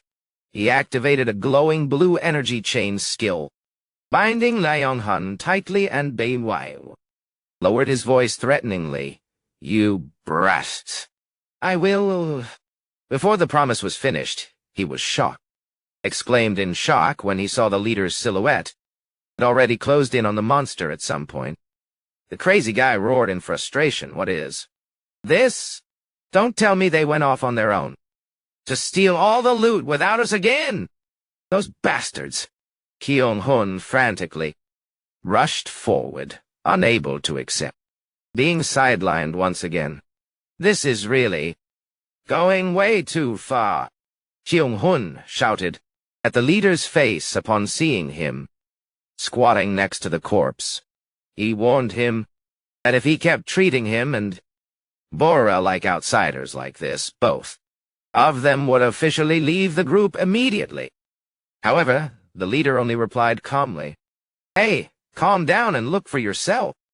Kyung-hun froze when he realized that Hobgoblin was actually already dead beforehand. The leader bitterly explained that someone had put a glowing stone necklace on the corpse to lure them. Here, Kyung-hun grit his teeth and swore. He regretted being overly cautious. If he had known beforehand, he would have used his power to kill it from the start. Suddenly, Bora's terrified scream rang out. The leader snapped, asking what was wrong. Bora trembled, pointing her hand toward the corpse, and stammered in crying. "Terra! Its arm is floating in midair." The leader in red exclaimed in panic, "What is this?" "From up high, Sung-ho, fully clad in protective gear," coldly replied with a sarcastic counter-question. "What do you think it is?" He decisively stated, "It's fireworks." Then he casually dropped the glowing orb right into the middle of their formation. A blinding explosion erupted, leaving the group only enough time to scream in utter shock. "Are you kidding me?" The leader wildly questioned the identity of the attacker. But Seo only scoffed, saying trash. Didn't need to know his name.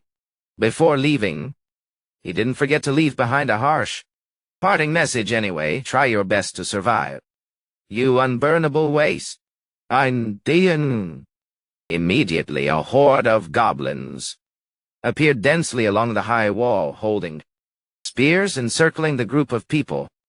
Holding spear knives surrounded the group of people, who were blinded and panicking. The red-clothed guy only had time to utter a resentful curse before the horde of monsters swarmed down to attack. Mami. The chaotic battle ended in deadly silence.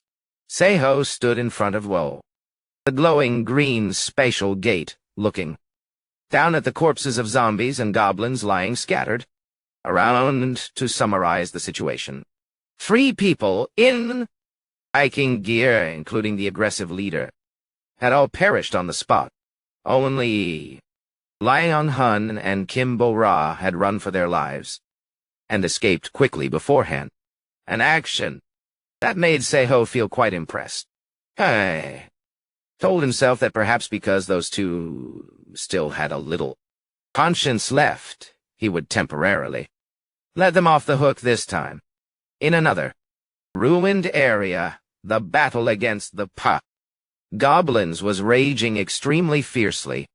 Goblins collapsed one by one under the overwhelming strength of the senior member, showing that the gym group was still fighting extremely tenaciously to survive in this turbulent apocalyptic era. Eo Hyung-jun gritted his teeth and cursed, "Damn-it, this situation is really bad." He swung his spear, clearing away those in his path, but the monsters kept swarming endlessly. Meanwhile, Mai Gyeong, with her incredible combat instincts, was tearing through enemy lines, moving like a ghost among the horde of monsters.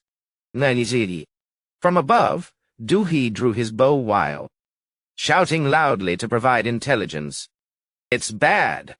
Goblins are swarming from the Woi front, and zombies are charging in from the west." Amidst the suffocating encirclement, Sejong panicked and shouted loudly, "Is everyone okay?" Thanks to her timely medical support, the whole group was able to hold on firmly against the enemy's terrifying pressure. Even so, Hyung-jun looked back at the chaotic rubble with a tense expression.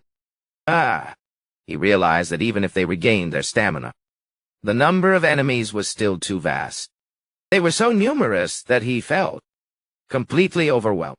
The insidious goblins began resorting to vicious sneak attacks. A red-eyed monster, hiding in the shadows, blew a dart, aimed straight at Hyung-jun, but he tilted his head just in time to dodge it. Stop there, the strikes from the wooden club rained down, leaving him stunned and in pain. Hyung-jun clutched his injured arm, his breathing turning rapid as his stamina was gradually depleting. Standing before the horde of goblins looming forward to finish him off, Hyung-jun bitterly wondered to himself, is everything really going to end like this? At the most desperate moment, a knife slash wiped out a series of goblins in just a split second, with powerful sword strikes. Don't say things like that, big brother. Aye. Confident and warm voice echoed.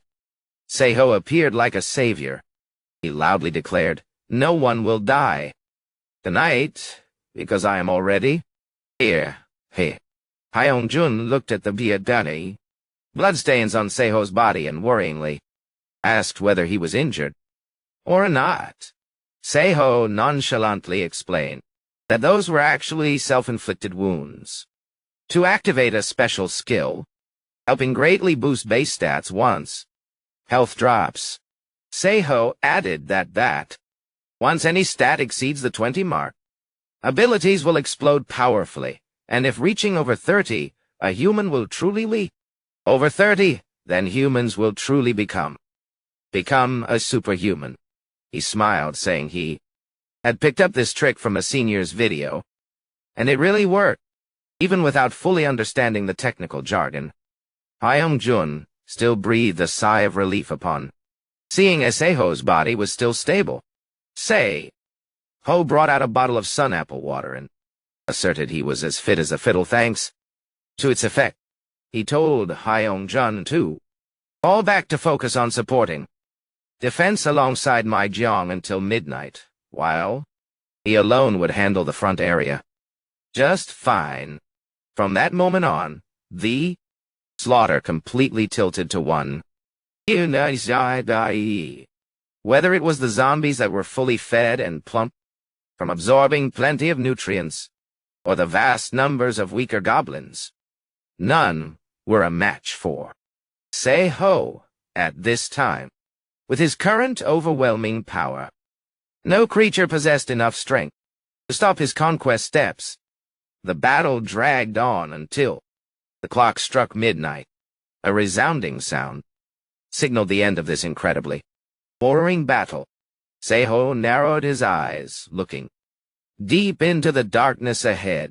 He softly smiled coldly upon sensing familiar, murderous intent.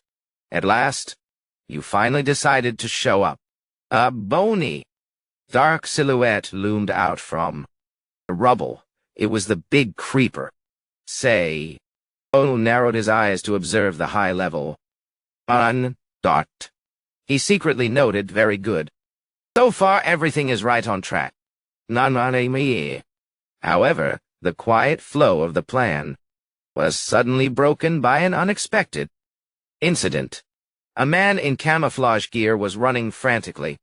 Running like mad for his life, while being pursued right on his heels by a creeper with a long, hideous tongue. He wailed pitifully in despair. "Please save me, I beg. You just spare me just this once." Witnessing that scene, Seiho clicked his tongue. In annoyance, damn it, why right? At this moment, time was running out of Sei's. System panel flashed continuously. With a warning, the duration of the desire for survival buff is about to end. Warning, the bloodlust buff duration. Seiho reminded himself to stay calm too. Make the wisest decision. A cold thought crossed his mind. I really don't necessarily have to save this guy. Yet the instincts of a true comrade prevailed. Seiho decisively called out loudly, "My Gyeong." Immediately, she replied, "Yes." Mei Gyeong quickly snatched the man right from the monster's nose, and didn't forget to leave behind a sarcastic, "Farewell, sorry we're leaving first." A sarcastic greeting. Sorry, we. Leaving the creeper to snap at empty air in rage. Snapped at empty air in frustration. Hyung-jun also quickly coordinated. Yo! Carried heavy objects to reinforce the barricade and urged, "Great job! Now, hurry and move to the hiding spot so as not to get in Seiho's way." Looking at the backs of his two teammates dedicatedly rescuing people, Seiho gave a small, thoughtful smile. He realized that just as I predicted, those two were precisely the type of people this apocalypse truly needed. That also meant they were precisely the people he had to protect at all costs. Seiho told himself, screwballs like him always need decent people like them by their side to keep their humanity intact. Breaking away from his train of thought, he put full power into swinging a brutal sword strike, decapitating the goblins that were lurking, waiting to attack. Seiho decisively took a step back, raised his hand, and commanded the gate to open.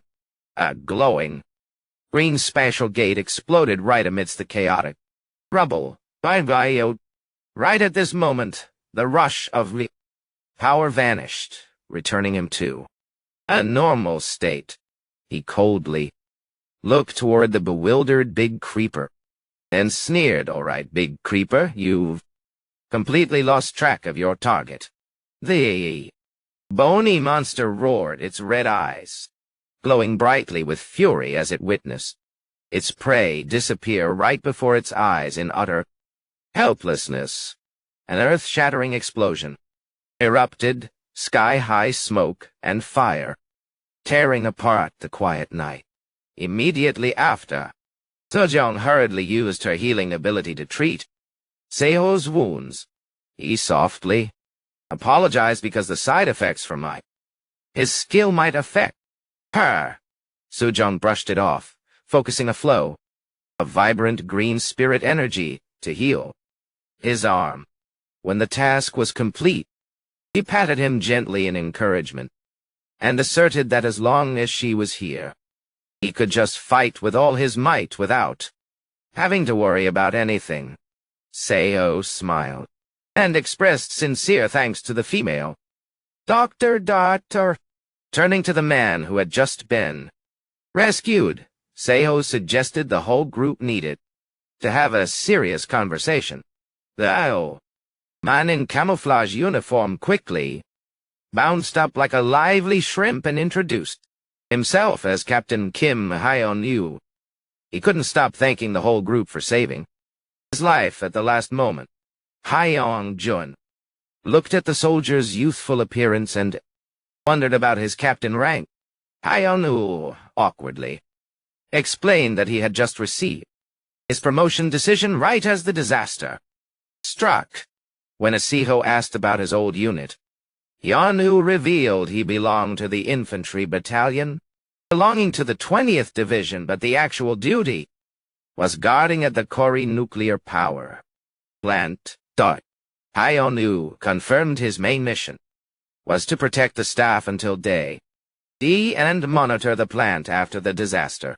However, Sejong immediately recognized an anomaly and questioned why he was here, 40 kilometers away from his old location.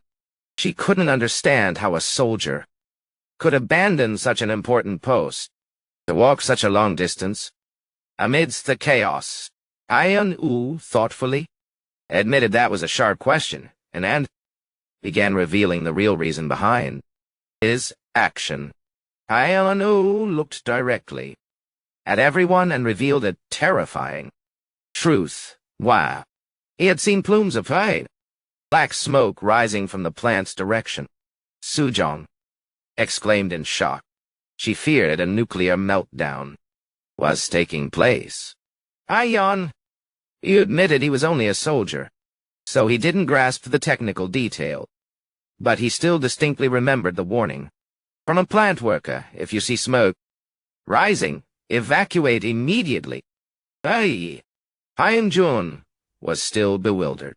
He asked, what on earth that reactor core meltdown hotpot? Was that made everyone so panicked? Sujong decisively explained in the yarn. Easiest way to understand. It is when the reactor or cooling system fails and radiation will leak outside. She crushed a handful of dirt in her hand as proof of fall. The silent yet devastating destruction of a nuclear disaster. A new fear began to loom over the whole group as they realized the enemy was not just monsters or zombies, but also an invisible threat, threatening the survival of all humanity. Summarizing everything in one sentence, say you. Ho looked straight into the eyes of the man opposite and asked, so you traveled a long way? All the way here just to inform everyone. That radiation has leaked, right? Captain Hyanu bowed his head to confirm that was the truth. He bitterly shared further that not everyone treated him as kindly as SC Ho's group, and he himself felt truly lucky not to have been killed by someone along the way. Seho thoughtfully admitted that was also understandable, because in these chaotic times, if a stranger suddenly appears and declares, the power plant has blown up, no one could calmly believe it right away. However, Seho began to get much harsher when pointing out a cruel truth. Above all, your appearance here is a nuisance. He recalled the horrific scene when Hyun-woo was pursued by the water creeper and the zombie horde, crying, pitifully begging for life in vain. Nani? Seho coldly berated him, saying that because of the monsters he dragged along, not only was the whole group's plan nearly ruined, but his presence almost triggered a terrifying undead parade. To prevent that disaster, Du-hee and Mai-jong were forced to risk their lives running out to rescue him. Seho emitted a suffocating dark purple killing intent. He loudly questioned, you are a captain, and right in the middle of an apocalypse. Do you think putting civilians in danger with your reckless decisions is right? No. Could only stammer in shock and utmost shame, facing the SAOs. Firm criticism, Captain Hyun-woo decisively knelt flat on the ground. I am truly sorry. Everything you said is completely my fault. He admitted all his mistakes, but Seho remained unmoved. His eyes suddenly glowed with an eerie, cold red light. He stepped closer and declared, no, I like everything to be certain. Seho unexpectedly pulled out a sharp knife, held it in front of Hyun-woo, initiated a tense ultimatum. Can you prove your words? Hyun-woo gritted his teeth, sweat streaming down his extremely tense face as he faced this life-and-death test. I can, Hyun-woo shouted with ironclad determination. Without a moment of hesitation, he grabbed the knife from Seho's hand. Hyun, you roared with resolve. If losing a hand is all it takes to get out of, gave up a hand to be able to escape from this place and make up for my mistake, I am ready to do it. He swung the knife, intending to sever his own wrist. But just as the blade touched skin, Seho reached out as fast as lightning, grabbing his wrist tightly to stop the suicidal strike. Seeing the shocked look on the young soldier's face, Seiho smiled gently and calmly said, "I have seen enough of your determination." Hyun-woo looked dazedly at his savior, unable to believe he had just passed such a harsh character test. Finding someone willing to sacrifice themselves for others was truly rare in this apocalyptic era. Seiho gently helped Captain Hyun-woo up and advised him to calm down, witnessing that heart-stopping test of heart. Just now, Sojong and Hyung-jun couldn't help being shocked and angry. Soo-jong snapped, "Are you crazy? I really thought you were going to chop off his hand." Hyung-jun also chimed in panic. "That's right. What if healing magic doesn't work on a severed hand?" Faced with the criticism from his comrades, Seiho could only scratch his head and laugh it off. He explained that from his own perspective, he had to test him to make sure of the newcomer's character. If they accepted the fact that the Kori nuclear power plant had exploded, it meant that the whole group would have to move very far away to avoid radiation contamination, and the price to pay was extremely steep. They would be forced to leave behind most of the supplies they had painstakingly accumulated for so long. This would also completely upset the plan for Seiho to officially join the team. Hyung-jun fell into deep he admitted that when everything came up so suddenly like that, it was hard to blindly accept it right away. Sejong decisively cut off everyone's train of thought and asked Seiho directly about their next step. Without hesitation, Seiho laid out a strategy. "First, I want to beef my Jong up into a superhuman." He explained that, although he didn't know her new special talent yet, it would surely be of great help to. Don't know what her new talent is yet, but surely it will be of great help to the team's movement. Seiho turned to ask Mai Jong's opinion and received absolute agreement from her via the message paper dolls. He loudly instructed the remaining members that they also had to get to work preparing other tasks right now. Hyung-jun made a suggestion. "How about we head toward Jine first? We need to move southwest while hunting, and that's the most suitable place." Captain Hyun-woo immediately agreed and revealed another important piece of information. He had sent some comrades ahead to the Jinhae battalion area, so it was possible they had captured a Class 1 supply depot there. He believed that if everything went smoothly, that place would be of great help to the group. Seiho pondered thoughtfully, calculating, although noticing the group at the golf course was blocking right in the middle of the route, he still assessed this as a decent plan. Finally, the official decision was made, so it's settled then. We'll use the villa area in Gangseo. Go as a temporary base, then head straight to the Jinhae battalion. And for the next target, after that, I think the coastal side will be an ideal stopover. The sea will be an ideal stopping point. Does anyone have any objections? Seiho decisively asked one last time to confirm the whole team's consensus, receiving nods and statements of no objection, such as "me too" from Hyung-jun, Mig-young, and Captain Hyun-woo. He flashed a resolute smile. "Good, then let's set off immediately." The whole group decisively set out on their way, beginning an adventurous evacuation journey to search for a safer, promised land.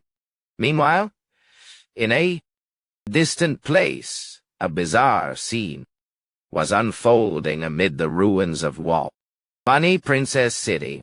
A muscular guy in revealing clothes was nonchalantly carrying a severed zombie.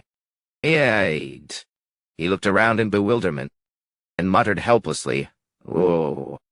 What godforsaken corner am I in now?" Looking at the pile of goblin and zombie corpses lying scattered beneath his feet, Bunny told himself that based on the number of enemies he had just beaten to death, surely, this definitely isn't north like he thought.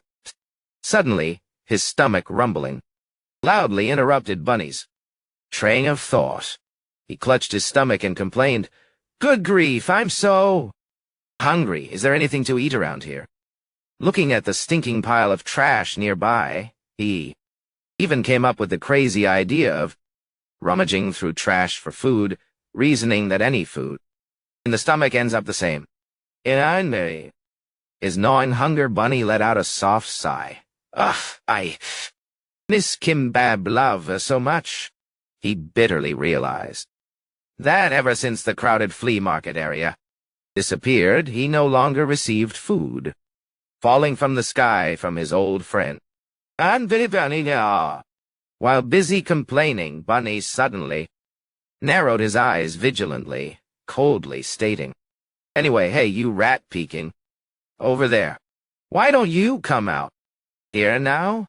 Bunny decisively launched a powerful kick, turning the zombie head in two, a ball flying straight into the darkness of the tunnel ahead. A dry thudding sound echoed as the head was blocked. R.I.D. From inside the night, a neatly dressed man with a calm demeanor stepped out. He nonchalantly used psychic ability, emitting green spirit energy, to keep the head hovering in his hand, and spoke up to apologize. "Well, I didn't intend to appear like that. If that made you uncomfortable, I sincerely apologize, Bunny Princess." "No." The man introduced himself as Ribelmock, an agent serving under President Jiang Wu-che. He nonchalantly tossed the zombie head to one side and loudly declared, "I came here to invite you." Bunny smirked and scoffed, thinking that inviting him to join would be an extremely difficult challenge. Ribelmock reassured him that he had no intention of using force, then suddenly asked an enigmatic question, "Do you happen to remember the survivor?" Hearing that, Bunny gasped in surprise. So that guy teamed up with the government. Then Ribelmock clarified that instead of 9,287, call it a team, consider it a mutually beneficial relationship. Ribelmock continued to make enticing invitations. He revealed that the government currently possesses a large-scale shelter with a capacity of 30 to 100 people. He proudly bragged that they had recruited many notorious big shots, including Survivor Number 1, Dashisa, with the goal of building a solid stronghold strong enough to withstand zombie sweeps and the most brutal monster attacks. Libel looked at Bunny expectantly and asked if he wanted to join the government shelter to build the future together. However, Boo just casually picked his nose and dropped a blunt refusal. "Thanks, but spare me." Artlessly rejected, Ribelmock panicked and begged Bunny to reconsider. He emphasized the massive stockpile of supplies they had painstakingly accumulated. Seeing the warrior remain indifferent, the agent played his final trump card by revealing that there was a woman who was extremely interested in him. Boo's expression immediately changed. He snapped, "Hey, stop fooling around, old man." He felt insulted by being treated like a perverted skirt chaser just because of his habit of saying coarse things. Bunny asserted that it was merely a speech habit of his, and firmly bade Ribelmock farewell, so he could hit the road to find his friend in the south. However, as Bunny turned his back to walk away, Ribelmock landed a fatal blow right on his weakness. He casually reminded him, "Hey, Bunny, if you keep going in that direction, you'll end up in Yumsong." Boo turned around in complete shock, realizing he was once again hopelessly lost with no sense of direction. Right in a dire situation. Seizing the opportunity, Leibel Miseo made an irresistible offer. In that case, how about this? If you agree to visit the shelter, we'll assign a guide to lead you there afterward. Bunny turned back overjoyed and asked, Really? Leibel Zio asserted he wasn't lying because he had received orders to bring Bunny back no matter what, regardless of what offer he had to make. Faced with the sincerity and the promise of a guide, Bunny rubbed his chin with a sly smile. Well, if you put it that way, I'll drop by to check out your ugly mugs. At least once just to see. Neon Mei. While the ruined city still lay shrouded in silence under the cold moonlight. On the horizon. What is society?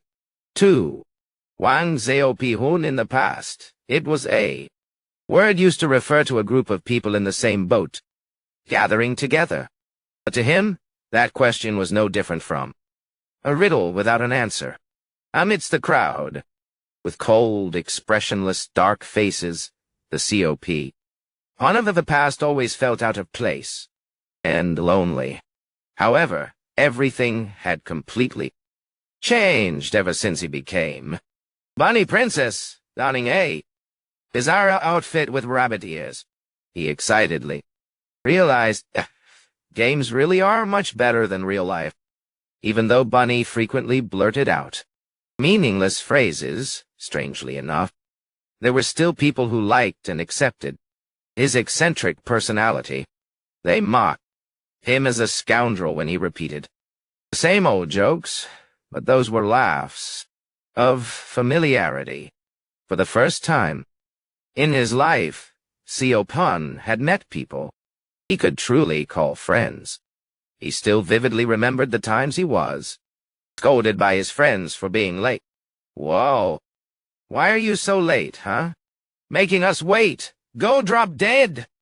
At those moments, Boo could only chuckle smugly. Ahem, the handsomest guy in the group has to make a late entrance. Nah.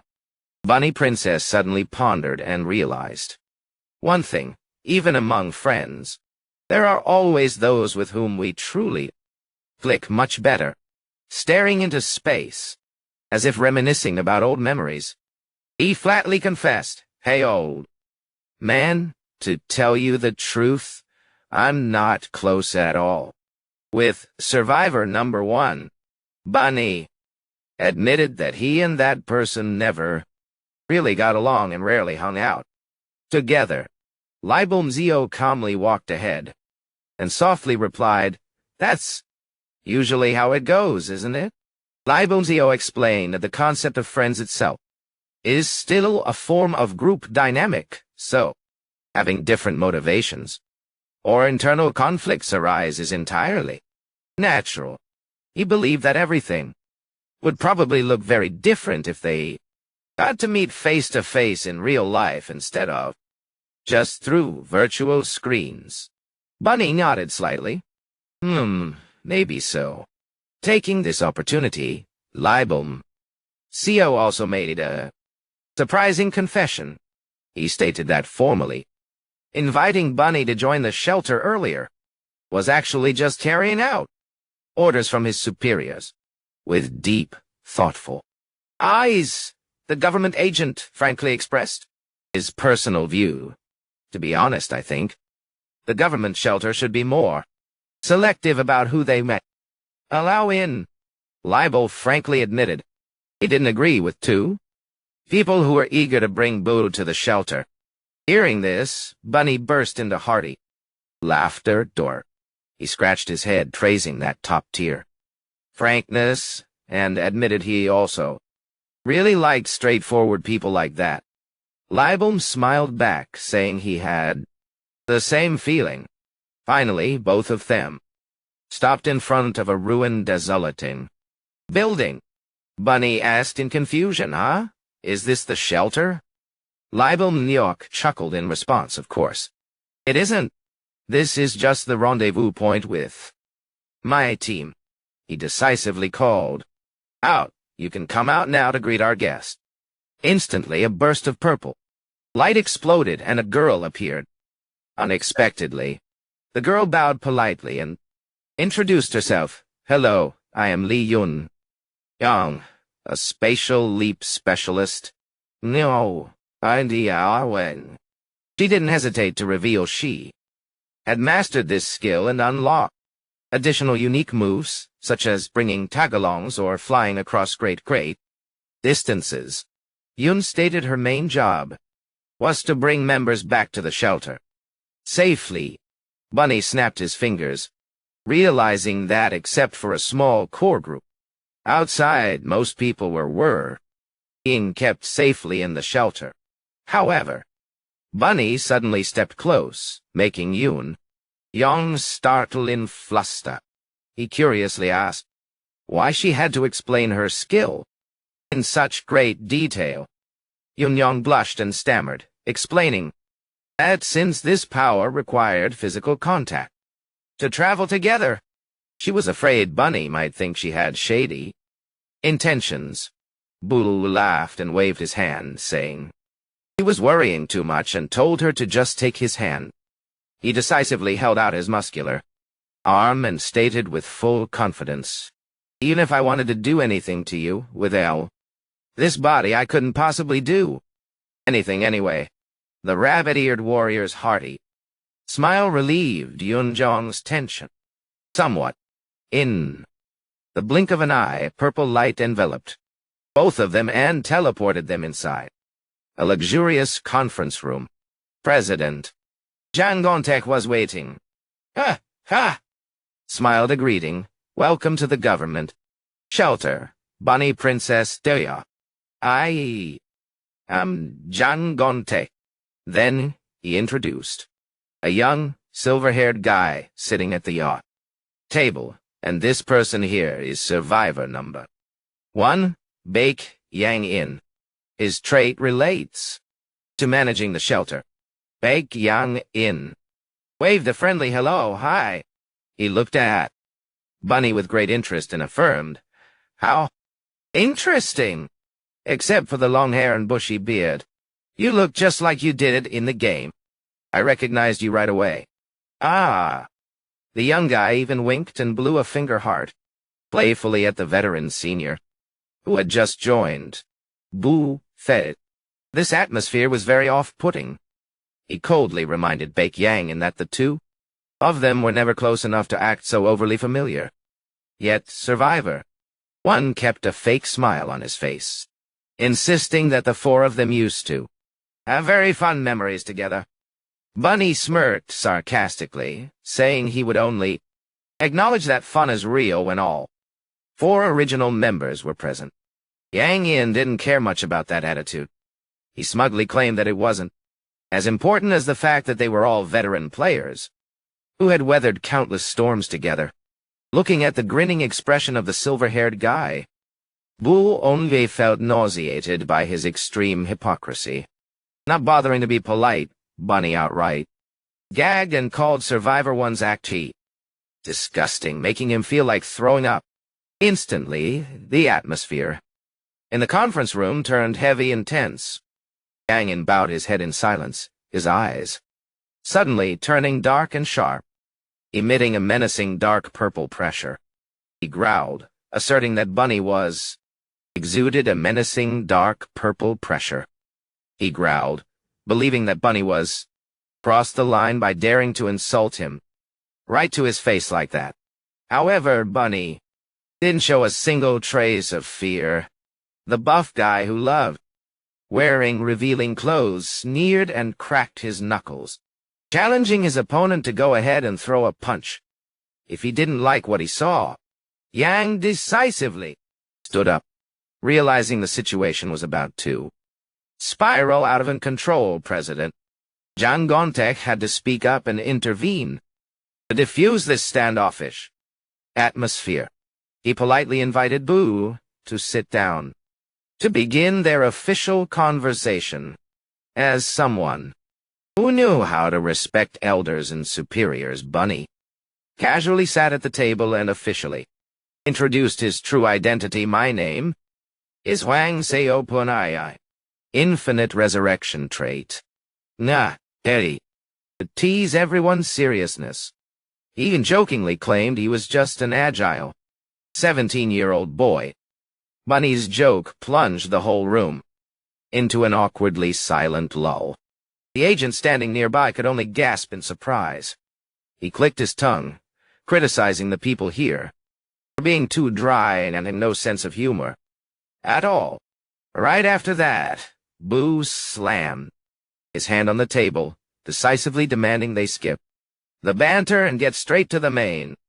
He wanted to know the real reason behind the government going out of their way to recruit him. Was it as simple as they said? Or not? President Zhang Gontech thoughtfully confirmed that was indeed their sole goal. He hoped that through direct dialogue and explaining the mission to preserve the nation's heritage, he could convince a notorious veteran player like Wu to side with the government. President Zhang Gontech looked thoughtfully at COP Hun and sighed softly. But now that I've actually met you, Seopan, I feel like this isn't the right time. Hey!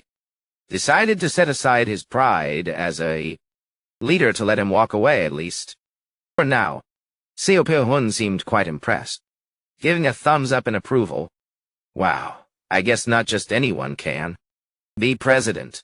A very wise decision. Indeed.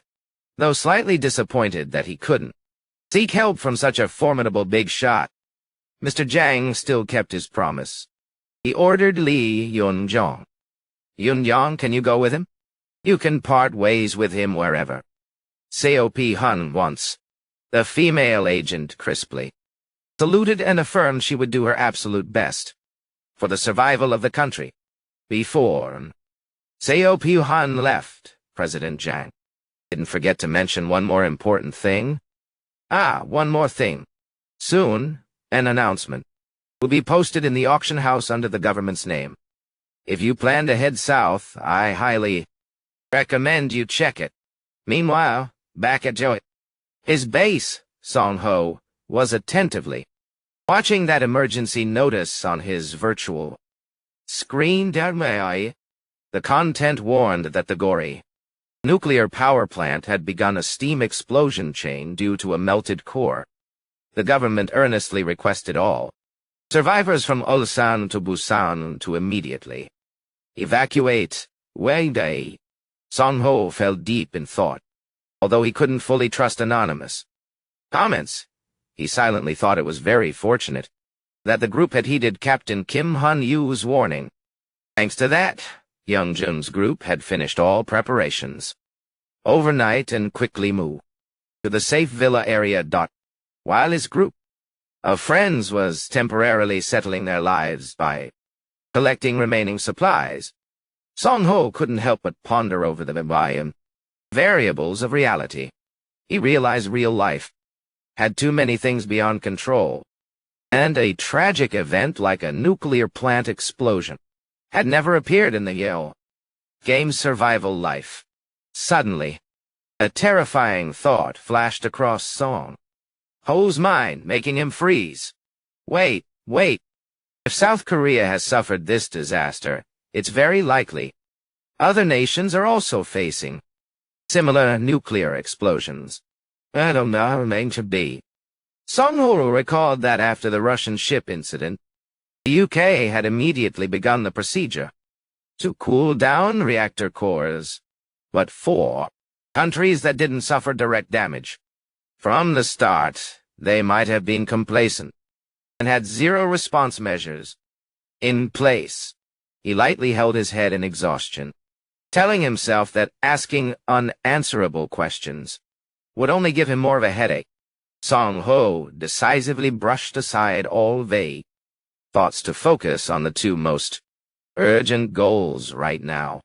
One was to bring Young Jun's group to a permanently safe settlement, away from monsters, and two was to mentally prepare for the next event about to strike.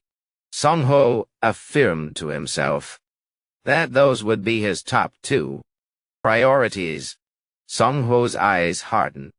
With determination, he understood everything was only just beginning, and the next step he needed to take was the moment he set foot at the studio apartment complex. Song-ho didn't waste a single second. Instead of finding a place to hide, he began herding the zombies into one spot to execute a carefully calculated plan. Song-ho told himself there were many reasons for him to act decisively the moment he got here. The first reason was to test the strength of the evolved zombies. He wanted to personally confirm how much their speed and stamina had changed after the recent events. Song-ho nimbly sidestepped, dodging a missed pounce from a red-eyed undead. As for the second reason, he wanted to test how much raw strength he would need to actually take them down without using any high-end gear. A veteran's curiosity urged him to verify the limits of his pure power. Song-ho channeled force into every swing, crushing the skulls of the frantically howling zombies around him. But most important of all was the third reason, a decisive, tactical move. If Song-ho could clear out all the zombies in this area, then when the clock struck midnight, he would prevent them from rearing their heads again. At that point, this battlefield would only have goblins left, creatures that were inherently much easier to deal with than the bloodthirsty, persistent undead. Wielding his short sword glowing with a surge of green spiritual aura, Song-ho dashed like a whirlwind, decisively landing finishing strikes on the last obstacles to take complete control of the area. Clearing out the zombies at this point was to make the survival effort much smoother. Song-ho stayed highly focused. He told himself that as long as he cleansed this area, Hyung-jun's group would almost never have to face real danger again. After a period of thrashing about, Song-ho breathed a sigh of relief as he finished his first battle. The initial phase was completed smoothly. Next, Song-ho planned to figure out the attitude of the survivors at the apartment complex and scout them out. But in reality, he didn't have much time to hesitate. Suddenly, a paper airplane flew toward him beneath the twilight sky. Song-ho looked at it in surprise and wondered, "Don't tell me you've already completed your level 10 quest?" Recognizing Yu Hui's rapid progress, he broke into a bright smile. "Wow, really?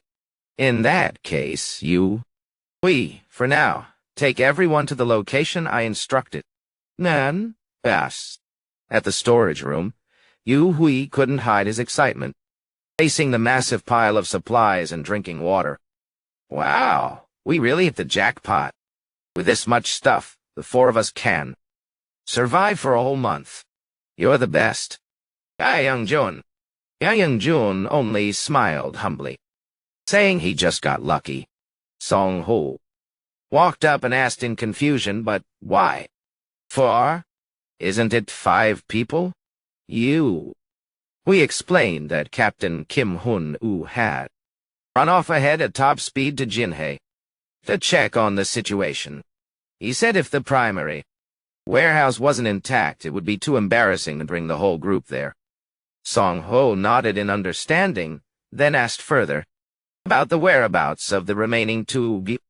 Hyun-jun munched on chocolate while explaining that Soo-jun said she had some things to pick up at the villa, so he let Mi-kyung go along because he felt uneasy leaving her to go alone. Yu Hui suddenly remembered and asked, "By the way, Song-ho, Soo-jun advised us to avoid Villa C, if possible. Do you know anything about that?" Song-ho crossed his arms, replied thoughtfully, "I know plenty, in fact. I went to meet Soo-jun and ended up having to face off against a murderer." Easy. Hyung-jun ate chocolate while explaining that Soo-jun said she had a few things to retrieve at the villa. So he let Mayan go along because he felt uneasy leaving her to go alone.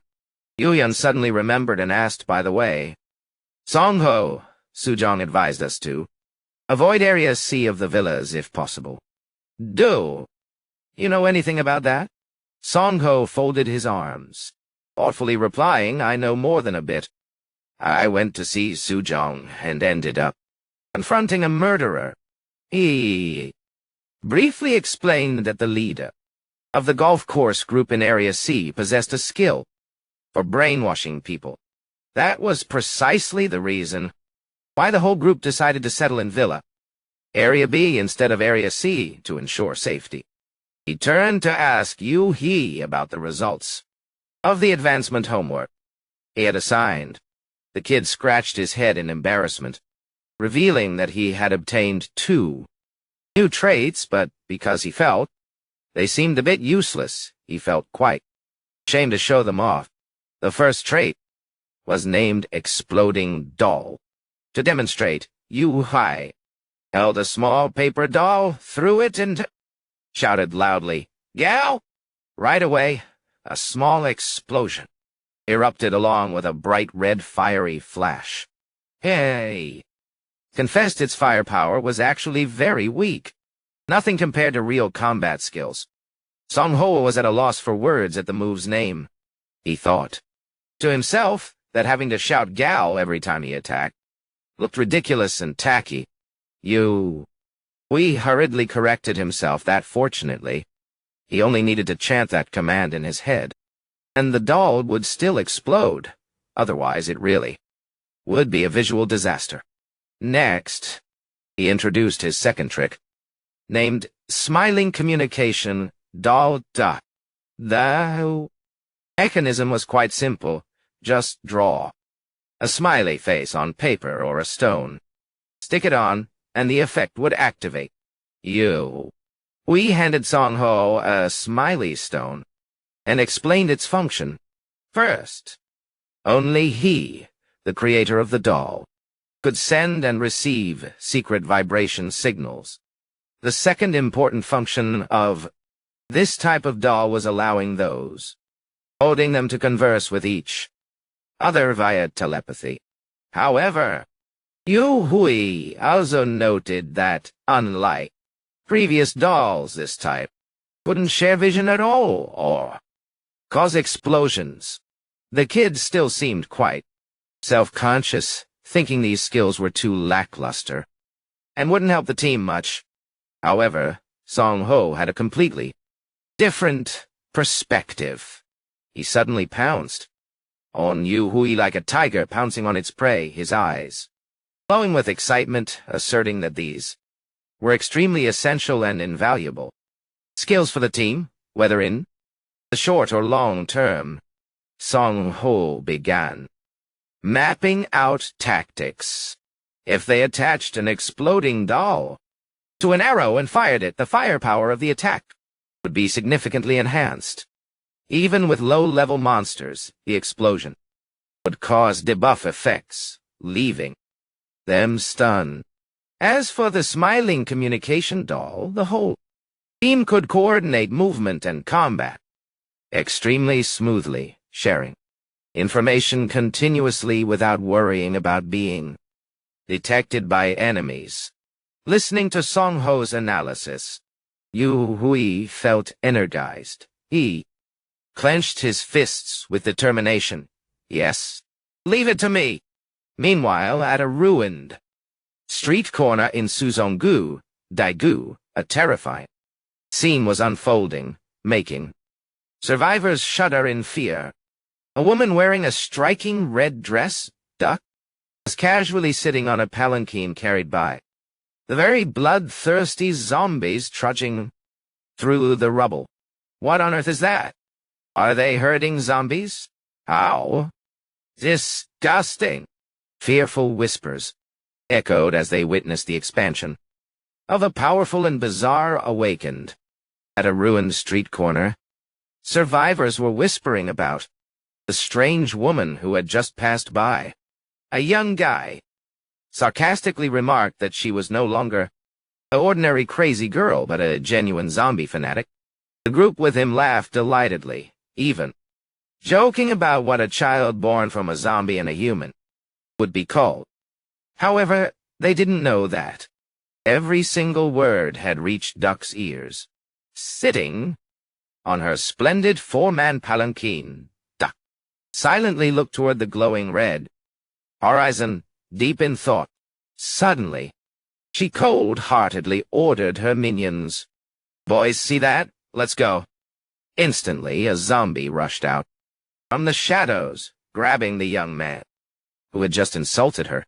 The crowd shrieked in panic, shouting blame at Duck for being heartless, taking both their companion and their scarce food supplies. Facing the accusations, Duck merely smirked with annoyance. She coldly warned them not to run their mouths, calling her those names when her mood was bad, unless they wanted a tragic end. Duck opened the auction house dashboard, her eyes stopping at the status line she had left behind. Only Kimbap Lover or Bunny Princess are allowed to chat here. Anyone who dares to impersonate them will die. She bit her lip in anger, seeing her two former teammates still completely out of touch. Are these brats still refusing to make contact? Duck furiously slammed her hand on the chair. She could accept Bunny being crazy and unpredictable, but Kimbap Lover, that is Song-ho, ignoring her too, was unforgivable. Decisively pushing her anger aside, she ordered the zombie horde to head southwest. With her rich experience, she affirmed that if it was Song-ho, he would definitely choose a route toward Jinhae or Chanwon, while Duck was busy calculating the route. A group from above quietly aimed crossbows at me. "Hurry, here." Duck casually leaned back on the palanquin, analyzing that this coastal road was much safer than going deep inland.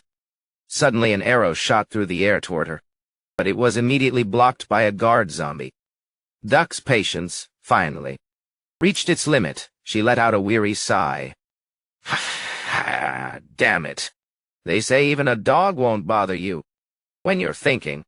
She decisively stood up, her bright red dress fluttering in the wind as she declared that group needed to be taught a lesson in discipline.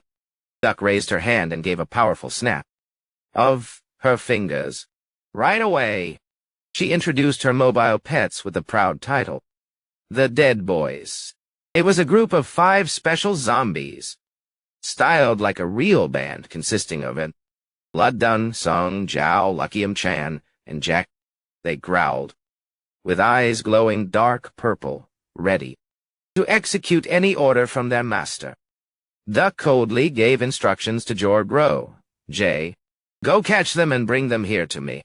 Upon receiving the order, the blonde zombie immediately dashed off with a terrifying speed, leaving the 2 men below only enough time to exclaim in horror, "What on earth is this?" Before they could compose themselves, both were grabbed by the collar by Duck's zombie, Biden. Jay decisively dragged the poor souls down, jumping from the ruined wall. The powerful landing right at the feet of the zombie queen sent them tumbling to the ground, trembling and not daring to look up. Duck casually tapped her bright red heels, looking down at the 2 lying gasping for air, and coldly greeted them. "Hey, old guys." Duck's eyes held clear contempt as she questioned, "Did you really have to act like that when my mood was so bad?" Facing death, the 2 men could only clasp their hands and beg, in desperation, "Please spare our lives." Zombie Queen. Hearing the new title, Duck raised her eyebrows slightly, repeating it with amusement. "Queen, huh?" She smiled faintly, commenting that at least they knew how to flatter her. Duck decisively declared she would let them live, as she had no intention of becoming a murderer. The two men rejoiced as if brought back from the dead, repeatedly bowing their heads and thanking the zombie queen profusely. However, their smiles were instantly snuffed out when Duck turned away and left behind an implicit remark, "But I can't just let it go like that." While the two were still bewildered and confused, she coldly declared, "You dared to aim at me, so you have to pay a little price, right? Isn't that only fair?" Right behind her, the entire Dead Boys zombie group, with their glowing red eyes, revealed themselves all at once, looming forward to shred the two preys who were shrieking in horror. A few days later, at the secluded base, deep in the forest, life for Song Ho and the white wolf dingo was still bustling. Looking at the shiny gear on the table, he couldn't help but be amazed at the talent of the tiny blacksmiths.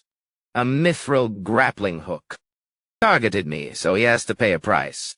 Right? Isn't that only fair? Right behind her, the entire Dead Boys zombie group with their eyes glowing red appeared all at once, towering as they advanced to boil alive the two preys who were shrieking in terror. A few days later, at the hidden base, deep in the forest, the lives of Song Ho and the white wolf dingo remained, bustling as ever. Looking at the glowing pieces of equipment on the table, he couldn't help but be amazed by the talent of the tiny blacksmiths, a mithril grappling hook, and the Amos-grade short sword with a market value of up to 3,000 points had been exquisitely finished. Song Ho marveled in praise. "Wow, you guys are really amazing.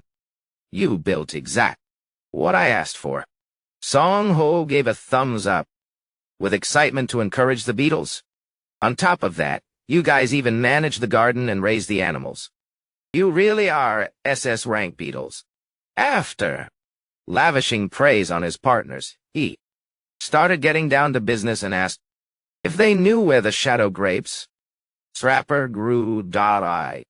Song Ho explained that the reason was because the speed zone event was coming up, and the space inside was so dark that you couldn't see anything. Without this vision-enhancing item, he emphasized that shadow grapes were something the whole group would need to use continuously even after returning to reality. Hearing that, the red beetle fell into thought and then suddenly cheered in excitement.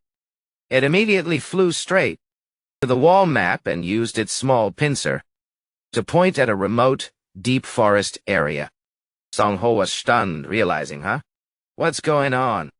Could it be that you know a place no one else has ever found? He looked at the marked location and affirmed that this was definitely a huge, lucrative treasure trove in real life. Song Ho recalled that he had previously used a drone to scout this area, but the thick fog and dense canopy prevented him from observing clearly through the control screen.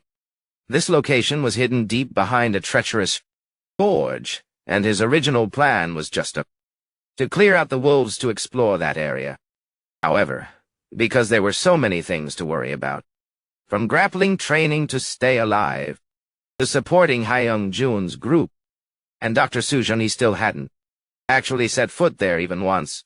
Song Ho realized that even the online community was completely clueless about this place, proving this wasn't a location people could explore blindly, without thorough prior preparation.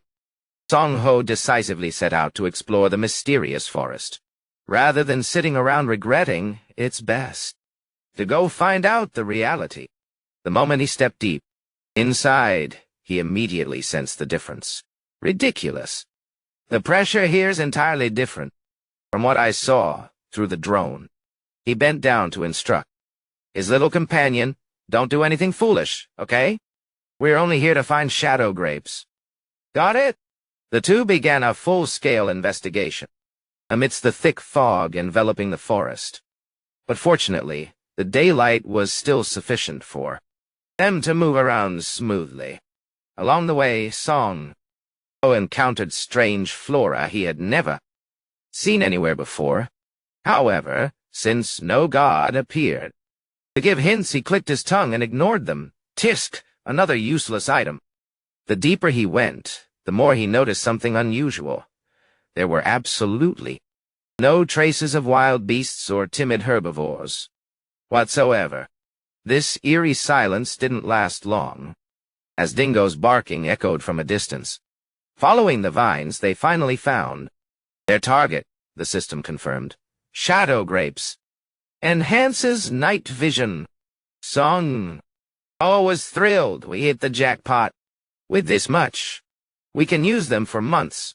He was about to ask the beetles to come harvest them, when a strange noise suddenly rang out. Song Ho decisively drew his sword, staying alert. What's that? Seeing Dingo's growling reaction, he gritted his teeth and wondered, don't tell me it's the saber-tooth wolves again. Given the gluttonous nature of the strange beasts in this region, Song Ho silently judged that there was no way they would venture deep inland without prey to hunt. He ducked close behind a tree trunk, sweat trickling down his cheek as he realized a terrifying truth. The reason he couldn't sense any animals or weak beasts around since entering this area was that this was werewolf territory. A buff, six-packed werewolf with purplish-gray fur and fiery yellow eyes was looming out from the fog, exuding an overwhelming pressure of murderous aura. Song Ho told himself to stay as calm as possible. The top priority right now was to remove his watch so he could be ready to retreat back to reality at any moment if the situation spiraled out of control. He narrowed his eyes, observing his opponent, and noticed that this monster seemed to have lost most of its sanity under that thick layer of fur. Fortunately, since it was only acting on instinct and had lost its speech, it still couldn't pinpoint his exact hiding spot. However, it wouldn't take too long for it to find him and Dingo through scent. Song Ho Bitta realized that with his current form, he had zero chance of winning if he chose a direct head-on confrontation with a werewolf. Dingo in his arms whined softly in anxiety, as if sensing extreme danger.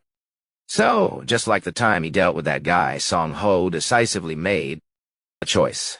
He had to stick strictly to his plan. Without a moment's hesitation, he hugged Dingo tightly and suddenly dashed out from hiding to draw the monster's attention. He shouted loudly and provocatively, "Hey, you bastard!" Song Ho gave a clear, taunting signal, "Come here!" The werewolf let out an earth-shattering roar, its eyes glowing wildly as it saw its prey.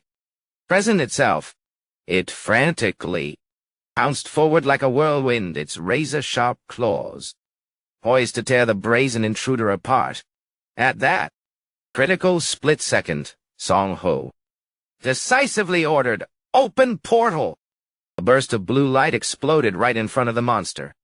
The werewolf only had time to howl as its attack missed completely. Phew, that was a close call. Song Ho let out a sigh of relief after escaping through the teleportation vortex in the nick of time. He told Dingo to stay here and rest safely, knowing the upcoming battle would be extremely fierce. Looking at the werewolf frantically clawing at empty air, he realized its wild, violent temper was actually the perfect weakness to draw its attention.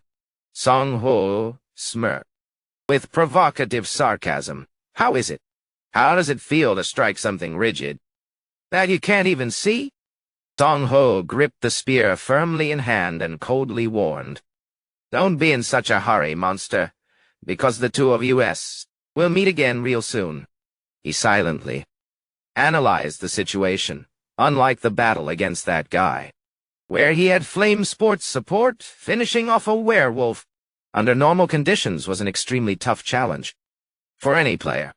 Taking advantage of the spatial gap that had just opened, he decisively thrust a lethal spear strike through the portal, the stab plunging straight into the werewolf's chest. The monster let out a heart-wrenching roar of pain. Song-ho thought to himself, if not for this spatial swamp tactic, he and Dingo might have been torn to shreds the moment they set foot in its territory. Seeing the enemy howling frantically and preparing to counterattack, he decisively ordered to preserve his position. Close portal. The werewolf looked on in bewilderment as its prey vanished once again, without a trace right before its eyes. Without letting it compose itself, Song-ho ordered, "Once more open portal," and delivered another surprise sneak thrust from an unexpected direction. However, he clearly understood his own limits. This risky one-way attack style could only be performed twice in a row at most. However, an unexpected turn of events occurred, making Song-ho's expression turn extremely grave and anxious. The system suddenly displayed a bright red notification. Wolf instinct had been activated.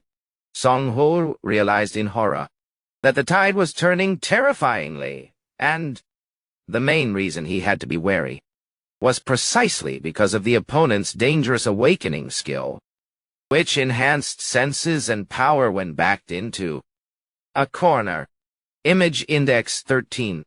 The wolf instinct skill it had just activated immediately transformed the monster into an opponent on a whole different level. For Song-ho, this meant its perception and agility stats were significantly increased to the absolute extreme. His wind-cleaving spear thrusts, which were originally precise, were now easily dodged by the werewolf as if in front of him, without letting it regain its composure. Song-ho issued another command, "Open the gate," and unleashed another surprise sneak thrust from an unexpected direction. However, he clearly understood his own limits. This kind of risky one-way attack could at most be executed twice in a row. However, an unexpected incident occurred, causing Song-ho's expression to become extremely serious and anxious. The system abruptly displayed a bright red notification. Wolf instinct has been activated. Song-ho realized in shock that the situation was turning terrifyingly upside down, and the main reason he had to be wary was because of this dangerous awakening trick of his opponent, which enhanced senses and power when backed into a corner. Image Index 13. The wolf instinct skill, once activated immediately, turned the monster into an opponent at an entirely different level. This, for Song-ho, significantly increased its perception and agility stats to the extreme. Each of his wind-slashing spear thrusts, which used to be extremely precise, were now easily dodged by the werewolf as if limit died.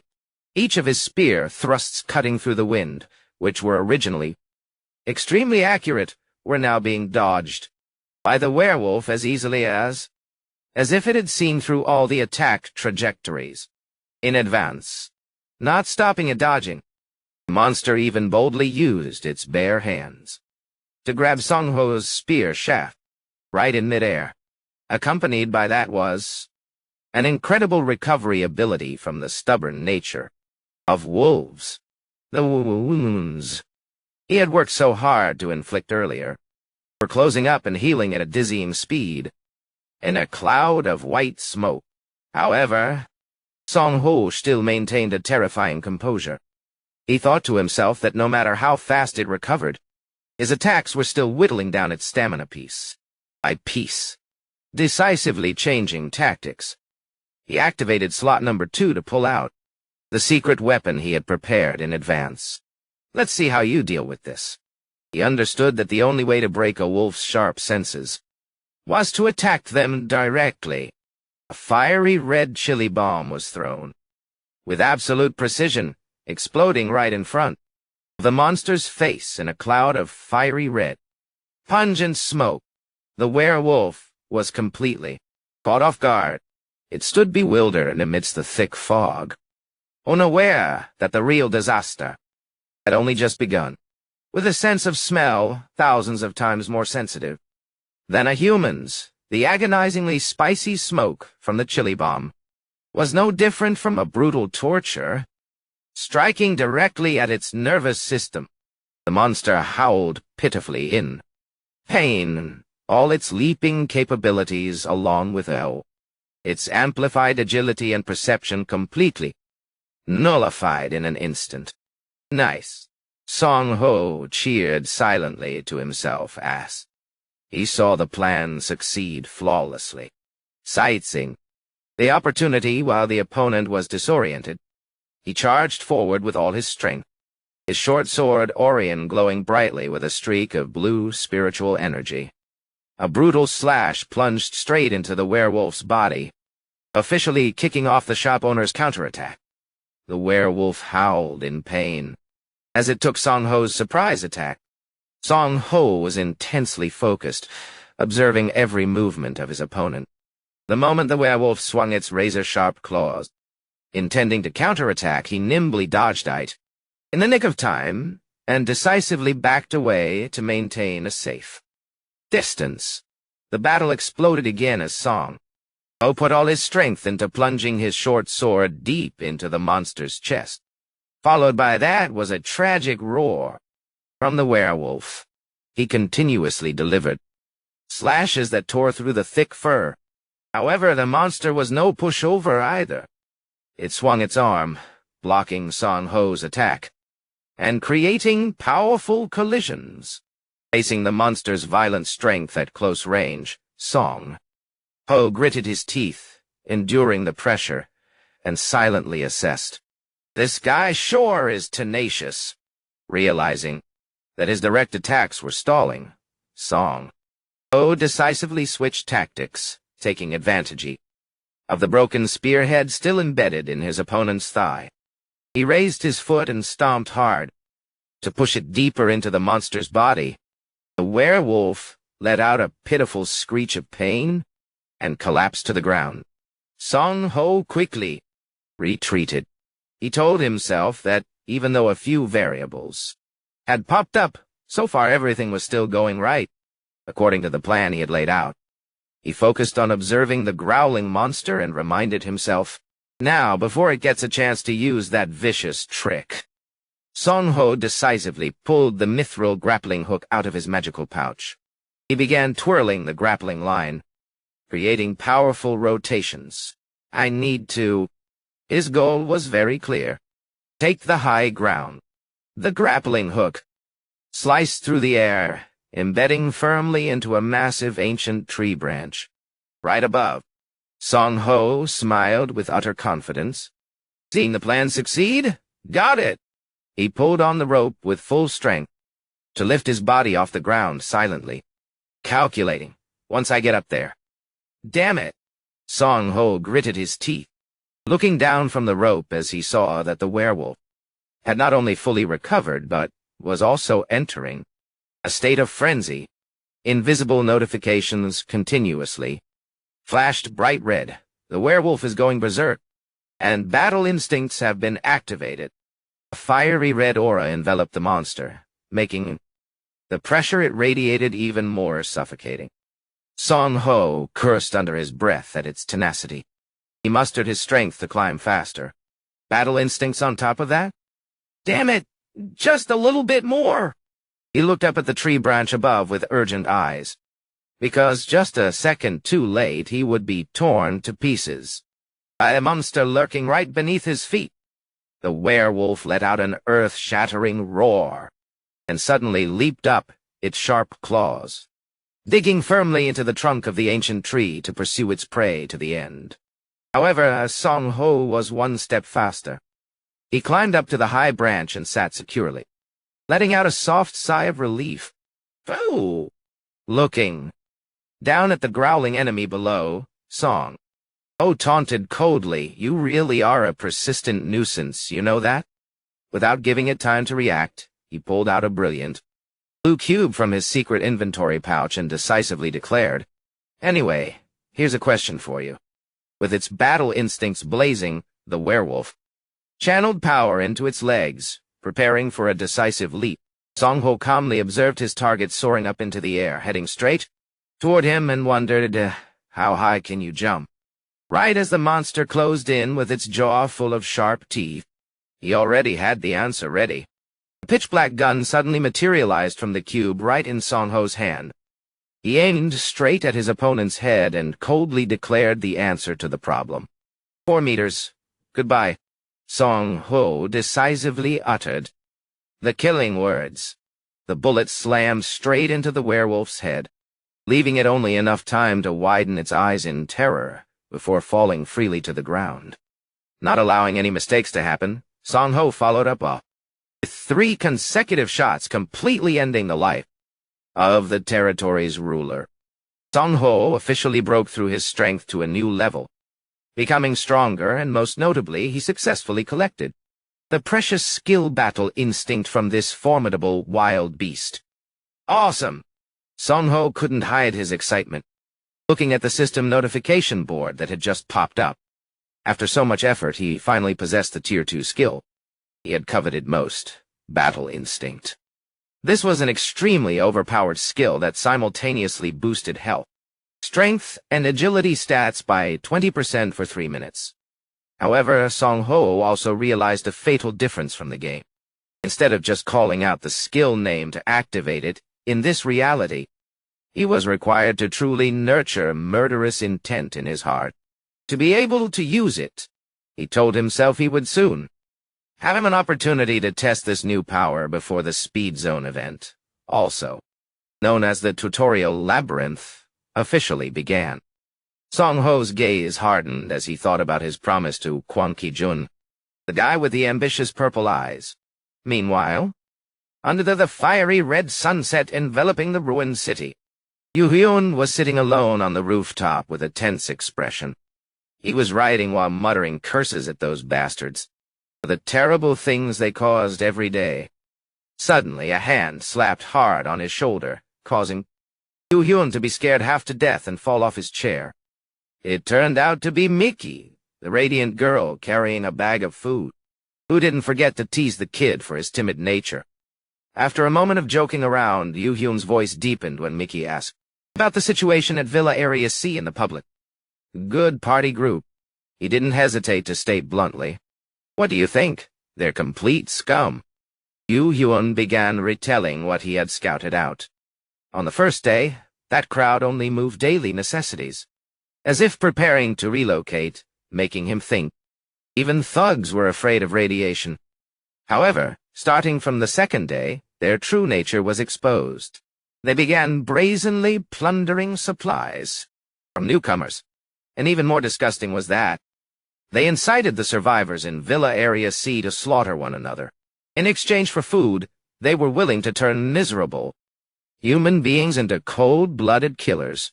Hearing this, Miki couldn't help but be shocked and shudder at the horrific reality. Fatal compared to in the game. Instead of just shouting the skill name to activate it in this reality, he was forced to truly cultivate killer intent in his heart to be able to use it. He told himself he would soon have an opportunity to test this new power before the Speed Zone event, also known as the Tutorial Labyrinth, officially began. Song Ho's gaze hardened as he thought of his promise to Kwon Hyung-jun, the man with ambitious purple eyes. Meanwhile, under the deep red sunset over the ruined city, Yoo-hyun was sitting alone on the rooftop with an extremely tense expression. He scribbled while muttering curses at those bastards for the terrible actions they committed every day. Suddenly, a heavy pat on the shoulder scared Yoo-hyun out of his wits, knocking him off his chair. It turned out to be Miki, the radiant girl carrying a bag of food, who didn't forget to tease the young boy for his cowardly nature. After a moment of joking, Yoo-hyun's voice deepened when Miki asked about the situation at Villa Area C and the public good party group. He didn't hesitate to state bluntly, what do you think? They are absolute trash. Yoo-hyun began recounting what he had scouted. On the first day, those people were only moving necessities, as if preparing to relocate, making him think that even thugs were afraid of radiation. However, starting from the second day, their true nature was revealed. They began brazenly plundering necessities from newcomers. And even more disgusting was that they incited the survivors in Villa Area C to massacre one another. In exchange for food, they were willing to turn wretched human beings into cold-blooded killers. Hearing this, my young couldn't help but be shocked and shuddered at the Lionoba. They incited the survivors in Villa Area C to massacre each other.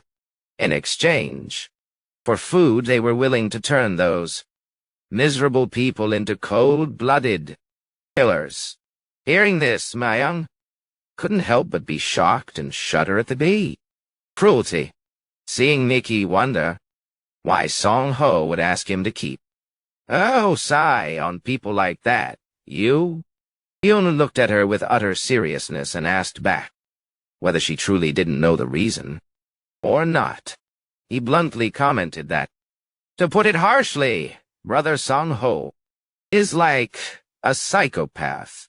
But, to put it more gently, he is an anti-hero. Song Ho sets his own moral standards, personally, judges who is evil, and decisively eliminates them.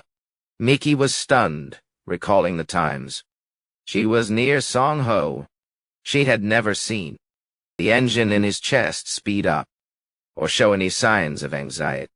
When facing danger, Hyun explained that it was because he doesn't directly do the killing with his own hands, but uses other, more discreet methods.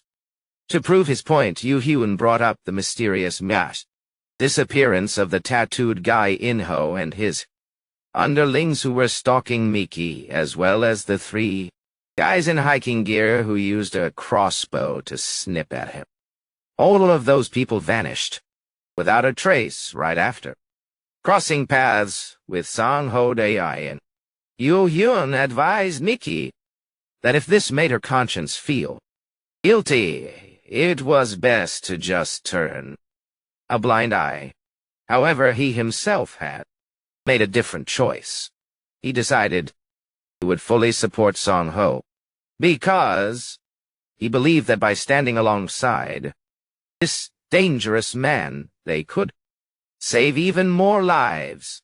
In this chaotic world, Hyun decisively launched the paper airplane carrying the gathered secret intel, continuing his role as a loyal eyes and ears for Song Ho's dark yet righteous plan. Song Ho sat thoughtfully in front of his work desk, attentively listening to the detailed report from Hyun through the smiley down crane. After 10 long days of tracking Kwon, Hyun had grasped the pattern of his activities. Unless there was a massive upheaval, Hyun almost exclusively holed up in his lair and absolutely would not step foot outside, holding the detailed architectural blueprint of that slum area in hand. Song Ho realized this old fox had turned his shelter into a real fortress. The entrance to the lair was reinforced with 2 extremely solid layers of doors. On the outside was a reinforced plastic door, and on the inside was a heavy-duty wooden door layer. Hyun explained that this reinforced plastic layer wouldn't even melt under the heat of normal fire. To break it, they would need an oxy-fuel cutter or a plasma cutter, specialized equipment that the current group didn't possess at all. Even the option of breaking in through the bulletproof glass windows was left off the table due to the risk being too high.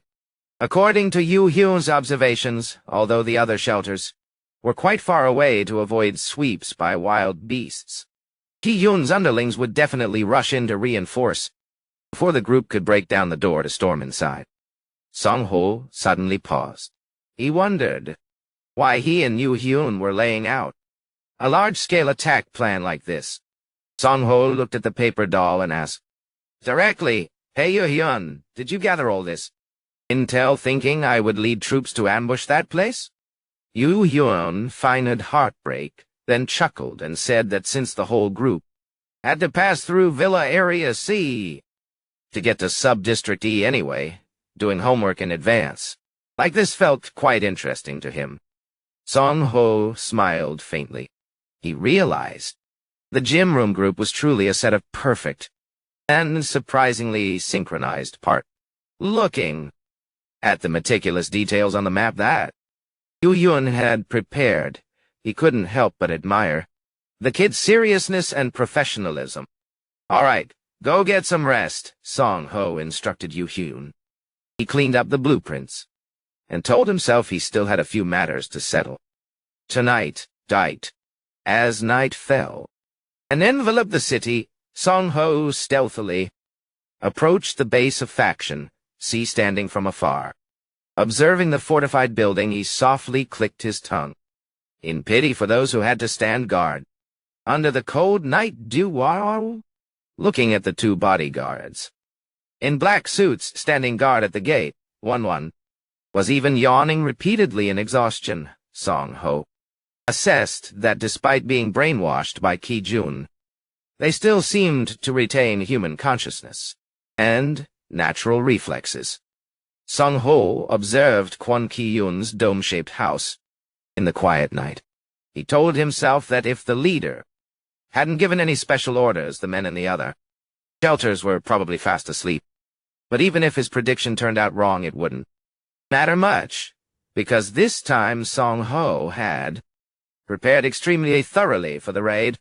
He nonchalantly pulled out a shadow grape and ate it. Instantly, his eyes shone brightly like crystal, headlights enhanced to a whole new level. Standing from high above looking down at the target, he decisively declared, "All right, let's put these big guys to sleep first," then threw two blades that sliced through the wind, soaring away. The two bodyguards in black suits guarding outside didn't have time to react, groaning in pain and collapsing. Immediately upon being hit in vital spots, Song-ho quietly landed and approached the motionless corpses. He softly clicked his tongue and murmured, "Don't take it personally. In a way, I'm doing you guys a favor." Nay. The next target appearing right before his eyes was the sturdy double-door lair. Though Yu-yun had warned that this place was impenetrable to Song-ho, breaking it was as easy as flipping a hand. He raised his hand, and a green glow of energy from the magical pouch shone brightly in preparation to summon special partners. A spatial portal opened, and the tiny blacksmith beetle saw the scenery of the real world. For the very first time, Song-ho smiled, welcoming the tiny friends perching on his shoulder. "Welcome. First time seeing the real world." He quickly got to the point. "As I requested earlier, chew a hole through this door.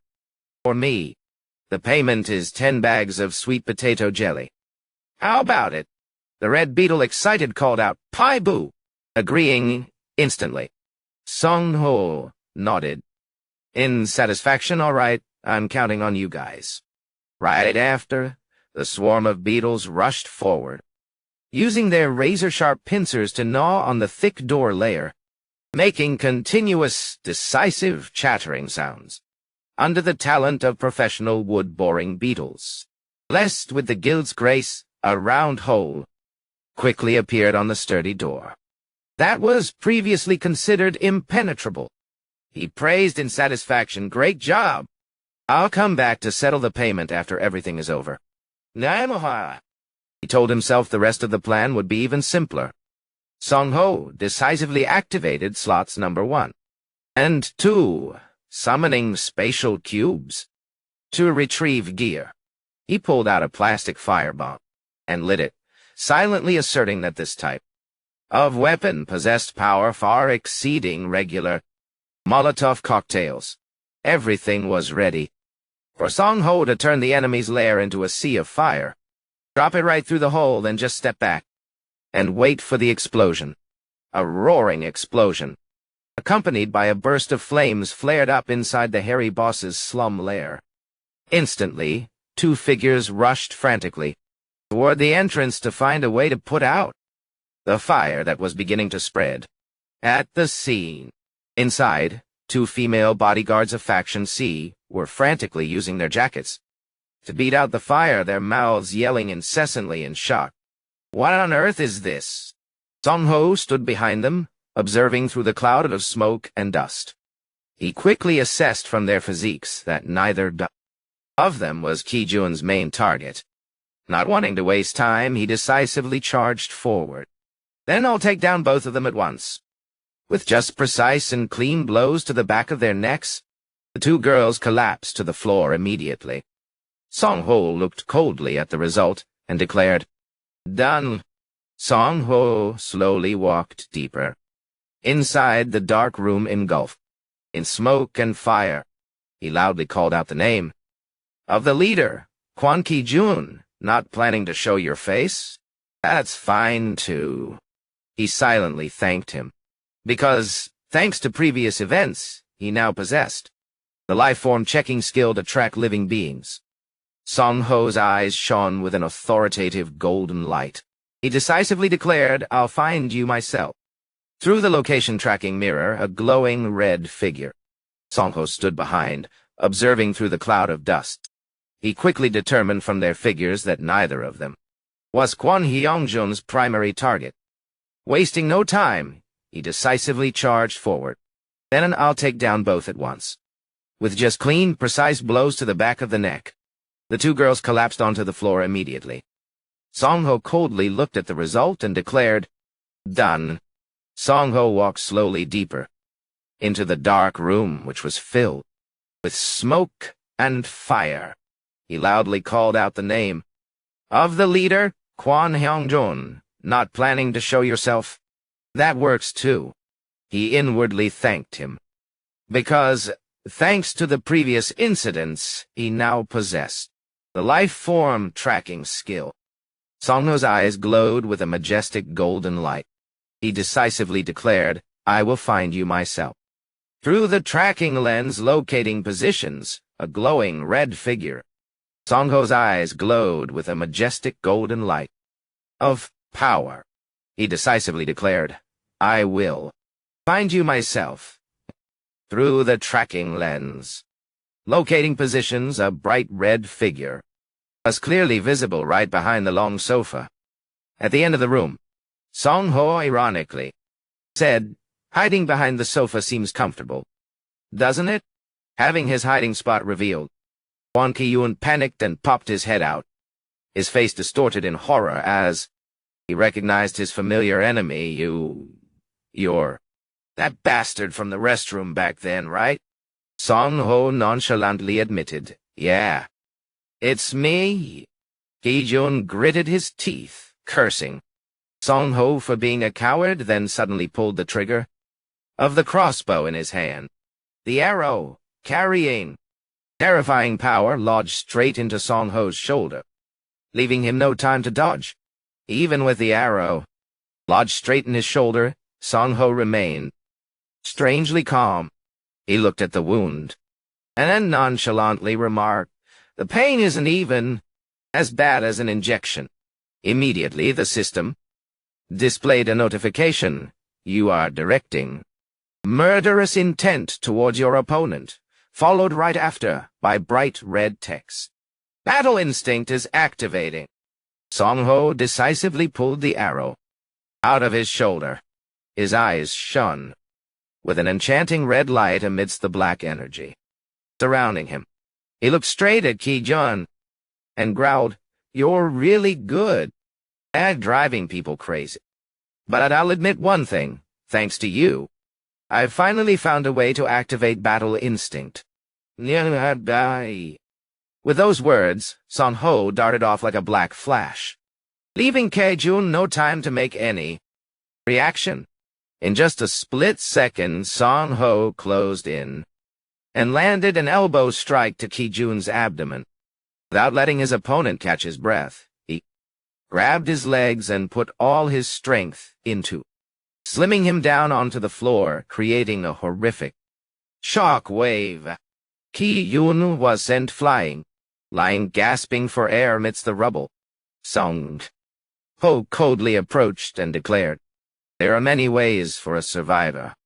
To kill someone without being labeled a murderer by the system. Nunani, Anzigdai." He threw a knife down in front of him and ordered, "Choose." Song Ho stood tall like the Grim Reaper and gave an ultimatum: end it.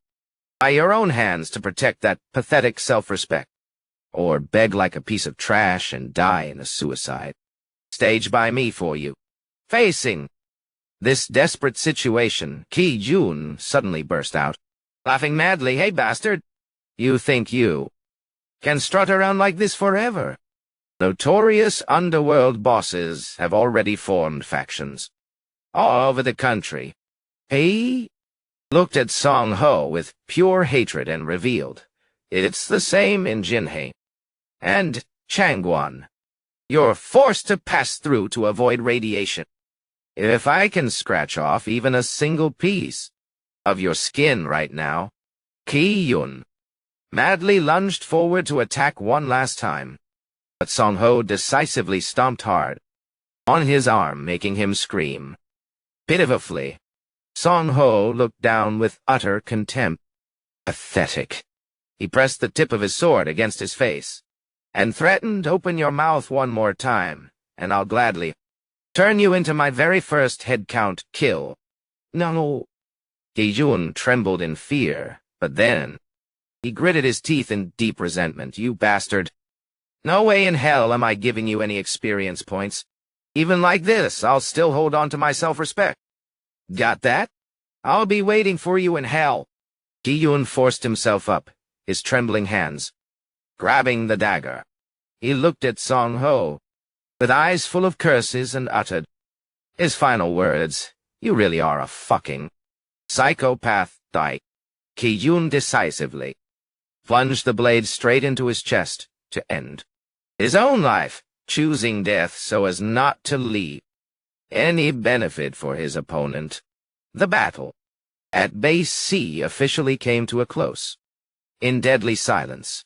After witnessing Kwon Ki-yun's final moments with his own eyes, Song Ho didn't leave the two unconscious women there, but quickly brought them to the Beatles area to ensure their safety.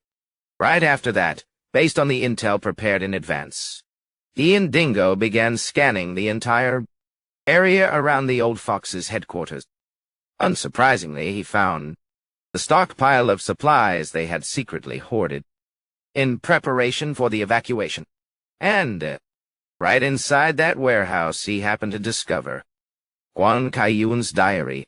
Flipping through each page, he finally understood how he communicated with guilds in other areas. It turned out that once a week he would list specific black market items on the auction house and use coded messages to exchange information. Thus, the secret of Manhwa. His communication network was fully exposed. By dawn, he returned to the area near the shelter to check on the condition of the former brainwashed minions. He realized their memories seemed to be no longer intact after Ki-jun's mind control spell was broken. Standing amidst the rubble, they bewilderedly asked each other, "Why am I here? Who are you?" Guys, seeing that scene, he really didn't know if this was a good sign or a bad sign. Humans are naturally social animals, very easily swayed by herd mentality. Among the 11 remaining survivors, if most of them managed to stay level-headed, they could totally become good neighbors of ours. However, if the majority turns aggressive and violent, they could easily turn into ruthless bandits at any moment. For now, he decided he would only silently observe without rushing to intervene. He just hoped there would be no further sparks of conflict bursting at this villa area. But while the world was falling apart, every day that passed was a brutal trial.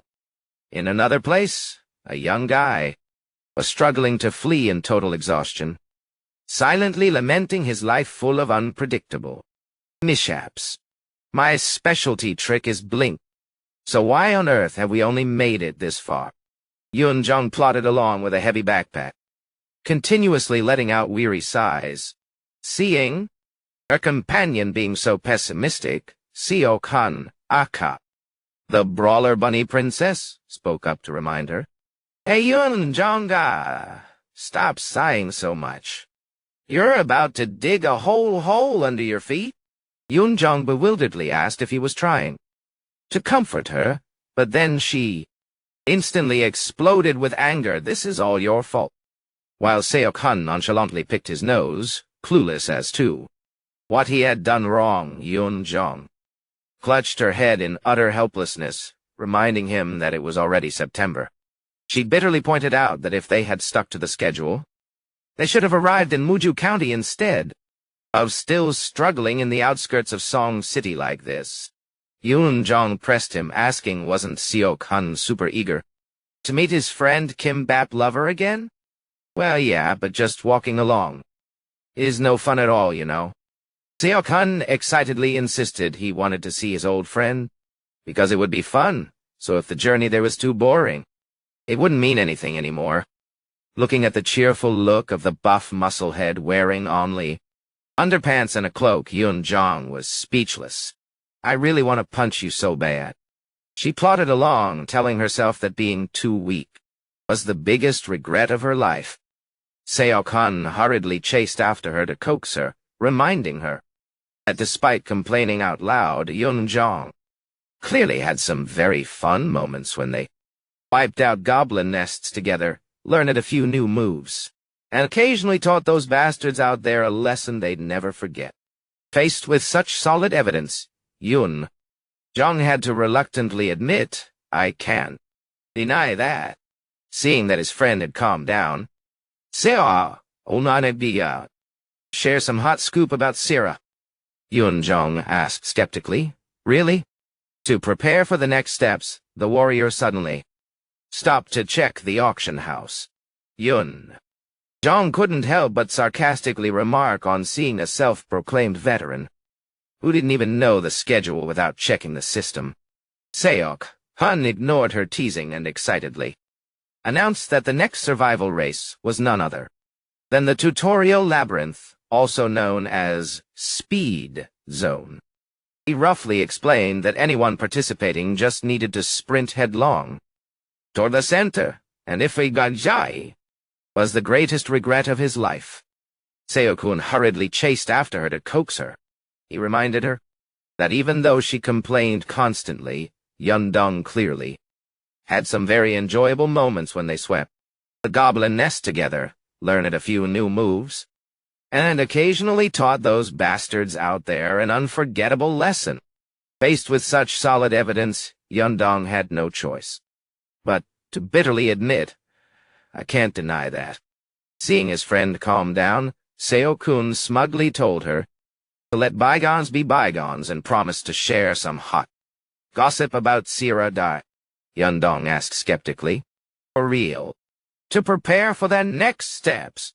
The warrior suddenly stopped to check the auction house. Yun couldn't help but mock him, seeing how a self-proclaimed veteran didn't even know the schedule without checking the system. Seo-kun ignored the teasing and excitedly announced that the next survival race was the tutorial labyrinth, also known as the Speed Zone.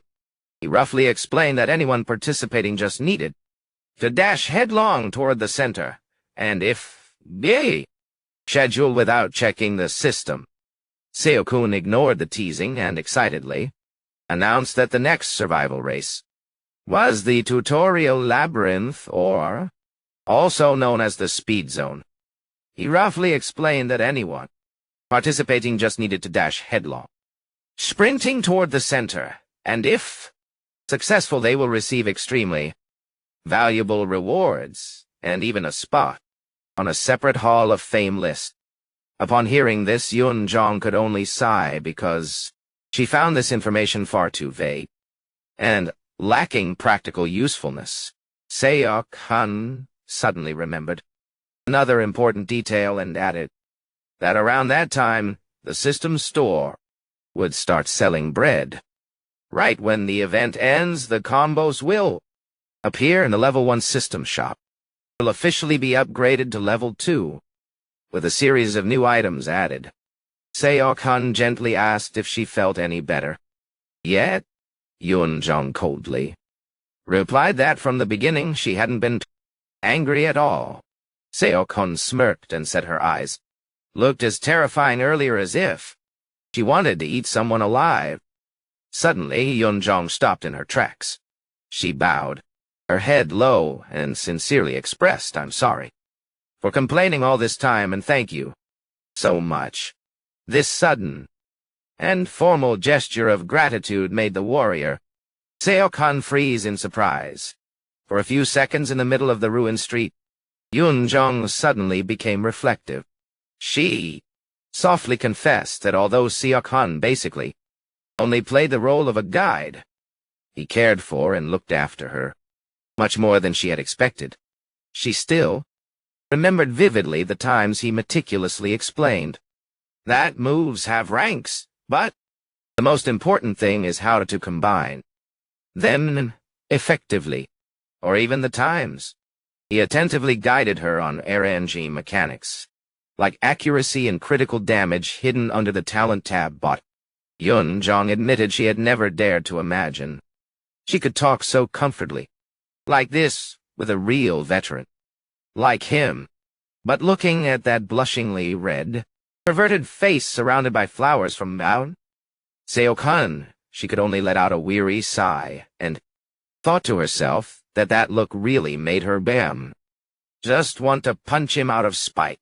Brushing aside her stray thoughts, Yun-jong decisively grabbed Seok-hun's hand and urged both of them to stay focused and keep moving without allowing any more distractions. Seok-hun enthusiastically agreed, but that determination didn't last very long. Appearing before their eyes was a muscular guy with long, flowing pink hair, wearing a pink scarf and nothing but a ridiculous pair of pink underpants right in the middle of the street. He loudly welcomed Bunny Princess to Sejong City and claimed he had been longing to see his face in real life for a very long time. Faced with the stranger's over-eagerness, Seok-hun nonchalantly picked his nose and asked nonchalantly, "Why me?" When the opponent blamed him for not recognizing him, Seok-hun coldly demanded he reveal who he was, since that ugly face didn't bring back a single memory in his head. Yun-jong, standing beside him, was utterly speechless at her teammates' rudeness. Right as the name Strawberry Princess was uttered, Seok-hun suddenly remembered that this was the person who used to go by the ID Fairy of Love back in the day. The guy named Strawberry Princess excitedly proposed that both princesses team up to rule over this entire Sejong City together. Seok-hun casually asked further about the plan after taking over the city. The ambitious pink-haired guy declared they would enjoy a regal life with power and abundant supplies, and from there build a base to swallow the entire country.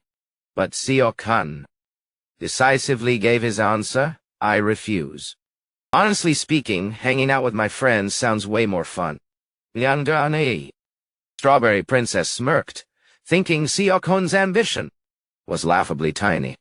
He remarked that he wasn't crazy like the rumors said, but was just acting crazy to hide his true nature. Seok-hun's gaze suddenly turned cold. "Take back what you said about my witch hairstyle right now." Bunny Princess roared, murderous intent radiating from his body, making the surrounding area freeze up.